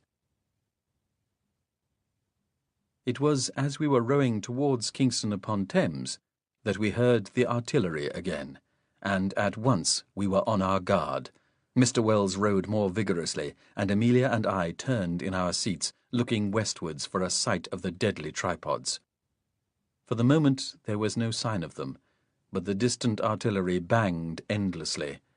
Once I saw a heliograph flickering on the hills beyond Esher, and ahead of us we saw a signal rocket burst bright red at the peak of its smoky tail. But at least in our immediate vicinity the guns remained silent. At Kingston we changed hands once more, and I braced myself for the final effort towards Richmond. We were all restless, eager for this long journey to be over. As Mr. Wells settled himself in the prow of the boat, he remarked on the unseemly noise of the evacuees crossing Kingston Bridge. There were no excursionists to be seen here. I think that at last the danger had been brought home to everyone.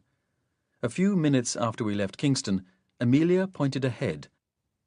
"Richmond Park, Edward. We're nearly there."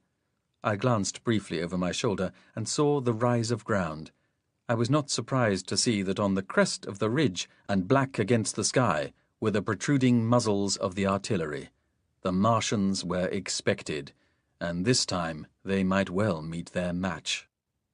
Reassured, I rowed on, trying to ignore the stiffness in my aching arms and back.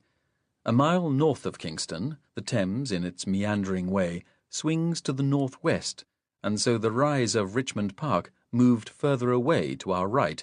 Now, temporarily, we were heading towards the Martians once more, and as if this were significant, we heard a renewed volley from the distant artillery. This was echoed a few moments later by the guns laid in Bushy Park, and then, too, we heard the first shots from Richmond Park. All three of us craned our necks, but there was still no sign of the Martians. It was unnerving to realize that they were in our vicinity, yet invisible to us. We passed Twickenham and saw no signs of evacuation. Perhaps the town had been emptied already, or else the people were lying low, hoping the Martians would not come their way. Then, heading directly east again, as the river turned towards Richmond, Amelia shouted that she had seen some smoke. We looked to the southwest and saw a column of black smoke rising from the direction of Molesey. The artillery was speaking continuously. The Martians moving quickly through the Surrey countryside were difficult targets, and the towns they approached lay helplessly before them. Smoke rose from Kingston and from Surbiton and from Esher, then too from Twickenham, and at last we could see one of the Martian marauders. It was stalking quickly through the streets of Twickenham, not 1 mile from where we presently were. We could see its heat beam swinging indiscriminately, and we could see the ineffectual airburst of the artillery shells, never exploding closer than 100 feet from the predatory engine. A second Martian tripod appeared, this one striking northwards towards Hounslow, then a third, away to the south of burning Kingston. "Edward, dear, hurry! They are almost upon us." "I am doing my best," I cried, but I was wondering if we should now head for the bank. Mr. Wells clambered over from the prow and took the seat beside me. He grabbed the right-hand oar, and in a moment we had established a fast rhythm. Fortunately, the Martians for the moment seemed to be paying no attention to the river. The towns were their main objectives, and the lines of artillery. In the repeated explosions near at hand, I realized that the deeper sounds of the more distant batteries had long been silenced. Then came what was perhaps the most disturbing noise of all. The Martian driving the tripod by Kingston uttered a cry. The sound drifted towards us, distorted by the breeze. The Martian in Twickenham took it up, and soon we heard others from various directions. Here on Earth, the note was deeper in timbre and seemed more prolonged. But for Amelia and myself, there could be no mistaking the sinister braying siren of the Martians calling for food. At last, the tree-lined slope of Richmond Hill was before us. As we rode frantically around the bend, past the green meadows, we saw the white-painted building of Messham's boathouse. I remembered the day I had called on Sir William, when I had strolled along the riverside walk past that same boathouse. Then, though, there had been promenading crowds. Now we were apparently alone, all but for the rampaging battle machines and the answering artillery. I pointed out the jetty to Mr. Wells, and we rowed energetically towards it.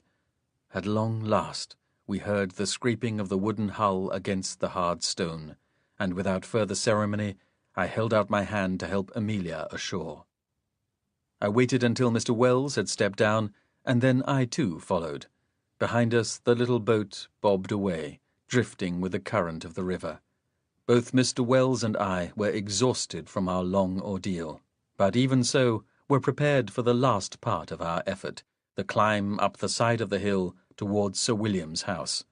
Accordingly, we hastened away from the jetty, but Amelia held back. As soon as we realized she was not following, we turned and waited for her.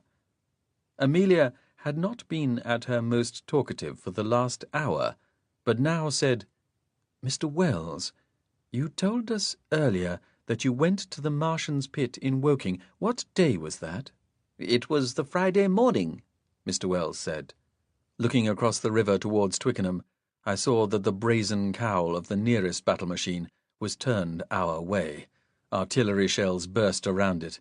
I said with great anxiety, "Amelia, we can talk later. We must get under cover. Edward, this is important."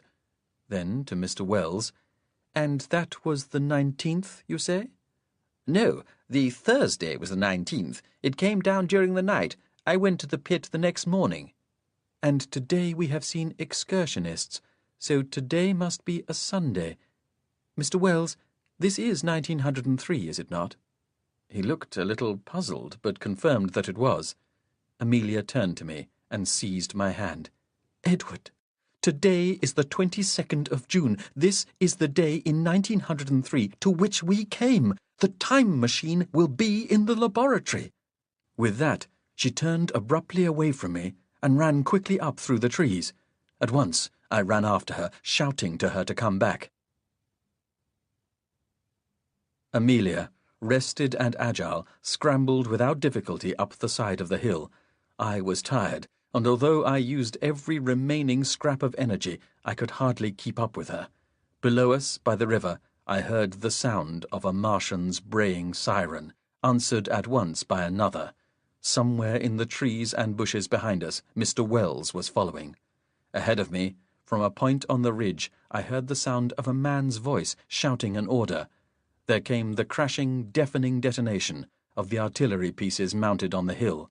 Smoke from them poured down through the trees. More shots followed, from positions all along the ridge. The noise was thunderous, and the acrid fumes of the explosive discharges burned in my throat. Ahead of me, showing through the trees, I could see the towers of Reynolds' house. "Amelia!" I shouted again over the noise. "My dearest, come back! It is not safe! The time machine! We can find the time machine!"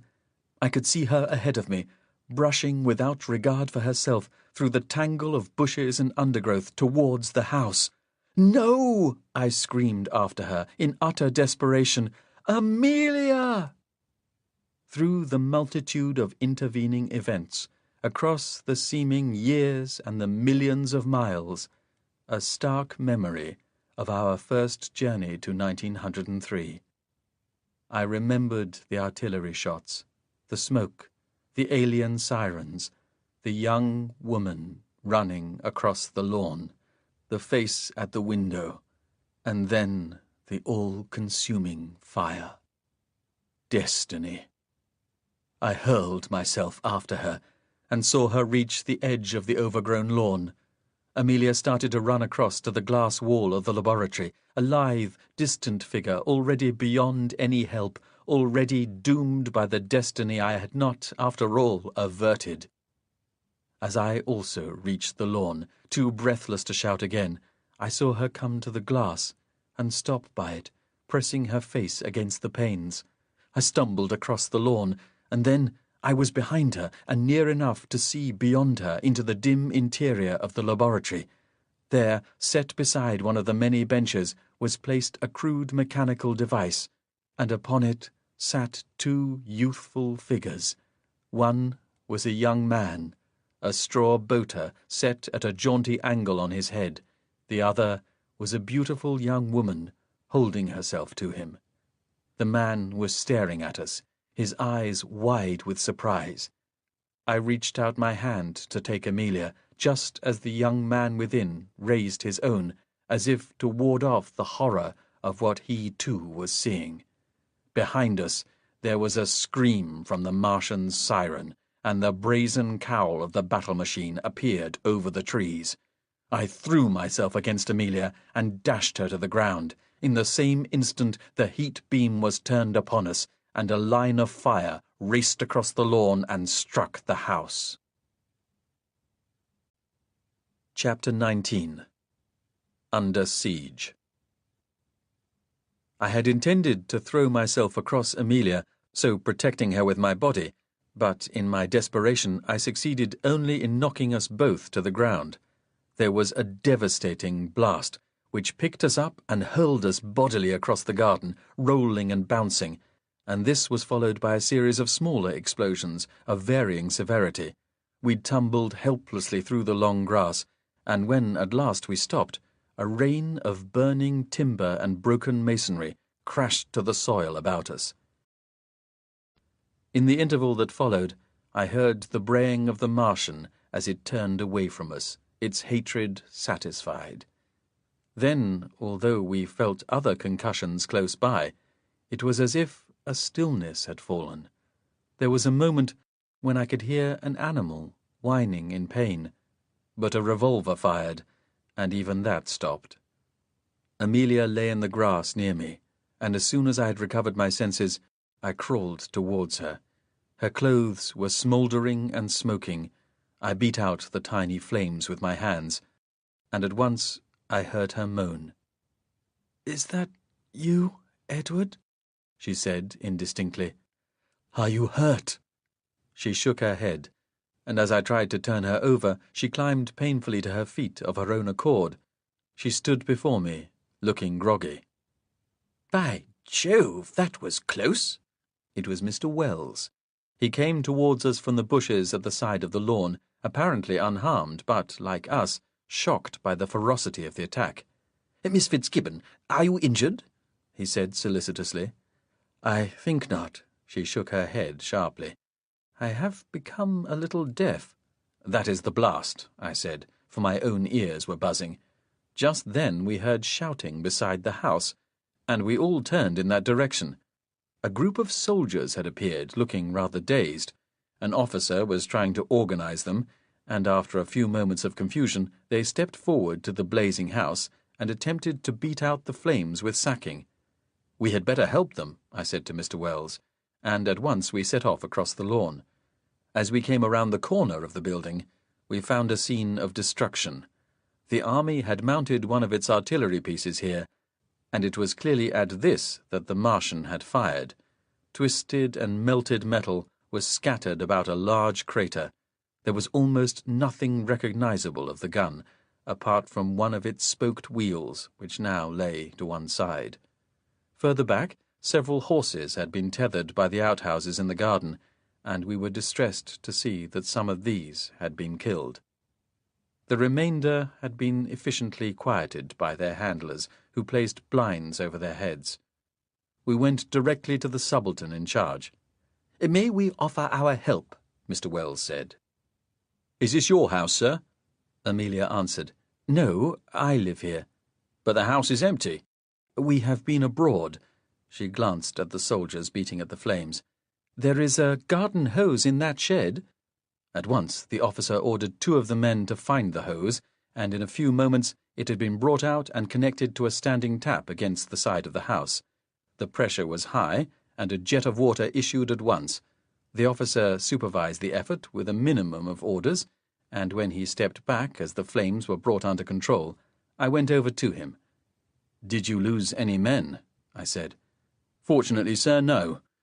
We had been ordered to move back just before the attack, and so were able to take cover in time." He indicated several deep trenches dug across the lawn. They crossed the place where, last century, I had sipped iced lemonade with Amelia. "If we'd been manning the piece—" I nodded. "Were you billeted in the house?" "Yes, sir. We've caused no damage, I think you'll find. Just as soon as we've retrieved our equipment, we will withdraw." Within a quarter of an hour, the flames were out. It was the servants' wing which had borne most of the impact, and 2 of the rooms on the ground floor were uninhabitable. The 6 gunners who had been billeted there lost all their equipment. On the floor above, most of the damage appeared to be broken glass and the effects of smoke. Of the rest of the house, the rooms on the side furthest from the gun emplacement were least damaged. Sir William's former smoking room, for instance, had not even one broken window.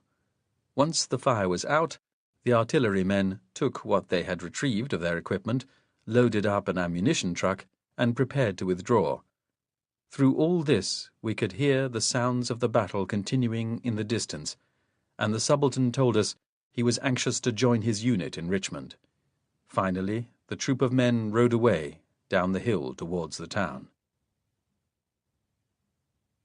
Mr. Wells said that he was going to spy on the Martians, and stepped out across the lawn towards the edge of the ridge.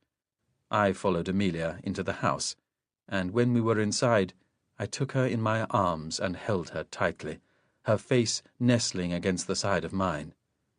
For several minutes we said nothing, but then at last she drew back a little. That momentary vision of our past selves had been salutary. Amelia, with her face bruised and scarred, and her chemise torn and scorched, bore almost no resemblance to the rather prim and elegantly clad young woman I had glimpsed on the time machine, and I knew, by the way in which she was looking at me, that a similar transformation had come over my appearance. She said, "When we were on the time machine, you saw the Martian. You knew all along." "I only saw you," I said. "I thought I saw you about to die."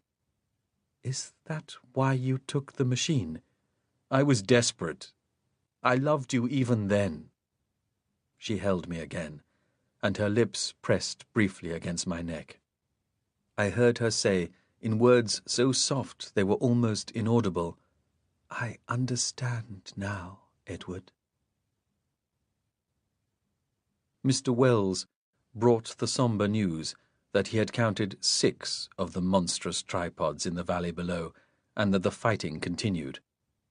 "They are all over the place," he said, "and as far as I can see, there's no resistance. There are 3 machines within a mile of this house, but I think we will be safe to lie low here for a while." "What are the Martians doing?" I said. "The heat beam is still in use. It seemed as if the whole Thames Valley is on fire. Twickenham has vanished under a mountain of smoke. Black, thick smoke, like tar, but not rising. It is shaped like an immense dome." "It will be dispersed by the wind," Amelia said. "The wind is up," said Mr. Wells, "but the smoke stays above the town. I cannot account for it." All 3 of us were faint from hunger, and finding food was urgent. It was clear that Sir William's house had not been occupied for years, and so we held out no hope of finding any food in the pantry. We did discover that the artillerymen had left some of their rations behind, some tins of meat and a little stale bread, but it was hardly enough for one meal. Mr. Wells and I agreed to search some of the adjacent houses. Amelia stayed behind. She wanted to explore the house and see how much of it was habitable. Mr. Wells and I foraged for an hour. During this time we discovered that we were alone on Richmond Hill. Everyone else must have been evacuated when the soldiers arrived. Few of the houses were locked, and in most we found good quantities of food. By the time we were ready to return, we had a variety of tinned meats, vegetables, and fruit, as well as some fresh food. In addition, we discovered several bottles of wine, and a pipe and some tobacco for Mr. Wells. Before returning to the house, Mr. Wells suggested that we once more survey the valley. We left our sack of food, and went forward cautiously to the edge of the ridge. There, concealing ourselves amongst the trees, we were afforded an uninterrupted view to north and west. To our left we could see up the Thames Valley at least as far as Windsor Castle, and before us were the villages of Chiswick and Brentford. Immediately below us was Richmond itself. The sun was setting, a deep orange ball of fire touching the horizon. Silhouetted against it was one of the Martian battle machines. It was not moving now, and even from this distance we could see that the metal mesh net at the back of the platform had been filled with bodies. The black copy of smoke still obscured Twickenham. Another lay heavily over Hounslow. Richmond appeared still, although several buildings were on fire. I said, "They cannot be stopped. They will rule the entire world." Mr. Wells was silent, although his breathing was irregular and heavy. Glancing at his face, I saw that his bright blue eyes were moist. He said, "You told me that they are mortal, Turnbull, but I think we must now accept that we cannot resist them." At that moment, as if defying his words, a solitary gun placed on the riverside walk by Richmond Bridge fired a shot. Moments later, the shell burst in the air several hundred feet away from the distant battle machine. The Martian's response was instant. It whirled around and strode in our direction, causing Mr. Wells and me to step back hastily into the trees.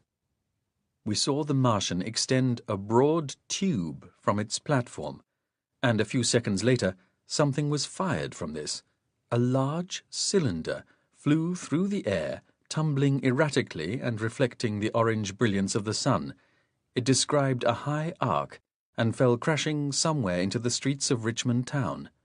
Moments later, there was a loud bang, and within 60 seconds, Richmond, too, had vanished under a mysterious, static dome of black smoke. The gun by the river, lost inside the blackness, did not speak again. We waited and watched until the sun went down, but heard no more shots fired by the army. The Martians, arrogant in their total victory, went about their macabre business of seeking out the human survivors, and placing such unfortunates in their swelling nets. Much sobered, Mr. Wells and I returned to Reynolds' house. We were greeted by an Amelia transformed. "Edward," she called as soon as we walked through the broken door of the house, "my clothes are still here." Dancing into our sight came a young woman of the most extraordinary beauty. She wore a pale yellow dress and buttoned boots.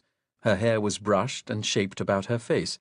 The wound which had so disfigured her was concealed by the artistic application of maquillage, and as she seized my hand gaily and exclaimed happily over the amount of food we had gathered, I sensed once more that gentle fragrance of perfume, redolent of herbs. For no reason I could understand, I turned away from her and began to weep. The house had apparently been closed after Sir William's final departure on the time machine, for although everything undamaged was intact and in its place, the furniture had been covered with dust sheets, and valuable articles had been locked away in cupboards. Mr. Wells and I visited Sir William's dressing room, and there found clothing to dress ourselves decently, if not entirely fitting. A little later, smelling slightly of mothballs, we went through the house while Amelia prepared a meal. We discovered that the laboratory was as cluttered with pieces of engineering machinery as before. Everything here was filthy dirty, though, and littered with shards of glass from the many broken panes. The reciprocating engine which generated electricity was there, although we dared not turn it on for fear of attracting the Martians' attention. We ate our meal in a ground-floor room furthest away from the valley, and sat by candlelight with the curtains closed. All was silent outside the house, but none of us could feel at ease, knowing that at any moment the Martians might come by. Afterwards, with our stomachs filled and our nerves pleasantly relaxed by a bottle of wine, we talked again of the scale of the Martians' victory. "Their aim is clearly to take London," said Mr. Wells. "If they do not do so during this night, then there can be nothing to stop them in the morning." "But if they control London, they would control the whole country," I said. "That is what I fear. Of course, by now the threat is understood, and I imagine that even as we speak the garrisons in the north are travelling down. Whether they would fare any better than the unfortunates we saw in action today is a matter for conjecture. But the British army is not slow to learn by its errors, so maybe we shall see some victories. What we do not know, of course, is what these monsters seek to gain." "They wish to enslave us," I said. "They only survive by drinking human blood." Mr. Wells glanced at me sharply. "That's a sensational remark, Turnbull. Do you have evidence?" I was silenced. We had all seen the gathering of the people by the Martians, but only Amelia and I, with our privy knowledge, could know what was to happen to them. Amelia said, "I think we must tell Mr. Wells what we know, Edward." "Do you have a specialist knowledge of these invaders?" said Mr. Wells. "We were in the pit at Woking," I said. "I too was there, but I saw no drinking of blood. This is astonishing. I take it you are speaking with authority." "The authority of experience," said Amelia. "We have been to Mars, Mr. Wells, although I cannot expect you to believe us." Much to my surprise, our new friend did not seem at all perturbed by this announcement. "I have long suspected that the other planets of our solar system can support life," he said. "It does not seem improbable to me that one day we shall visit those worlds." He stared intently at us both. "Yet you say you have already been to Mars?" I nodded. "We were experimenting with Sir William's time machine, and we set the controls incorrectly." "But, as I understood it, Sir William intended to travel in time only." In a few words, Amelia explained how I had loosened the nickel rod, which until then prevented movement through the spatial dimension. From this, the rest of our story followed naturally, and for the next hour we recounted our adventures. At last we came to the description of how we had returned to Earth. Mr. Wells was silent for a long time. He helped himself to some brandy which we found in the smoking room, and for many minutes he cradled this in his hands.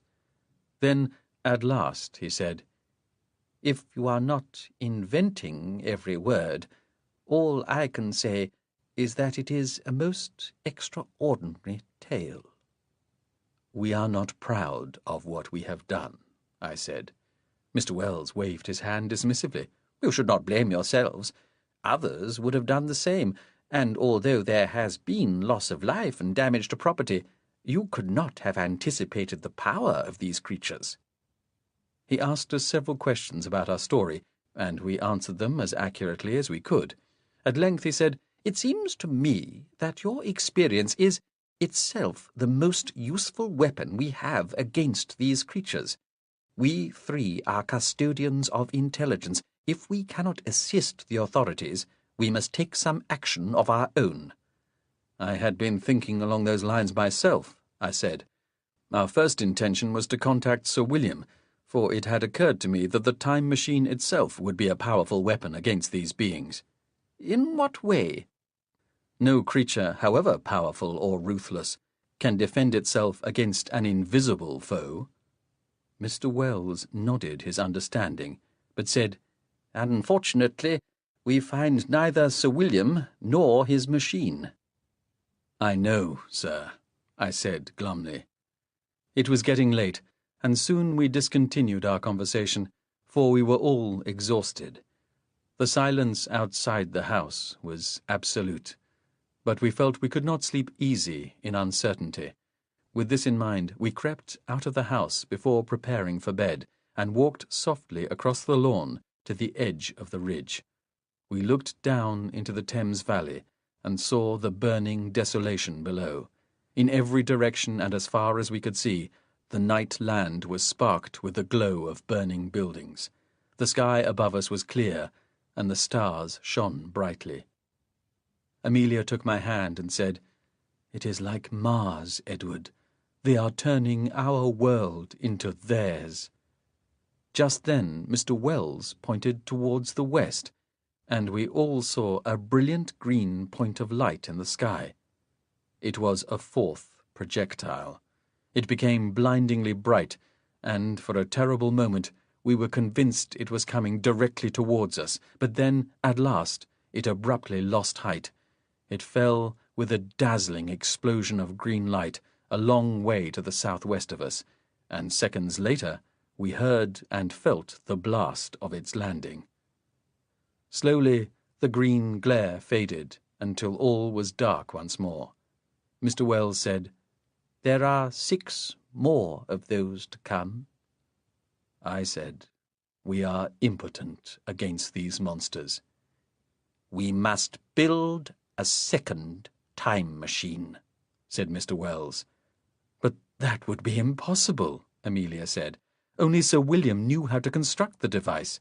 "He explained the principle to me in detail," said Mr. Wells. "To you and to many others, but only in the most vague terms. Even I, who sometimes worked with him in the laboratory, have only a general understanding of it." "Then we can succeed," said Mr. Wells. "You have helped to build the machine, and I have helped design it." We both looked at him curiously then. The flames from below lent an eerie cast to his features. "You helped design the time machine?" I said incredulously.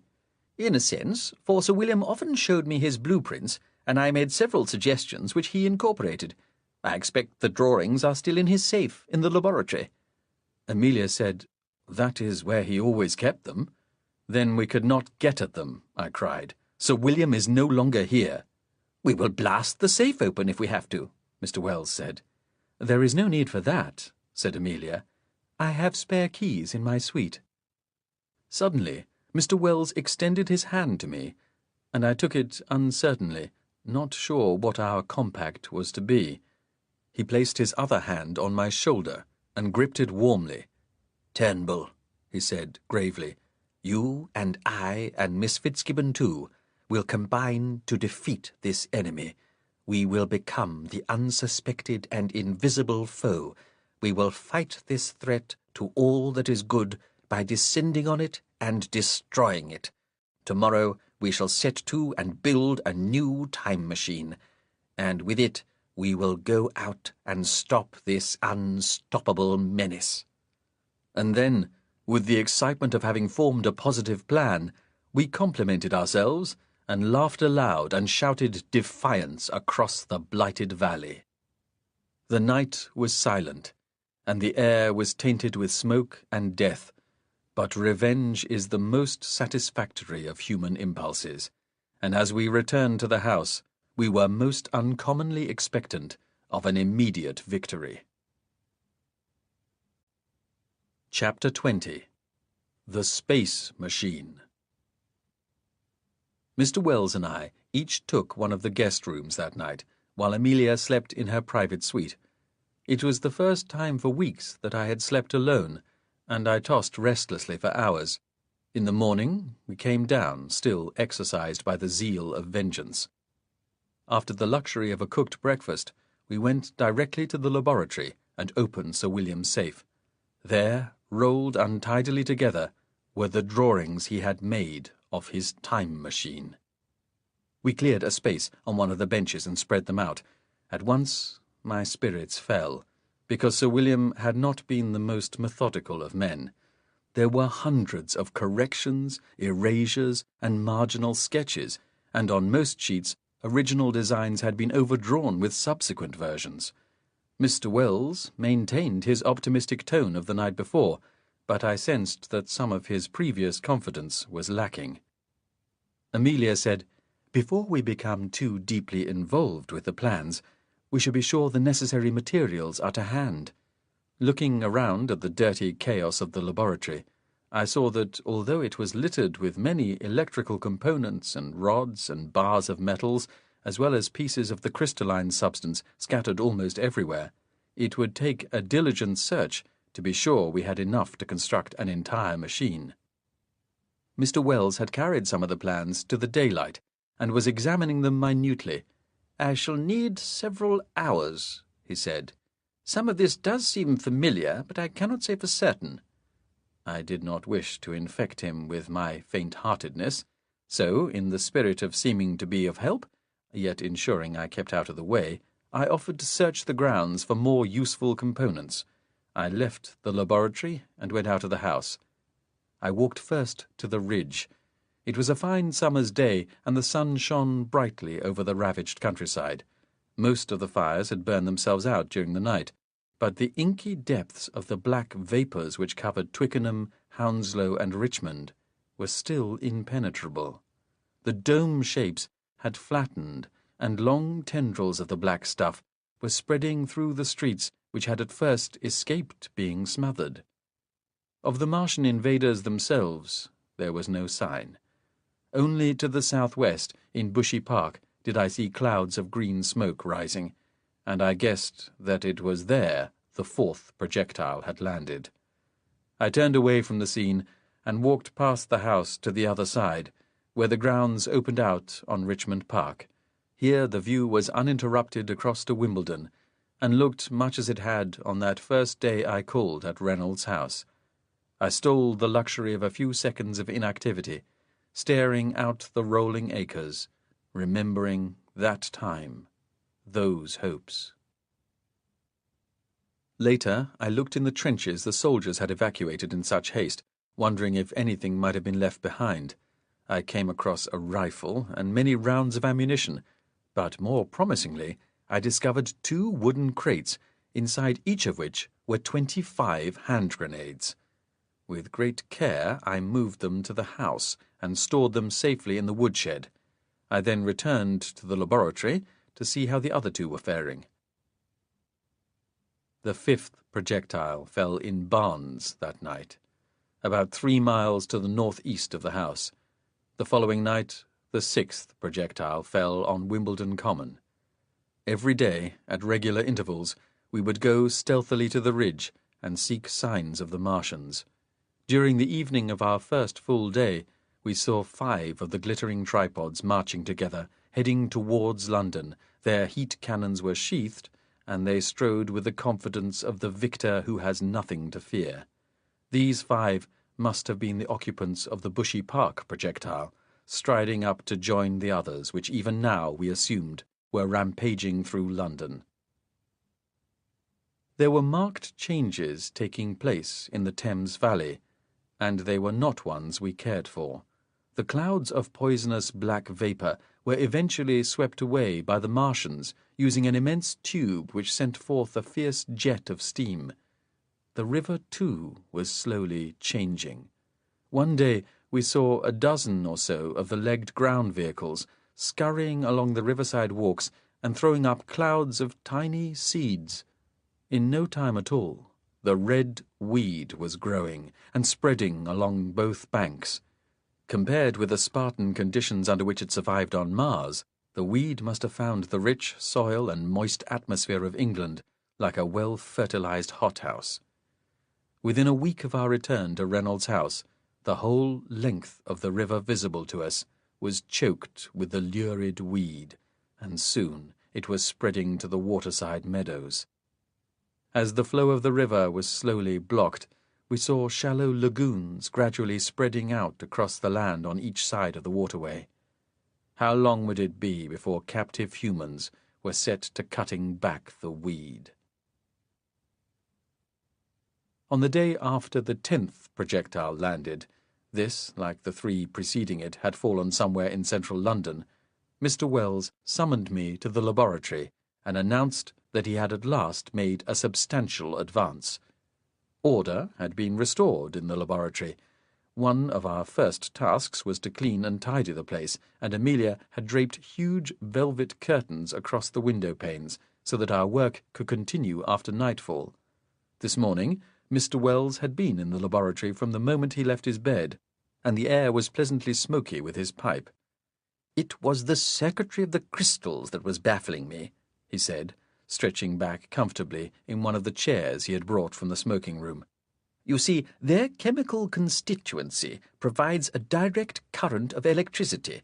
The problem was not to produce this effect, but to harness it to create the attenuation field. Let me show you what I mean." He and Amelia had constructed a tiny apparatus on the bench. It consisted of a small wheel resting on a metal strip. Two tiny pieces of the crystalline substance were attached to either side of the wheel. "If I connect these wires I have here, you will see what happens." Mr. Wells took the wires and laid them across the various bare ends. As the last contact was made, we all saw clearly that the little wheel had started to rotate slowly. "You see, with this circuit the crystals provide a motive force." "Just like the bicycles," I said. Mr. Wells did not know what I was talking about, but Amelia nodded vigorously. Mr. Wells disconnected the apparatus, because as the wheel turned, it was tangling the wires which were connected to it. "Now, however," he said, "if I complete the circuit in a different way—" He bent closely over his work, peering first at the plans, then at the apparatus. "Watch this carefully, for I suspect we will see something dramatic." We both stood by his shoulder and watched as he connected first one wire, then another. Soon only one remained bare. "Now!" Mr. Wells touched the last wires together, and in that instant the whole apparatus, wheel, crystals, and wires, vanished from sight. "It works!" I cried in delight, and Mr. Wells beamed up at me. "That is how we enter the attenuated dimension," he said. "By connecting the device that way, I tapped the power that resides in the dimension, and my little experiment is now lost to us forever." "Where is it, though?" I said. "I cannot say for certain, as it was a test piece only. It is certainly moving in space at a slow speed, and will probably continue to do so forever. It is of no importance to us, for the real secret of travel through the attenuated dimension is not how to achieve it, but how we may control it." "Then how long will it be before we can build a new machine?" I said. "Several days more, I think." "We must be quick," I said. "With every day the monsters tighten their hold on our world." "I am working as fast as I am able," Mr. Wells said, without rancour, and then I noticed how his eyes showed dark circles around them. He had often been working in the laboratory long after Amelia and I had taken to our beds. "We shall need a frame in which the mechanism can be carried, one large enough to carry passengers. Miss Fitzgibbon has already suggested an idea about that." "But a new machine will be possible," I said. "I see no reason why it should not," said Mr. Wells. "Now we have no desire to travel to futurity, our machine need not be nearly so complicated as Sir William's." 8 more days passed with agonizing slowness, but at last we saw the space machine taking shape. Amelia's plan was to use the frame of a bed as a base for the machine, as this would provide the necessary sturdiness and space for the passengers. Accordingly, we searched the damaged servants' wing and found a metal bedstead some 5 feet wide. We carried it to the laboratory and, under Mr. Wells's guidance, began to connect to it the various pieces he produced. Much of this comprised the crystalline substance, in such quantities that it was soon clear that we would need every piece we could lay our hands on. Knowing that we intended to travel in this machine ourselves, we left enough room for the 3 of us to sit, and with this in mind, I fitted out one end of the bedstead with cushions. While our secret work continued in the laboratory, the Martians themselves were not idle. Our hopes that military reinforcements would be able to deal with the invaders had been unfounded, because whenever we saw one of the battle machines or legged vehicles in the valley below, there was no challenge. The Martians were consolidating their gains, for we saw equipment being transferred from the various landing pits in Surrey towards London, and on many occasions we saw groups of captive people either being herded by or driven in one of the legged ground vehicles. Meanwhile, the scarlet weed continued to flourish. The Thames Valley was an expanse of garish red, and scarcely a tree was left alive on the side of Richmond Hill. Already shoots of the weeds were starting to encroach on the lawn of the house, so I made it my daily duty to cut it back. Where the lawn met the weeds was a muddy and slippery morass. "I have done all I can," said Mr. Wells, as we stood before the outlandish contraption that once had been a bed. "I seem to have used all the crystals there were to be found." Because we were unable to manufacture any more of the crystals, Mr. Wells had been forced to use only those Sir William had left behind. We had searched and emptied the laboratory and dismantled the 4 adapted bicycles which still stood in the outhouse, but even so, Mr. Wells declared that we needed at least twice as much crystalline substance as we had. He explained that the velocity of the machine depended on the power the crystals produced. "We have reached the most critical moment," Mr. Wells went on. "The machine, as it stands, is simply a collection of circuitry and metal. As you know, once it is activated, it must stay permanently attenuated, and so I have had to incorporate an equivalent of Sir William's temporal flywheel. Once the machine is in operation, that wheel must always turn so that it is not lost to us." He was indicating our makeshift installation, which was the wheel of the artillery piece blown off in the explosion. We had mounted this transversely on the front of the bedstead. Mr. Wells took a small, leather-bound notebook from his breast pocket and glanced at a list of handwritten instructions he had compiled himself. He passed this to Amelia, and as she called them out one by one, he inspected various critical parts of the space machine's engine. At last he declared himself satisfied.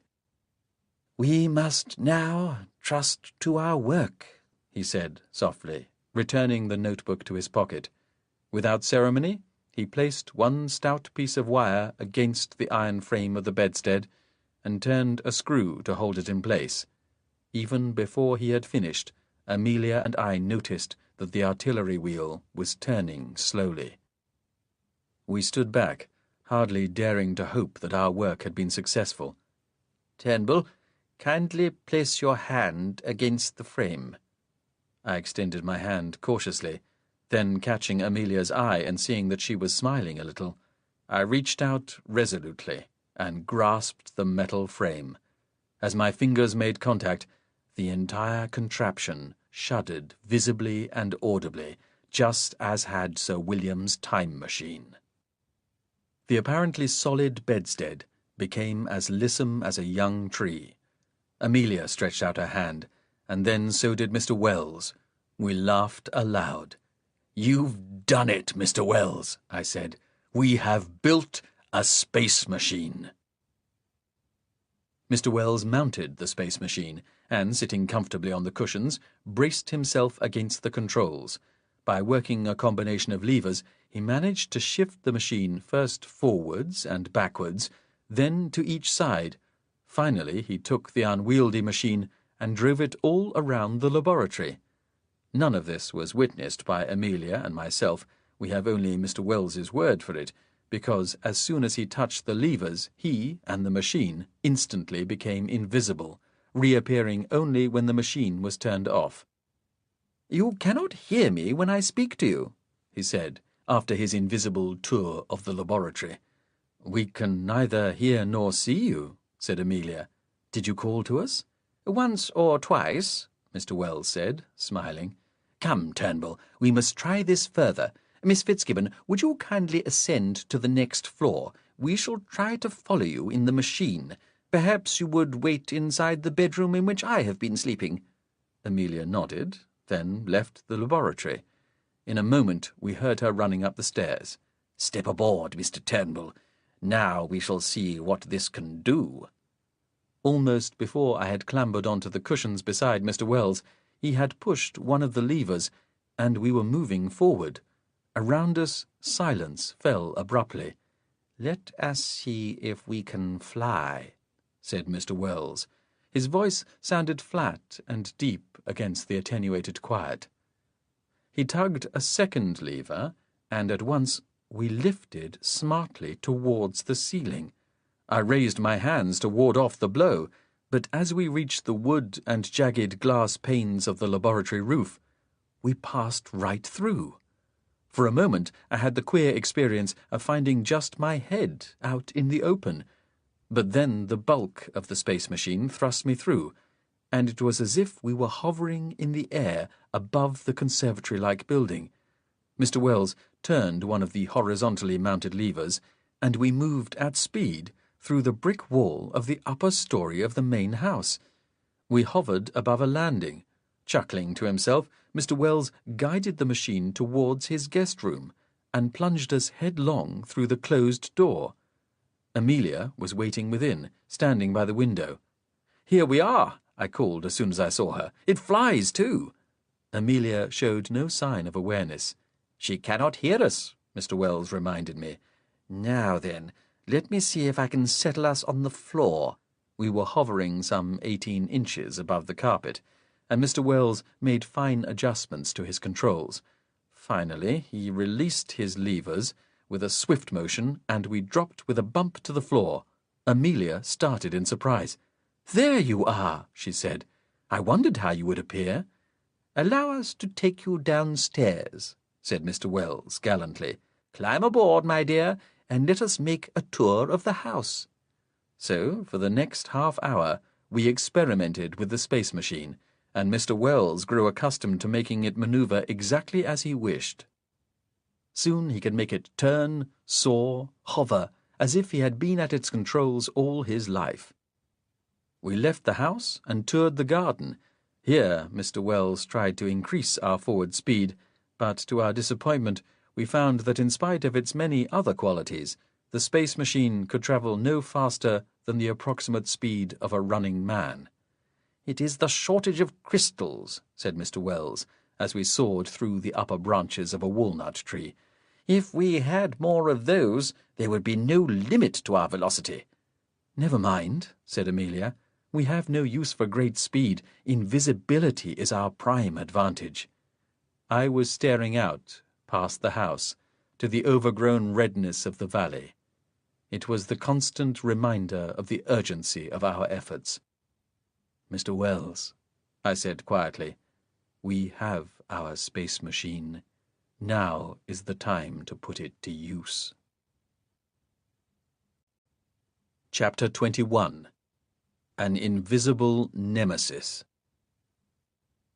When we had loaded the space machine with several of the hand grenades, Mr. Wells was worried about the time we had left to us. "The sun will be setting in 2 hours," he said. "I should not care to operate the machine in darkness." "But, sir, we can come to no harm in the attenuation." "I know, but we must at some time leave the attenuated dimension. When we do that, we have to be certain there are no Martians around. How terrible it would be if we returned to the house in the night and discovered that the Martians were waiting for us." "We have been here for more than 2 weeks," I said, "and no Martian has so much as glanced our way." Mr. Wells had to agree, but he said, "I think we must not lose sight of the seriousness of our task, Turnbull. Because we have been confined so long in Richmond, we have no knowledge of the extent of the Martians' success. In all probability they are now lords of the entire county. Their domain might even be worldwide. If we are, as we suspect, in command of the one weapon they cannot resist, we must not lose that advantage by taking unnecessary risks. We have a tremendous responsibility thrust upon us." "Mr. Wells is right, Edward," said Amelia. "Our revenge on the Martians is late, but it is all we have." "Very well," I said. But we must try at least one sortie today. We do not yet know if our scheme will work. So, at last, we mounted the space machine and sat with suppressed excitement as Mr. Wells guided us away from the house, above the obscene red tangle of weeds, and out towards the heart of the Thames Valley. As soon as we were underway, I saw some of the wisdom of the other's words. Our search for Martian targets was to be unguided, for we had no idea where the brutes currently were. We flew for about half an hour, circling over the river, looking this way and that for some sign of the invaders, but without success. At last, Amelia suggested a simple and logical plan. We knew where the projectiles had fallen, she said, and further, we knew that the Martians used the pits as bases. The pits must surely be over the river, looking this way and that for some sign of the invaders, but without success. At last, Amelia suggested a simple and logical plan. We knew where the projectiles had fallen, she said, and further, we knew that the Martians used the pits as bases. The pits must surely be where to look first. Mr. Wells agreed with this, and we turned directly for the closest of the pits. This was the one in Bushy Park, where the fourth projectile had fallen. Suddenly, as I realized we were at last on the right track, I felt my heart pounding with excitement. The valley was a dreadful sight. The red weed was growing rampantly over almost every physical protuberance, houses included. In places, the weeds had actually altered the course of the river, and wherever there was low-lying ground, stagnant lakes had formed. The pit had been created in the northeastern corner of Bushy Park, and was difficult to distinguish because it, no less than anywhere else, was heavily overgrown with weed. At last we noticed the cavernous mouth of the projectile itself, and Mr. Wells brought the space machine down to hover a few feet from the entrance. All was dark within, and there was no sign of either the Martians or their machines. We recalled that another cylinder had fallen near Wimbledon, and so we turned the space machine away and set off eastwards. From Bushy Park to Wimbledon is a distance of some 5 miles, and so at our maximum speed the flight took half an hour. During this time we were appalled to see that even parts of Richmond Park were showing signs of succumbing to the red weed. Mr. Wells had been casting several glances over his shoulder to see how long there was until sunset, and was clearly still unhappy with this expedition so close to nightfall. I resolved privately that if the Martian pit at Wimbledon was also empty, I would agree to an immediate return to Reynolds' house. Then, at last, we had our chance. Amelia cried out and pointed towards the south. There, striding slowly from the direction of Malden, came a battle machine. We were at that moment travelling at roughly the same height as the platform, and it was an instinct we all shared that the beast inside must have seen us, so deliberately did it march towards us. Mr. Wells uttered a few reassuring words, and raised the space machine to a new height and bearing, one which would take us circling around the tripodal engine. I reached forward with shaking hands, and took hold of one of the hand grenades. We were less than half a mile from the Titan, and still we headed in towards it from an oblique angle. "Where do you want me to place the machine?" said Mr. Wells, concentrating fiercely on his controls. "Somewhat above the platform," I said. "Approach from the side, because I do not wish to pass directly in front." "The monster cannot see us," said Amelia. "No," I said, remembering that ferocious visage, "but we might see it." I found myself trembling anew as we approached. The thought of what was squatting so loathsomely inside that metal edifice was enough to reawaken all the fears and angers I had suffered on Mars. But I forced myself to be calm. "Can you maintain the machine at a steady speed above the platform?" I asked Mr. Wells. "I'll do what I can, Turnbull." His cautious words gave no indication of the ease with which he brought our flying bed frame to a point almost exactly above the platform. I leaned over the side of the space machine while Amelia held my free hand, and I stared down at the roof of the platform. There were several apertures here, some of which were large enough for me to make out the glistening body of the monster, and a grenade lodged in any one of them would probably do what was necessary. In the end, I chose a large port just beside where the heat cannon emerged, reasoning that somewhere near there must be the furnace which produced the heat. If that were fractured, then what damage the grenade did not inflict would be completed by the subsequent explosive release of energy. "I see my target," I shouted to Mr. Wells. "I will call out as soon as I have released the grenade, and then we must move away as far as possible." Mr. Wells confirmed that he understood, and so I sat up straight for a moment, easing the restraining pin from the detonating arm. While Amelia supported me once more, I leaned over and held the grenade above the platform. "Ready, Mr. Wells?" I called. "Now!" At the self-same instant that I let go the grenade, Mr. Wells took the space machine in a fast climbing arc away from the battle machine. I stared back, anxious to see the effect of my attack. A few seconds later, there was an explosion below and slightly behind the Martian tripod. I stared in amazement. The grenade had fallen through the metal bulk of the platform and exploded harmlessly on the ground. We heard the bang, and we felt the shock of its blast, but it did no harm to our foe. I said, "I didn't expect that to happen." "My dear," said Amelia, "I think the grenade was still attenuated." Below us, the Martian strode on, unaware of what it had just survived.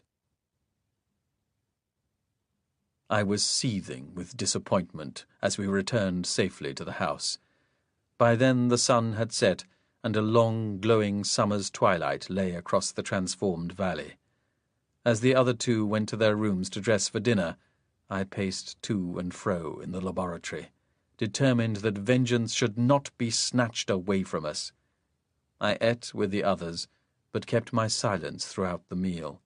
Amelia and Mr. Wells, sensing my distemper, talked a little about building the space machine, but the abortive attack was carefully avoided. Later, Mr. Wells and I repaired to the smoking room, with the curtains carefully drawn, and sitting by the light of one candle only, we talked of general matters, until Mr. Wells considered it safe to discuss other tactics. "The difficulty is twofold," he said. "Clearly, we must not be attenuated when we place the explosive, otherwise the grenade has no effect. And yet we must be attenuated during the explosion, otherwise we shall be affected by the blast." "But if we turn off the space machine, the Martian will see us," I said. "That is why I say it will be difficult. We have seen how fast those brutes react to any threat." "Could we land the space machine on the roof of the tripod itself?" Mr. Wells shook his head slowly. "I admire your inventiveness, Turnbull, but it would not be practicable. I had great difficulty even keeping abreast of it. To essay a landing on a moving object would be hazardous." We both recognized the urgency of finding a solution. For an hour or more we argued our ideas back and forth, but we arrived at nothing satisfactory. In the end, we went to the drawing-room where Amelia was waiting for us, and presented the problem to her. She thought for a while, then said, "I see no difficulty.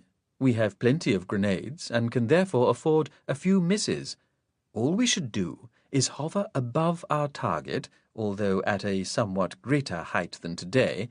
Mr. Wells will then switch off the attenuation field, and while we fall through the air, Edward can lob a grenade at the Martian. By the time the bomb explodes, we should be safely back inside the attenuated dimension, and it will not matter how close we are to the explosion." I stared at Mr. Wells, then at Amelia, considering the implications of such a hair-raising scheme. "It sounds awfully dangerous," I said in the end.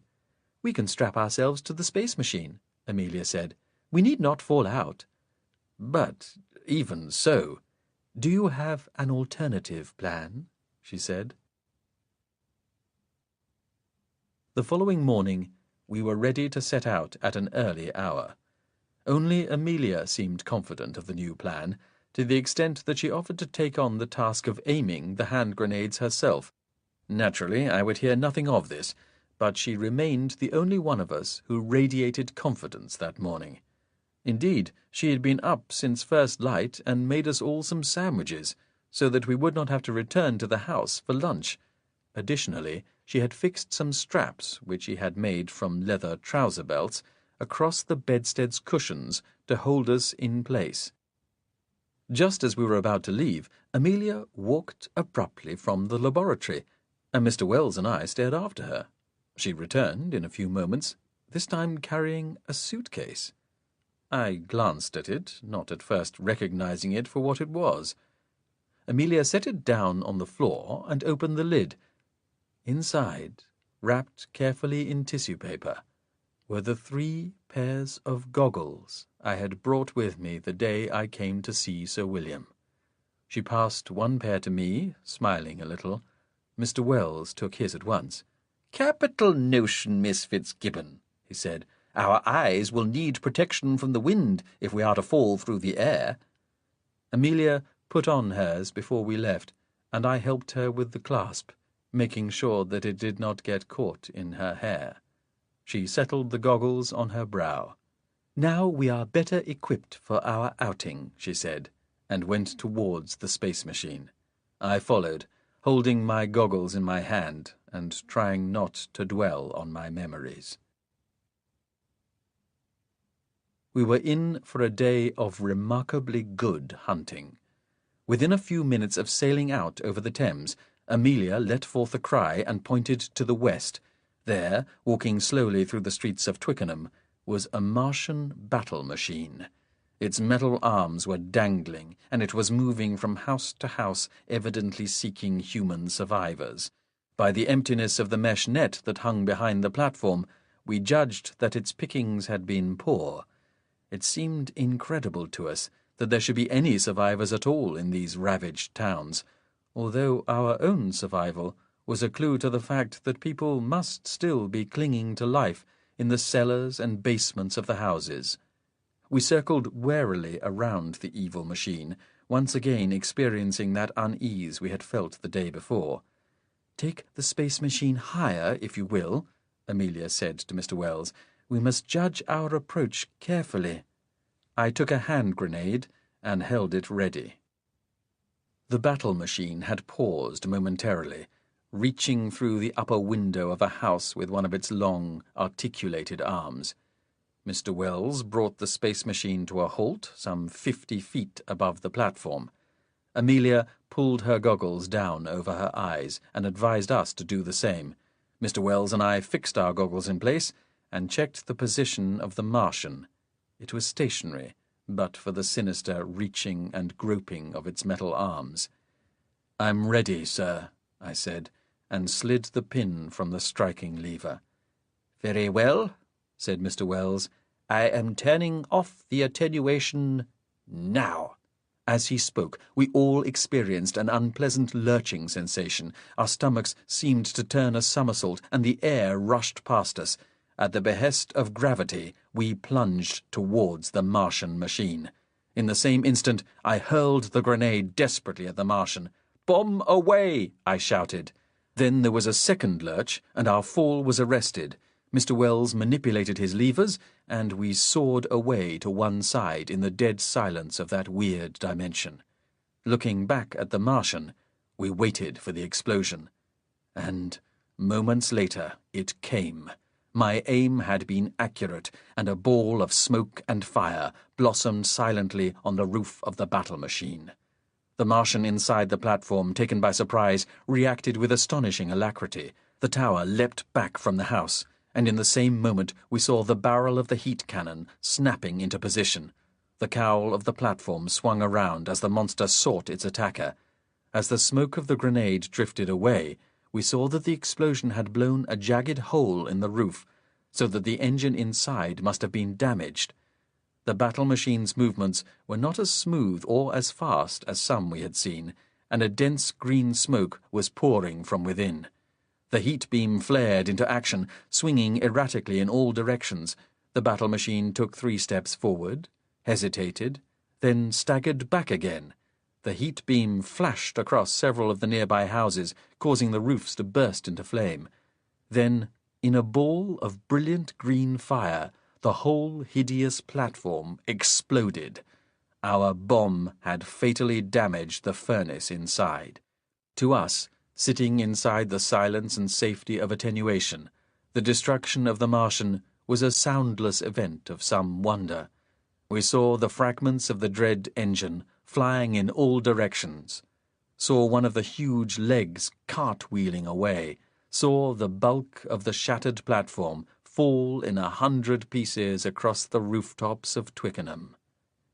Curiously enough, I was not elated by this sight, and lack of excitement was shared by the other two.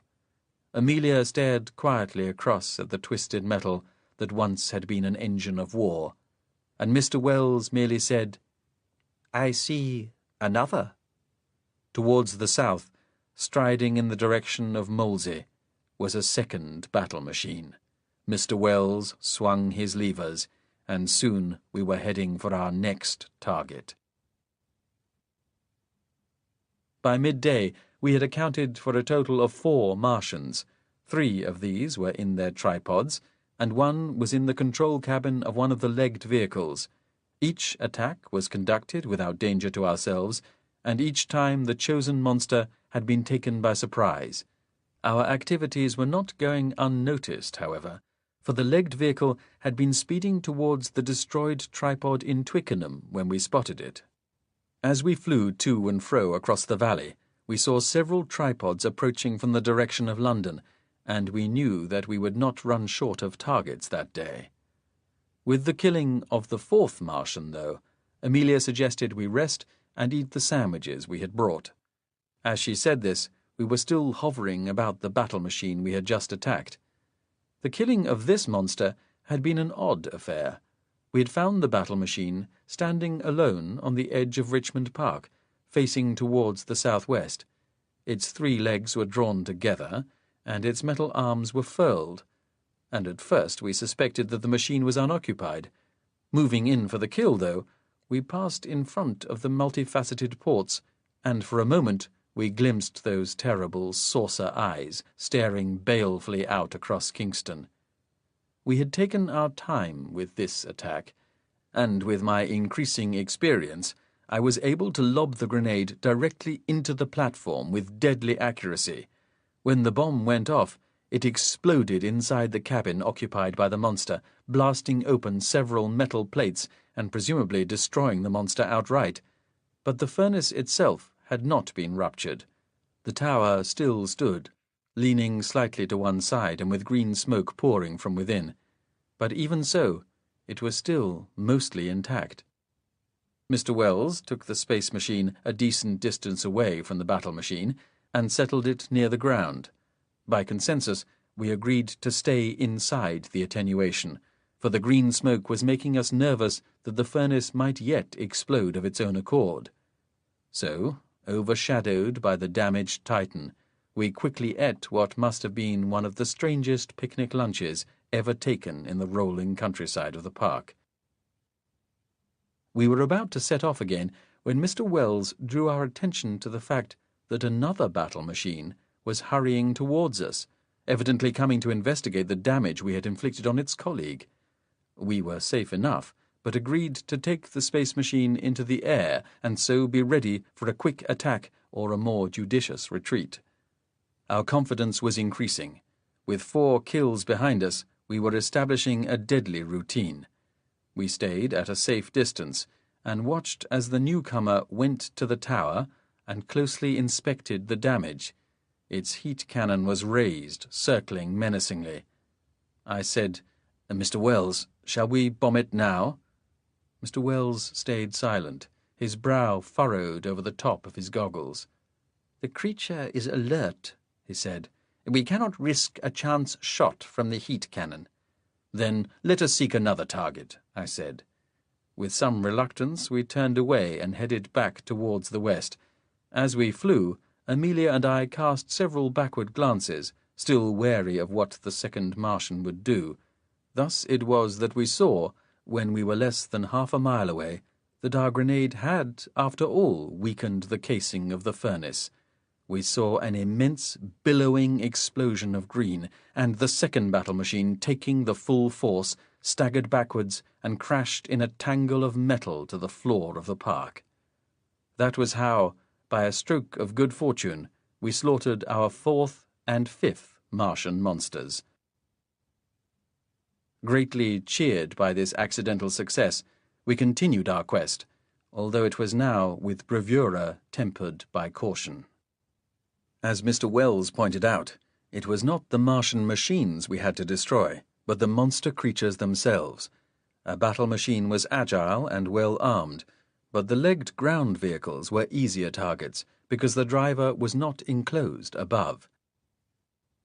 That afternoon was one of almost unqualified success.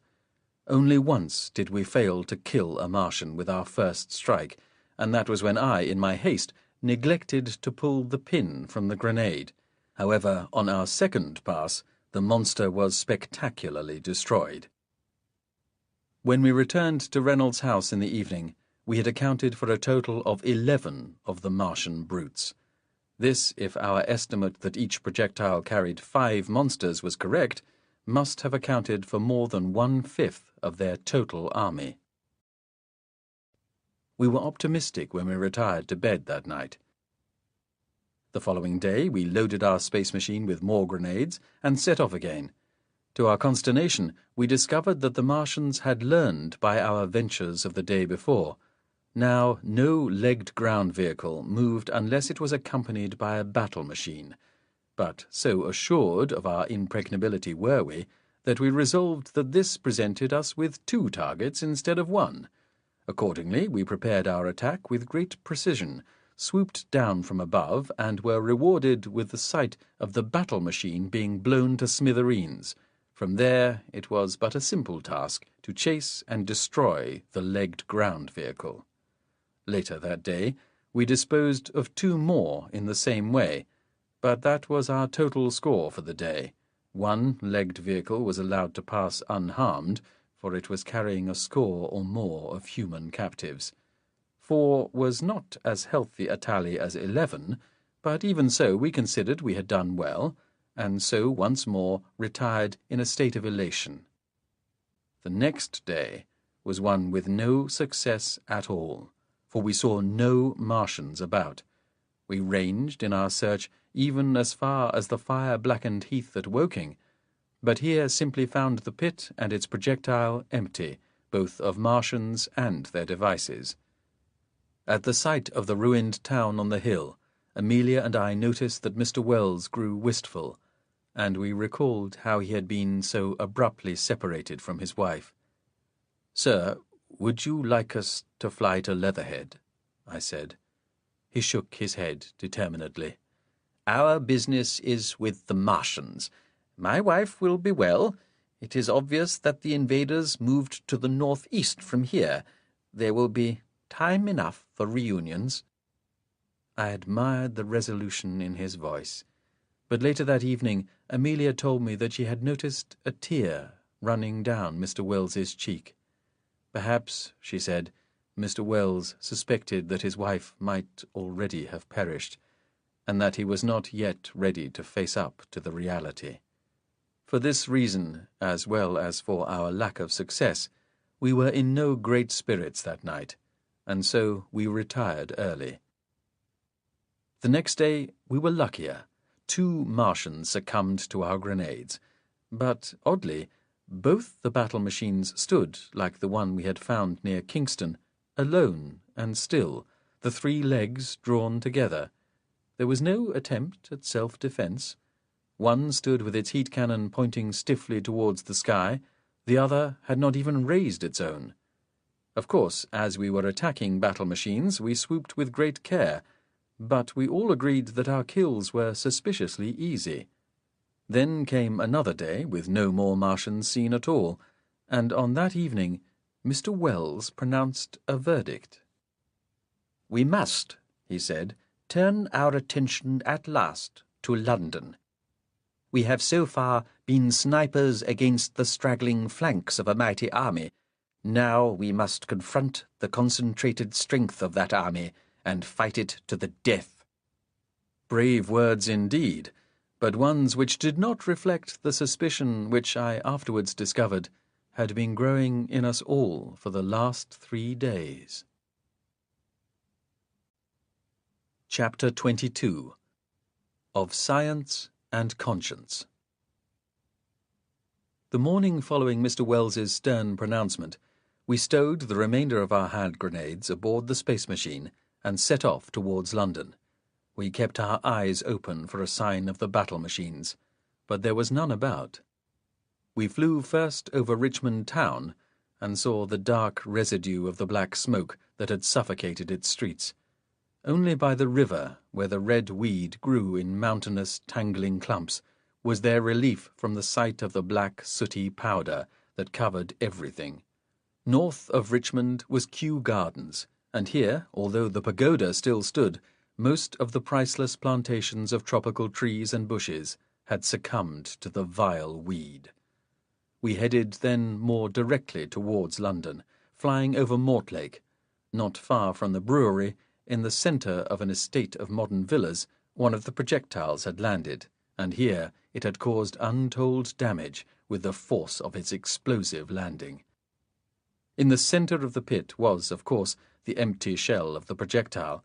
What was much more interesting was the evidence that, for some time at least, this place had apparently been some sort of centre of the Martians' activity.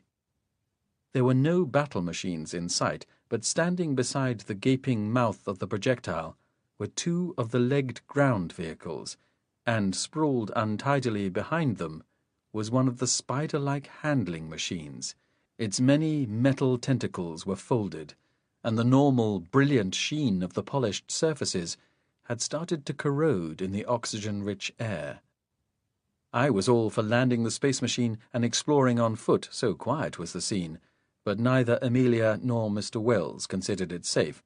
Instead, we allowed the machine to drift slowly about the pit while we sat in silence. The pit itself had been refashioned so that the earth thrown up by the impact had been built into high ramparts, and the floor had been levelled to facilitate the machine's movements. One end of the pit had been reworked to provide a sloping ramp for the ground vehicles. Suddenly, Amelia gasped and covered her mouth with her hand.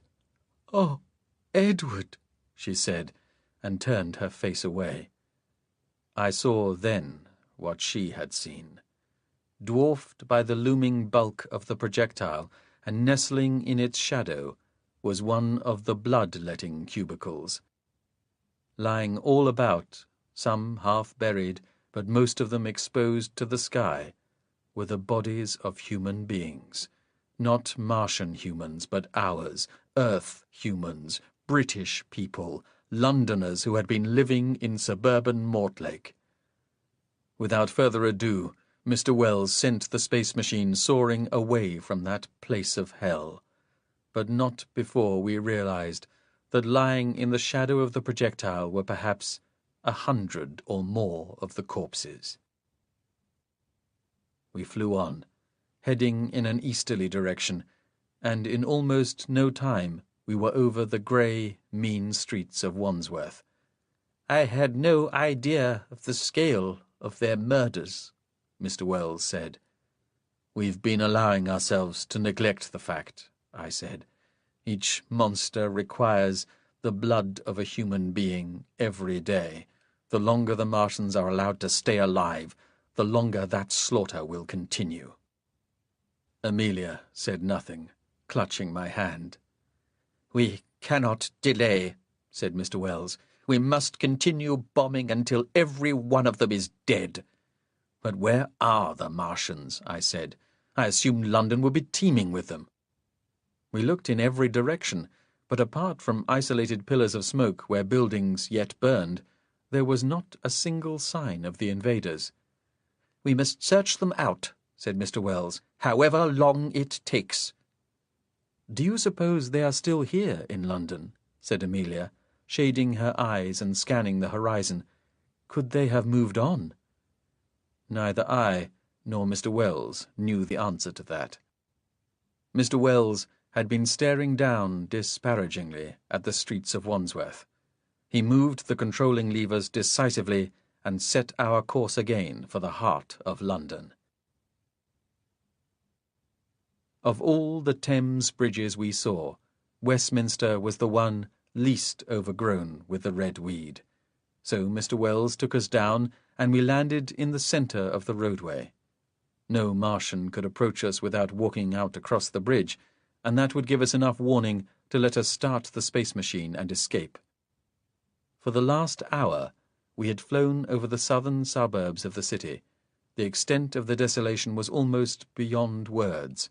Where the Martians had not attacked with their heat beams, they had smothered with their black smoke, and where neither had been brought to bear, the red weed had sprung willingly from the river to choke and tangle. We had seen nobody at all about. Much debris floated in the river, and we saw many small boats overturned. In the Pool of London we saw a score of corpses caught by some freak of the tide, bobbing by the entrance to Surrey docks. Then we had set our course by the landmarks we knew, and arrived at Westminster Bridge. We had seen the Tower of London with its stout walls unscathed by the Martians, but its green swards had become a jungle of Martian weed. Tower Bridge, too, its roadway left open, had long strands of weed cobwebbing its graceful lines. Then we had seen the high dome of St. Paul's, and noticed how it stood undamaged above the lower buildings of the city. Our mood changed as we passed beyond it, and saw that on its western side a gaping hole had been made. Once we were safely on Westminster Bridge, Mr. Wells turned off the attenuation, and we breathed the air of London and heard its sounds. We smelt the residue of smoke, the bitter, metallic tang of the weed, the horrible sweetness of putrefaction, the cool, salty airs of the river, the heady odour of the macadamed roadway, simmering in the summer's sunshine. We heard. A great silence overwhelmed London.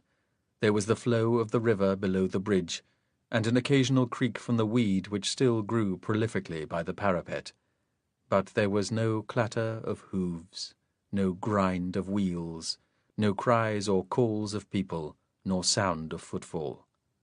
Directly before us stood the Palace of Westminster, topped by the Tower of Big Ben, unharmed. The clock had stopped at 17 minutes past 2.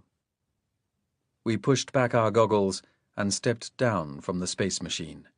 I went with Amelia to stand by the side of the bridge, staring up the river. Mr. Wells walked off alone, looking in a brooding fashion at the mountainous piles of weed that submerged the Victoria embankment. He had been silent and thoughtful as we toured the deathful city, and now, as he stood by himself, staring down at the sluggishly flowing river, I saw that his shoulders were slumped, and his expression was pensive. Amelia, too, was staring at our friend, but then she slipped her hand into mine, and for a moment rested her cheek against my shoulder. "Edward, this is terrible. I had no idea things were so bad." I stared gloomily at the view, trying to find something about it that would justify optimism, but the emptiness and stillness were total. I had never before seen the skies above London so free of smoke or haze, but that was hardly recompense for this destruction of the greatest city in the world. "Soon everywhere will be the same," Amelia said. "We were wrong to think we could tackle the Martians, even though we have managed to kill a handful of them, and we are still responsible for a lot." I said, "The Martians would have invaded Earth whether we took part or not. We saw their preparations. If there is any consolation, then it is that only 10 projectiles made it to Earth, Your revolution prevented the monsters from carrying out their plans to the full. What we see is bad enough, but think how much worse it might have been." "I suppose so." We had both forgotten Mr. Wells's presence while we spoke, but he turned from his position and walked slowly back towards us. I saw that in the few minutes he had been by himself, a fundamental change had come over his bearing. The weight of defeat had been removed from his shoulders, and his periwinkle eyes were gleaming once more. "You two look most uncommonly miserable," he cried. "There is no cause for that. Our work is done. The Martians have not left.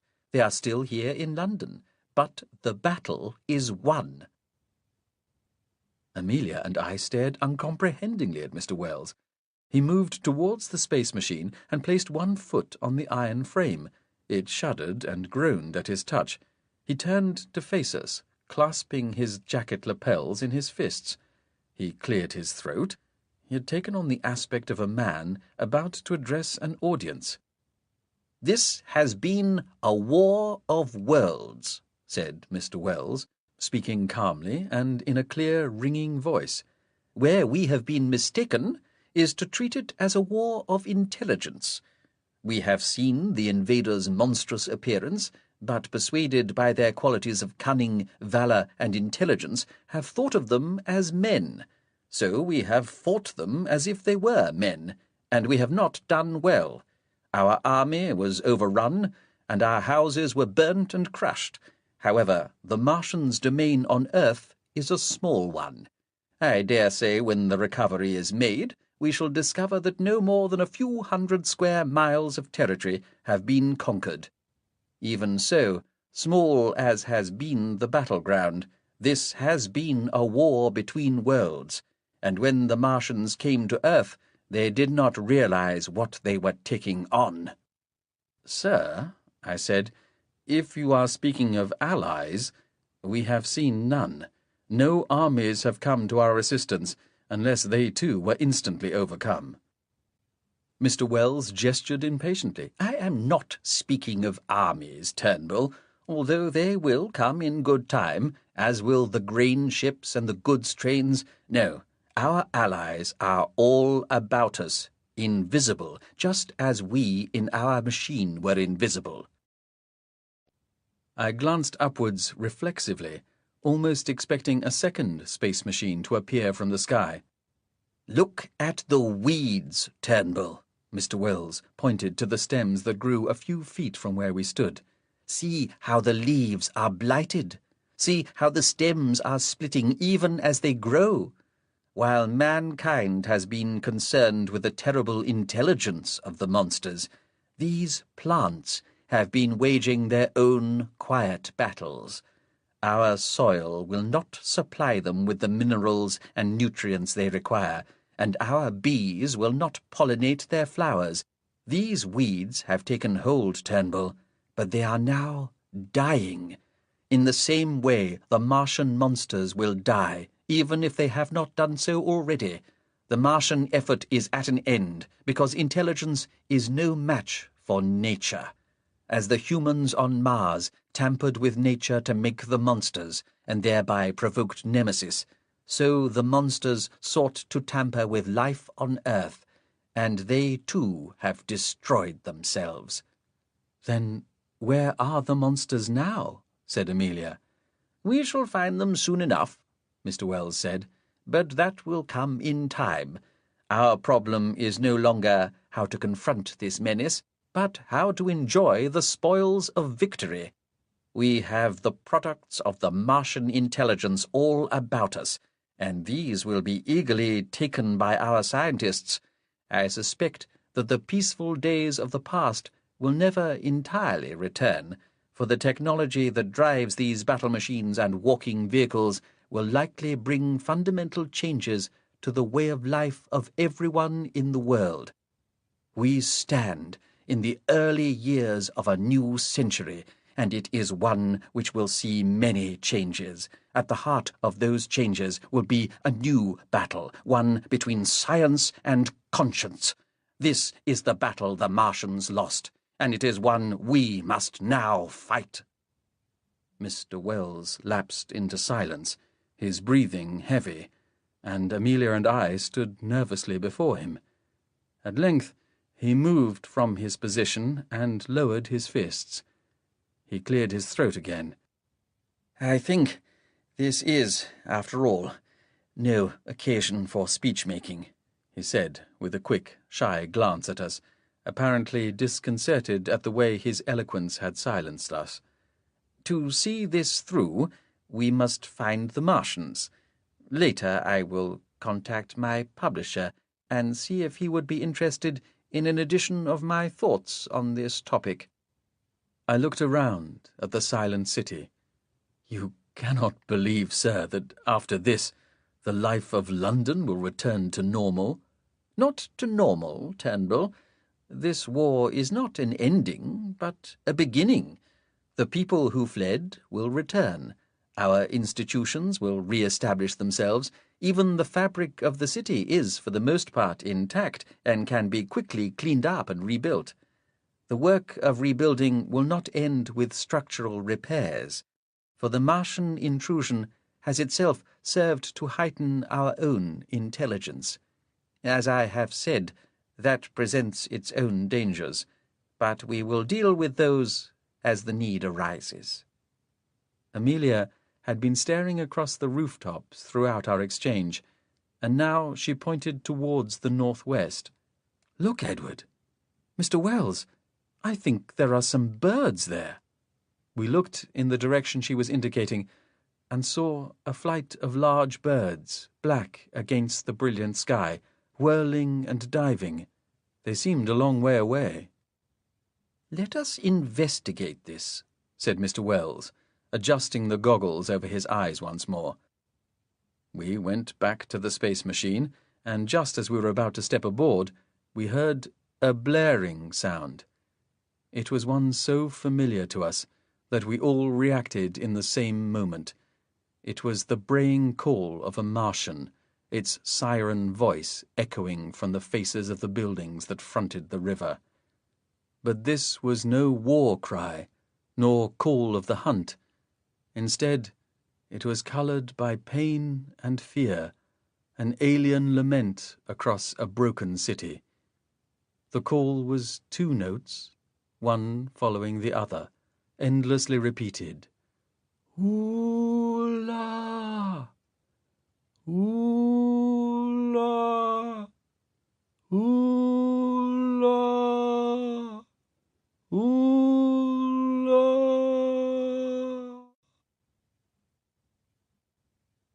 We saw the first battle machine in Regent's Park, standing alone.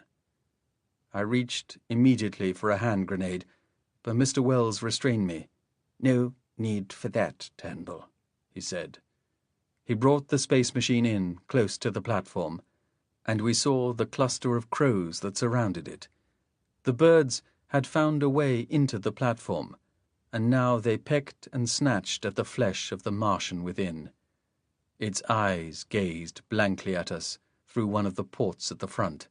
The gaze was as baleful as ever, but where once it had been cold and malicious, now it was the fixed glare of death. There was a second battle machine at the foot of Primrose Hill, and here the birds had finished their work. Splashes of dried blood and pieces of dropped flesh lay on the grass 100 feet beneath the platform. So we came at last to the great pit that the Martians had created at the top of Primrose Hill. This, the largest of all, had become the centre of their operations against London. The earthworks covered the entire crest of the hill and ran down the far side. At the heart of them lay the projectile that had first landed here. But the fact that the pit had been subsequently enlarged and fortified was everywhere evident. Here was the Martians' arsenal. Here had been brought their battle machines and the spider-like handling machines, and here, scattered all about, were the bodies of the dead Martians. Some were sprawled in the mouth of the projectile, some simply lay on the ground, others, in a last valiant effort to confront the invisible foe, were inside the many battle machines that stood all about. Mr. Wells landed the space machine a short distance away from the pit and turned off the attenuation. He had landed upwind of the pit, so we were spared the worst effects of the terrible stench that emanated from the creatures. With the attenuation off, we could once more hear the cry of the dying Martian. It came from one of the battle machines standing beside the pit. The cry was faltering now, and much weaker. We saw that the crows were in attendance, and even as we stepped down from the space machine, the last call of pain was stilled. "Mr. Wells," I said, "it is just as you were saying. The Martians seem to have been afflicted with some disease from drinking the blood of humans." I realized that Mr. Wells was paying no attention either to me or Amelia, and that he was staring out across London, seeing the immense stillness of the city with tear-filled eyes. We stood beside him, overwhelmed by the sight of the abandoned city, and still nervous of the alien towers that stood around us. Mr. Wells mopped his eyes with his kerchief, then wandered away from us towards the Martian whose call we had heard. Amelia and I stood by our space machine and watched him as he carefully skirted the rim of the pit, then stood beneath the battle machine, staring up at the glittering engine above. I saw him fumble in a pocket and produce the leather-bound notebook he had been using in the laboratory. He wrote something inside this, then returned it to his pocket. He was by the battle machine for several minutes, but at last he returned to us. He seemed to have recovered from his moment of emotion, and walked briskly and directly towards us. "There is something I have never said to you before," he said, addressing us both. "I believe you saved my life the day you found me by the river with the curate. I have never thanked you enough." I said, "You built the space machine, Mr. Wells. Nothing we have accomplished would have been possible without that." He dismissed this remark with a wave of his hand. "Miss Fitzgibbon, will you excuse me if I depart now on my own?" "You are not leaving, Mr. Wells?" "I have much to do. We will meet again, never fear. I shall call on you at Richmond at the earliest opportunity." "But, sir," I said, "where are you going?" "I think I must find my way to Leatherhead, Mr. Turnbull.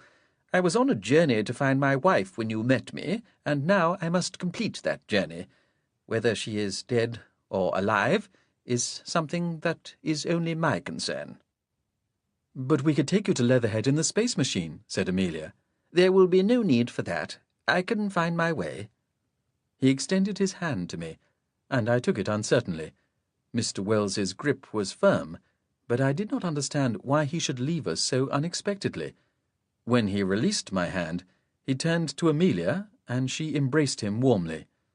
He nodded to me, then turned away and walked down the side of the hill. Somewhere behind us there came a sudden sound. It was a high-pitched shrieking, not at all unlike the Martian sirens. I jumped in alarm and looked all about me, but there was no movement from any of the Martian devices. Amelia, standing beside me, had also reacted to the sound, but her attention was taken up with Mr. Wells's actions. The gentleman in question had gone no more than a few yards, and, disregarding the shriek, was looking through the notebook. I saw him take 2 or 3 of the pages, then rip them out. He screwed them up in his hand and tossed them carelessly amongst the debris of the Martian's presence. He glanced back at us and saw we were both watching him. After a moment, he climbed back to where we stood. "There's just one other thing, Turnbull," he said. "I have treated the account of your adventures on Mars with great seriousness, improbable as your story sometimes seemed. But Mr. Wells—" He raised his hand to silence me. "It would not be right to dismiss your account as total fabrication, but you would be hard put to substantiate what you told me." I was astounded to hear my friend say such things. His implication was that Amelia and I had not told the truth. I stepped forward angrily, but then I felt a gentle touch on my arm. I looked at Amelia and saw that she was smiling. "Edward, there is no need for this," she said. I saw that Mr. Wells was smiling too, and that there was a gleam in his eye. "We all have our tales to tell, Mr. Turnbull," he said. "You tell yours, and I shall tell mine. Good day to you." With that, he turned away and strode determinedly down the hill, replacing the notebook in his breast pocket. "Mr. Wells is behaving exceedingly strangely," I said. "He has come with us to this catastrophe, when suddenly he abandons us just when we most need him. Now he is casting doubt on—" I was interrupted by a repetition of the shrieking sound we had heard a minute or so earlier. It was much closer now, and both Amelia and I realized simultaneously what it was. We turned and stared down the hill towards the northeastern side, where the railway line runs towards Euston. A moment later, we saw a long train, part goods wagons, part passenger carriages, moving slowly over the rusting lines and throwing up huge white clouds of steam. The driver blew the whistle for the third time, and the shriek reverberated around the whole city below. As if in answer, there came a second sound. A bell began to toll in a church by St. John's Wood. Startled, the crows left their macabre pickings and flapped noisily into the sky. Amelia and I leapt up and down at the crest of Primrose Hill, waving our kerchiefs to the passengers. As the train moved slowly out of sight, I took Amelia into my arms. I kissed her passionately, and with a joyous sense of reawakening hope, we sat down on the bed together to wait for the first people to arrive. Audible hopes you've enjoyed this